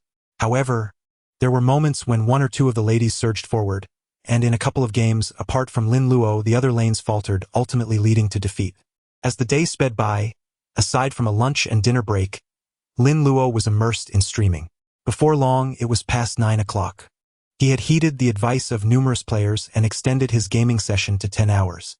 As the clock approached 9, the 4 ladies logged off to prepare for bed. Having not checked the rooms for a while, Lin Luo decided to seek out a charming lady. After a brief search, he stumbled upon a somewhat familiar name, Mississippi. Lin Luo had retained his privilege of invisibility from the test phase of Douyu, so upon entering the live stream, there were no notifications. Playboy Sikong Zurin gifted Miss a Super Rocket 1. Click to enter the room and unlock the fishball treasure chest. Thank you, Playboy Sikong Zurin, for the Super Rocket 1. Miss appeared somewhat excited, as this was her first and only Super Rocket since starting her streaming journey 2 weeks prior. The chat soon filled with remarks from Playboy Sikong Zurin. Since you're thanking me, perhaps you should reveal a little? Your figure is quite commendable. Why conceal it so? Upon reading the comments, Mrs. Delicate face froze, and as she glanced at the raucous audience, she felt a wave of grievance wash over her, almost moved to tears. Lin Luo, too, wore a look of disbelief, pondering why he had encountered such a situation once more. Nevertheless, since fate had brought him here, he decided to lend a helping hand, as Miss was one of his favorite streamers from his past life. Lin Luo deactivated his invisibility. Boom. Lo Xiao, gifted Miss a Divine Dragon Rocket 101 set. Click to enter the room and unlock the fishball treasure chest. Lo Xiao, gifted Miss a Divine Dragon Rocket 102 sets. Lo Xiao, gifted Miss a Divine Dragon Rocket 103 sets. Lo Xiao, gifted Miss a Divine Dragon Rocket 104 sets. Lo Xiao, gifted Miss a Divine Dragon Rocket 110 sets. The Emperor's army has descended. Non-combatants, please evacuate immediately. The Emperor's army is here to propose. Are you ready, streamer? That so-called playboy you should scram. Our Emperor has taken a liking to the streamer. To that fool named Playboy, begone. The Emperor is formidable. Without any provocation, he sends forth divine dragon rockets, and it seems the treasure chests will be overflowing once more. With the divine dragon rockets paving the way, we welcome the esteemed arrival of the Emperor. The Emperor does not even spare novice streamers, but I relish it. Wait, where has that Playboy Sikong Zurin gone? I can't see him in the VIP seats. He is a Duke of Doyu after all. A fan suddenly noticed that Playboy Sikong Zurin SID had vanished from the VIP section of Mrs. Livestream, typing away. He has clearly been scared off by the divine dragon rockets sent by the Emperor. The Emperor's presence is intimidating. That Playboy has probably hidden away in fright 666666. Scaring others away from the live stream, it seems this Playboy is aware of the Emperor's past exploits in the Doyu streams. Otherwise, how could the Emperor have gained his title in that legendary battle against the young master of Longxi? That was the Emperor's crowning achievement, known to nearly all Doyu users. Chapter 99. Are you aware of the numbers? Lin Luo's sudden inspection brought forth an astonishing influx of over 100 million from the Luo family. Miss gazed at the computer screen, her eyes filled with astonishment as the popularity surged exponentially. Luo Huang, Luo family army, divine dragon rocket. In the realm of Doyu, only one individual possessed such accolades. The legendary god of wealth, Master Luo, the sole holder of the imperial title, the president of the Myth Group, and the developer of virtual games, Lin Luo. A staggering 1,000 rockets worth 5,000 soft sister coins, each translated to a monumental sum of 5 million soft sister coins. Miss found it hard to believe that this was indeed reality. Once, when she first joined Doyu TV, she had dreamed of the day Lin Luo would grace her with a visit. Unfortunately, he had been preoccupied with the sales of virtual devices for Myth Group lately and had not made an appearance. The phrase "a chance encounter with Lin Luo" could very well describe her situation. She stumbled upon his live stream and was enchanted at first sight. Just half a month ago, she was merely one of Lin Luo's adoring fans, who, in a bold decision to catch his attention, began her own streaming journey. However, upon becoming a streamer, Miss soon realized how naive she had been. The harshness of reality set in as, after 2 weeks, her peak viewership had barely reached a few thousand. Just moments ago, she had received her first super rocket, and it came with a request for her to reveal something. With Lin Luo still a distant dream, today, however, fortune favored her, as Lin Luo chose her for his singular inspection. Reflecting on her arduous journey, the myriad of disparaging remarks from viewers flooded her memory, and tears welled up in her eyes. Thank you. Thank you, Luo Huang. Thank you for the divine dragon rocket. Miss wiped her eyes as she spoke through her tears. Lin Luo, taken aback by her sudden outburst of emotion, exclaimed, Hey, why are you crying? Please don't cry. A woman's tears are the most potent weapon against a man, and especially for Lin Luo, who could not bear to see a woman in distress. He hurriedly typed, It's all right, I'm just overwhelmed with excitement. Thank you, Luo Huang. Miss, a bit shy and blushing, gazed at him with adoration, an unmistakable sentiment that even the most oblivious could discern. What was this? Why was she feeling shy? The situation was bewildering for Lin Luo, who found himself caught in a flurry of excitement and bashfulness. Luo Huang, you're so oblivious. Can't you see she has feelings for you? I chuckled internally, observing his dazed expression. The charm of Luo Huang was undeniable. Even a random streamer harbored affections for him. Just give in to her already, and perhaps take this adorable girl under your wing.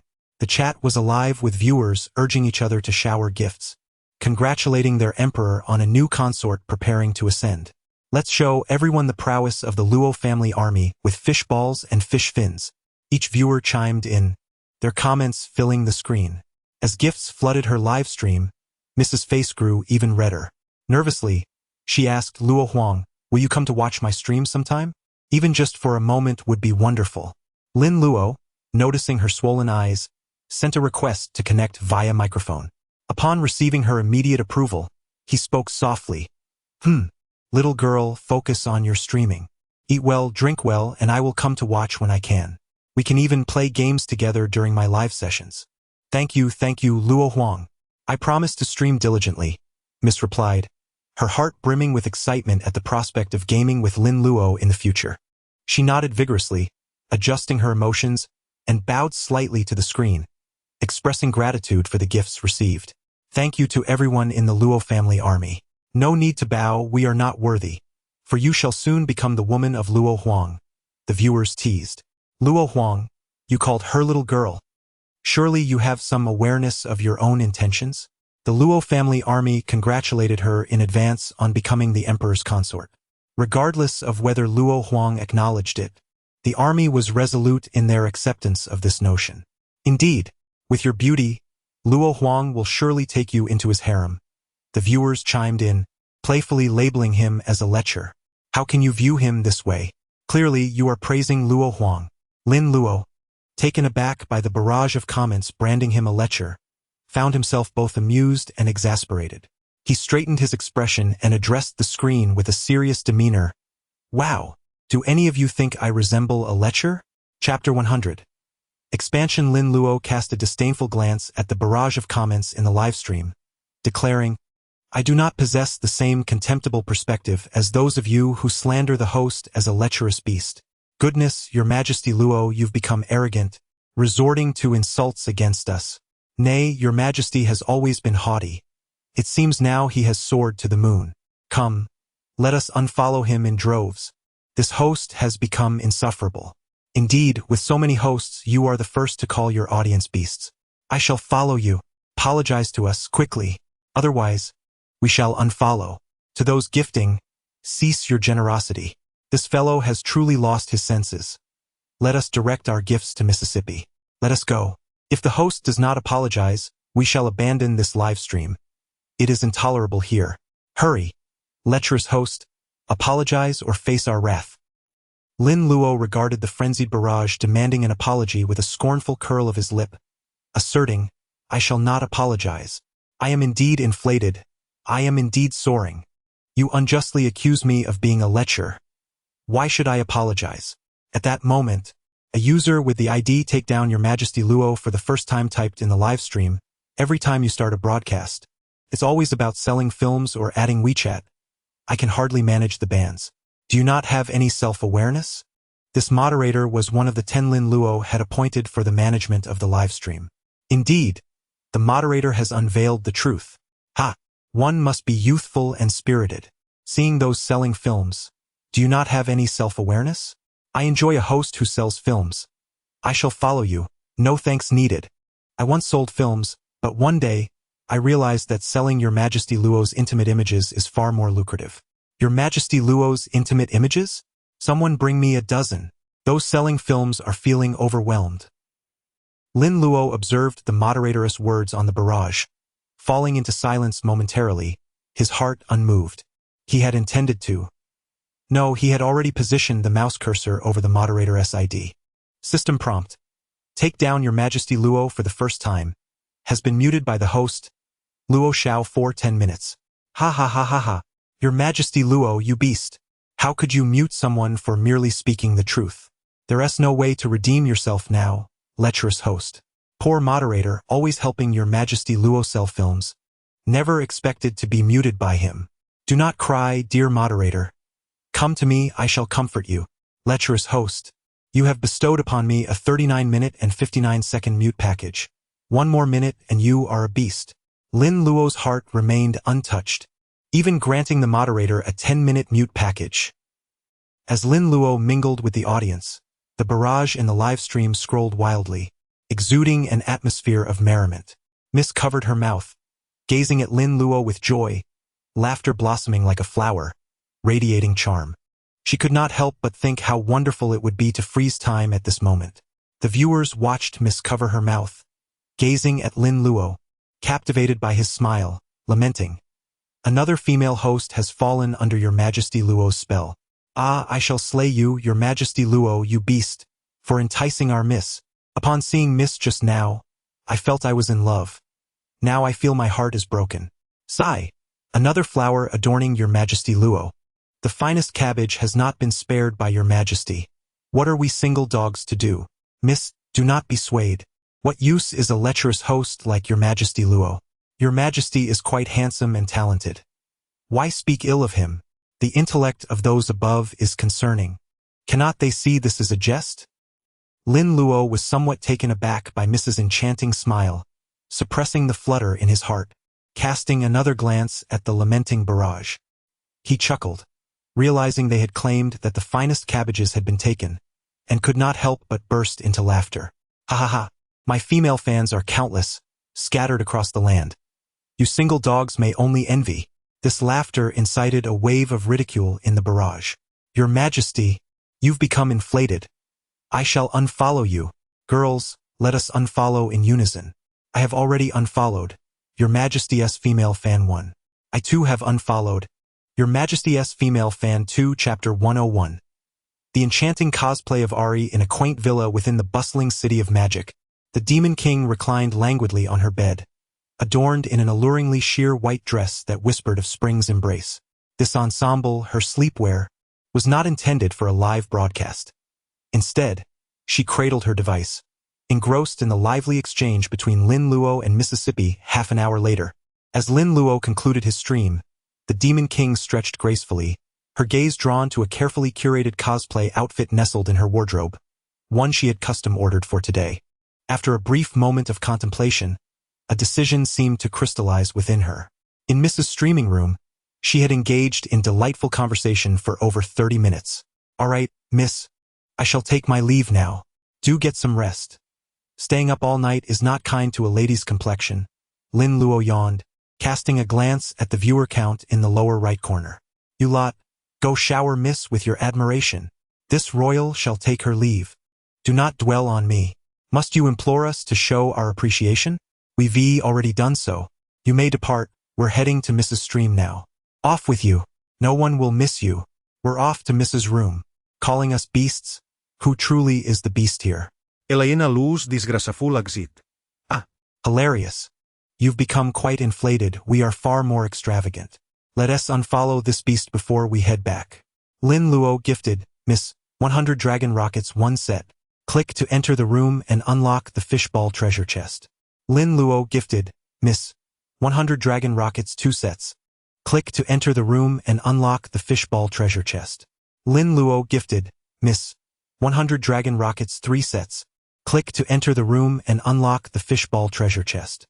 Lin Luo gifted Miss 100 Dragon Rockets 4 sets. Click to enter the room and unlock the fishball treasure chest. Lin Luo gifted Miss 100 Dragon Rockets 10 sets. Click to enter the room and unlock the fishball treasure chest. Before signing off, Lin Luo generously bestowed 1,000 Dragon Rockets upon Mrs. Stream. "Do not think that fish balls can sway our loyalty. An apology is in order. Indeed, fish balls shall not buy our allegiance. An apology, or we shall unfollow for good. Brothers, cease the barrage. Claiming fish balls is paramount. Those above, be gone. The fish balls are less significant than an apology from Lin Luo, that lecherous host who insulted us. We demand an apology." Observing the barrage of comments, Lin Luo shook his head in exasperation and decisively ended the stream, dealing with a rabble of mischievous viewers. As he surveyed the living room, he noted that Tang Yen had already retreated to her room for the night. The reason for her early slumber was the previous night's tumultuous encounter with Feng Timo and Yang Mi, which had left her sleepless in her adjacent quarters. Feeling a pang of hunger, Lin Luo prepared a packet of instant noodles. Gazing at the disheveled kitchen, he mused, "It appears I must seek a little maid. Even instant noodles require my own preparation, which does not align with my grand persona." A wicked smile crept upon his face at the thought of a maid donning a black silk outfit. After indulging in the instant noodles, Lin Luo, accustomed to sleeping in the nude, shed his garments and succumbed to a deep slumber. At midnight, less than an hour after Lin Luo had drifted into dreams, a sleek Ferrari came to a halt outside his villa. From the vehicle emerged a striking figure. The Demon King, her cheeks flushed crimson, clutching the villa's key she had just procured from Feng Timo. With the key in hand, she paced nervously before the villa's door, hesitantly contemplating her next move. With a soft creak, the door swung open. Stealthily, she navigated to Lin Luo's room, as directed by Feng Timo, gently pushing the door ajar. As Lin Luo lay in peaceful slumber, a subtle fragrance enveloped him, yet he paid it no mind. Moments later, a slick sensation against his back roused him from his dreams. He turned to find a captivating figure beside him, none other than the Demon King herself, clad in the cosplay attire of Ari, the idol from League of Legends. Her delicate tongue, still lingering at 4'9", had been the source of the earlier sensation.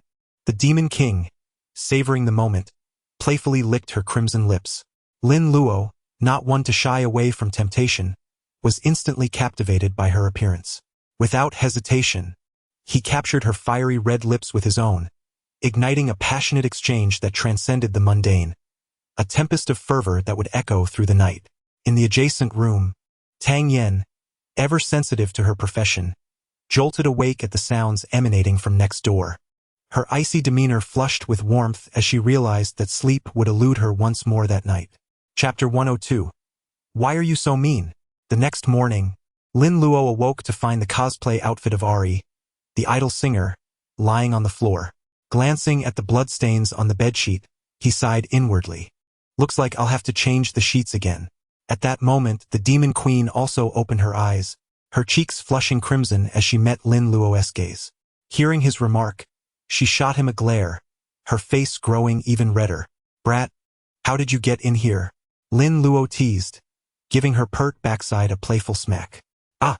The Demon Queen yelped, pouting as she glared at him with wounded eyes. Why are you so mean? Oh, still glaring at me? Lin Luo smirked, rising slightly. Seems like last night wasn't enough of a lesson for you. I doubt you'll dare talk back today. Wait, I'll tell you, she stammered, shrinking back as a dull ache reminded her of last night's intensity. Timo gave me the key, selling out your teammate without hesitation.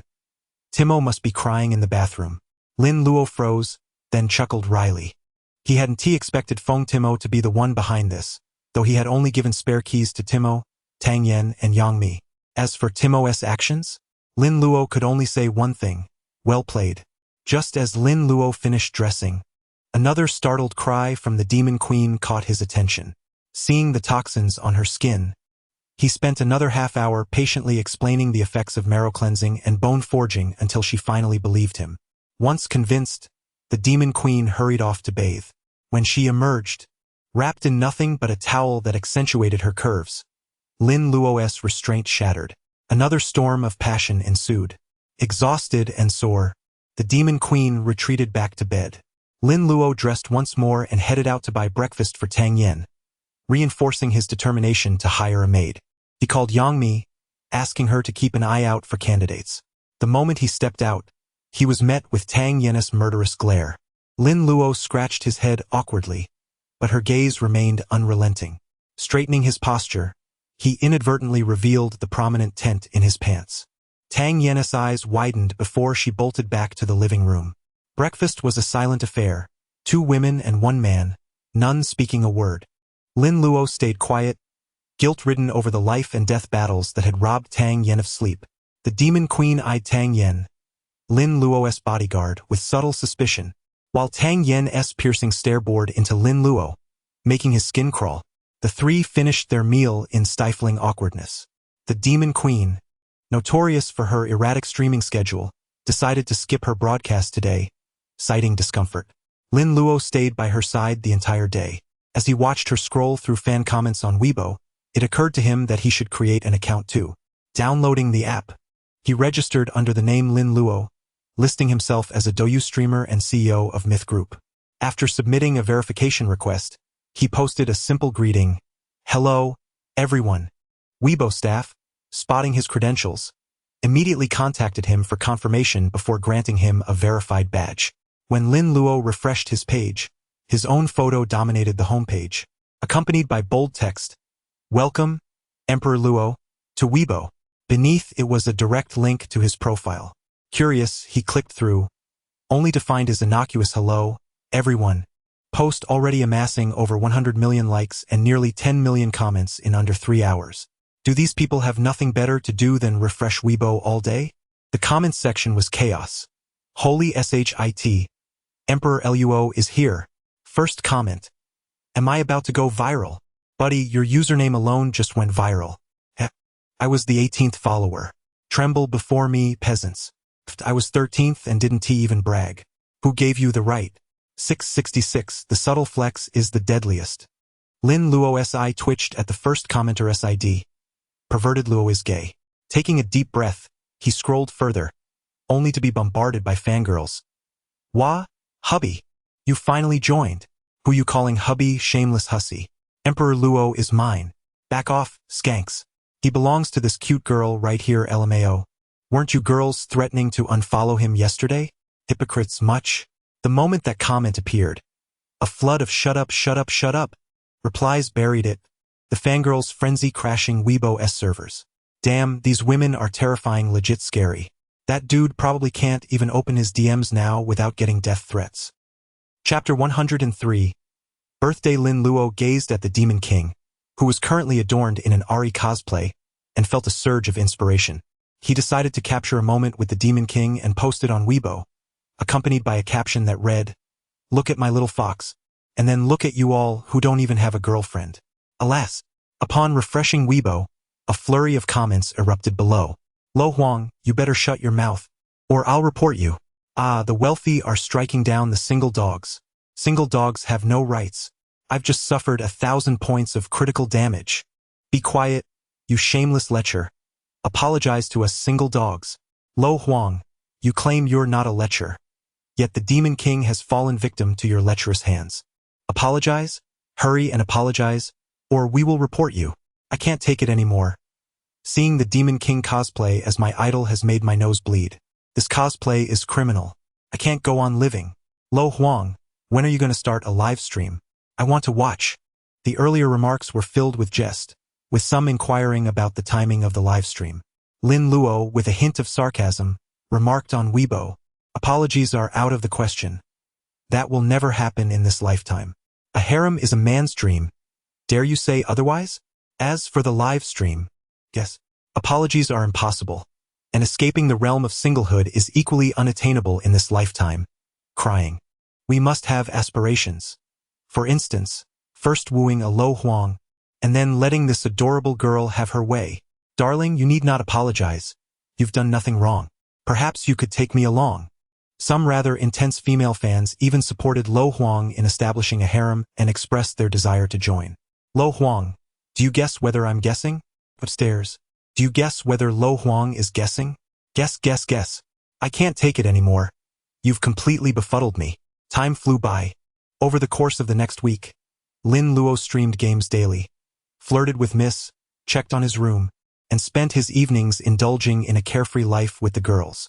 With Lin Luo's assistance and her own dedication, Miss blossomed into a major streamer, maintaining a steady fanbase of around 15 million, while Lin Luo's popularity soared to approximately 35 million after his streams.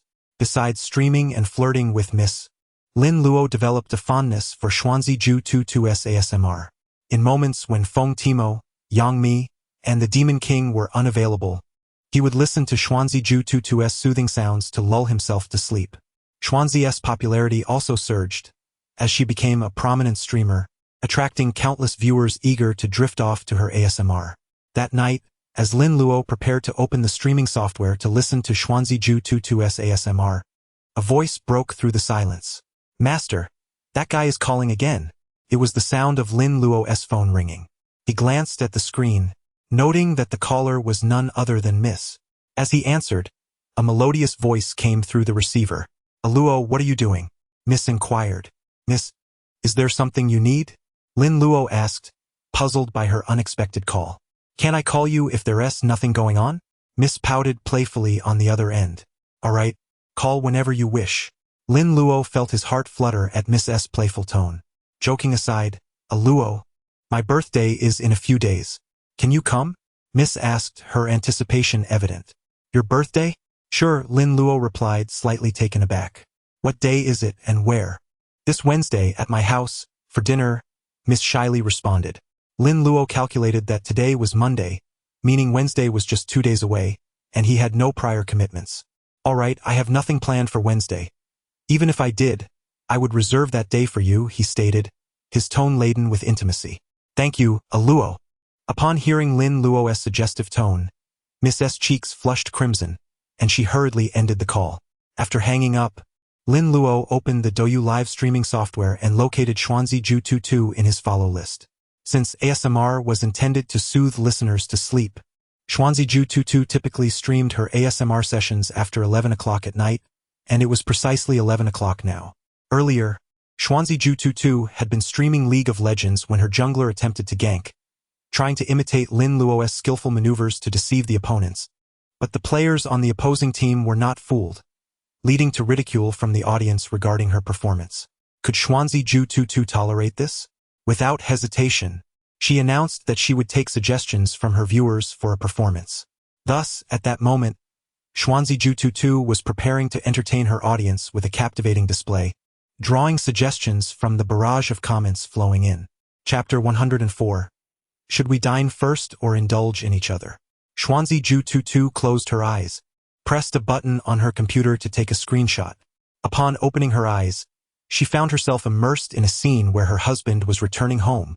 A blush crept across Xuanzi Ju 22's face as thoughts of Lin Luo surged into her mind, leaving her cheeks tinged with crimson. What was the streamer contemplating? Why the sudden flush? Could it be that Xuanzi Ju 22's springtime had arrived? By the way, why hadn't Luo Huang shown up today? One of the viewers speculated that Xuanzi might have envisioned her husband as Luo Huang. Wow, that's indeed a possibility. With such beauty, Luo Huang would surely not let her slip away, dear streamer. Abandon those thoughts of spring and commence your performance. Xuanzi Ju 22 turned towards the screen, fantasizing that her husband was Lin Luo, gazing at the monitor with heartfelt affection. Darling, you're back. Oh my. Xuanzi Ju 22's acting is extraordinary. I can hardly discern any flaws. As a drama major, I find it impossible to reach such heights. This performance possesses an ethereal quality. We can no longer claim that she cannot act. The depth of emotion reflected in Xuanzi's eyes is captivating, and I am profoundly curious about the identity of this imagined husband. Needless to say, it must be Luo Huang. Has he truly not arrived today? Imagine if Luo Huang had just walked in when Xuanzi uttered those words, oblivious to the barrage of comments. Xuanzi Ju 22 felt bashful but was compelled to continue, only to inadvertently see the comments flooding in with Lin Luo's name, transforming darling into Lin Luo. Luo, will you dine first or indulge in me? Boom! A majestic 9-clawed golden dragon soared across the screen, and a banner appeared in the livestream. Welcome, Emperor, Luo Xiao, to Xuanzi Ju 22's livestream. At that moment, as Xuanzi Ju 22 uttered those words, Lin Luo had just entered her stream. The instant he joined, he was ready to send a rocket. Yet her words made him pause. Luo, will you dine first or indulge in me? The audience erupted with excitement. Luo Huang has arrived. Who among us is the harbinger of this moment? Timo, the Demon King, exclaimed, of course I choose him. Indeed, that choice was inevitable. Xuanzi's boldness caught Luo Huang unawares, leaving him momentarily stunned. I still recall Timo's earlier remark, I'll take care of you down there, which left Luo Huang equally perplexed. Xuanzi Ju 22 had inadvertently revealed her feelings for her husband, Luo Huang. One must admit, arriving early pales in comparison to arriving just in time, a quintessential Luo Huang moment. Lin Luo immediately typed, his expression one of bewilderment. Can someone explain what just happened? Why did I hear my name? Luo Huang, Xuanzi Ju 22 wishes to share herself with you. Luo Huang, she just referred to you as her husband. Xuanzi Ju 22 wishes to join your harem. Once again, a single man loses a goddess. Xuanzi Ju 22 desires for you to claim her. She wishes to belong to you. Luo Huang, surrender to Xuanzi Ju 22. She will be responsible for you. Xuanzi Ju 22's commitment to Luo Huang. Xuanzi Ju 22 noticed the comments about Lin Luo's entrance, initially believing he wouldn't arrive so late. To her surprise, he suddenly appeared. The slip of the tongue made her wish to close the live stream immediately, seeking a crevice to hide in. Upon reading the comments, Lin Luo turned his gaze towards Xuanzi Ju Tutu, who appeared delicate and enchanting in her teacher's attire, complemented by alluring black stockings. Xuanzi U2's heart raced. Her face crimson as she recalled her earlier words. Lin Luo offered a slight nod, a gesture of respect towards her. With her captivating eyes fixed on the screen, Xuanzi Ju Tutu delicately reached out, inviting Lin Luo to join her on the microphone. Lin Luo accepted, swiftly joining her live stream. Their screens divided, hers dominating the view while his appeared in the corner. With the situation as it was, Lin Luo had heard what he was meant to hear, and what he wasn't meant to hear as well. Xuanzi Ju Tutu, in a moment of boldness, declared, "Ah Luo, I like you." Yet, fearing rejection, she abruptly ended the stream, leaving both her audience and Lin Luo in stunned silence. What happened to ASMR? What about ear-scratching? She confessed her feelings, a surge of excitement coursing through the viewers. What a thrill! But it wasn't directed at you. Well, your argument holds some merit. Damn it, Luo Huang owes me. I caught a glimpse of Xuanzi's enticing black stockings, and this is what I get. To which another retorted, "You're just as transfixed by Luo Huang. Scram. I'm a man." Chapter 105. The call from a close friend as Xuanzijili Tutu abruptly ended her broadcast. Lin Luo took a moment to ponder before also shutting down his stream. "What on earth are you two doing?" he exclaimed. "You announce the end of the stream and just leave us, the viewers, hanging? As single folks, do we have no rights?" I am utterly baffled. I was hoping to see whether Luo Huang would agree. I wager 50 cents that this lecherous Luo Huang has indeed consented. I'll raise you another 50 cents. Luo Huang will surely agree. The harem of Luo Huang is expanding. One can only imagine he might have 3,000 beauties in his harem. After Lin Luo concluded his broadcast, he retrieved his phone and found Xuanzijili Tutu's number in his contacts. He sent her a message. Meanwhile, Xuanzijili Tutu, having also finished her stream, paced back and forth in her room, contemplating whether Lin Luo would agree to her proposal. Suddenly, her phone buzzed with a message from Lin Luo. Hesitant to read it, fearing rejection, she ultimately summoned her courage and opened the text, which read, "Xuanzijili, I'm hungry. I want to eat you." A rush of joy washed over Xuanzijili Tutu. She understood that Lin Luo had effectively accepted her invitation. Swiftly, she replied, "Allo, where are you? I'll come to find you." Lin Luo responded with his address. "Come to my house. The location is in Modu, Yuzuan Community. Villa Area. Building 1. Wait for me. I'll be there shortly." Xuanzijili Tutu's face flushed crimson as she dashed to the bathroom to prepare, determined to present her most beautiful self to Lin Luo. An hour later, Lin Luo, feeling somewhat numb from waiting and even doubting whether Xuanzijili Tutu would show up, was just about to make a call when the doorbell of the villa rang. A flicker of excitement crossed Lin Luo's face as he hurried to answer the door. Upon opening it, he found himself momentarily entranced. Xuanzijili Tutu stood before him, clad in a snug black tank top that could barely conceal her ample curves, paired with alluring black stockings. Her enchanting, doe-like eyes sparkled like autumn waters, and her long, lustrous hair cascaded over her shoulders, evoking the sentiment of a flower that would bloom beautifully, albeit tragically. "Allo." As soon as Lin Luo opened the door, Xuanzijili Tutu joyfully embraced him, a fragrant aroma enveloping him. The softness of her form pressed against him, and he gently wrapped his arms around her slender waist. "Your figure looks far better than it did during the stream." "Really?" Xuanzijili Tutu blushed at Lin Luo's compliment. "I'm so hungry. I want to eat you." Lin Luo wasted no time, whispering into her ear with a teasing breath. "Ah!" Lin Luo, with one arm securely around Xuanzijili Tutu's waist and the other clutching her long legs, lifted her effortlessly as she gasped in surprise, carrying her towards the bedroom. Upon entering the room, their eyes locked.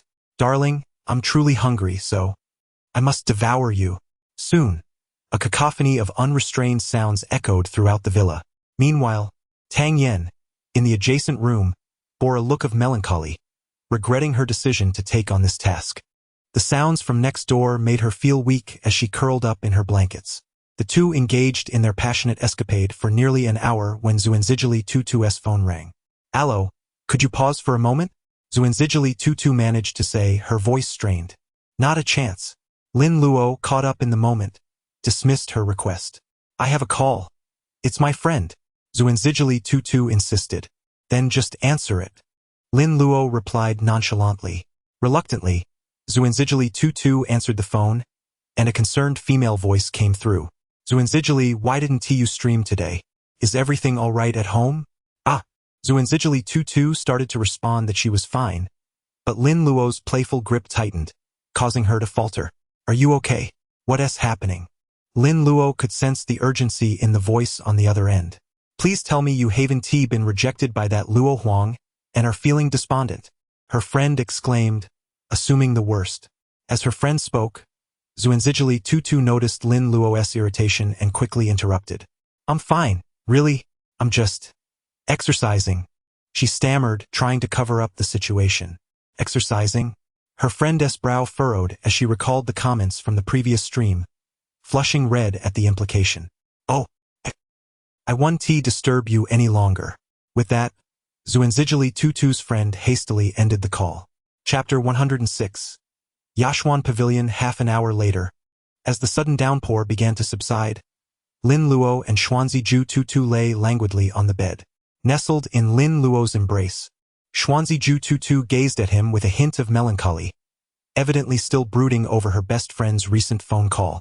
After a moment, feeling a sticky sensation on her skin, Xuanziju Tutu struggled free from Lin Luo's grasp, only to discover her body was covered in toxins. "Aluo, what is happening to me?" she exclaimed, on the verge of tears at the sight of the toxins marring her fair skin. "It's nothing to worry about. Your body is merely expelling some toxins," Lin Luo reassured her, elaborating further. "This process can help cleanse your system, enhancing your beauty." Xuanziju Tutu seemed somewhat skeptical but decided to freshen up in the bathroom. Soon, the sound of running water echoed from within. Hearing that, Lin Luo's curiosity was piqued, and unable to resist, he pushed open the bathroom door, which was unlatched. Inside, Xuanziju Tutu was diligently scrubbing her body, and as the toxins washed away, her pristine figure came into view. Faced with such a sight, Lin Luo could no longer contain himself, and the bathroom soon echoed with their passionate exchanges. After their refreshing bath and intimate moments, they returned to Lin Luo's bed, where they nestled against each other. Lin Luo leaned his head against her soft form, eyes closed, savoring the comfort. "This closeness surpasses any ASMR experience. Listening to your heartbeat through headphones is far less gratifying," he murmured. Time slipped by, and they drifted into a deep slumber past 3 o'clock. The following morning, Xuanziju Tutu hurried to explain things to her friend, casting Lin Luo a sharp glance before leaving, vividly recalling his actions from the previous day. She sensed that her friend had gleaned something from their last conversation, leaving her uncertain of how to hold her head high in front of her. Once Xuanziju Tutu departed, Lin Luo lingered in bed a while longer. Upon awakening, he glanced at his watch, realizing it was already past noon. After a meal in the dining room, he contemplated what birthday gift to buy for Mississippi. After much deliberation, he decided on a necklace and a car, considering she had just begun her career as a streamer and hadn't yet received her salary.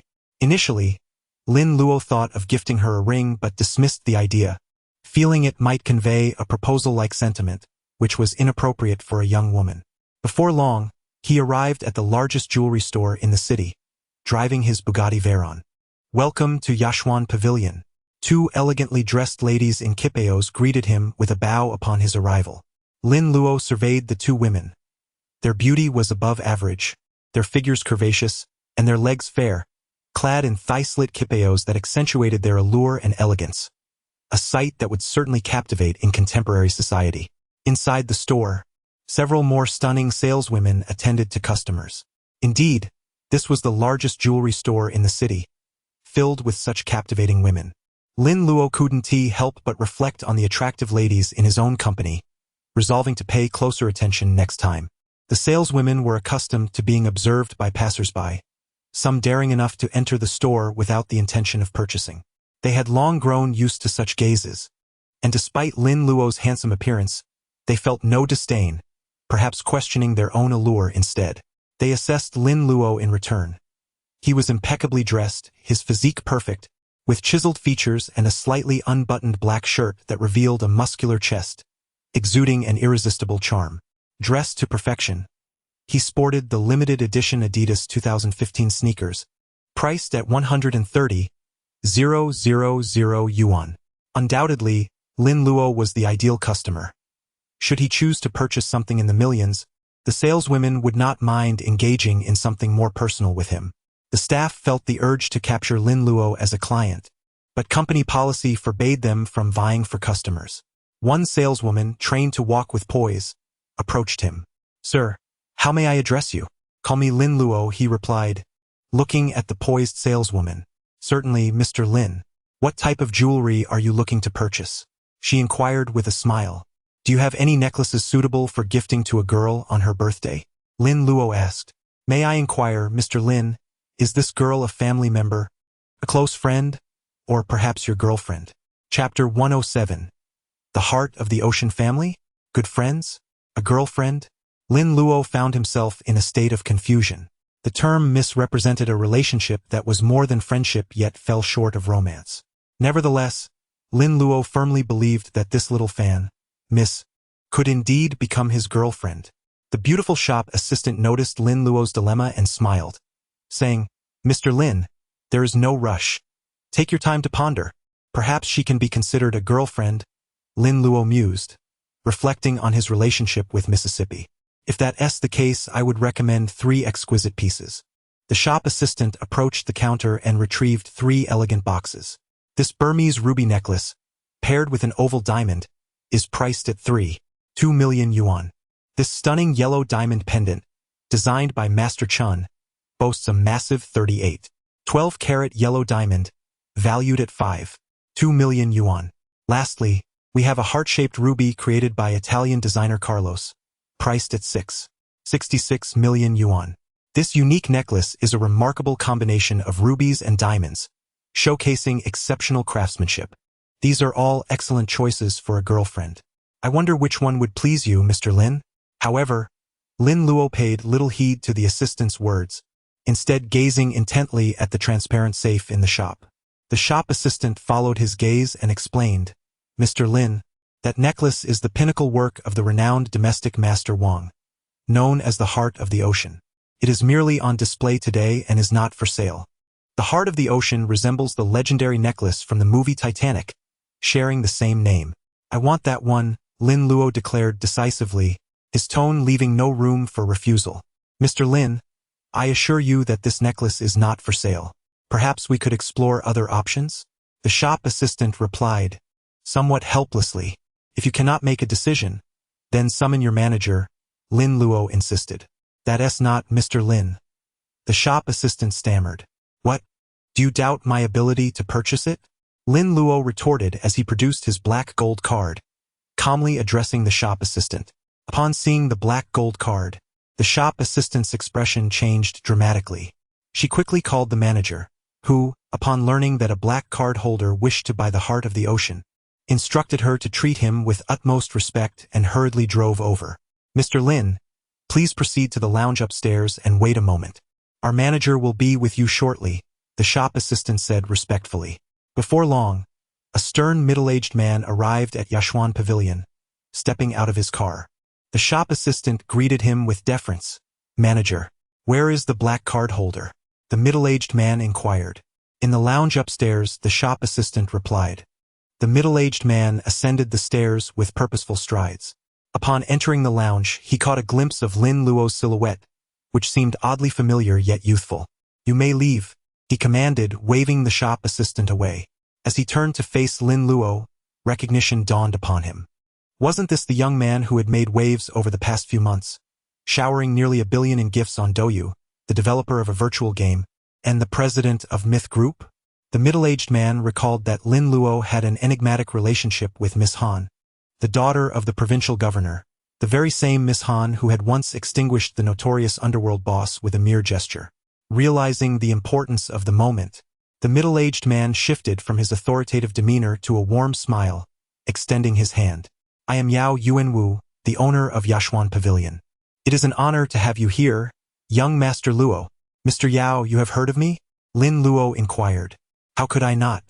The president of such a colossal company as Myth Group, the developer of virtual games. Today, I see that you truly are a dragon among men. Yao Yuanwu flattered, recognizing the immense stature of Lin Luo's enterprise, far beyond the modest Yashuan Pavilion. One is hardly a dragon, merely a businessman, Lin Luo humbly replied. Though Lin Luo sensed a hint of flattery from Yao Yuanwu, he harbored no animosity towards him. After exchanging pleasantries, before Lin Luo could speak, Yao Yuanwu took the initiative. I understand from the assistant that you wish to acquire the heart of the ocean as a gift for your girlfriend? Indeed, I wish to purchase the heart of the ocean, Lin Luo said, savoring a sip of the tea personally brewed by Yao Yuanwu.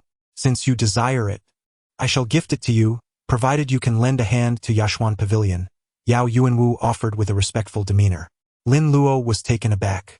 The heart of the ocean, which he had roughly estimated to be worth at least 10 million yuan, likely held an even higher value.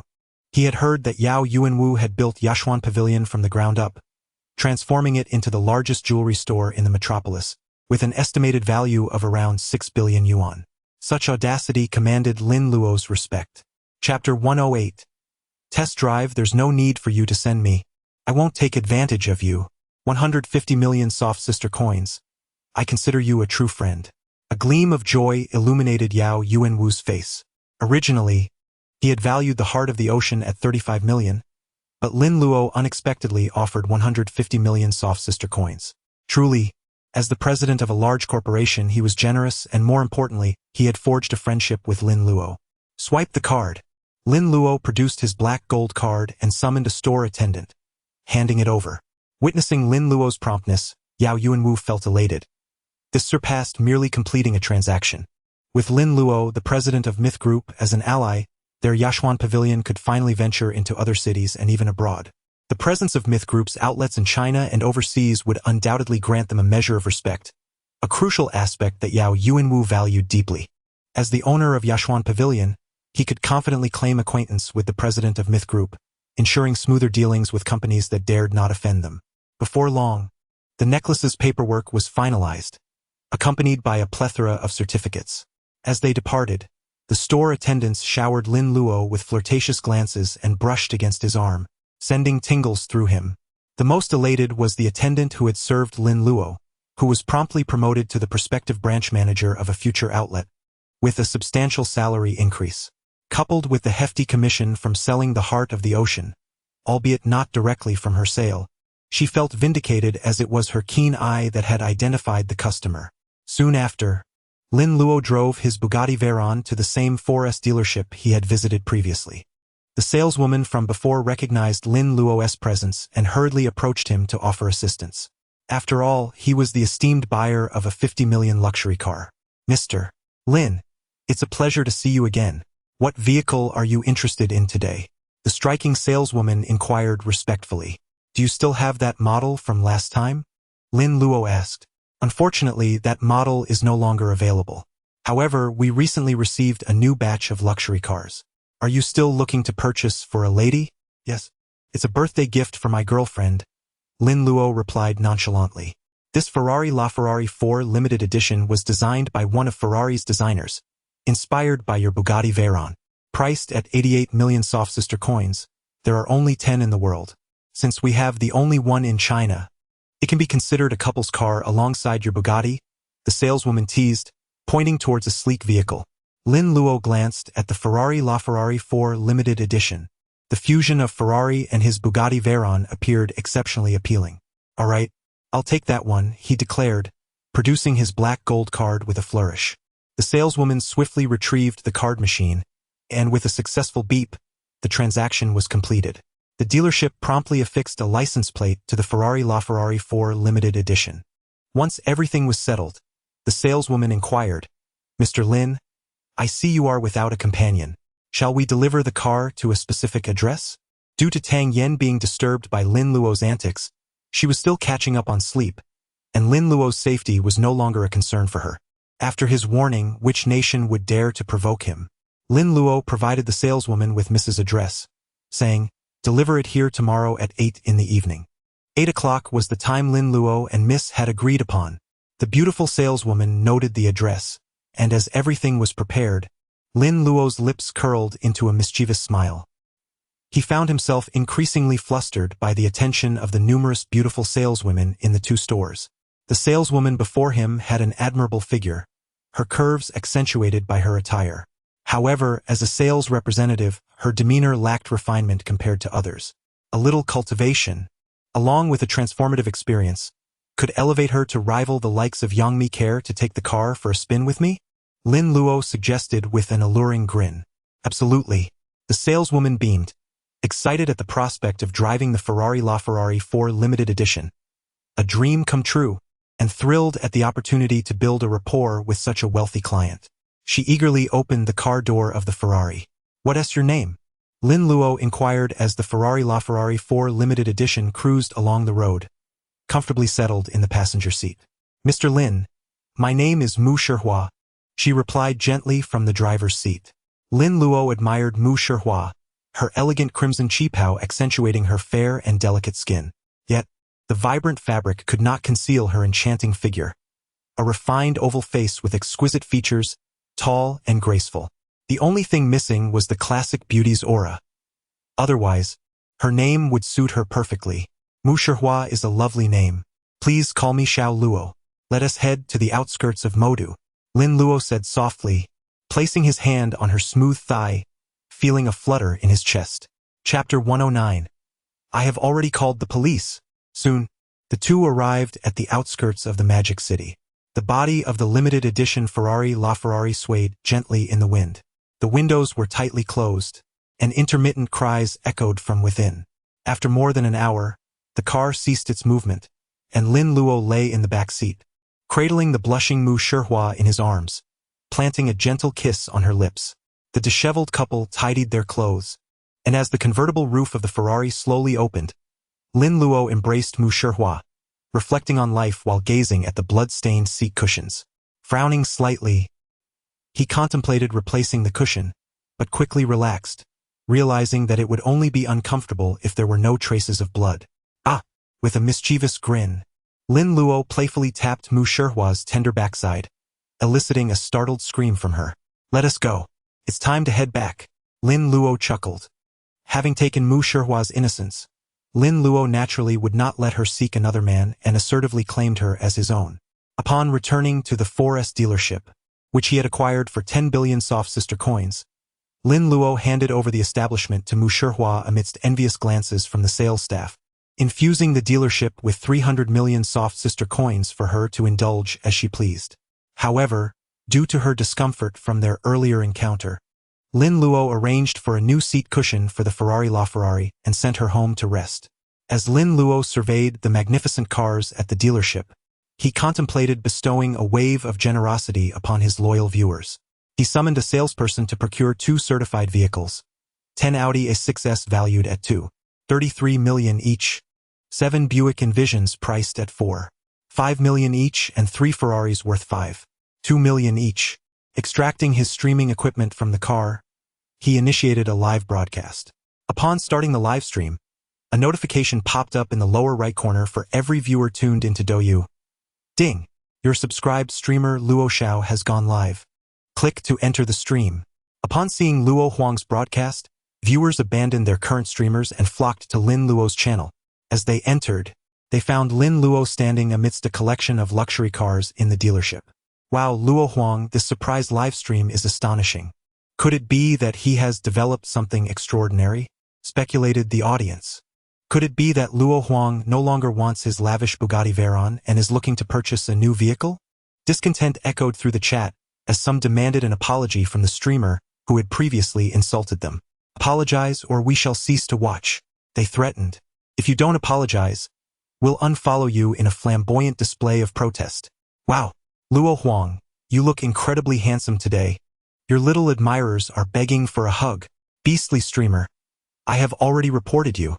With your striking looks, you are nothing but a seducer of innocent maidens. The police are on their way. Observing the comments, Lin Luo feigned heartache, clutching his chest as he lamented, "Ah, my dear little fans, You are the true gems. Here I am, gifting you these splendid cars, and you dare call me a lecher and demand an apology? My heart aches. Upon hearing this, the viewers, noticing the luxury vehicles behind him, quickly shifted their sentiments, their loyalty transforming faster than the most skilled performers in a Sichuan opera. Luo Huang, our generous father, step back. I will deal with those who dared to demand an apology, who called for Luo Huang to apologize. I guarantee they shall regret it. Where is your dignity? How could a single statement reduce you to such servility? Let me kneel before our generous father. All I desire are those Ferraris behind you. Luo Huang, I want a Ferrari. If you do not grant it, it means you do not love me. How audacious. You should call him generous grandfather. Only I may address him as generous father. 666,666. Witnessing these fickle individuals is astonishing. You should all be in the entertainment industry, for you possess true talent. 233,333. I always believed that streamers on Douyu were the most shameless, but upon seeing your sycophantic behavior, I realize you are all exceptional. Chapter 110. Rubbing against the keyboard, why haven't you called for my apology? Lin Luo chuckled at the barrage of comments, then continued, for the next 5 minutes, I shall randomly select 20 viewers from the chat and reward them with the sports cars I have in store. As soon as Lin Luo finished speaking, a flood of comments declaring him the magnificent Emperor Luo erupted.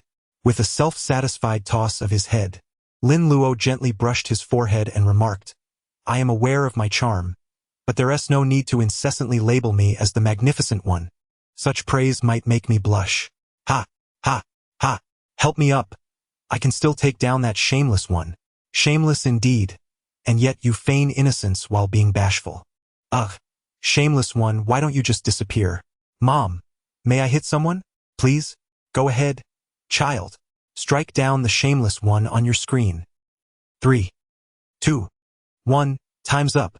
Congratulations to CC, the little fan of Emperor Luo, and a host of others, including the shameless Emperor Luo himself, for winning. Black screen. Black screen. I demand a refund. Wow, black screen host, I'm so handsome, yet I didn't win. If this isn't a black screen, what is? As a legendary lucky one, I didn't win either. This must be a scam. Host, this is a scam. Refund me immediately, or I shall report you. Dear commenter, you seem to be mistaken. This is a comment-based lottery, not a gift lottery. Refund? What for? Scam or not? I've won. Ooh, haha. You foolish non-winners. Dear sister above, just support me. A car will suffice. Wah, I've won. Emperor Luo, I want that Ferrari. Of course, you cannot choose the car. It will be determined by the handsome me. Lin Luo, glancing at the comments, stated, This one named CC, the little fan of Emperor Luo, clearly a girl, the Ferrari life is out of reach for you. Lin Luo stroked his chin and pointed to the first Ferrari. Now, this viewer named Shameless Emperor Luo? That name. Congratulations on winning the Audi A6. As soon as Lin Luo pronounced this, the comments erupted. I laughed, all because of names. As an avid car enthusiast, the Ferrari Leif is valued at over 5 million yuan, making it the most expensive of the 3 models. The Envision Mini is estimated at around 4.5 million, while the Audi A6 is less than 2.5 million. A wrong name cost 250,000. Even the least expensive Audi A6 seems to be desired. Oh, look at that. The girl gets the most expensive Ferrari. 666666. The Emperor Luo is so capricious. Does he not fear our rebellion?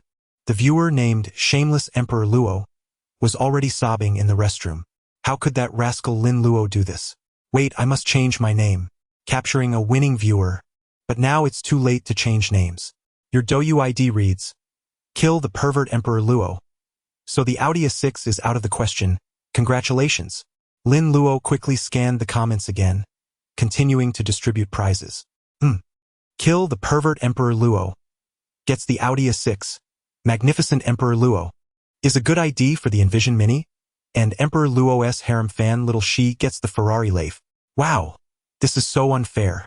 Why do all the girls get Ferraris? Emperor Luo, you must believe me. Though my Douyu ID reads, Emperor Luo is a big salty fish. I am truly a girl. You must be a girl towering at 1 meter 85. 66666. The girls are laughing madly, while those mocking the Emperor Luo are all sobbing in the restroom. Don't say that. We, who haven't won a thing, are already crying with our heads submerged in the toilet. Hee. A bunch of non-winners. I now possess a Ferrari. Thank you, Emperor Luo. Love you, moi. Hey. Dear wife, please don't hit me. I didn't mean to use the ID. Emperor Luo is a big salty fish. Ixo isonodian 0 I1QWH3 INH301 Sadialo. To the one above. 666666. You must be getting pressed against the keyboard by your wife right now. Soon, Lin Luo had allocated all the cars and addressed the comments, winners. Please leave your addresses in my Weibo private messages, and the cars will be delivered to you tomorrow. We must cherish the precious beings in the live stream. Ladies, hence the Ferraris are all for you. As for the brothers who received the Audi A6, Lin Luo paused momentarily, then added, you should all have a clear understanding of your standings. Chapter 111. Maintaining cosmic peace. Do you have B numbers? Apologies, but I do not possess such, and it is unlikely that I ever will. Are you a lecher? Do you not possess any sense of decency? Hurry, release another wave of benefits. Or I might just explode with excitement. 666666. Take your time to expand. I, your adorable girl, am off to prepare for my driving test. Ferrari la Ferrari. Here I come. Miss, add me on QQ. 156,348.64. I am the principal of a driving school. Let us arrange a rendezvous. I only have a Buick Envision Mini. By the way, how will you arrive? What? Is that truly how you view things? The Buick Envision Mini is worth over 4 million. I am currently outdoors, ready for a live stream. What would you like to see me do? Feel free to suggest. Lin Luo said. How about a survival show on a deserted island? I love watching those. Are you daft? This is still in the bustling city. Where would you find a deserted island? What a ridiculous request. I wish to see Luo Huang charming the ladies outdoors. Charming ladies is fine. Live streaming for followers is not a bad idea either. Perhaps we should refrain from that. Let us engage in some live streaming fun instead. Leave, you bunch of weirdos. This is a civilized live stream. Luo Huang, please stick to charming the ladies. I eagerly await your attempts. The audience in the live stream flooded the chat with suggestions, many of which were rather cringeworthy. Talk of live streaming for followers, or deserted island survival in a bustling metropolis. It was bewildering how viewers thought, and the notion of charming followers was, well, Lin Luo did ponder it, but eventually opted for outdoor streaming to engage with the ladies. To all my female fans in the city, please do not aim for me, otherwise, the show will lose its charm, Lin Luo added. You think too highly of yourself. Where would you find female fans? Those who claim to be female are likely just muscular men in reality. Female fans? Non-existent. It's all muscle-bound giants. I am indeed a girl, and my cuteness is renowned throughout the universe. No one is unaware of it. Enough said. Let us set our sights on targeting Luo Huang. Girl, what is so special about Luo Huang? I just drew an Audi A6. You'd be better off as my girlfriend. Begone. I just drew a Ferrari la Ferrari. With you, I wouldn't even consider it. My heart belongs to Luo Huang.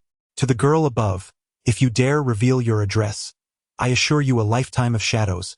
3 years in prison, and upon release I'll still target you. What to do? This girl wants to target Luo Huang. He seems to be at Yida Plaza. 666666.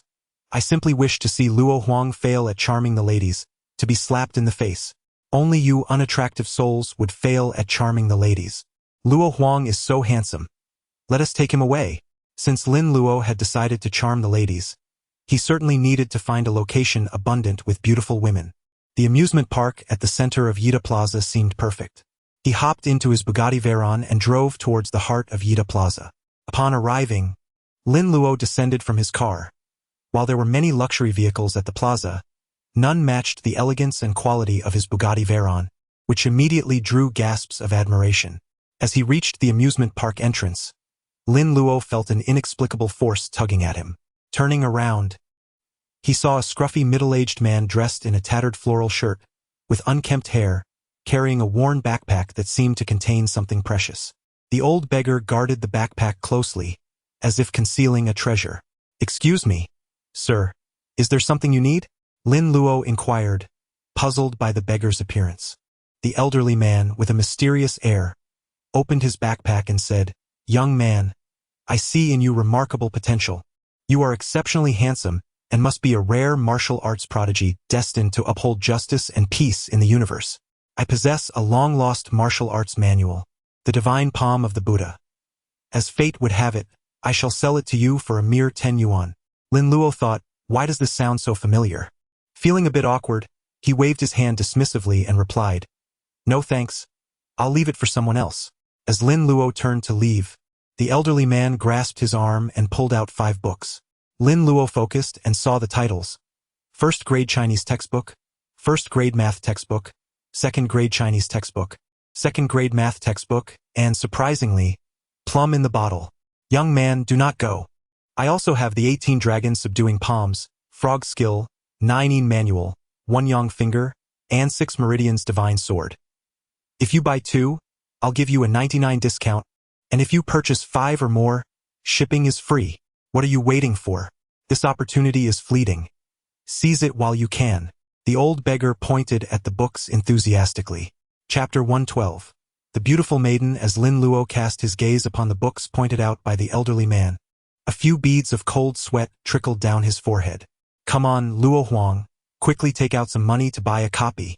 I have a premonition that you are about to encounter an extraordinary sage. Indeed, this individual must be a recluse, honing his skills amidst the mundane world. Luo Huang, do not hesitate. It's merely a trifling sum. If you purchase 2 copies, I shall grant you a 10 discount, and should you acquire 5 or more, shipping is complimentary." I could not help but chuckle. Was this beggar attempting to amuse us? "Luo Huang, the immense responsibility of upholding justice and peace in the universe now rests upon your shoulders. We shall take our leave. Why must I be subjected to the sight of the plum in the bottle? I am but a child.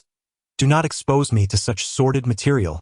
Luo Huang, I believe you may forego the purchase of the other martial arts manuals, but the plum in the bottle is undoubtedly the most formidable of them all, without question." The absurdity of the previous statement left me incredulous. How could I still believe such nonsense? "Luo Huang, you have no reason to doubt any longer. Quickly procure that book, and you shall become a master of the martial arts. Once you have it, do share your insights with us." Lin Luo felt a wave of discomfort as he observed the barrage of comments urging him to buy the plum in the bottle. He turned his gaze back to the elderly man. Just as he was grappling with his unease, 3 middle-aged men clad in security uniforms, emblazoned with the words Dawn Mental Health Hospital, sprinted towards them. "Luo Huang, grasp the manual and flee. They are coming to seize your martial arts text. Run now. If you delay any longer, the manual will be lost. Luo Huang, for the sake of justice and peace in the universe, hasten away with the manual. We shall provide cover. Luo Huang, take your little sister-in-law, know the martial arts manual and flee. It is imperative that you escape." Upon spotting the manual in the beggar's grasp, it became evident that it was of utmost importance. It must be safeguarded. The martial arts manual can be entrusted to us. We shall authenticate its legitimacy for you. My innocence prompted me to inquire, what exactly is the plum in the bottle? Once again, the audience concocted a flurry of ridiculous schemes. Lin Luo, exasperated, remarked, "You need not concoct such absurdities. It is clear he has emerged from a mental health facility. Sir, I apologize.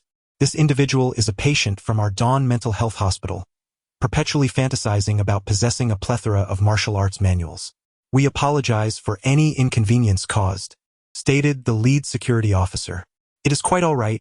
Just ensure you keep an eye on him," Lin Luo replied awkwardly.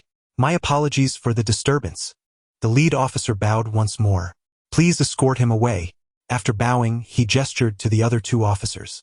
The elderly man was escorted away by the security personnel, still protesting, "Release me. If not, I shall use my internal energy to subdue you." That person is a once-in-a-century martial arts prodigy, destined to uphold justice and peace in the universe. Farewell, and for the sake of world peace and harmony, until we meet again. Let us hasten into the amusement park. Upon hearing until we meet again, Lin Luo rushed inside, fearful of encountering any further oddities. Ha ha ha! Look at how frightened Luo Huang is. I must pause to laugh for a moment. This is truly a spectacle from the mental health facility. Shocking. Discover the tale of a streamer meeting a mental patient. A certain streamer, while attempting to charm women, unexpectedly crossed paths with a mental health patient. Luo Huang lamented, I am equally despondent.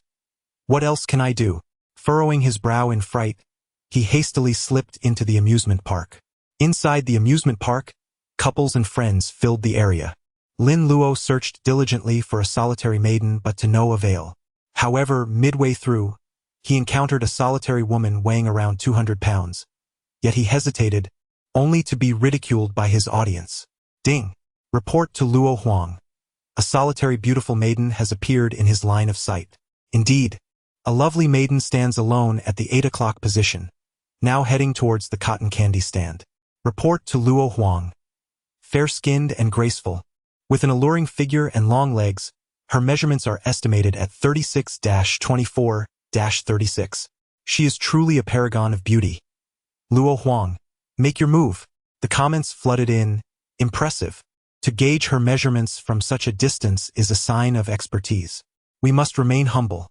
Modesty is key. I am merely average, third in the world at best. Why must the search for a maiden feel akin to espionage? You wouldn't understand. This is not the crux of the matter.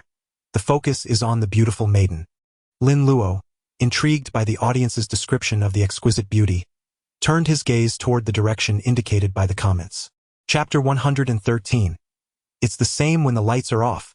The enchanting young woman, with her long black hair cascading down her shoulders, was gently swayed by a few whispers of the breeze. She wore a white shirt that accentuated her delicate waist, while her form-fitting jeans showcased her long, graceful legs to perfection. Adorned with white sneakers, she exuded a vibrant and youthful aura, standing at approximately 165 centimeters, yet giving an impression of being all legs below the waist. With her fair complexion and striking figure, she had the allure of a siren. However, something about her seemed slightly off. Lin Luo pondered for a moment. Yet, having finally spotted a solitary beauty, even though her face was obscured, her silhouette alone was enough to captivate Lin Luo's interest. With a faint smile, Lin Luo declared, "Watch closely, as I demonstrate how to charm the ladies." He encouraged everyone to express their confidence in his abilities, suggesting that a vote of 1 indicated belief in his success, while a 2 would signify doubt. Come on, Lin Luo. Showcase your skills in seduction. I am certain of Lin Luo's triumph. After all, he is exceptionally handsome and could charm anyone effortlessly, someone remarked. But why do I feel that even if she is alone, Lin Luo might still not succeed? Lin Luo, if you fail, shouldn't there be some form of punishment? Another teased. Indeed, those who fail should face a consequence. If you succeed, we shall reward you. But if not, what then? Lin Luo smirked disdainfully. If I, the magnificent one, cannot charm her, I shall gift away 20 Ferrari LaFerraris. I'll wager 50 cents that Lin Luo cannot succeed. All right, I eagerly await my Ferrari LaFerrari. My Douyu ID has already been changed. Is someone upstairs foolish? It's all Ferraris. What's the point of changing your name? Well, that does seem reasonable. I'll revert my name. I've summoned my wife and child, ready to join in the fun with a phone in hand for the lottery. Hey, Grandpa, quickly log onto Douyu TV to watch Lin Luo's livestream and help your grandson win a car. Upstairs. Incredible. Even Grandpa has been roped in. You're aiming high. Heh, as a single person, I imagine cruising in a Ferrari LaFerrari to elevate my life. Imagine using it to charm a lady. You believe I will fail? You must be dreaming. Lin Luo scoffed at the comments, eager to display his charm. However, as he prepared to approach, a wave of awkwardness washed over him. He realized he had little experience with outdoor flirting. Searching his mind, he found that, as a former introvert, he had no relevant experiences, leaving him momentarily at a loss for what to do. His expression betraying a hint of insecurity. For some reason, I could see a flicker of trepidation in Lin Luo's expression. Lin Luo, with your striking looks, why the hesitation? His demeanor revealed everything. His anxiety indicated fear, and if he feared, he would not succeed in wooing her. Thus, if he failed to charm her, he should simply hand over the Ferrari LaFerrari. Just be honest and give us the car, Lin Luo. Do not be afraid. I support you. Just go for it. You said it yourself. You're so handsome. The ladies will be easy to charm. Are you forgoing your Ferrari? You're actually encouraging Lin Luo to flirt? Not at all. I'm fearless. I've already secured my Ferrari. Lin Luo made excuses to himself. Do not be deceived by her fair skin and alluring figure. She may possess an exquisite silhouette, but from my extensive experience, she might be a backview killer, turning out to be quite unattractive upon closer inspection. Do you think we believe you? Just admit your fear instead of making such feeble excuses. Go ahead, flirt with her, Lin Luo. If you don't, we'll unsubscribe and leave negative comments. How can someone so handsome lack the courage? Indeed, it's all bluster. Strong on the surface, but cowardly at heart. Lin Luo glanced at the comments and attempted to justify himself. I am merely considering you, my dear audience. If she turns out to be frighteningly unattractive, it would be fine for me, but I would hate to scare you. We do not need your concern. Either you go for it or you hold a lottery. Rest assured, we are not so fragile. We won't be frightened so easily. Lin Luo, do not worry, her figure alone is sufficient. With those long legs, I could entertain myself for years.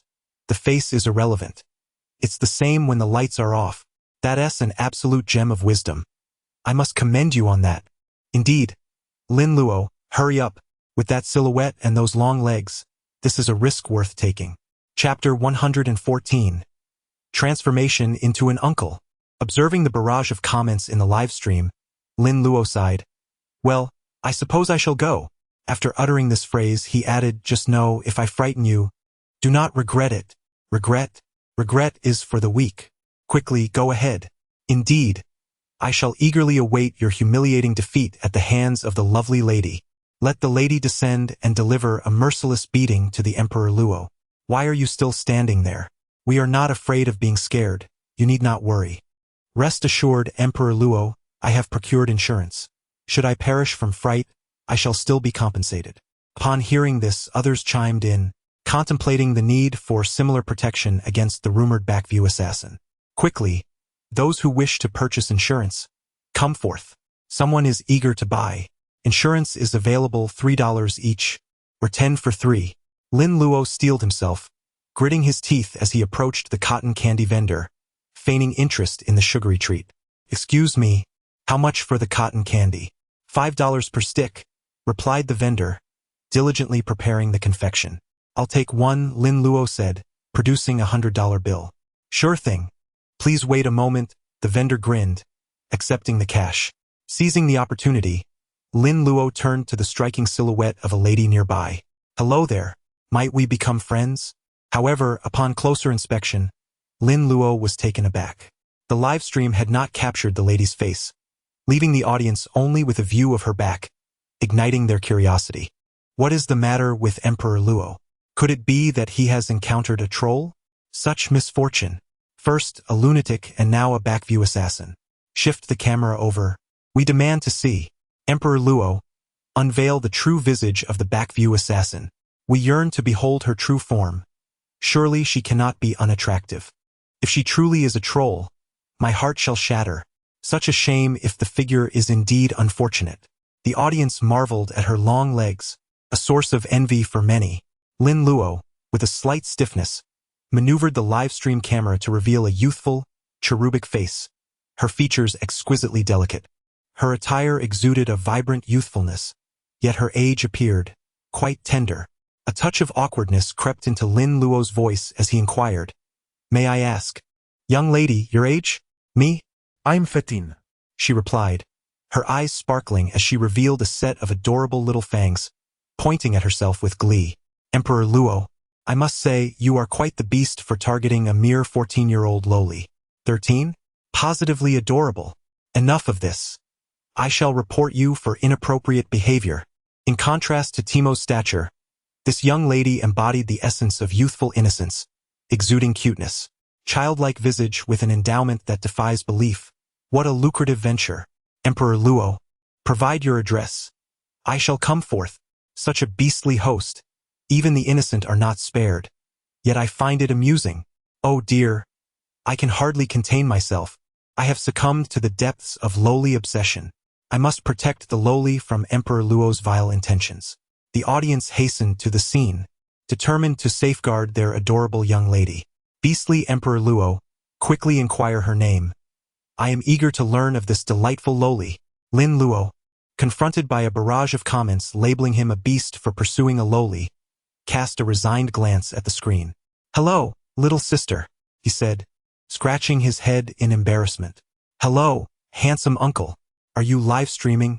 The lowly queried, peering curiously at the camera. Uncle. Lin Luo felt as though he had been struck in the chest by an arrow. Despite being in his 20s, he felt the title was far from fitting. Ha ha ha. Emperor Luo has transformed into an uncle. How adorable. Fear not, for you are at least a handsome uncle. Indeed, I shall no longer refer to you as Emperor Luo, but as uncle. I have not embraced the title of uncle in many years. Lin Luo felt a twinge of sadness at being dubbed an uncle by a young girl. Oh dear. Her innocent curiosity is utterly charming. What shall I do? I am smitten. I am live streaming, but little sister, I am still youthful. You may call me brother. Lin Luo responded warmly. The lowly, with a serious tone, remarked, you now resemble the uncle from a television drama, though a little mustache would complete the look. With a spark of inspiration, she carefully pinched off a small piece of cotton candy, her heart aching slightly as she gently smeared it beside Lin Luo's mouth. Stepping back to admire her handiwork, she nodded approvingly. Now you resemble the uncle from the drama even more. Chapter 115. Sisterly Blossoms. Oh, how adorable the lowly is. What should I do? It seems I have been captured by her charm. Such a delightful lowly must surely be a little boy. I find Emperor Luo in this state equally enchanting. It inexplicably strikes my funny bone. Ha ha ha ha. Wow, dear Emperor Luo, I shall whisk you away, while leaving the lowly for the rest. To the one above. Can you truly call him Emperor Luo? Can you really take him away? He belongs to me. In the vibrant chaos, since no one desires the lowly, I shall claim her for myself. Away with you, the lowly is for everyone. Hey, boy, that is a bit excessive. I am already flustered, and you dare say that to me. Little sister, what is your name? Lin Luo suppressed the oddity in his heart and inquired of 09. Handsome uncle, my name is Ouyang Nana, and what is yours?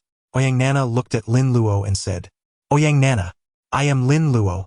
Lin Luo was momentarily taken aback. He had not expected this lowly to be Ouyang Nana. Just moments ago, he had thought of her upon seeing the lowly, yet the Ouyang Nana of his previous life did not possess such a lovely figure.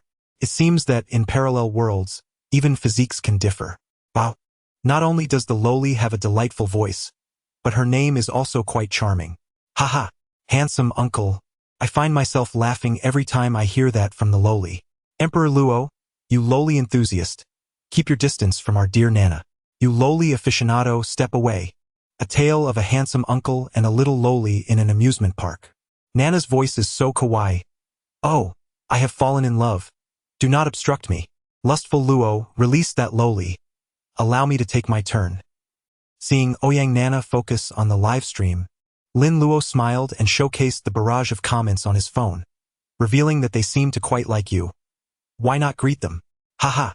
Ouyang Nana chuckled at the comments teasing Lin Luo, and even at 13, she was captivating. Hello, everyone. My name is Ouyang Nana. Ouyang Nana waved cheerfully towards the camera. Wow, the goddess waved at me. I am so happy. Nana looks so beautiful when she smiles. So adorable. The staff member holding the phone. Move aside. We wish to see Nana. Hey, you with the phone. Step aside. We want to see our little Nana. Staff member, kindly step away and wipe that cotton candy off your face. Then return. Staff member, please move. You are blocking our view. Do not cry, Luo. This sweet girl will comfort you. Ignore those viewers. Nana, why are you still here? A melodious voice echoed from afar, resembling Ouyang Nana's, drawing Lin Luo and the audience's attention. He glanced over and recognized it as Ouyang Nini, Ouyang Nana's older sister. Ouyang Nini, 3 years older than Ouyang Nana, stood about 173 centimeters tall, sharing the same exquisite features. Elegant brows, a delicate nose, and a rosy cherry mouth, with her long hair cascading down her shoulders. Even their outfits were similar, both wearing white shirts and tight jeans, suggesting a shared sense of aesthetics.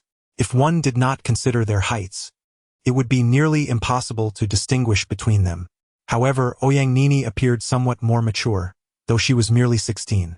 Oyang Nini rushed over, slightly breathless, giving Oyang Nana a stern look. Oyang Nana stuck out her little tongue, pouting slightly, and said, "But sister, your cotton candy isn't ready yet. The uncle is live streaming, and I was just chatting with him for a bit. Am I seeing things? I could have sworn I saw two nanas. To the one above, I feel the same. We are both hallucinating. Oh dear, sisterly blossoms, I cannot bear it. My spirit is soaring, and my arms are almost beyond my control. To the one above, do not be ridiculous. If you wish to express your excitement, just say so. Twin sisters, just imagine the delight if they were to join in on the fun together. Luo, this time I support you. Gather the sisters and let them join the live stream. It would be a visual feast. In terms of preference, I lean towards the older sister. She appears more statuesque with longer legs, yet the younger sister is equally charming. To the one above, do not be foolish. Nana is still quite young. In a few years, they will look nearly identical. Ah, Nana's little pout and her adorable expression are simply irresistible. Enough said. I am taking our Nana with me. Uncle, are you the streamer? Following Oyang Nana's prompt, Oyang Nini turned her gaze towards Lin Luo.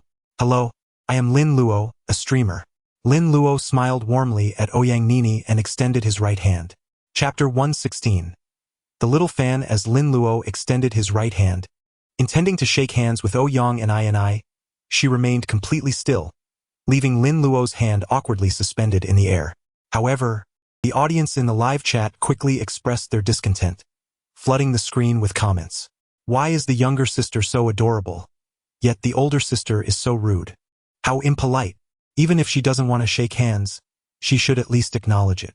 This girl is beautiful, but her lack of manners is disappointing. Poor little lowly sister, such beauty wasted. While I can understand her reluctance to shake hands for self-protection, a nod would be appropriate. Lin Luo should just leave. With such a girl, it's best not to flirt. This girl is too rude. Let us carry Lin Luo away. Amidst the barrage of comments from the viewers, Oyang and I curiously eyed a piece of cotton candy near Lin Luo and quickly pulled out her phone from her pocket. Clicking away on the screen, she seemed to be engrossed in something. After rubbing her eyes vigorously, she glanced back at the screen, only to realize that she had no intention of shaking hands and was more interested in her phone. Lin Luo, feeling increasingly awkward, withdrew his hand.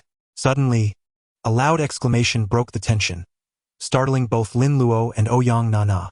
The audience was equally bewildered as they cast puzzled looks towards Oyang and I. With excitement, she exclaimed, "Lin Luo, you are truly Lin Luo." And, to the astonishment of the audience and her companions, she lunged at Lin Luo, enveloping him in a tight embrace.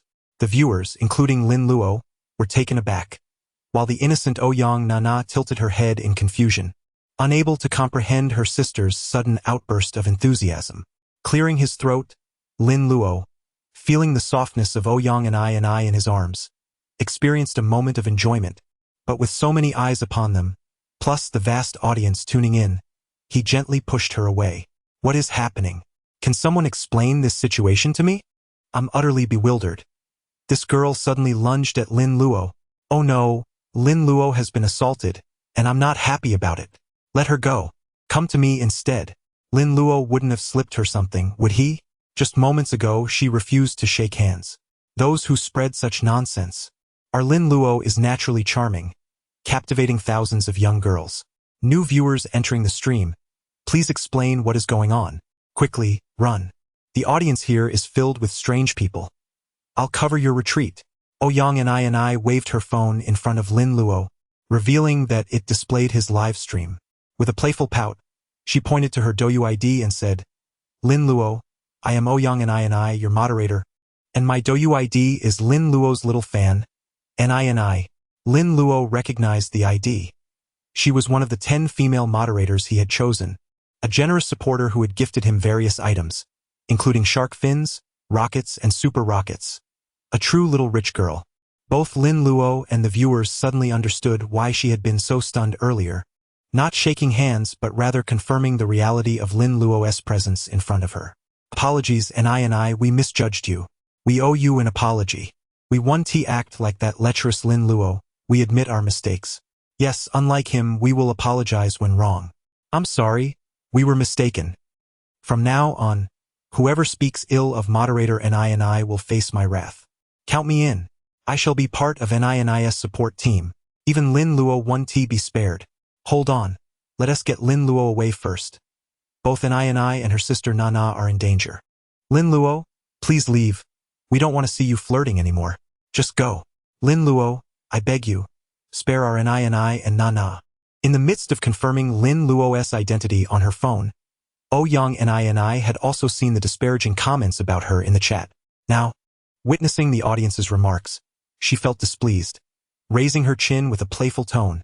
To those who just insulted me, just wait until I mute you all. With a haughty toss of her head, she ended her statement with a huff. Chapter 117. Enlightenment. Oh dear, Nini darling, I beseech you, do not silence us. We were wrong. Truly, we erred. It is all that Emperor Luo's fault. If she hadn't wanted to shake your hand, we would not have misjudged the situation. Emperor Luo, you are unjustly shifting the blame onto me. I assure you, I shall not bear this burden. Alas, it seems I have chanced upon a fan while searching the room, and even in my attempts to flirt, I have attracted a devoted admirer. Emperor Luo's character is indeed questionable, or perhaps it is simply a testament to the multitude of fans that surround her. We, however, remain mere singletons, while Emperor Luo's admirers have infiltrated every corner of our great Huaxia. Emperor Luo, might you introduce me to a fan? I am 30 years old, standing at 5 feet tall, weighing 250 pounds, an absolute warm-hearted gentleman. Interested parties may contact me privately. Nini's haughty demeanor is utterly adorable. I could just sweep her away. Lin Luo gazed at Ouyang Nini, and as the viewer's comments suggested, he too was bewildered by the situation of having encountered a fan while searching the room. Ouyang Nini produced a black pen from seemingly nowhere and handed it to Lin Luo, saying, Emperor Luo, could you sign for me? Of course. But without paper, where shall I sign? Lin Luo inquired. Ouyang Nini found a discreet spot, slightly adjusting her ample bosom, her cheeks flushing as she suggested, how about here? Lin Luo felt a wave of dizziness wash over him at such an unexpected proposition. Feeling somewhat parched, he hastily returned the pen to Ouyang Nini and exchanged contact information, awkwardly stating, perhaps we should leave it for another time. You are, after all, in Modu. Where shall I sign? Why can't I see it? Emperor Luo swallowed hard, which spoke volumes. Coughing, she added, could it be where I think? Where? Where exactly? Someone from above asked. We are all seasoned veterans here. No need to feign innocence. Oh, how I envy you. I too wish to have Emperor Luo's autograph. Come on, Emperor Luo, just sign it, you can still do that. The audience erupted in playful banter, yet Ouyang Nini shot a glare at the streaming camera, silencing the crowd instantly. The comments momentarily ceased, not out of fear, but rather due to the charm emanating from Ouyang Nini's gaze. Subsequent messages flooded in, praising Nini as the adorable goddess and expressing admiration for her beauty, urging the staff to step back. Lin Luo felt a pang of discomfort. In the presence of these two young ladies, he had already been mistaken for staff twice. The impact of these twin sisters was undeniably significant. Although Ouyang Nini did not acquire Lin Luo's autograph, it mattered little. She had secured his contact information, and obtaining a signature in the future would be simple. As Lin Luo provided his details, the comments frantically speculated about his intentions, branding him a beast for his motives towards both the little girl and the sisters. At that moment, Ouyang Nini noticed the title of Lin Luo's livestream, her expression shifting as she covered her mouth, saying, Emperor Luo, the title of your stream, Outdoor Flirting. Could it be referring to Nana? She glanced at her sister's well-developed figure and soon came to a realization. Although she was unaware of the context regarding Ouyang Nana being a young girl, the embarrassment of being caught attempting to flirt with a 13-year-old sister was palpable for Lin Luo, especially since the sister was an admirer of his. He found himself at a loss for words. Oh dear. The beastly thoughts of Emperor Luo have been uncovered. Nini, we bear witness. Emperor Luo desires to flirt with your sister. Let us swiftly bring justice upon him. 666666. Caught flirting with someone's sister, and the sister discovered it. True mastery. Flirting with another sibling. Nini, take Nana and flee. We shall hold Emperor Luo at bay and prevent him from succeeding. Our dear Nini has seen through it all. Emperor Luo, prepare for your downfall. This moment is undeniably awkward for Emperor Luo. Though Ouyang Nana is still young, she has often encountered the term flirting in various television dramas. Biting her fingertip, images from a show surfaced in her mind, where the male lead flirted with the female lead, culminating in a kiss, followed by the female lead unexpectedly bearing a child days later. Tilting her head in confusion, she gazed at Lin Luo and asked, "Handsome uncle, are you trying to flirt with me? If so, will you kiss me and then we shall have a baby?" Upon contemplating the idea of a baby, the little girl Ouyang Nana seemed to recall something alarming. She waved her hands and exclaimed, No, uncle, please don't flirt with me. I'm still young and don't want to have a baby yet. Having a baby means having a big belly, and that looks awful." Suddenly, she had an idea and excitedly pointed at her sister Ouyang Nini with her delicate little hand. Chapter 118. The face of confusion, however. Nana has quite the fondness for little babies. They are soft to the touch and exceedingly adorable. Why not, dear uncle, you could first charm my sister, allowing her to bear a little one. Upon uttering this, Ouyang Nana startled the audience, leaving Lin Luo utterly dumbfounded. Such a maneuver? 666666. Nana is adorable, especially when she bites her finger. It simply melts my heart. Nana is truly delightful. One can only wonder what to do. 666,666. I wholeheartedly commend this attempt to promote my sister. 233333. Who would have thought that a kiss could lead to pregnancy? Our Nana is so innocent. I swear. Let go of me. I must take our pure Nana away, lest the lecherous Luo Huang taint her. When Nana suggested charming my sister, I nearly choked. Choked where? You ask? Could it be somewhere below? Manual humor. How scandalous. The filthy fiend above, step aside. Do not corrupt Nana's innocent eyes. That young lady wishes to share a kiss with me. Let us experiment to see if a kiss might result in a little one. Haha. Upon hearing Ouyang Nana's words, Ouyang Nini's face flushed crimson, and she solemnly explained to her sister, Nana, I must inform you that kissing does not lead to babies. Ah, is that so? But that's how it's portrayed in dramas. What must one do for a sister to conceive a child? Ouyang Nana questioned, playfully shaking Ouyang Nini's arm in a charming manner. By the way, Luo Huang, have you managed to charm any ladies today? Realizing the conversation was veering into dangerous territory, Ouyang Nini swiftly attempted to change the subject. Not yet. And if I don't succeed, I might have to gift a Ferrari? Lin Luo replied with a resigned gesture. Then allow me to assist you, Ouyang Nini boldly proclaimed. Oh, how so? Lin Luo inquired, intrigued. Flirt with me, Ouyang Nini said, her cheeks flushed. Flirt with you. Very well, Lin Luo responded, somewhat at a loss for words. At her declaration, the audience erupted in discontent.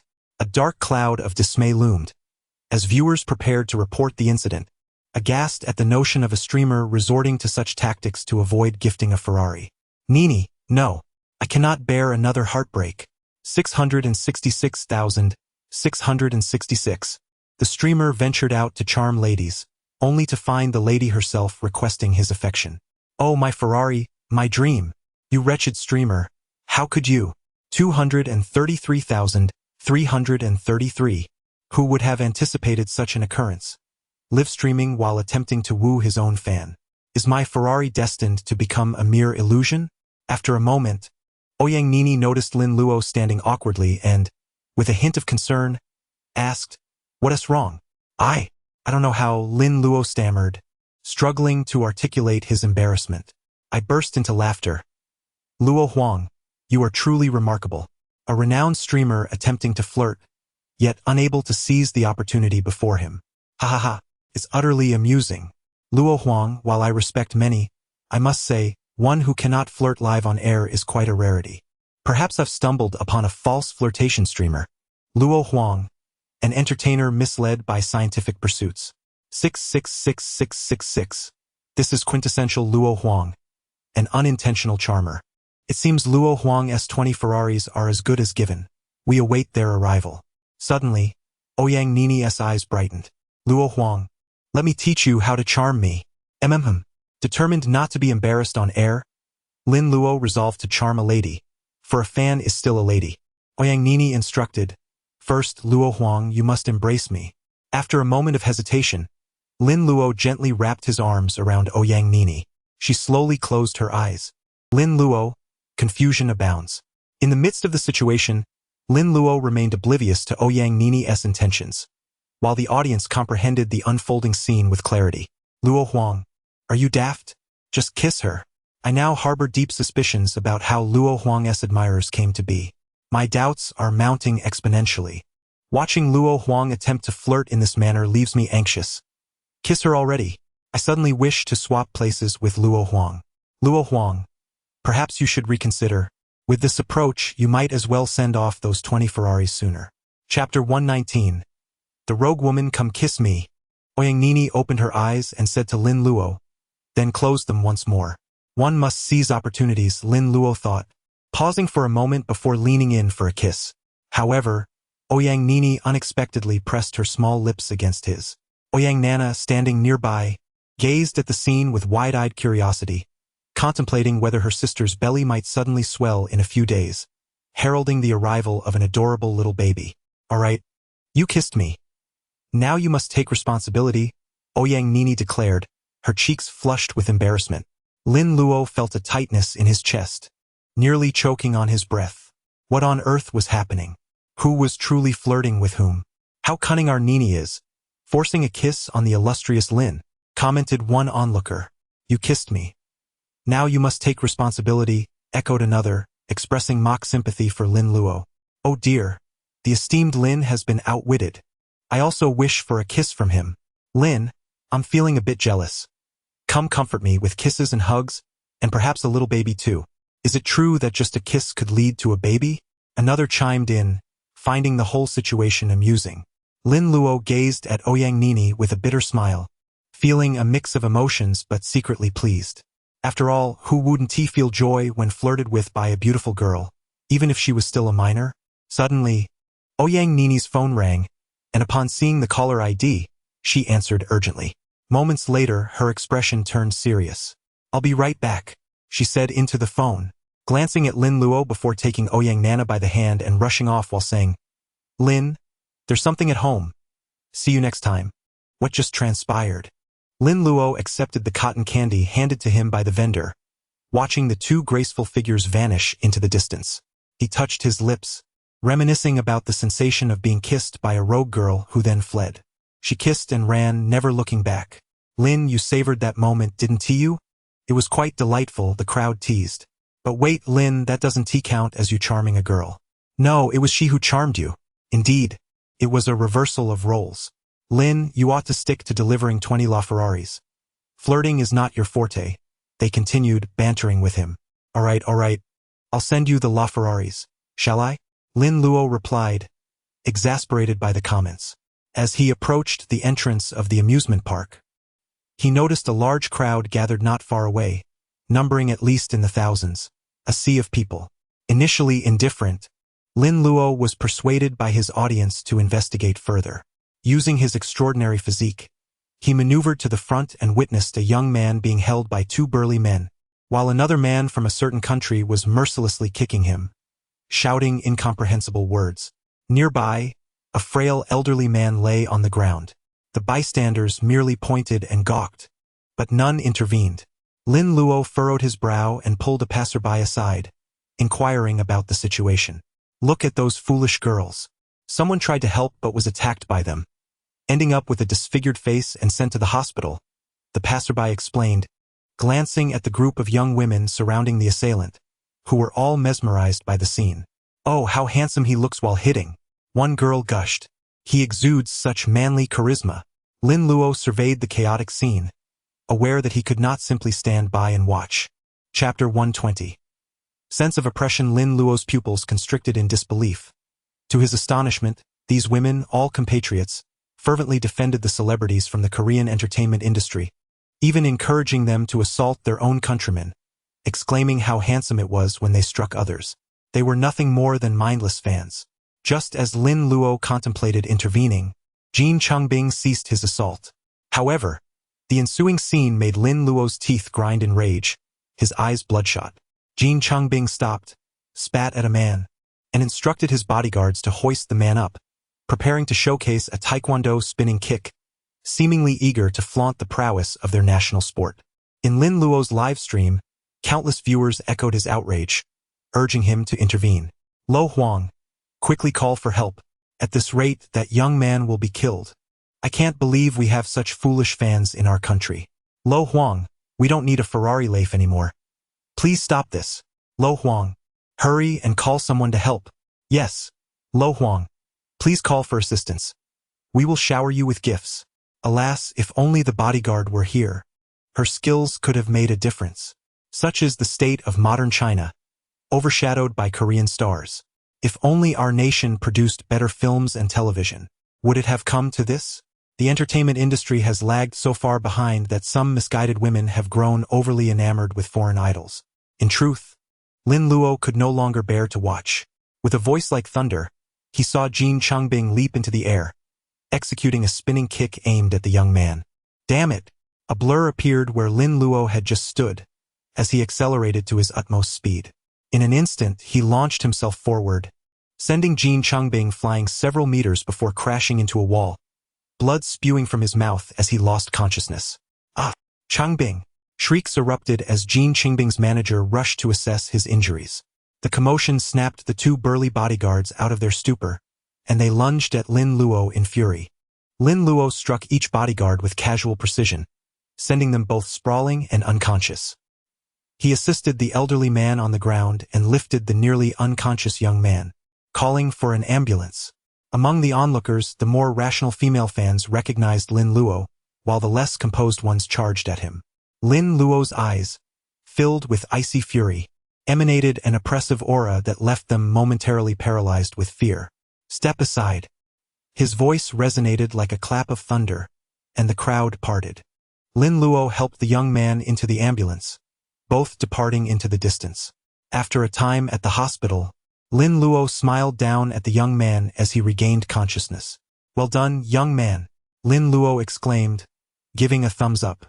The viewers in the live stream expressed their admiration for the young man's bravery, showering him with praises. Well done. This young man is commendable. If only we had more such individuals in China. Good job, brother. I support you. I'm moved to tears. Did you save me? Thank you. The young man coughed a few times and spoke slowly, struggling to articulate his words. Could you transfer me to a regular ward? He asked, glancing around the VIP room. Why? Lin Luo inquired. We can't afford the medical expenses. The young man fell silent. Rest assured, I have already covered your medical fees and notified your family. They should arrive soon. Just focus on recovering. Lin Luo reassured him, patting his shoulder. What is your name? Fan Haoren, the young man replied. Fan Haoren, a name imbued with righteousness. It suits you well. I am Lin Luo, the president of Myth Group. Should you seek employment, feel free to come to us. And mention that you are Fan Haoren, Lin Luo said with a smile, appreciating the young man's courage and willing to offer him a position if he desired. Fan Haoren was taken aback, realizing that his savior was the president of Myth Group, who was offering him a job. His expression shifted to one of astonishment as he attempted to express his gratitude, but Lin Luo gently urged him to rest. When his family arrived, they were deeply concerned upon seeing Fan Haoren's injuries. Upon learning of Lin Luo's intention to employ him at Myth Group, they expressed their heartfelt thanks. For them, the opportunity to work at such a prestigious company made the injury worthwhile. As Lin Luo stepped out of the hospital room, night had fallen. On his drive home, he glanced at the barrage of comments in the live stream, all questioning how he possessed such combat prowess, wondering if he was a hidden master, and marveling at how impressive his fighting had been. Lin Luo smiled faintly, choosing not to respond. As he turned off the live stream, his gaze hardened, akin to a sword being drawn from its sheath. Chapter 121. Censorship. Lin Luo strode into the villa with purpose. Upon entering, Tang Yan approached, deeply bowing to Lin Luo, her expression icy yet resolute as she expressed her apologies for her oversight in not following the situation. "It's nothing," Lin Luo replied nonchalantly, unperturbed by Tang Yan's awareness of the matter. Whatever had transpired would undoubtedly surface in the news. He was indifferent to it. Upon reaching his room, Lin Luo summoned the little girl, Aishi, and for the price of 100 lollipops, Aishi uncovered that Jin Chungbing had invested all his money into starting a company. Lin Luo instructed Aishi to manipulate the funds, aiming to bring that company to ruin. Subsequently, he announced a total ban on the South Korean artist Jin Chungbing, declaring that anyone who associated with him would be opposing the Shinhwa Group and, by extension, himself. Hearing of this, the president of the 09 Entertainment Company in South Korea, to which Jin Chungbing belonged, immediately issued a decree to terminate his contract. Lin Luo felt no remorse for Jin Chungbing. Given his previous actions and the resurfacing of past scandals, Lin Luo deemed the punishment not overly severe. The public's response to Lin Luo's actions was overwhelmingly positive. After completing this arduous task, Lin Luo succumbed to exhaustion and fell asleep. Observing him, Tang Yan noted that he had not covered himself with a blanket and quietly draped it over him.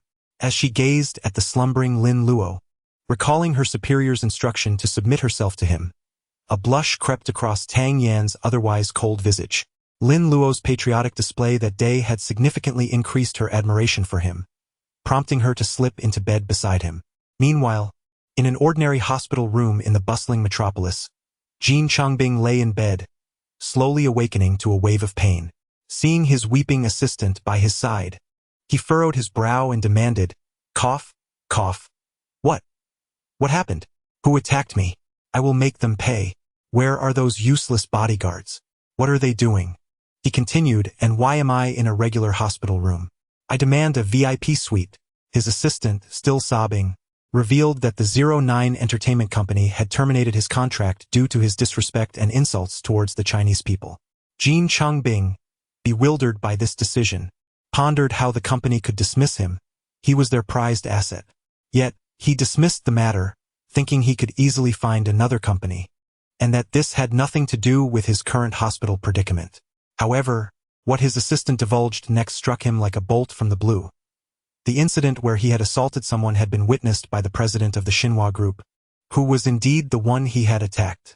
Consequently, he had been blacklisted not only in China and South Korea but across the globe.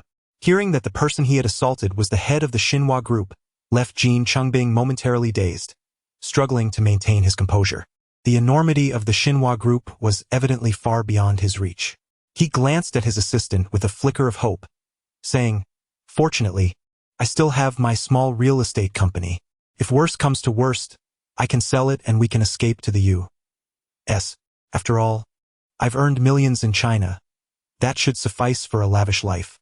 "But, are you referring to Chungbing Real Estate?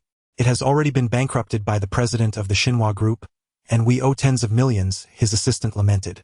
Upon hearing that, Jin Chungbing was engulfed by darkness, overwhelmed by Lin Luo's merciless tactics, and fainted once more. Reports suggested that the following day, Jin Chungbing could not afford his medical bills and was expelled from the hospital. Once awake, he frantically reached out to his friends, only to discover that each of them was drowning in debt.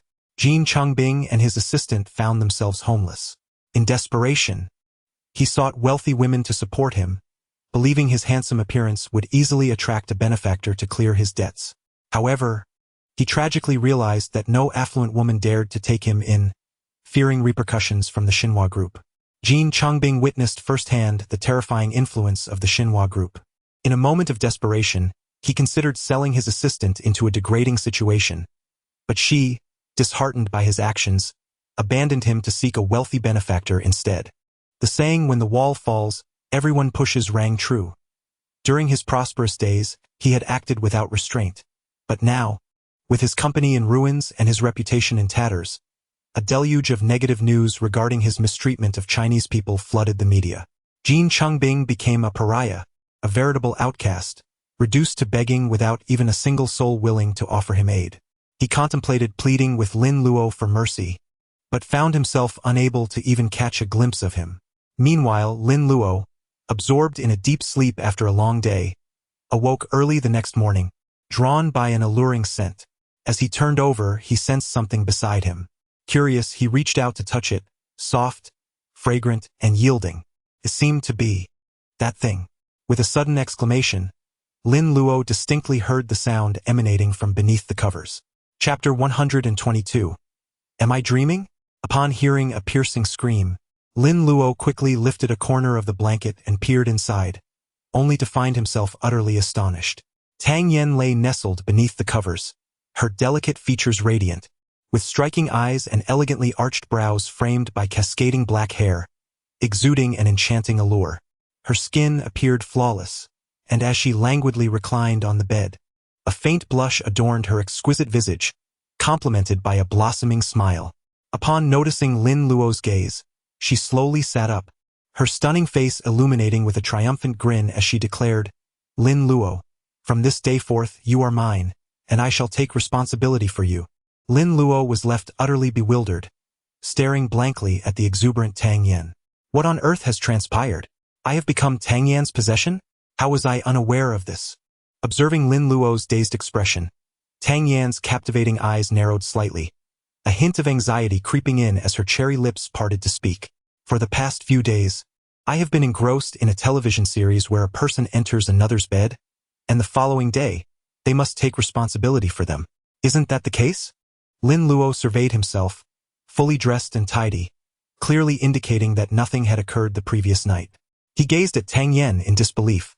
Had she truly been consuming those idol dramas and youth series to comprehend such matters? He had assumed she had merely developed an obsession with the shows. You can't possibly be unaware of what they do under the covers, can you? Lin Luo tentatively broached a topic that most adults would know. Isn't that how it goes? Do they not engage in anything else? Tang Yen furrowed her brow, a wave of disappointment washing over her as she pondered the incompleteness of her understanding. Lin Luo reflected on Tang Yan's confusion, recalling the leader's previous words. Raised within the dragon group and subjected to rigorous training, she had always been treasured, shielded from such realities. Despite her mastery of various skills, her naivety left her uninformed about these matters. This reminded Lin Luo of Ouyang Nana, prompting him to muse on the detrimental influence of television dramas. Both Tang Yen and Ouyang Nana seemed to possess a similar understanding of intimacy, one being direct and the other implied. Since you are so intent on having me take responsibility, allow me to teach you how, Lin Luo said with a devilish smile, his handsome face radiating a unique blend of elegance and sunshine. Revealing his toned physique, the remnants of a torn shirt lay carelessly discarded in a corner of the room. Then, please enlighten me on how to proceed, Tang Yen replied, her beautiful eyes fixated on Lin Luo's movements, her expression softening. Lin Luo grinned mischievously, and with a swift motion he cornered Tang Yen against the wall. She felt a surge of power as she realized that, despite her martial prowess, she was utterly defenseless against him. Her eyes widened in astonishment at his remarkable skill. Lin Luo leaned in, stealing a brief kiss, and then drew her into his embrace, his hand resting on her thigh. Years of training had rendered her legs firm and devoid of excess flesh, and he marveled at their smoothness and remarkable elasticity. In that moment, Lin Luo's thoughts raced, and under Tang Yan's anxious gaze, they tumbled onto the disheveled bed covers. Though it was morning, a tempest of passion ensued, engulfing them in a whirlwind of excitement that resonated throughout the villa. This was an unrelenting upheaval. In the depths of the dark forest, a colossal creature rampaged through, wreaking havoc and destruction, leaving the streams within the woods in turmoil.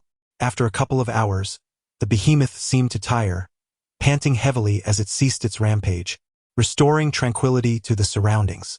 Meanwhile, Lin Luo lay contentedly on the couch, satisfied as he observed the cool and distant Tang Yen, finally subdued by his charms.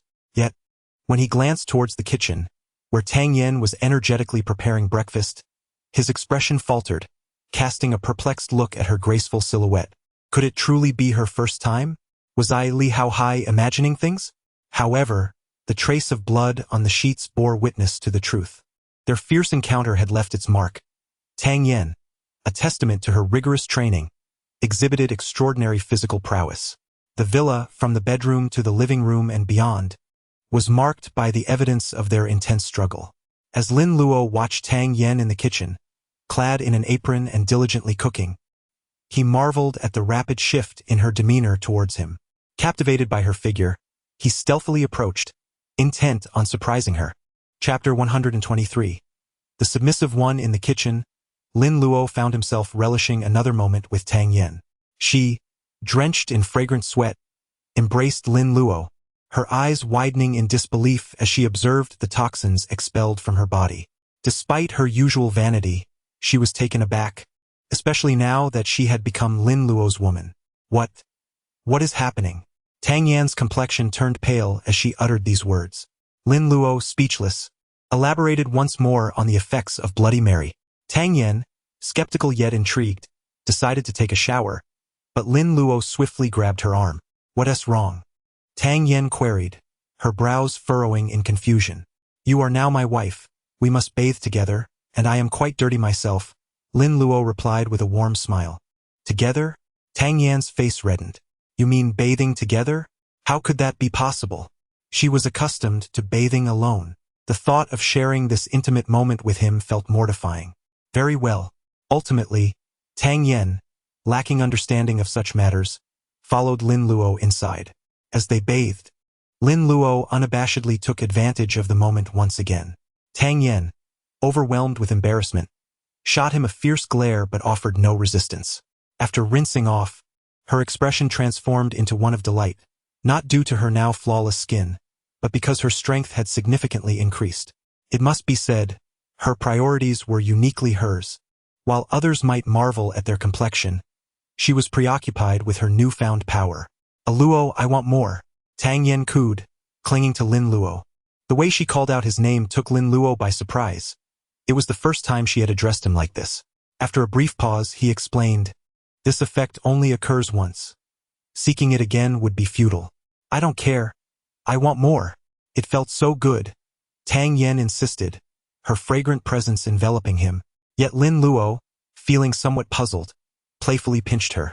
Tang Yan's expression indicated sheer pleasure.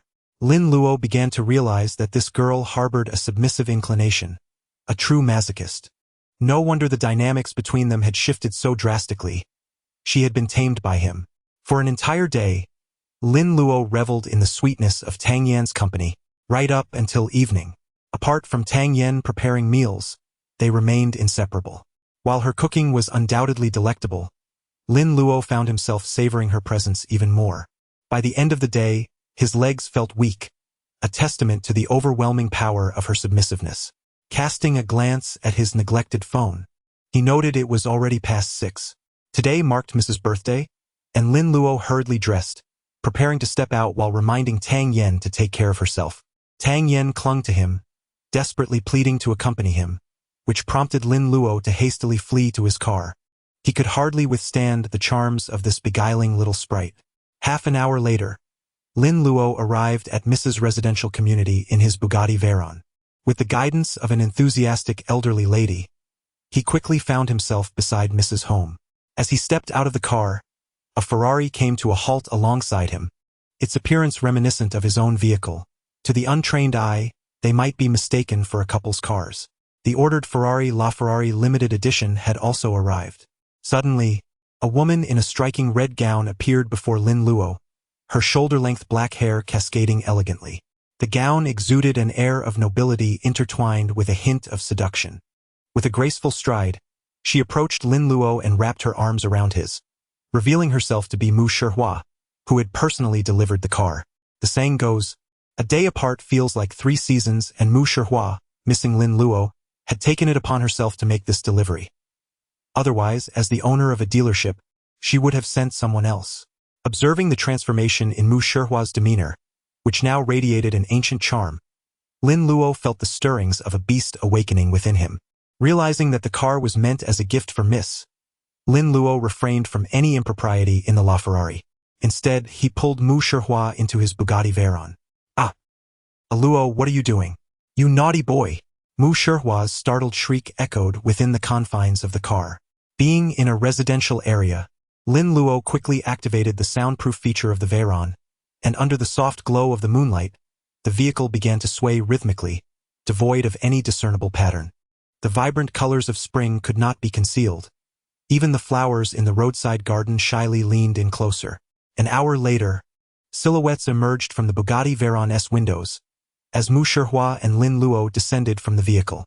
Lin Luo's shirt collar had been tugged open, exposing a tantalizing expanse of toned skin glistening invitingly. As he watched Mu Shihua's figure fade into the distance, Lin Luo couldn't help but reflect, women are indeed like this. They may verbally express reluctance, yet their bodies remain unerringly honest. Retrieving a pack of cigarettes from his pocket, he lit one and took a deep drag, exhaling a plume of smoke as he gazed at the heart-shaped key to the LaFerrari in his hand.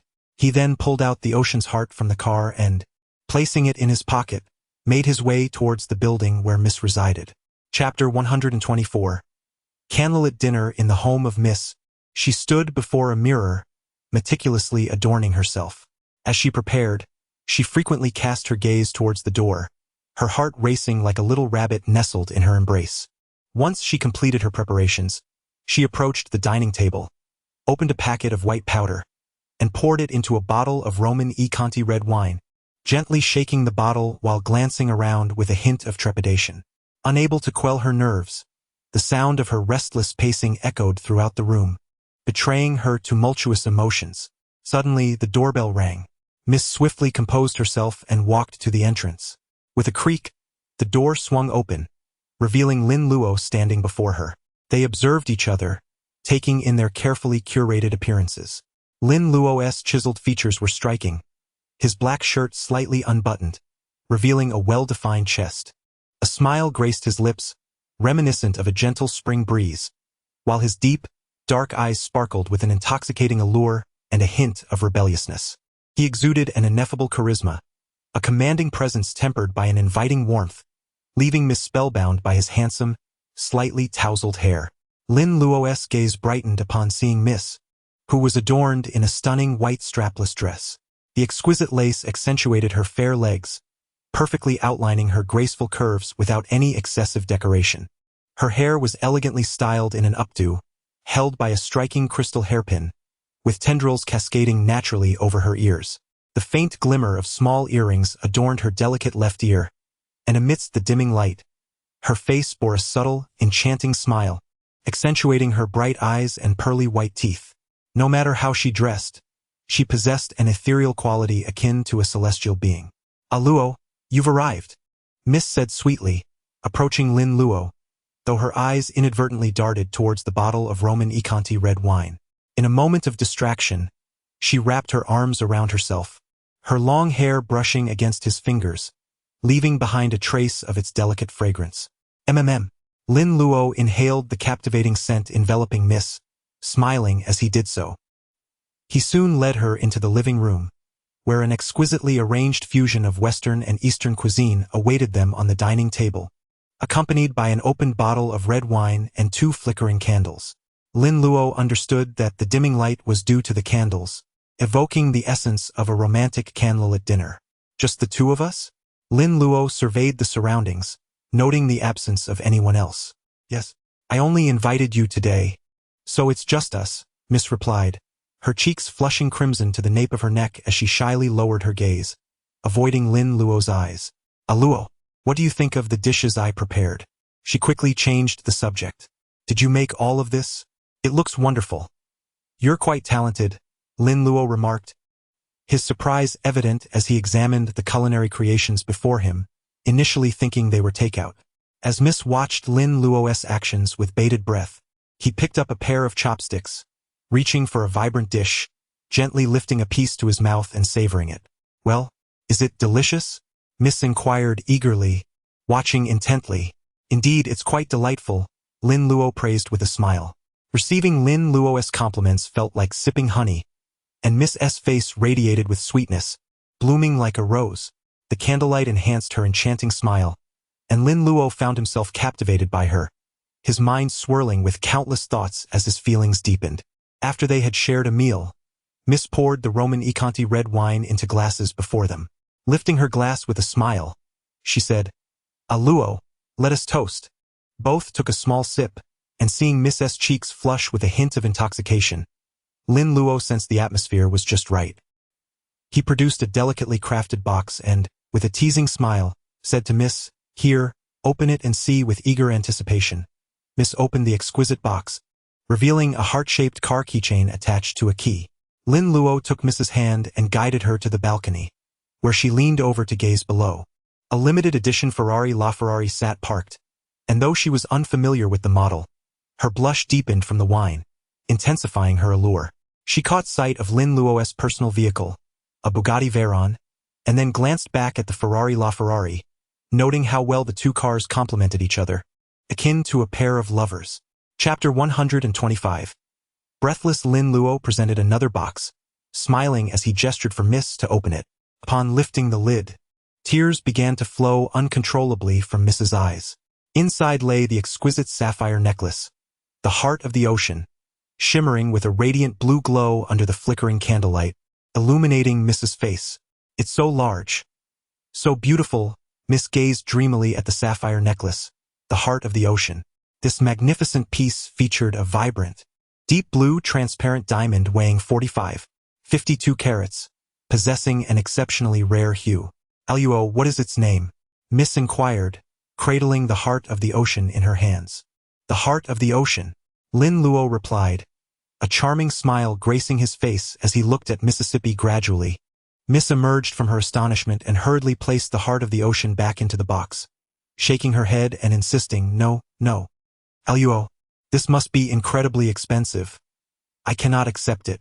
After speaking, she cast a lingering glance at the brilliantly glowing heart of the ocean, swiftly closing the box, fearful of succumbing to temptation. Observing Miss S' conflicting emotions, Lin Luo couldn't help but smile faintly. He opened the box once more, retrieving the heart of the ocean and approaching Miss, as if enchanted. "Come now, be still. Allow me to adorn you." With a graceful motion, Lin Luo separated the necklace, and under Miss's shy gaze, he effortlessly placed the heart of the ocean around her neck. The deep blue necklace accentuated her flawless neck and collarbone, rendering her breathtakingly beautiful. Miss beamed with a charming smile, stirring Lin Luo's heart. As Miss inhaled Lin Luo's masculine scent, she became momentarily entranced. However, not long after donning the necklace, Lin Luo, admiring the enchanting Miss, noticed a sudden change in her demeanor. Her expression grew hazy, and her hands began to tug at her clothing. In a sudden rush, she lunged at Lin Luo, her hands exploring his body. "System, what is happening?" Lin Luo questioned in confusion, sensing Miss's actions and urgently calling upon the system. According to the system scan, she has consumed the aphrodisiac aphrodisiac, the system promptly informed Lin Luo. The mention of the aphrodisiac caused Lin Luo's pupils to contract. "Miss has been drugged?" "To be precise, she administered it to herself," the system clarified. "Why would she do that?" Lin Luo inquired, growing increasingly perplexed. "Because of you," the system replied after a brief pause. "Me?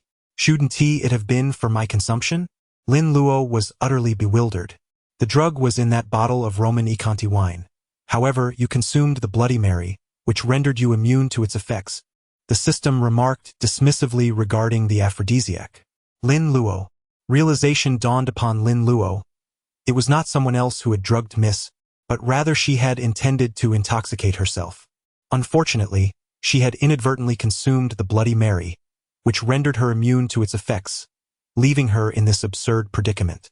As he beheld Miss, entwined around him like a supple serpent, Lin Luo felt a wave of intoxicating pleasure. In this scenario, he was no paragon of virtue. Even if he were, it would prove futile. Unable to restrain himself any longer, Lin Luo roared in primal fervor, transforming into a wolf. Seemingly attuned to Lin Luo's transformation, Miss's actions grew more fervent. Without hesitation, Lin Luo pressed Miss onto the table in the hall, initiating a raw and primal battle for survival. The intensity of their clash was unparalleled, shaking the very heavens and evoking the cries of the damned, as the visceral collision of flesh echoed hauntingly. The table protested violently, quaking under the weight of their tumultuous struggle. As they engaged in this primal contest, Miss emitted an array of sounds, each more resounding than the last, leaving Lin Luo astonished by the potency of the aphrodisiac. Neighbors began to hear the ruckus, dragging their partners into their own primal battles, while the single souls could only lament their solitary existence. With Mrs. Piercing's scream, the tumultuous struggle that had lasted over 2 hours finally reached its conclusion. Lin Luo and Miss S' fierce contest had now relocated to the confines of her bathroom. Lin Luo, cradling the unconscious Miss, took a moment to rest in the tub. Breathing heavily, he gazed at the slumbering Miss and surveyed his surroundings, his eyes twitching slightly. Could it truly be that he and Miss had engaged in such acts? Gazing at the sleeping Miss in his arms, Lin Luo found himself steeped in doubt regarding the reality of the situation. Chapter 126, Overwhelmeda. The effects of a slindic have completely worn off. Miss slowly opened her dark, sleepy eyes and gazed at Lin Luo's handsome face, his steady breathing as he lay on his flat abdomen, feeling the subtle contours of his abdominal muscles. "Did you give me that a slindic?" Lin Luo asked, adopting a serious expression with a hint of anger as he looked at Mississippi. Aluo, I'm sorry. "I really like you," Miss replied, lowering her head in fear, on the verge of tears at Lin Luo's serious demeanor and slightly irritated tone. "Is that your reason for coming on to me? You could have just told me. How was I to know you wanted?" Lin Luo listened to Miss's words, feeling somewhat speechless. Noticing her near tears, he was about to offer some comfort when Miss, enduring her pain, extricated herself from Lin Luo's embrace, walked to the corner, retrieved the clothes he had left there, and pulled out a cigarette from the pocket. Lighting it, she took a deep puff, attempting to mimic the manner of men smoking. Cough, cough, cough. Miss nearly choked on the smoke's acrid taste. Observing her antics, Lin Luo realized it was clearly her first experience with smoking and was puzzled by her intentions. Struggling against the smoke, Miss feigned a commanding demeanor, saying, "Rest assured, now that this has happened, I will take responsibility." Lin Luo found her words increasingly bizarre. Typically, such statements are made by men to women, yet today 2 women had declared their responsibility towards him. The scene grew ever more peculiar in his mind. Currently, Miss stood while Lin Luo lay comfortably in bed. The juxtaposition of their positions was so surreal that he could hardly fathom his present circumstances. "Hey, you could have just told me directly if you wanted me. I wouldn't have refused you. Why go through the trouble of giving me a slindic?" he remarked, somewhat exasperated. Miss blushed deeply, casting her gaze downward in shyness, remaining silent for an extended moment. Her behavior evoked thoughts of Tang Yen in Lin Luo's mind. During the following time, he conducted various tests. What kind of tests? Well, one could guess. After careful consideration, Lin Luo concluded that Miss was different from Tang Yen. She was not the submissive type. He pondered that if Miss were, she might not be able to handle it, shaking his head vigorously at the thought. At that moment, Lin Luo felt akin to a lecherous wolf, a humanized tool of indulgence. He contemplated acquiring some restorative pills to bolster his stamina but quickly dismissed the idea, realizing he had access to a system shop. Last time, he recalled seeing a 5-clawed golden dragon whip from the world of Jation. Consuming such a thing. He suppressed further thoughts on the matter. Previously, when others referred to women as being made of water, Lin Luo thought it meant they were gentle and nurturing. However, after his encounter with Miss, he fully comprehended the meaning behind that phrase. Gazing at a puddle on the floor, he said to Miss with deep significance, "I once heard that women are made of water, and now I finally understand the essence of that saying." "Ah, don't say that. You're truly incorrigible," Miss replied, her face reddening as she playfully protested. After a day filled with life and death struggles, Lin Luo found himself unable to withstand Miss's playful charm. Observing his sweaty state, he hastily declared, "I'll go take a shower." He swiftly traversed the living room to the bathroom, turned on the shower, and let the warm water cascade down, luxuriating in the soothing sensation as he closed his eyes in bliss. Noticing Lin Luo had exited the room, Miss stealthily followed him. Upon stepping out, she saw the water traces across the hall, her face flushed, and she cautiously approached the bathroom door, gently pushing it open. Hearing the door creak, Lin Luo was startled and glanced towards it, only to see Miss entering the bathroom, her figure appearing lively as she looked at him reclining in the bathtub. Realizing Miss had intruded upon his sanctuary, he smacked his forehead in disbelief. This scene was all too familiar. It was something he often did, sneaking into the bathroom while someone was showering. Yet today, the roles had reversed. He found himself in Mrs. home. Once again, the room erupted into chaos, with sounds of thunder and fire, screams echoing, causing the neighbors to glance over curiously. In the vicinity of Mrs. apartment complex, neighbors cast disdainful glances at their husbands or boyfriends, as if to say, "Look at that man over there and then look at you." However, their gazes held no power, as their own partners resembled limp noodles in comparison. Chapter 127. The green pasture. The following day, Lin Luo embraced the soft figure beside him, inhaling deeply the sweet fragrance that lingered, reluctant to rise from his cozy cocoon. Miss, still drowsy, opened her eyes slightly, contentedly snuggling against Lin Luo, her form curling up like a small wildcat nestled in her owner's embrace.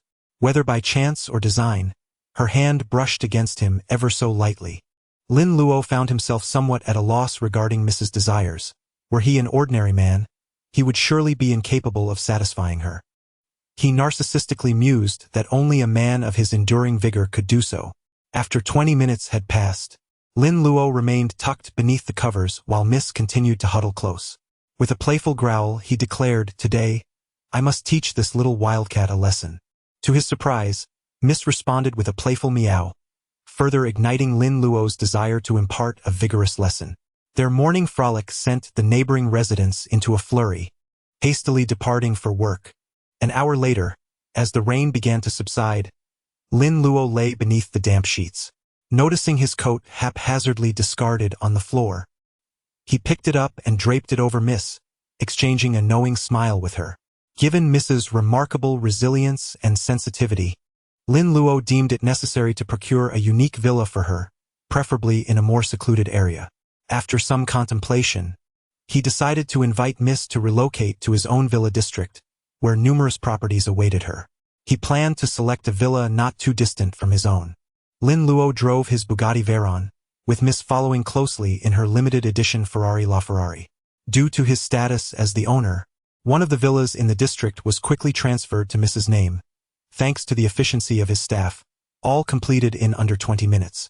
After the transfer, Lin Luo gifted Miss 5 million, which she accepted without hesitation. After all, with both the heart of the ocean and the Ferrari, she hardly needed to refuse such a sum.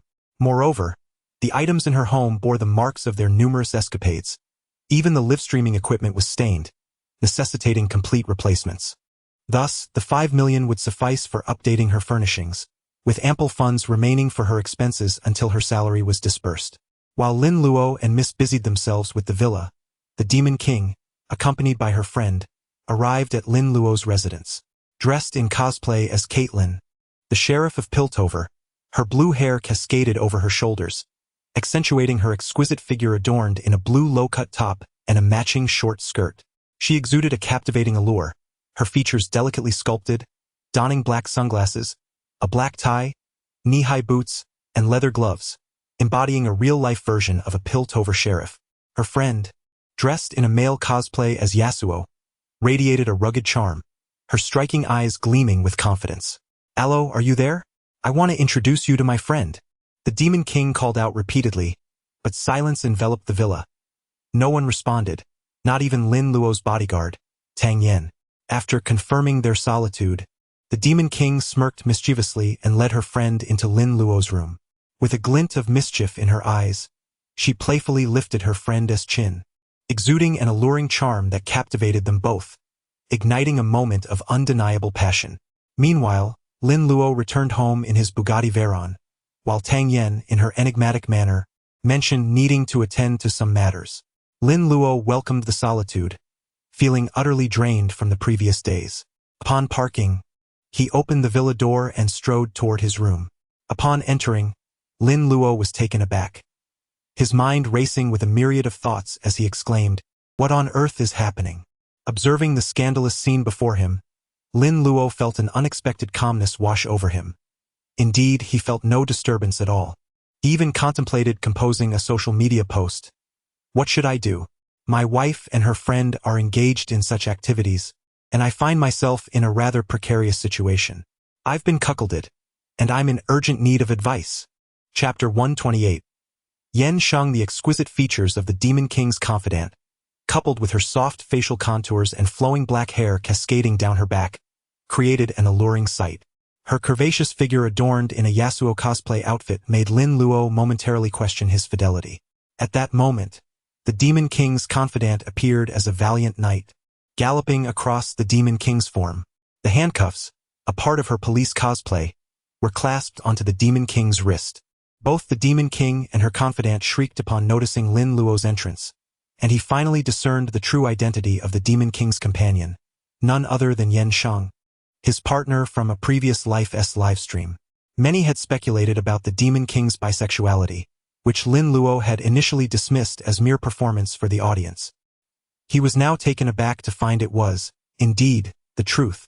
A tumult of emotions surged within him, and to stifle the impending nosebleed, he maintained a stern expression while his body trembled slightly. To an outsider, it appeared as if Lin Luo was seething with anger. Alro. The Demon King hurriedly unlocked the handcuffs and approached Lin Luo with a hint of trepidation. You truly are impressive," Lin Luo stammered, gesturing toward the two women. His intention was to convey that both women were capable of such actions. But the Demon King and Yen Sheng misinterpreted his words, thinking he accused them of secretly engaging in such activities behind his back. In this world, men could openly practice polygamy, yet women faced severe consequences for polyandry. Strictly speaking, the Demon King's behavior could be classified as such. The color drained from both the Demon King and Yen Sheng's faces upon hearing Lin Luo's statement. "Auro, I was wrong," the Demon King murmured weakly. Observing their reactions, Lin Luo felt a mischievous delight arise within him. With a serious demeanor, he pointed a trembling finger at the Demon King, saying, You are aware that this is quite disrespectful to me?" The hearts of the Demon King and Yen Sheng raced, their anxiety palpable. The Demon King nudged Yen Sheng, casting her a look that signaled her to leave. "Yen Sheng, please step outside. I need to speak with Alro," she implored. "Alro, listen to me. Yen Sheng is quite unfortunate. She hails from a small mountain village. Being a white tiger, she is shunned by everyone due to superstitions surrounding her kind. It was over a year ago during a playful moment that we pretended to." The Demon King hesitated, struggling to explain. "Does that make me the third party? Should I vacate the room for you two to engage in that?" Lin Luo feigned annoyance, observing the Demon King's bashful demeanor. No. "Since then, Yen Sheng has developed feelings and I occasionally help her with that," the Demon King finally confessed, fidgeting. "So, you are merely being kind-hearted in your assistance? You truly are a good person," Lin Luo said, half-jokingly regarding the Demon King, adopting a tone that suggested he was prepared to impose a punishment. "Come. Let us find this Yen Sheng. Alro, please spare Yen Sheng. I promise to obey from now on," the Demon King urged, her voice tinged with anxiety as Lin Luo announced his intention to seek out Yen Sheng. With a creak, Lin Luo opened the door to the room. Yen Sheng stood in the hall, fidgeting restlessly, peering into the room and pacing the living area. Having come from a rural background, this was her first encounter with such a lavish villa, yet her excitement was overshadowed by her apprehension. She had little interest in admiring the opulent grandeur of the hall, but upon seeing Lin Luo and the Demon King emerge, her heart raced with unease. "You are Yen Sheng?" Lin Luo inquired, his tone neutral, revealing neither joy nor sorrow. "Yes, I am Yen Sheng," she replied, unable to meet Lin Luo's gaze, her head bowed in shyness. Lin Luo observed Yen Sheng in her Western cowboy attire, with a sword at her waist. Although she was dressed as Yasuo, the outfit had been ingeniously tailored to accentuate her slender waist and exposed navel, exuding a unique charm reminiscent of a desert wanderer. Standing at a height of at least 168 meters, the snug fit of Yasuo's attire showcased her flawless figure. Her eyes sparkled with innocence, her nose was elegantly straight, and her skin was smooth. The delicate pink hue of her thin lips, juxtaposed with their pale color, highlighted her exquisitely beautiful features. "Please do not blame the Demon King. If you do not mind my being a white tiger," she began. But Lin Luo was left bewildered. "Mind you being a white tiger? What does that have to do with me?"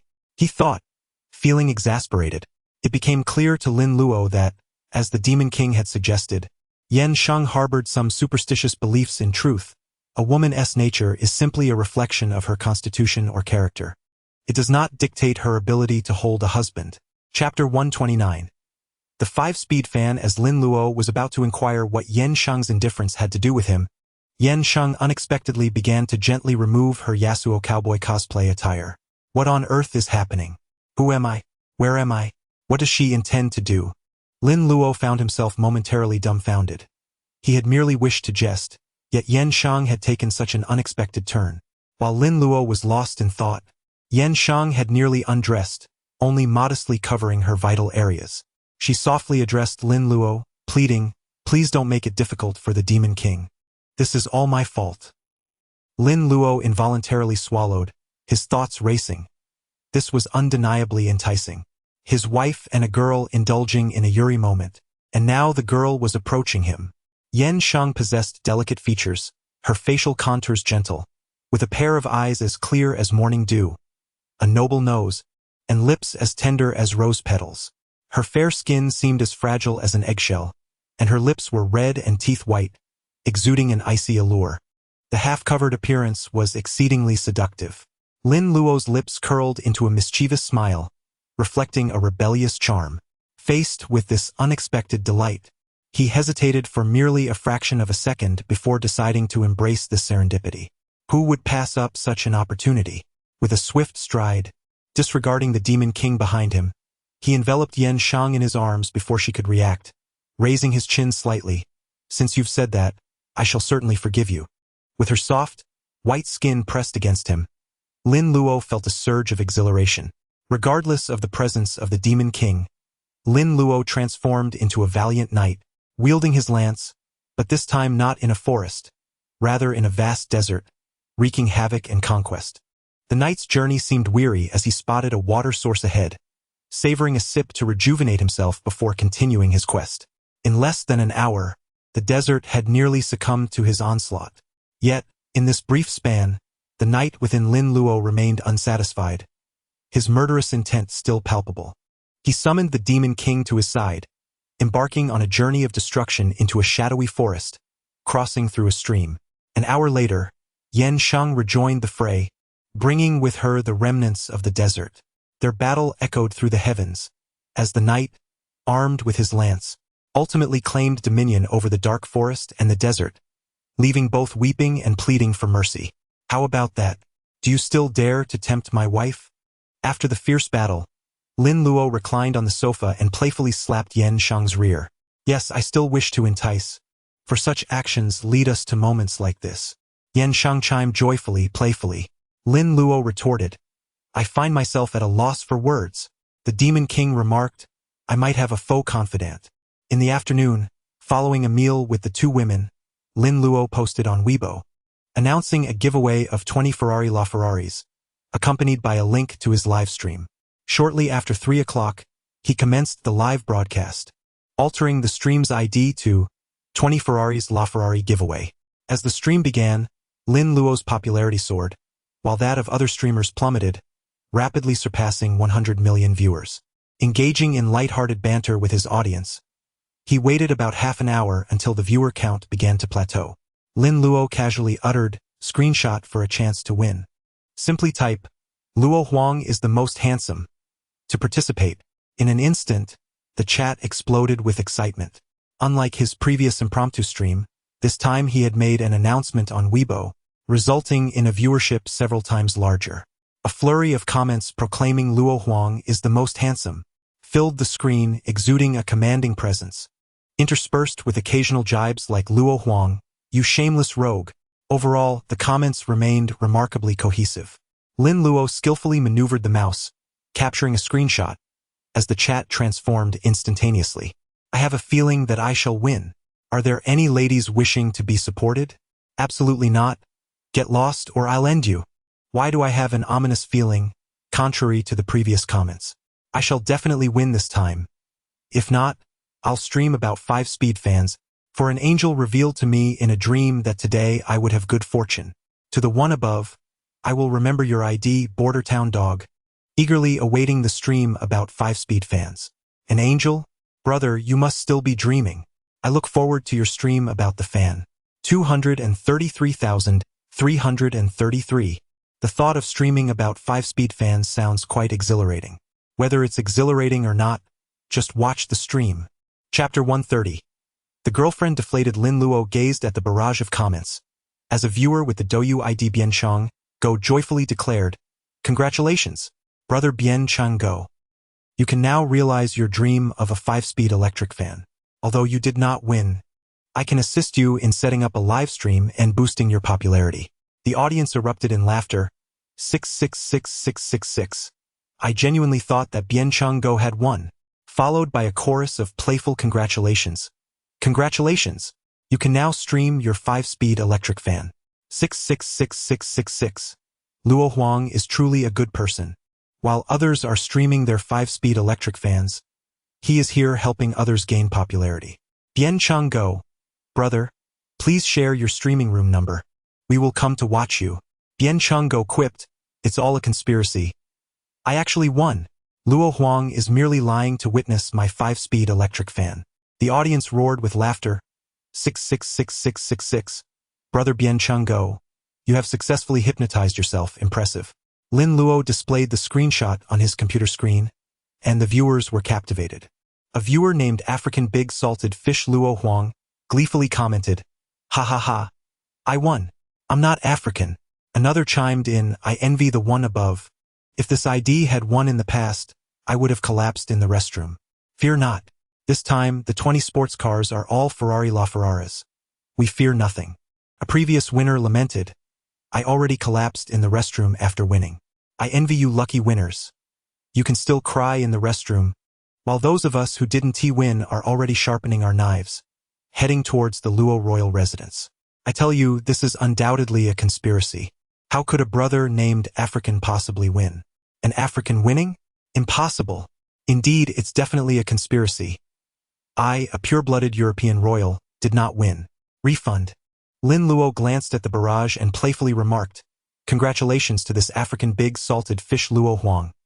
You have not won. This time, I shall gift the Ferraris LaFerraras to my female fans. I have taken 10 screenshots to choose 20 female fans. Is there really someone like you, forcibly preventing others from winning? Woohoo, we are so fortunate. Luo Huang dotes on us. Brother African Big Salted Fish Luo Huang has already collapsed in the restroom, making sure you, my little fan who doesn't call me Luo Huang, pay the price. Wife, Luo Huang cheated. I clearly won. 666,666. Another brother who has been pressed against the keyboard by his wife. Luo Huang, you beast who prioritizes beauty over friendship. Beastly streamer. We are reporting you. Alright, enough with the jokes. Congratulations to African Big Salted Fish Luo Huang and Luo Huang's little cuties. And the 20 viewers who won the Ferrari LaFerraras. Lin Luo said with a smile. Damn, after being pressed against the keyboard by my wife for so long, you tell me this? The previous commenter exclaimed. Those up there have been pressed for so long. Just give me the car, you can press for a bit longer. Stinky woman, you just bullied me, right? We're breaking up. I have the Ferrari LaFerrara. I can flirt with any girl, all of whom are prettier than you. Hey, why are you deflating? I envy those up there who can afford inflatable dolls. Having read the earlier comments, I thought someone was about to get divorced. It was an unexpected twist of a girlfriend deflating. Hey, to those brothers who did not win the Ferrari LaFerrara. Welcome to my store to purchase a girlfriend, guaranteed not to deflate, with a 7-day exchange and 3-year warranty. Not bad. Send one to me, address is XXXX. As Lin Luo and the audience were sharing laughter and jokes, a flood of comments surged into the live stream, capturing Lin Luo's viewers' attention. Luo Huang, bad news. Your Piltover policewoman has run off with the Wind Sword Master. What are they saying upstairs? 1057 is confused? The Piltover policewoman ran off with the Wind Sword Master? Luo Huang, your Demon King has run off with another man. Is the person upstairs blind? Yan Shang is clearly a woman, just cosplaying as the Wind Sword Master. Yes, Luo Huang, you have a green pasture above your head. The Demon King has run off with another girl. I just came from the Demon King's live stream. Those two were even kissing. Indeed, Yen Shang's wind swordmaster was wall-slamming the Piltover policewoman. I'm not kidding. It was the first time I saw Yasuo's physique being so impressive. I nearly turned to stone watching. The person upstairs has not seen the later scenes. One girl wall-slammed another girl, making me turn to stone myself. What? Someone put a green pasture on my head? Let's go check out the Demon King's livestream and see who dares to betray me. Lin Luo feigned ignorance about the situation, expressing his anger loudly to the barrage. Chapter 131. The leg pin under the gaze of countless spectators. Lin Luo opened Douyu Live on his computer and searched for Demon King. With a gentle click of the mouse, ding, he entered her live stream. Boom!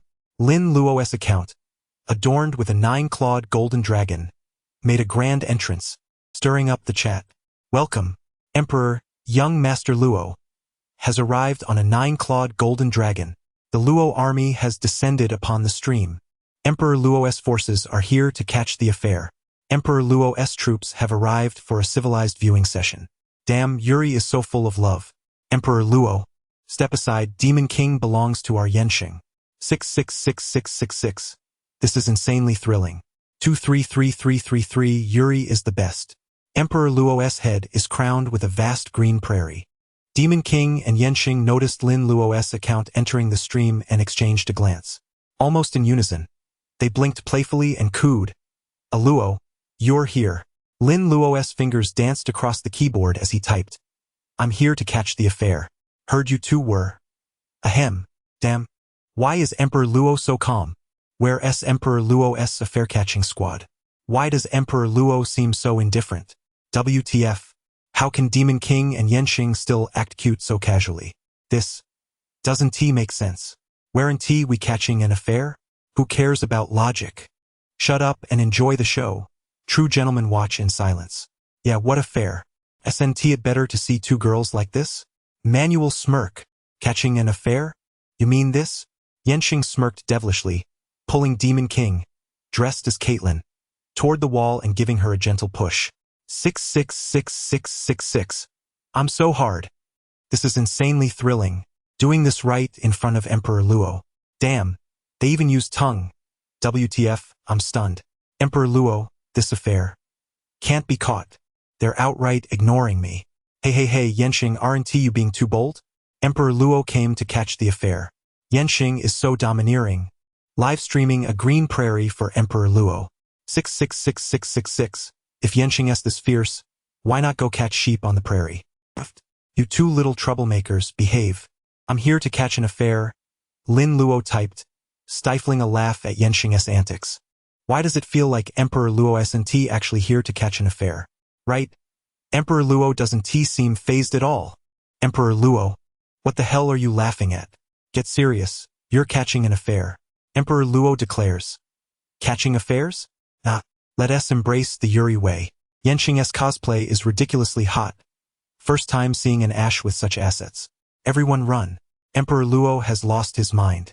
Something tells me Emperor Luo is secretly, ajad, delighted, completely unbothered by this green prairie. Lin Luo's super chat, occupying nearly a quarter of the screen with a 1-minute duration, was impossible to miss. Yenshing caught sight of it instantly. With a sultry smile, embodying the roguish charm of a wandering swordsman, she swiftly lifted her long, shapely leg, eliciting gasps from the audience, and pinned Demon King against the wall in a bold leg pin.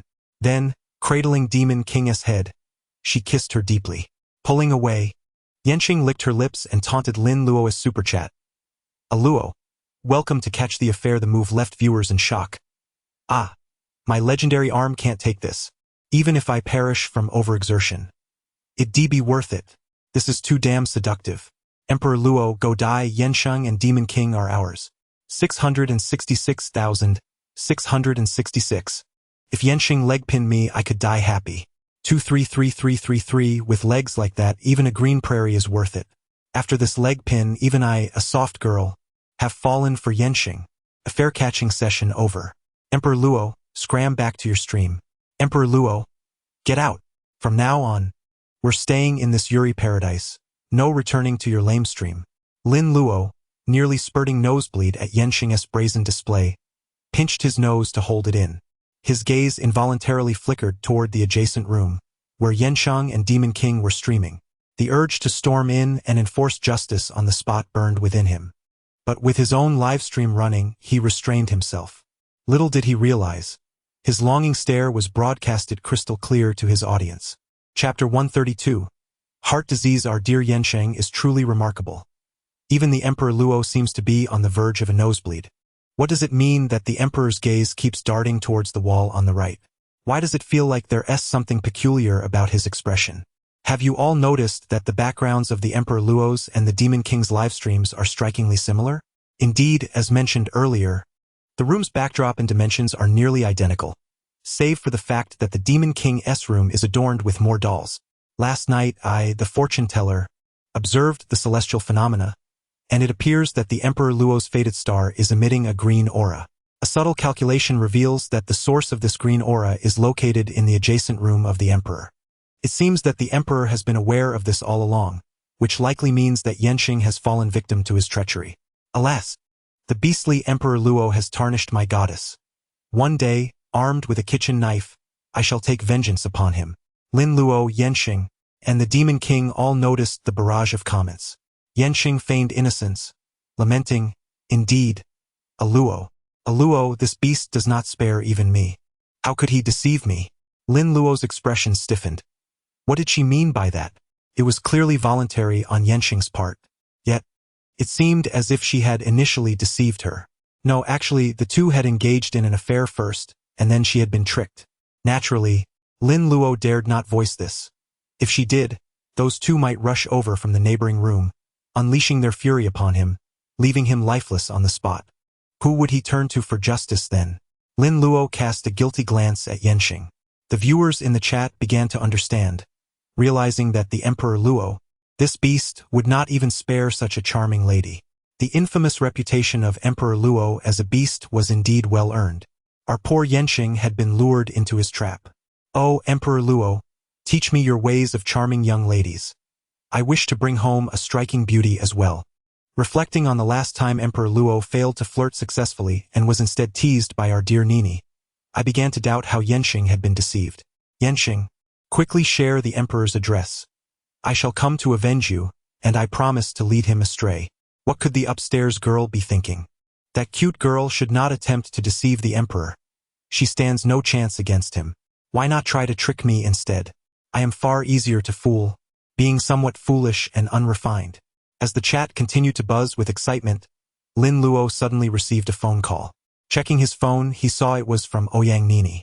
Upon answering, he was met with a chorus of sobs from the other end. Nini's voice trembled as she spoke. Luo, Emperor Luo. Nini, what is it? Speak slowly. I am here to help. Sensing her distress, Lin Luo quickly reassured her. Our family business has gone bankrupt, and my father has suffered a heart attack. We cannot afford a doctor. Can you help me find one for him? There was a pause before she continued. Emperor Luo, if you help me save my father, I will repay you in any way you desire. Enough of this nonsense.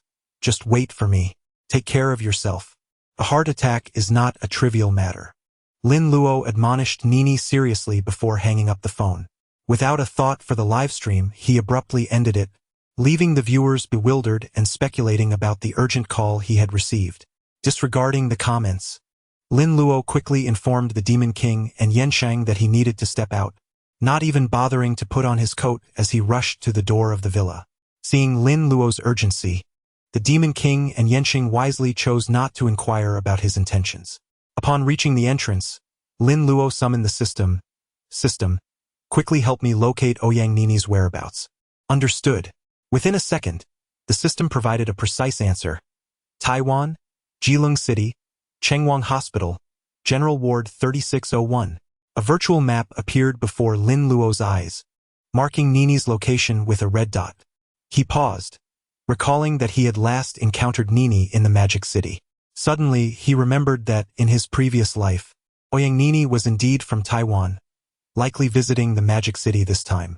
However, now was not the time to ponder her origins. The priority was to reach Taiwan. Traveling by plane or cruise was unfeasible. Not only would booking take time, but the journey itself would consume several hours, not to mention the additional travel to the hospital. System, exchange for an item that will allow me to reach Ouyang Nini's location swiftly, Lin Luo commanded urgently. Chapter 133. The Armor of Iron Man Ding. The host may spend 888 points to exchange for the Mark III Iron Man armor.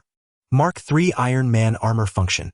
A high-tech suit crafted and donned by the protagonist Tony Stark in the cinematic universe of Iron Man. Let me proceed with the exchange. Saving lives is paramount. Lin Luo, undeterred by the expenditure, had accumulated over 500,000 points through extensive live streaming. The 888 points were swiftly consumed, leaving no time for regret. Ding! Exchange successful. With the system's confirmation, a box materialized in Lin Luo's hands. He marveled at its size, smaller than the one depicted in the Iron Man films. How do I use this? Lin Luo inquired, puzzled. Simply press the button in the center of the Mark III box. The system responded. Click. Lin Luo pressed the button, causing the box to enlarge and reveal an array of mechanical components, complete with a designated foot placement. He stepped onto it, and a magnificent gold and crimson suit of armor enveloped him from the ground up. In mere seconds, Lin Luo stood at the entrance of the villa, adorned in the imposing Mark III armor. Welcome, Master, to the Mark III Iron Armor. Artificial Intelligence Aishi is at your service. A mechanical, childlike voice chimed. Lin Luo paid no heed to Aishi, instead marveling at his mechanized hand clad in a red iron gauntlet, feeling no weight at all. Inside the armor, he found himself remarkably comfortable. He took a few steps, finding the movements seamless and intuitive, the armor responding perfectly to his body. Lin Luo couldn't help but admire the ingenuity of the designers behind the Iron Man film in his previous life. However, time was of the essence. He resolved to explore the armor later. He instructed the system to input their destination into the Mark III armor. Soon, Aishi's voice resonated, activating navigation system. Target location: Earth, Huaxia, Baodao, Taiwan, Jilin City, Chengwang Hospital, Ordinary Ward 3601. Inside the armor, Lin Luo observed everything clearly as Aishi established a connection with Earth satellites. The triangular light at the center of the Mark III armor illuminated, signaling its activation. Aishi, let us depart, Lin Luo said with a smile. Flight system activated, Aishi announced. Boom! Once the flight mode was engaged, Lin Luo maneuvered the armor, soaring forth like a missile. Being his first experience piloting the Mark III, he inadvertently shattered several stones at the villa's entrance. The loud noise prompted the live stream hosts, Emma Wang and Yen Shang, to rush outside in alarm. Lin Luo sent Aishi a message to notify them, and they resumed their live streaming. The Mark III speed slightly surpassed that of a supersonic jet, and Lin Luo struggled to maintain control. Fortunately, Aishi provided timely assistance, stabilizing the armor. Ascending from the villa, the Mark III appeared above the bustling metropolis of Modu. The citizens gazed in astonishment at the fleeting gold and crimson figure in the sky, particularly those within several miles of Lin Luo's villa, who heard a resounding boom. They looked up to witness the figure ascending at a velocity that the naked eye could scarcely perceive, leaving them utterly awestruck. Wei Juanji, a photographer whose name might evoke laughter, was nonetheless revered in his field for his remarkable skills. Residing in the same villa district as Lin Luo, he was capturing images of the flowing clouds when he fortuitously recorded Lin Luo ascending into the air in the Mark III armor. Though the footage lasted only a few seconds, Wei Juanji was left in awe, recognizing that the video bore no special effects or Photoshop alterations. Trembling with excitement, he uploaded the video to his personal Weibo account. As a distinguished professional, he boasted a substantial following of hundreds of thousands. The upload progress bar advanced. 1. 35. 86. 99. As the high-definition video of over 100 megabytes completed uploading, a notification chimed. Upload successful. Wei Juanji's face brightened as he appended a caption beneath the video. While capturing the flowing clouds, my camera inadvertently captured a fleeting gold and crimson figure, moving at extraordinary speed. I only managed to record 3 seconds. I hope professionals can analyze what this figure truly is. Note: this video contains no special effects or Photoshop. Any such claims will incur dire consequences. Chapter 134. The stirring commotion when Wei Juanji's video was uploaded to Weibo, it gradually drew viewers, and without exception, those who watched the video felt as though the air around them had suddenly stilled. Subsequently, every viewer left comments below the video, their expressions one of disbelief. As time passed, Wei Juanji refreshed the video every minute, and with each refresh, numerous individuals left comments below. Master Wei, although you are a revered figure in the realm of photography, one cannot simply deceive others with such a video. Master Wei, you assert that this video is free from special effects and Photoshop. If such manipulations exist, may you meet a dire fate. Do not despair. I just examined it closely, and within the footage, there is a figure resembling a golden red armored being. I must say, the effects are truly impressive. Master Wei, this special effect deserves full marks. It far surpasses the domestic visual effects by countless magnitudes. I am puzzled. Master Wei is already a master in photography. He surely would not deceive us with a fabricated video, especially after making such a solemn vow. I agree with the previous comment. I trust Master Wei's integrity. Is there any expert who can analyze whether the video has been altered or enhanced? No. Master Wei's video is authentic. I am a resident of the Magic City, and I witnessed with my own eyes that golden red figure streaking across the sky. Wei Juanji noted that the majority of comments beneath the Weibo video were filled with skepticism and doubt, though some expressed a tentative belief, sighing in resignation. At that moment, a prominent Weibo influencer emerged to validate Wei Juanji, stating that they were affiliated with the Video Production Association. The association commented below the video, after nearly half an hour of analysis, we confirm that this video contains no alterations or special effects. It is the original footage. Does anyone know who created this armor? We are interested in producing a video featuring it. The Video Production Association also graciously shared Wei Juanji's Weibo post. Upon seeing the association's authentication and repost, Wei Juanji felt an overwhelming sense of excitement. He knew this video was destined to become a national sensation. While his Weibo account had hundreds of thousands of followers, it paled in comparison to the Video Production Association's over 100 million followers. Moreover, the endorsement from a major influencer would lead to hundreds or even thousands of others sharing it, exponentially increasing the visibility of the video's creator and propelling them to fame across the country. Curious, Wei Juanji clicked on the comments beneath the Video Production Association's post. Oh my, darling, come out and witness this. Good heavens, that is undoubtedly a metallic robot. Wow, that armor looks incredible. I would gladly pay 10 million to acquire it. The owner of the armor should message me. The person above must be delusional. It looks like it would cost far more than 10 million, perhaps even billions. The speed is astonishing, truly sonic. The camera captures it as a mere blur, and it appears to be accelerating further. Billions would not suffice. I am even more curious about the identity of the individual inside that golden red armor. It appears more breathtaking than the special effects in American blockbusters. Who could have developed it? Current technology likely does not reach such heights. Could it be a secret government project testing new technological equipment? At that moment, yet another repost caught everyone's attention, this time by a mechanical enthusiast and celebrity, Hugu. He merely posted a cryptic remark. This golden red armor reminds me of a legendary figure, a creator of this era, a remarkably young and handsome individual. Hugu did not finish his statement, yet everyone knew he was referring to the only creator of this era, Lin Luo, the pioneer of universal virtual gaming. Very young, exceptionally handsome. Is Hugu referring to the Emperor of Luo?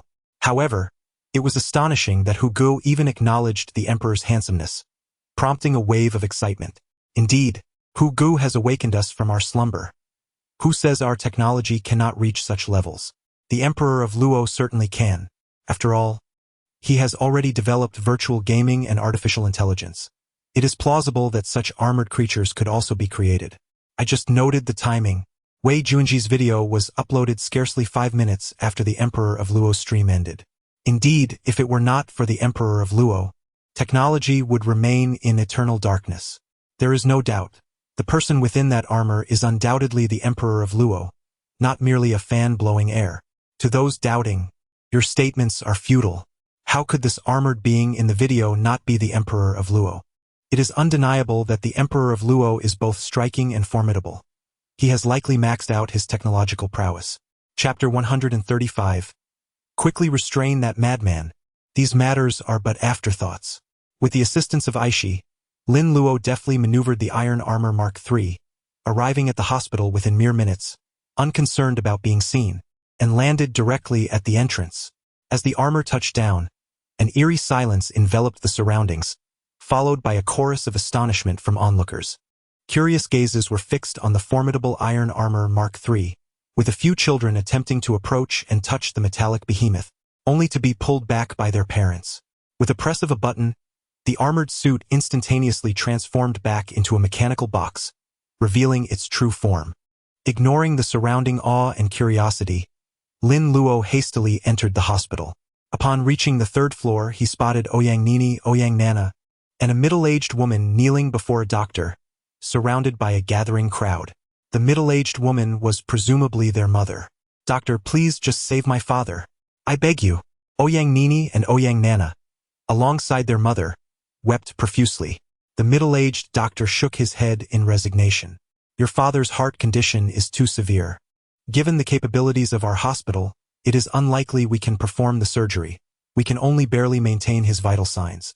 If he had been taken to the best local hospital in time, there might have been a chance, but your Ouyang group has just gone bankrupt."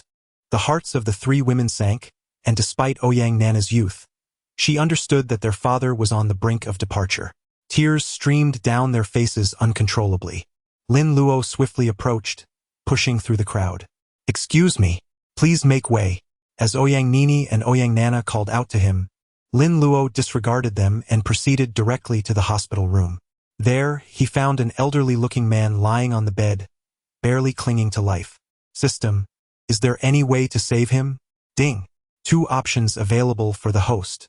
Cardiac stabilizer cost 12 luxury points. Cardiac resuscitation pill cost 88 luxury points. Since the individual was the father of Ouyang Nini and Ouyang Nana, Lin Luo felt compelled to assist. "System, exchange for the cardiac resuscitation pill." He silently commanded. Ding. Exchange successful. A pill materialized in his hand. Under the horrified gazes of the middle-aged doctor, Ouyang Nini, Ouyang Nana, their mother, and the surrounding onlookers, Lin Luo abruptly removed the oxygen supply line. "Young man, stop. Doing that will kill the patient," the doctor exclaimed, attempting to intervene. Amidst the commotion, the doctor commanded his assistant to restrain Lin Luo. "No. Quickly stop that madman. What are you doing?" Calmly, Lin Luo placed the pill into the mouth of Ouyang Long, their father. "What the hell did you just feed him?" "Quickly, reattach the oxygen supply," the doctor shouted angrily upon realizing what Lin Luo had done. Coughing violently, Ouyang Long drew the attention of the crowd. "Dad! Dad!" The simultaneous cries of Ouyang Nini and Ouyang Nana filled the air as they rushed to their father's bedside upon hearing his cough. It worked. Lin Luo smiled faintly. Ouyang Long instinctively opened his mouth, gasping for fresh air. Moments later, he opened his eyes, curiously surveying his surroundings, ultimately resting his gaze on the tearful faces of his daughters and their mother. "Nini, Nana, my dear wife, why are you all crying?" Ouyang Long, his pallor gradually returning to a healthy hue, spoke with newfound vigor. "And why am I in a hospital? Wasn't I at the company? Along, are you all right?" His wife inquired anxiously, stepping forward to test the waters. "I'm fine. What on earth happened?" Ouyang Long asked, his expression a mix of confusion and concern. "What about the company? Is it bankrupt?" "It's gone, it's all gone. But as long as you are safe, that is what matters." His wife embraced him joyfully. "The company may be lost, but we can rebuild. If your acute heart condition were to strike again, what would become of us three?" "Yes, I will endure and rise again." "Wait, did you just say I have acute heart disease?" Ouyang Long grasped a critical piece of information from his wife's words. Chapter 136. The Formula Ouyang Long peculiarly inquired, "What is the current situation? Why do I feel so well, as if I do not have heart disease at all?" "Originally, the doctors had sentenced you to death. It was this young man who saved you," Ouyang Long's wife sobbed. She then quickly turned to Ouyang Nini and Ouyang Nana, saying, "Nini, Nana, let us express our gratitude to this young man. Thank you for the medicine." As she spoke, she attempted to kneel, but Lin Luo swiftly supported her. "Aunt, there is no need for such formality. Nini and Nana are dear friends of mine. It was merely a pill." Lin Luo smiled warmly. "You and Nini, Nana are good friends?" Oyanglong's wife exclaimed in surprise. "Thank you, Uncle Luo, for saving my dad," Oyang Nana said, her eyes swollen, yet adorable. "Yes, thank you for saving my father, Luo," Oyang Nini added, rubbing her puffy eyes, her cheeks slightly flushed. "Luo, this is my mother, Fu Wan, and that is my father, Oyanglong," Oyang Nini said, pointing at Oyanglong and Fu Wan, her face still aglow. "Wan, did you notice anything?" Oyanglong observed his daughter's flushed complexion and leaned closer to his wife Fu Wan, casting a playful glance at Oyang Nini and Lin Luo. The room erupted in laughter and joy at Oyanglong's recovery. As Lin Luo conversed with them, the doctor could no longer contain himself. He approached and interrupted their dialogue to begin examining Oyanglong. Although Lin Luo was confident in Oyanglong's recovery, he did not intervene. The doctor used a stethoscope to listen to Oyanglong's heartbeat, and his expression transformed into one of disbelief as he gazed at Oyanglong. "Doctor, what is it?" Oyanglong and Fu Wan asked cautiously. There is absolutely nothing wrong," the doctor stammered. "Thank heavens. Thank you so much, that young man Luo's pill," Fu Wan exclaimed joyously, glancing at her husband, whose complexion had regained its vibrant hue. The doctor proceeded to take Oyanglong for x-rays, an electrocardiogram, and a full-body examination. With each test, the doctor's astonishment grew. A flurry of doctors gathered around Oyanglong, their mouths agape. "This is utterly unscientific." Their reaction mirrored the excitement of gamers when Lin Luo unveiled his virtual online game. All of this from a single pill. Eventually, the hospital director was alerted. Director Gong Yuheng hurried toward 3601 upon hearing the remarkable report. A patient with acute heart disease had been revived by a young man's pill, with all related ailments resolved. Gong Yuheng entered the room, where he found the sole young man, Lin Luo. "I am Gong Yuheng, the director of Puguang Hospital. May I ask your name, young man?" Lin Luo smiled at the dignified, white-haired director. "Hello, director. My name is Lin Luo." Gong Yuheng, eager to get to the point, asked, "Do you have any more of that pill you gave to Mr. Oyang? Or can you share its formulation? Our hospital is willing to pay 500 million for the recipe. This pill could save countless heart patients and achieve worldwide acclaim, becoming legendary," Gong Yuheng said, trembling with excitement. One cannot deny the allure of Gong Yuheng's words. 500 million for the formula, fame, and the potential to save innumerable lives. Had this been the Lin Luo of the past, he might have been tempted to agree without a second thought. However, now Lin Luo chuckled inwardly. The recipe could be exchanged for 1.6, but was the formula truly worth 500 million? The value of the formula far exceeded that amount. Lin Luo had inquired of the system. The materials for crafting a pill cost merely a few thousand. It is well known that heart surgeries carry significant risks, where a single mistake could lead to the patient's demise. Yet, consuming a pill entails no such peril. Thus, if this pill were to be released, wealthy individuals would not hesitate to pay millions. As for saving countless heart patients, he could easily establish a pharmaceutical company. Chapter 137. The International Hotel. In response to Gong Yuhilian's proposal, Lin Luo displayed a palpable disdain, maintaining a facade of calmness, neither joyful nor sorrowful, as he spoke. "I apologize, but I possess neither the formula nor the pills." Gong Yuhilian regarded Lin Luo with a newfound respect, believing that the astronomical sum of 500 million would sway the young man. Coupled with promises of global renown, eternal legacy, and the salvation of countless heart patients, he assumed Lin Luo would acquiesce. To his surprise, Lin Luo flatly stated his lack of the formula. With a steely resolve, Gong Yuhilian raised the stakes. "My young friend, how about 600 million? Lin Luo merely shook his head. 600 million, 700 million, 800 million, 1900 million. Lin Luo continued to refuse. Gong Yuhilian, thinking Lin Luo was dissatisfied with the price, steeled himself and declared, "Young man, you must be content. 20 billion is my limit. Should you refuse to sell it to me, you shall receive not a single penny." 20 billion was already Gong Yuhilian's entire fortune, and he desperately hoped Lin Luo would agree. However, fate was unkind. Lin Luo shook his head once more. I am sorry, but I do not have the formula. We must proceed with the discharge formalities. My apologies. With that, Lin Luo bypassed Gong Yuhilian to attend to the discharge procedures. Lin Luo had no desire to engage in further entanglement with Gong Yuhilian. If he wished, the world was vast, with billions of souls and countless heart patients. Armed with the formula, he could easily amass a fortune in the trillions. Moreover, he, with his boundless wealth, was hardly in need of money.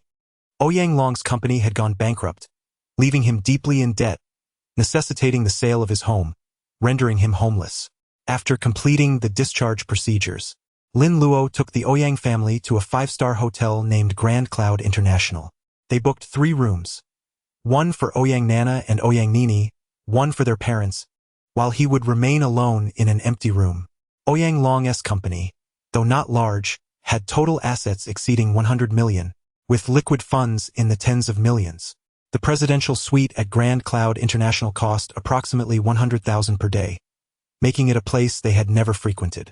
While Ouyang Long and Fu Wan had seen some of the world, Ouyang Nana and Ouyang Nini were entirely unaccustomed to such luxury.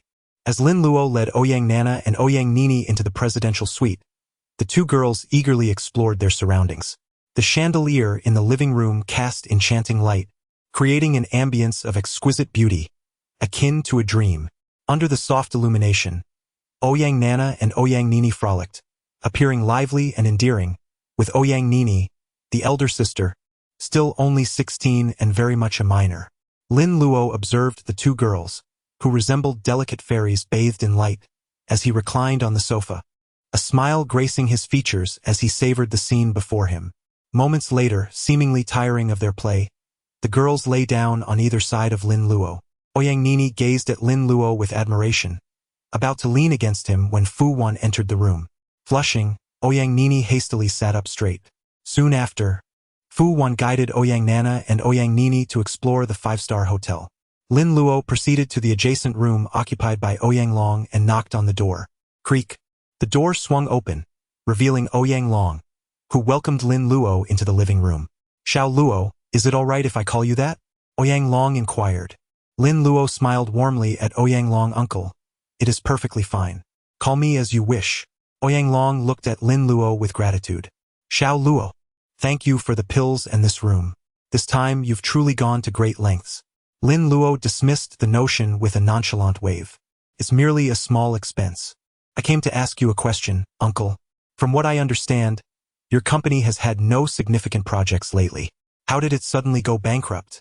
Lin Luo clearly stated his intent. Sighing heavily, Ouyang Long recounted, this matter is quite convoluted. The CEO of the Luo Group, Luo Tiran, is exceedingly unattractive, and at over 30 years of age, he recently approached me, expressing a desire to marry Nini and Nana. Naturally, they both refused, and as a father, how could I possibly push my daughters into such peril? I outright rejected the proposal, which infuriated Luo Tiran. He wielded considerable influence, and as a small company, how could I contend with him? Within 2 days I was driven to bankruptcy. He demanded that, for my company to survive, I must send Nini and Nana to his home. As Ouyang Long recounted this tale, his expression bore the weight of helplessness and self-reproach, lamenting his inability to protect the women in his life, who were now left without a home. Lin Luo came to a sudden realization, understanding why Ouyang Nini had rushed out 2 days prior after receiving a call. Indeed, it was because of turmoil at home. Concerning Luo Tiran, a glimmer of fierce resolve flickered in Lin Luo's eyes. He could not allow the man who had rendered Nini and Nana homeless to escape unscathed. Chapter 138. Is Ouyang Nana ill? Lin Luo concealed the ruthlessness in his eyes and smiled as he said, Uncle, you used to be in the pharmaceutical industry, and I am the owner of the Myth Group. I wish to establish a pharmaceutical company, with the primary focus being the medication I provided you. I wonder, would you be interested in becoming the general manager of Myth Pharmaceuticals? What? You are the owner of the Myth Group? Which Myth Group are you referring to? Ouyang Long exclaimed in astonishment.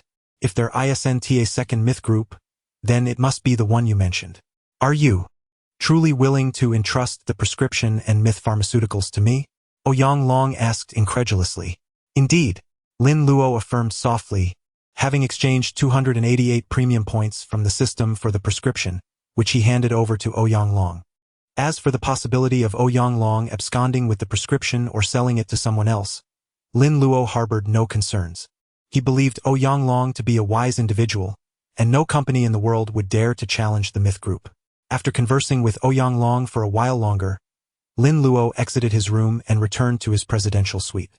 He retrieved a small box from his pocket, opening it to don the Iron Man armor which quickly enveloped him.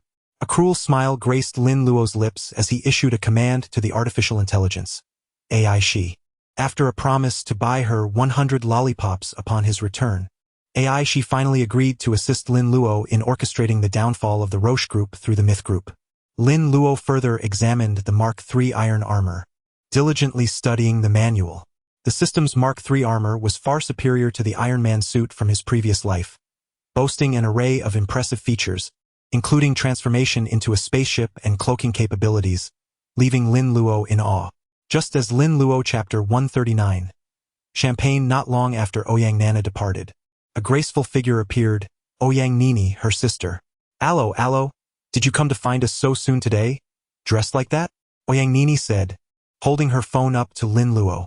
With a puzzled expression, Lin Luo glanced at the screen, which displayed a news article. Lin Luo, president of Myth Group, a pioneer of an era, appears to have developed a super armor. Below it was a video featuring Lin Luo himself soaring through the sky in the armor. He couldn't help but marvel at the prowess of his compatriots.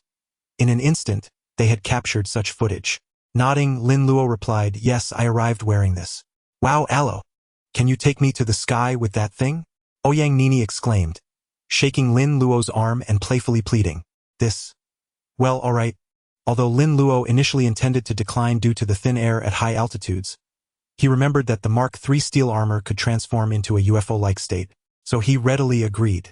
Yay! Allo, let's go. Ouyang Nini clapped her hands with joy. First, let's have some food. We'll go after we eat, Lin Luo said, affectionately ruffling her hair. He then led Ouyang Nini downstairs to the restaurant. Meanwhile, chaos ensued at the Luo group. Luo Tiran sat in his office chair, busily handling company affairs while enjoying the services of a beautiful secretary hidden beneath his desk, a look of pleasure on his face. Mr. Luo, urgent news. A middle-aged man in a suit burst into the office, exclaiming loudly. Startled, the secretary nearly caused Luo Tiran discomfort with her abrupt movements. Liang Xiangfei, couldn't you knock before entering? Do you want me to fire you? Luo Tiran grimaced. Mr. Luo, the Myth Group is attacking our stock market. Our shares are plummeting. The man, Liang Xiangfei, said with a tone of distress. What? The Myth Group? Luo Tiran exclaimed, rising abruptly, only to wince as the secretary inadvertently tugged again. Ah! He cried out, hastily adjusting his trousers, disregarding the pain, and opened his computer to check the stock prices, witnessing the continued freefall. What is the Myth Group doing? What have I done to offend them? He shouted in frustration. Not long after, an ambulance arrived at the Luo Group's building to carry away Luo Tiran, who had fainted from the shock of the stock market crash. Returning to Lin Luo's dining table, he and Ouyang Nini gazed at the exquisite Western cuisine before them, their mouths watering. Ouyang Long calculated that the lavish spread was worth at least $1 million, swallowing hard as he realized that Lin Luo's meal could equate to a month's revenue before the company faced bankruptcy. Ouyang Nini was somewhat restrained, but Ouyang Nana, in her youthful exuberance, seemed determined to compensate for the day's earlier losses, stuffing her cheeks full without a hint of decorum. So delicious. You all must eat, she mumbled through her mouthful. Sharing a smile at the adorable Ouyang Nana, Lin Luo, as a younger counterpart, poured champagne for Ouyang Long and Fu Wan. Noticing, Ouyang Nini tugged at Lin Luo's hand, insisting she wanted to drink as well. With Ouyang Long and Fu Wan's tacit approval, Lin Luo reluctantly poured a glass for Ouyang Nini. Upon consuming her first sip of alcohol, her cheeks flushed crimson. After the meal, Ouyang Nana, rubbing her belly, lay back in her chair, gazing at the ceiling, contentedly exclaiming, Ah, I'm so full. Perhaps due to Ouyang Long's heart condition earlier, shortly after her remark, she drifted into a deep slumber. Meanwhile, Ouyang Nini, her face still flushed, clung to Lin Luo's arm, somewhat dazed, disregarding her parents at the other end of the table, and pleaded with Lin Luo to take her stargazing. Observing the scene, Ouyang Long caught Lin Luo's awkwardness and exchanged a knowing glance with Fu Wan. Xiao Luo, we should take Nana to bed. It wouldn't be good for her to catch a chill here. You two can continue your conversation, he suggested. With that, Ouyang Long and Fu Wan gently lifted Ouyang Nana, returning her to her room, covering her with a blanket before retreating to their own quarters, leaving Ouyang Nini and Lin Luo alone, exchanging wide-eyed glances. Chapter 140. The swaying above the UFO. Come, let me take you to gaze at the stars, Lin Luo said resignedly under the fervent gaze of Ouyang Nini as they walked to the rooftop. Why aren't we moving yet? Lin Luo turned back to Ouyang Nini, who had not followed. I want to be held, Ouyang Nini declared, spreading her arms wide, tipsy and cheerful, addressing Lin Luo. Without hesitation, Lin Luo approached her and lifted her in a princess carry. Ouyang Nini instinctively wrapped her arms around him. As Lin Luo held her, an enchanting fragrance enveloped him, prompting him to take a moment to admire her. Her hair blazed like the sunset over the Nile, simply tied back in a ponytail, her monochrome casual outfit exquisitely tailored, the round neckline revealing her delicate collarbone. The gray skirt paired with leggings perfectly accentuated her long legs, tracing a flawless silhouette. Her figure was undoubtedly that of a beauty. At that moment, Ouyang Nini's eyes, slightly glazed from the drink, glowed with a rosy hue akin to a ripe apple, making one want to take a bite. Gulp. Holding the captivating Ouyang Nini, Lin Luo unconsciously swallowed. Noticing his reaction, Ouyang Nini couldn't help but giggle. Lin Luo brought Ouyang Nini to the balcony of the presidential suite, activating the Iron Armor Mark III. Under Lin Luo's command, the suit transformed into an object resembling a UFO. Wow! Ouyang Nini exclaimed in astonishment at the UFO-shaped armor, which indeed resembled a small UFO. With a wave of his hand, Ouyang Nini eagerly scampered over, inspecting the UFO closely. Lin Luo initiated the Iron Armor Mark III, and the glass top gradually opened. Ouyang Nini stepped inside, and the interior revealed a world of its own. Soft cushions, a coffee table, a coffee machine, and other amenities materialized effortlessly. Upon entering, Ouyang Nini tumbled onto the cushions. As Aishi controlled the UFO, it moved in two modes, flickering and gliding. Given that they would be staying in a hotel for the following days, Lin Luo opted for the flickering mode, and soon the UFO soared into the heavens. At Lin Luo's gesture, the glass top morphed into a helmet, placed upon both Lin Luo and Ouyang Nini. Now, the two stood atop the UFO, akin to a convertible car. Curiously, Ouyang Nini reached out to touch a nearby cloud, her hand passing right through it. Nevertheless, she continued to playfully engage with it, and for the first time, Lin Luo also touched the clouds, relishing the sensation of being on the edge of the sky, feeling utterly relaxed. After an hour of delightful play, Ouyang Nini, this spirited girl, finally returned to her usual self, and the two reclined on the cushions. The stars twinkled as if they were within reach. Whether due to excitement or lingering effects of the alcohol, Ouyang Nini's cheeks remained flushed. Suddenly, she smiled slyly, instinctively wrapping her arms around Lin Luo. Lin Luo, could you close the open top of this UFO? Are you not watching anymore? Lin Luo inquired, gazing at her. Oh, just close it. Ouyang Nini pouted playfully. Unable to resist her charm, Lin Luo promptly deactivated the open-top mode of the iron armor. Ouyang Nini gazed dreamily at Lin Luo's handsome visage, captivated. This was the man who had appeared during her tears, her helplessness, and her deepest despair, like a hero, rescuing her father.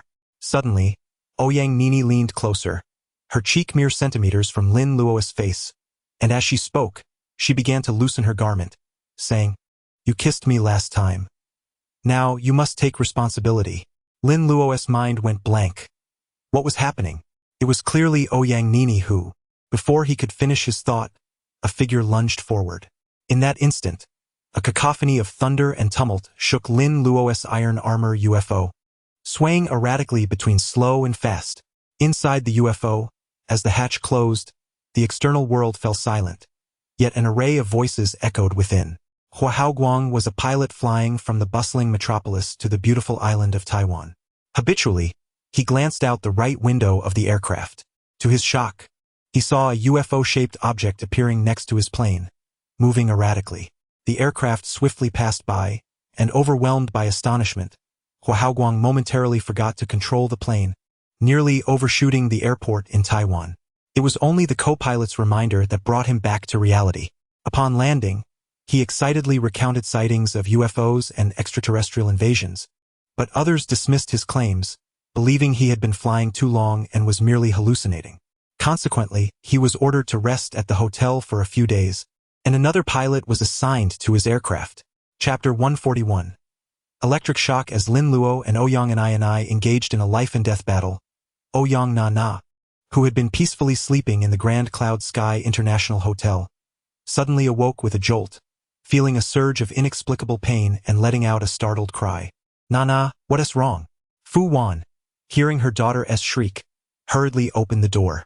A faint blush appeared on Nana's face as she stammered, "Mom, it's nothing. I just had a bad dream, you say?" Fu Wan murmured, about to leave when she abruptly turned back. "Has your sister not returned yet?" No. "Not yet," Nana replied. Her cheeks flushed as she suppressed an unexpected feeling. "That girl is probably still having fun with Xiao Luo. You should get some rest, Nana," Fu Wan advised. "All right, I'll sleep now." For the next hour or so, Nana felt an electric sensation coursing through her, tossing and turning in her bed, unable to find slumber. Meanwhile, in the sky above the island, a UFO, swaying wildly, suddenly ceased its motion, and the ethereal feeling that enveloped Nana dissipated. With a rosy complexion, she contemplated the recent sensations, bewildered yet oddly pleased by the sudden jolt. Shaking her head in confusion, she eventually succumbed to sleep once more. In the metallic UFO, which had come to a standstill, Ouyang and I languidly leaned against Lin Luo, gazing at the twinkling stars, savoring the beauty of the moment. However, Lin Luo found himself in a moral quandary, questioning whether he had a penchant for younger girls, as I was merely 16 and still a minor. "Alas, what a beast I am, even unable to resist a little girl," he mused. Yet the thrill was undeniably exhilarating. After sharing a tender moment, I felt something strange on her body and looked down to see a patch of black sludge seeping from her skin, greasy and akin to oil. "Ah, El Luo, what is this stuff on me?" she exclaimed, staring at Lin Luo with alarm. Upon hearing her outcry, Lin Luo turned to see the toxins expelling from her body. Realizing that today marked the 5th day, he understood that the effects of Bloody Mary had activated once more. Lin Luo took the time to explain the cleansing process of Bloody Mary to I. Once he finished, I's excitement was palpable. "El Luo, will I really become beautiful? Let us hurry back to the hotel. I need to take a shower." "All right, Aishi, let us return to the hotel," Lin Luo gently instructed, summoning Aishi to pilot the metallic UFO back to the Grand Cloud Sky International Hotel. In a flash, the UFO reappeared at the balcony of Lin Luo's presidential suite. As they stepped down together, Lin Luo intended to rest but was halted by Ni's blushing visage. "El Luo, hold me. Let us take a shower together." Lin Luo paused, taken aback by her suggestion. Together, with a mischievous grin, he stepped forward, scooping Ni into his arms and making his way to the bathroom. Inside, the two engaged in another tumultuous encounter. Meanwhile, in the adjacent room, Ouyang Na felt as if she had been electrified, puzzling over the reoccurring sensation. What is this feeling?" she wondered shyly. An hour later, as the sensation subsided, she murmured to herself, "How strange! What could this possibly mean?" Tossing and turning, she pondered why her sister had not yet returned to sleep. Eventually, fatigue overcame her, and she drifted off once more. After the chaos of their encounter, Lin Luo held Ouyang and I tightly as they fell into a deep slumber, unaware that Na had been roused from her sleep twice by her sister's antics.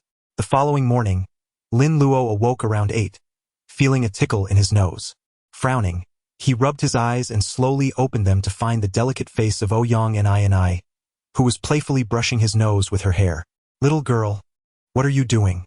Don't disturb me. Let me sleep a little longer," he groaned. Chapter 142. Safety measures. It was already past 8. Time to rise and shine. Ouyang Nini exclaimed loudly in Lin Luo's ear. "Damn it, Can't a person get some sleep? Lin Luo replied casually. A Luo, do you like my sister? Ouyang and I asked, her face displaying astonishment.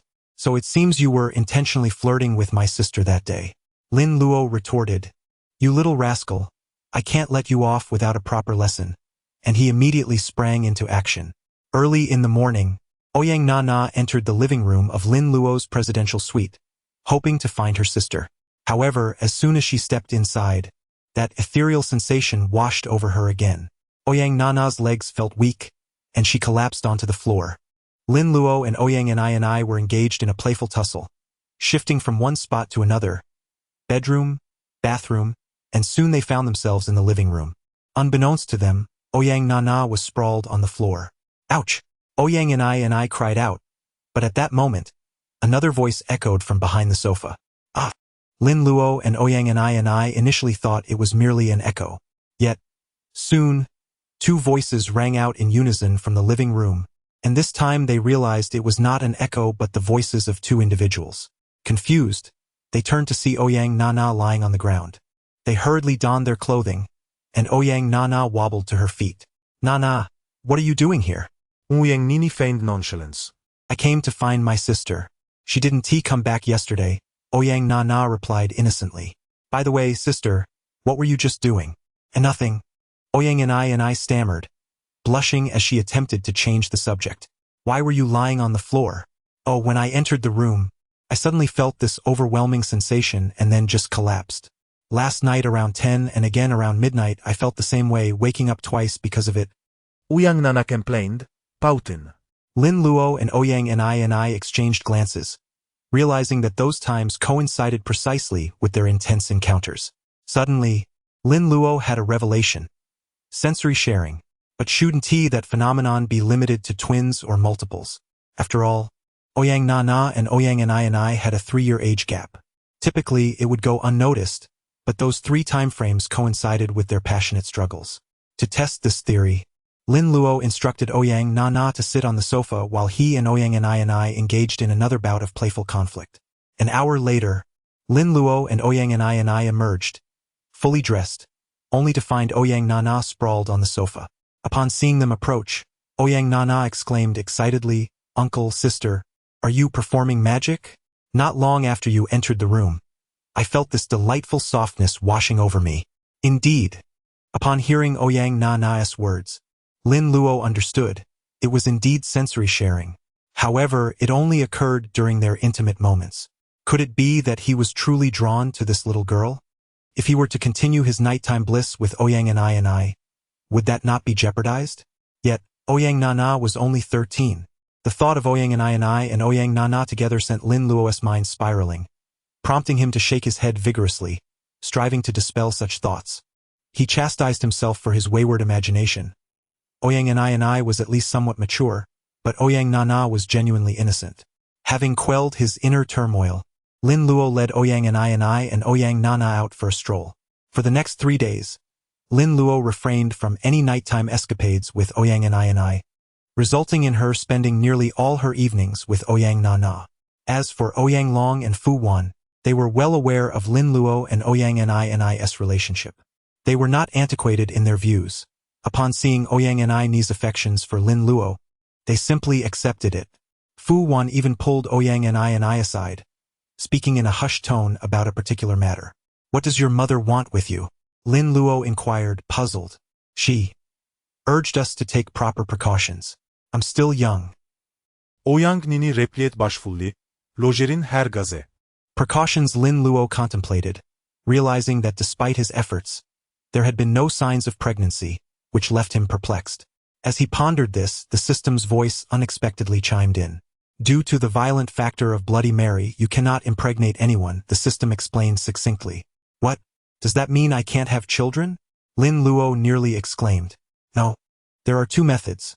First, fully unleash the effects of Bloody Mary's potion, and at that point you will be able to control its violent factor. The second option? Lin Luo eagerly inquired, not wanting the Lin family lineage to die out. However, he was not the kind of man to be frivolous with women. The second option requires the expenditure of 888 million divine points to purchase the antidote for Bloody Mary.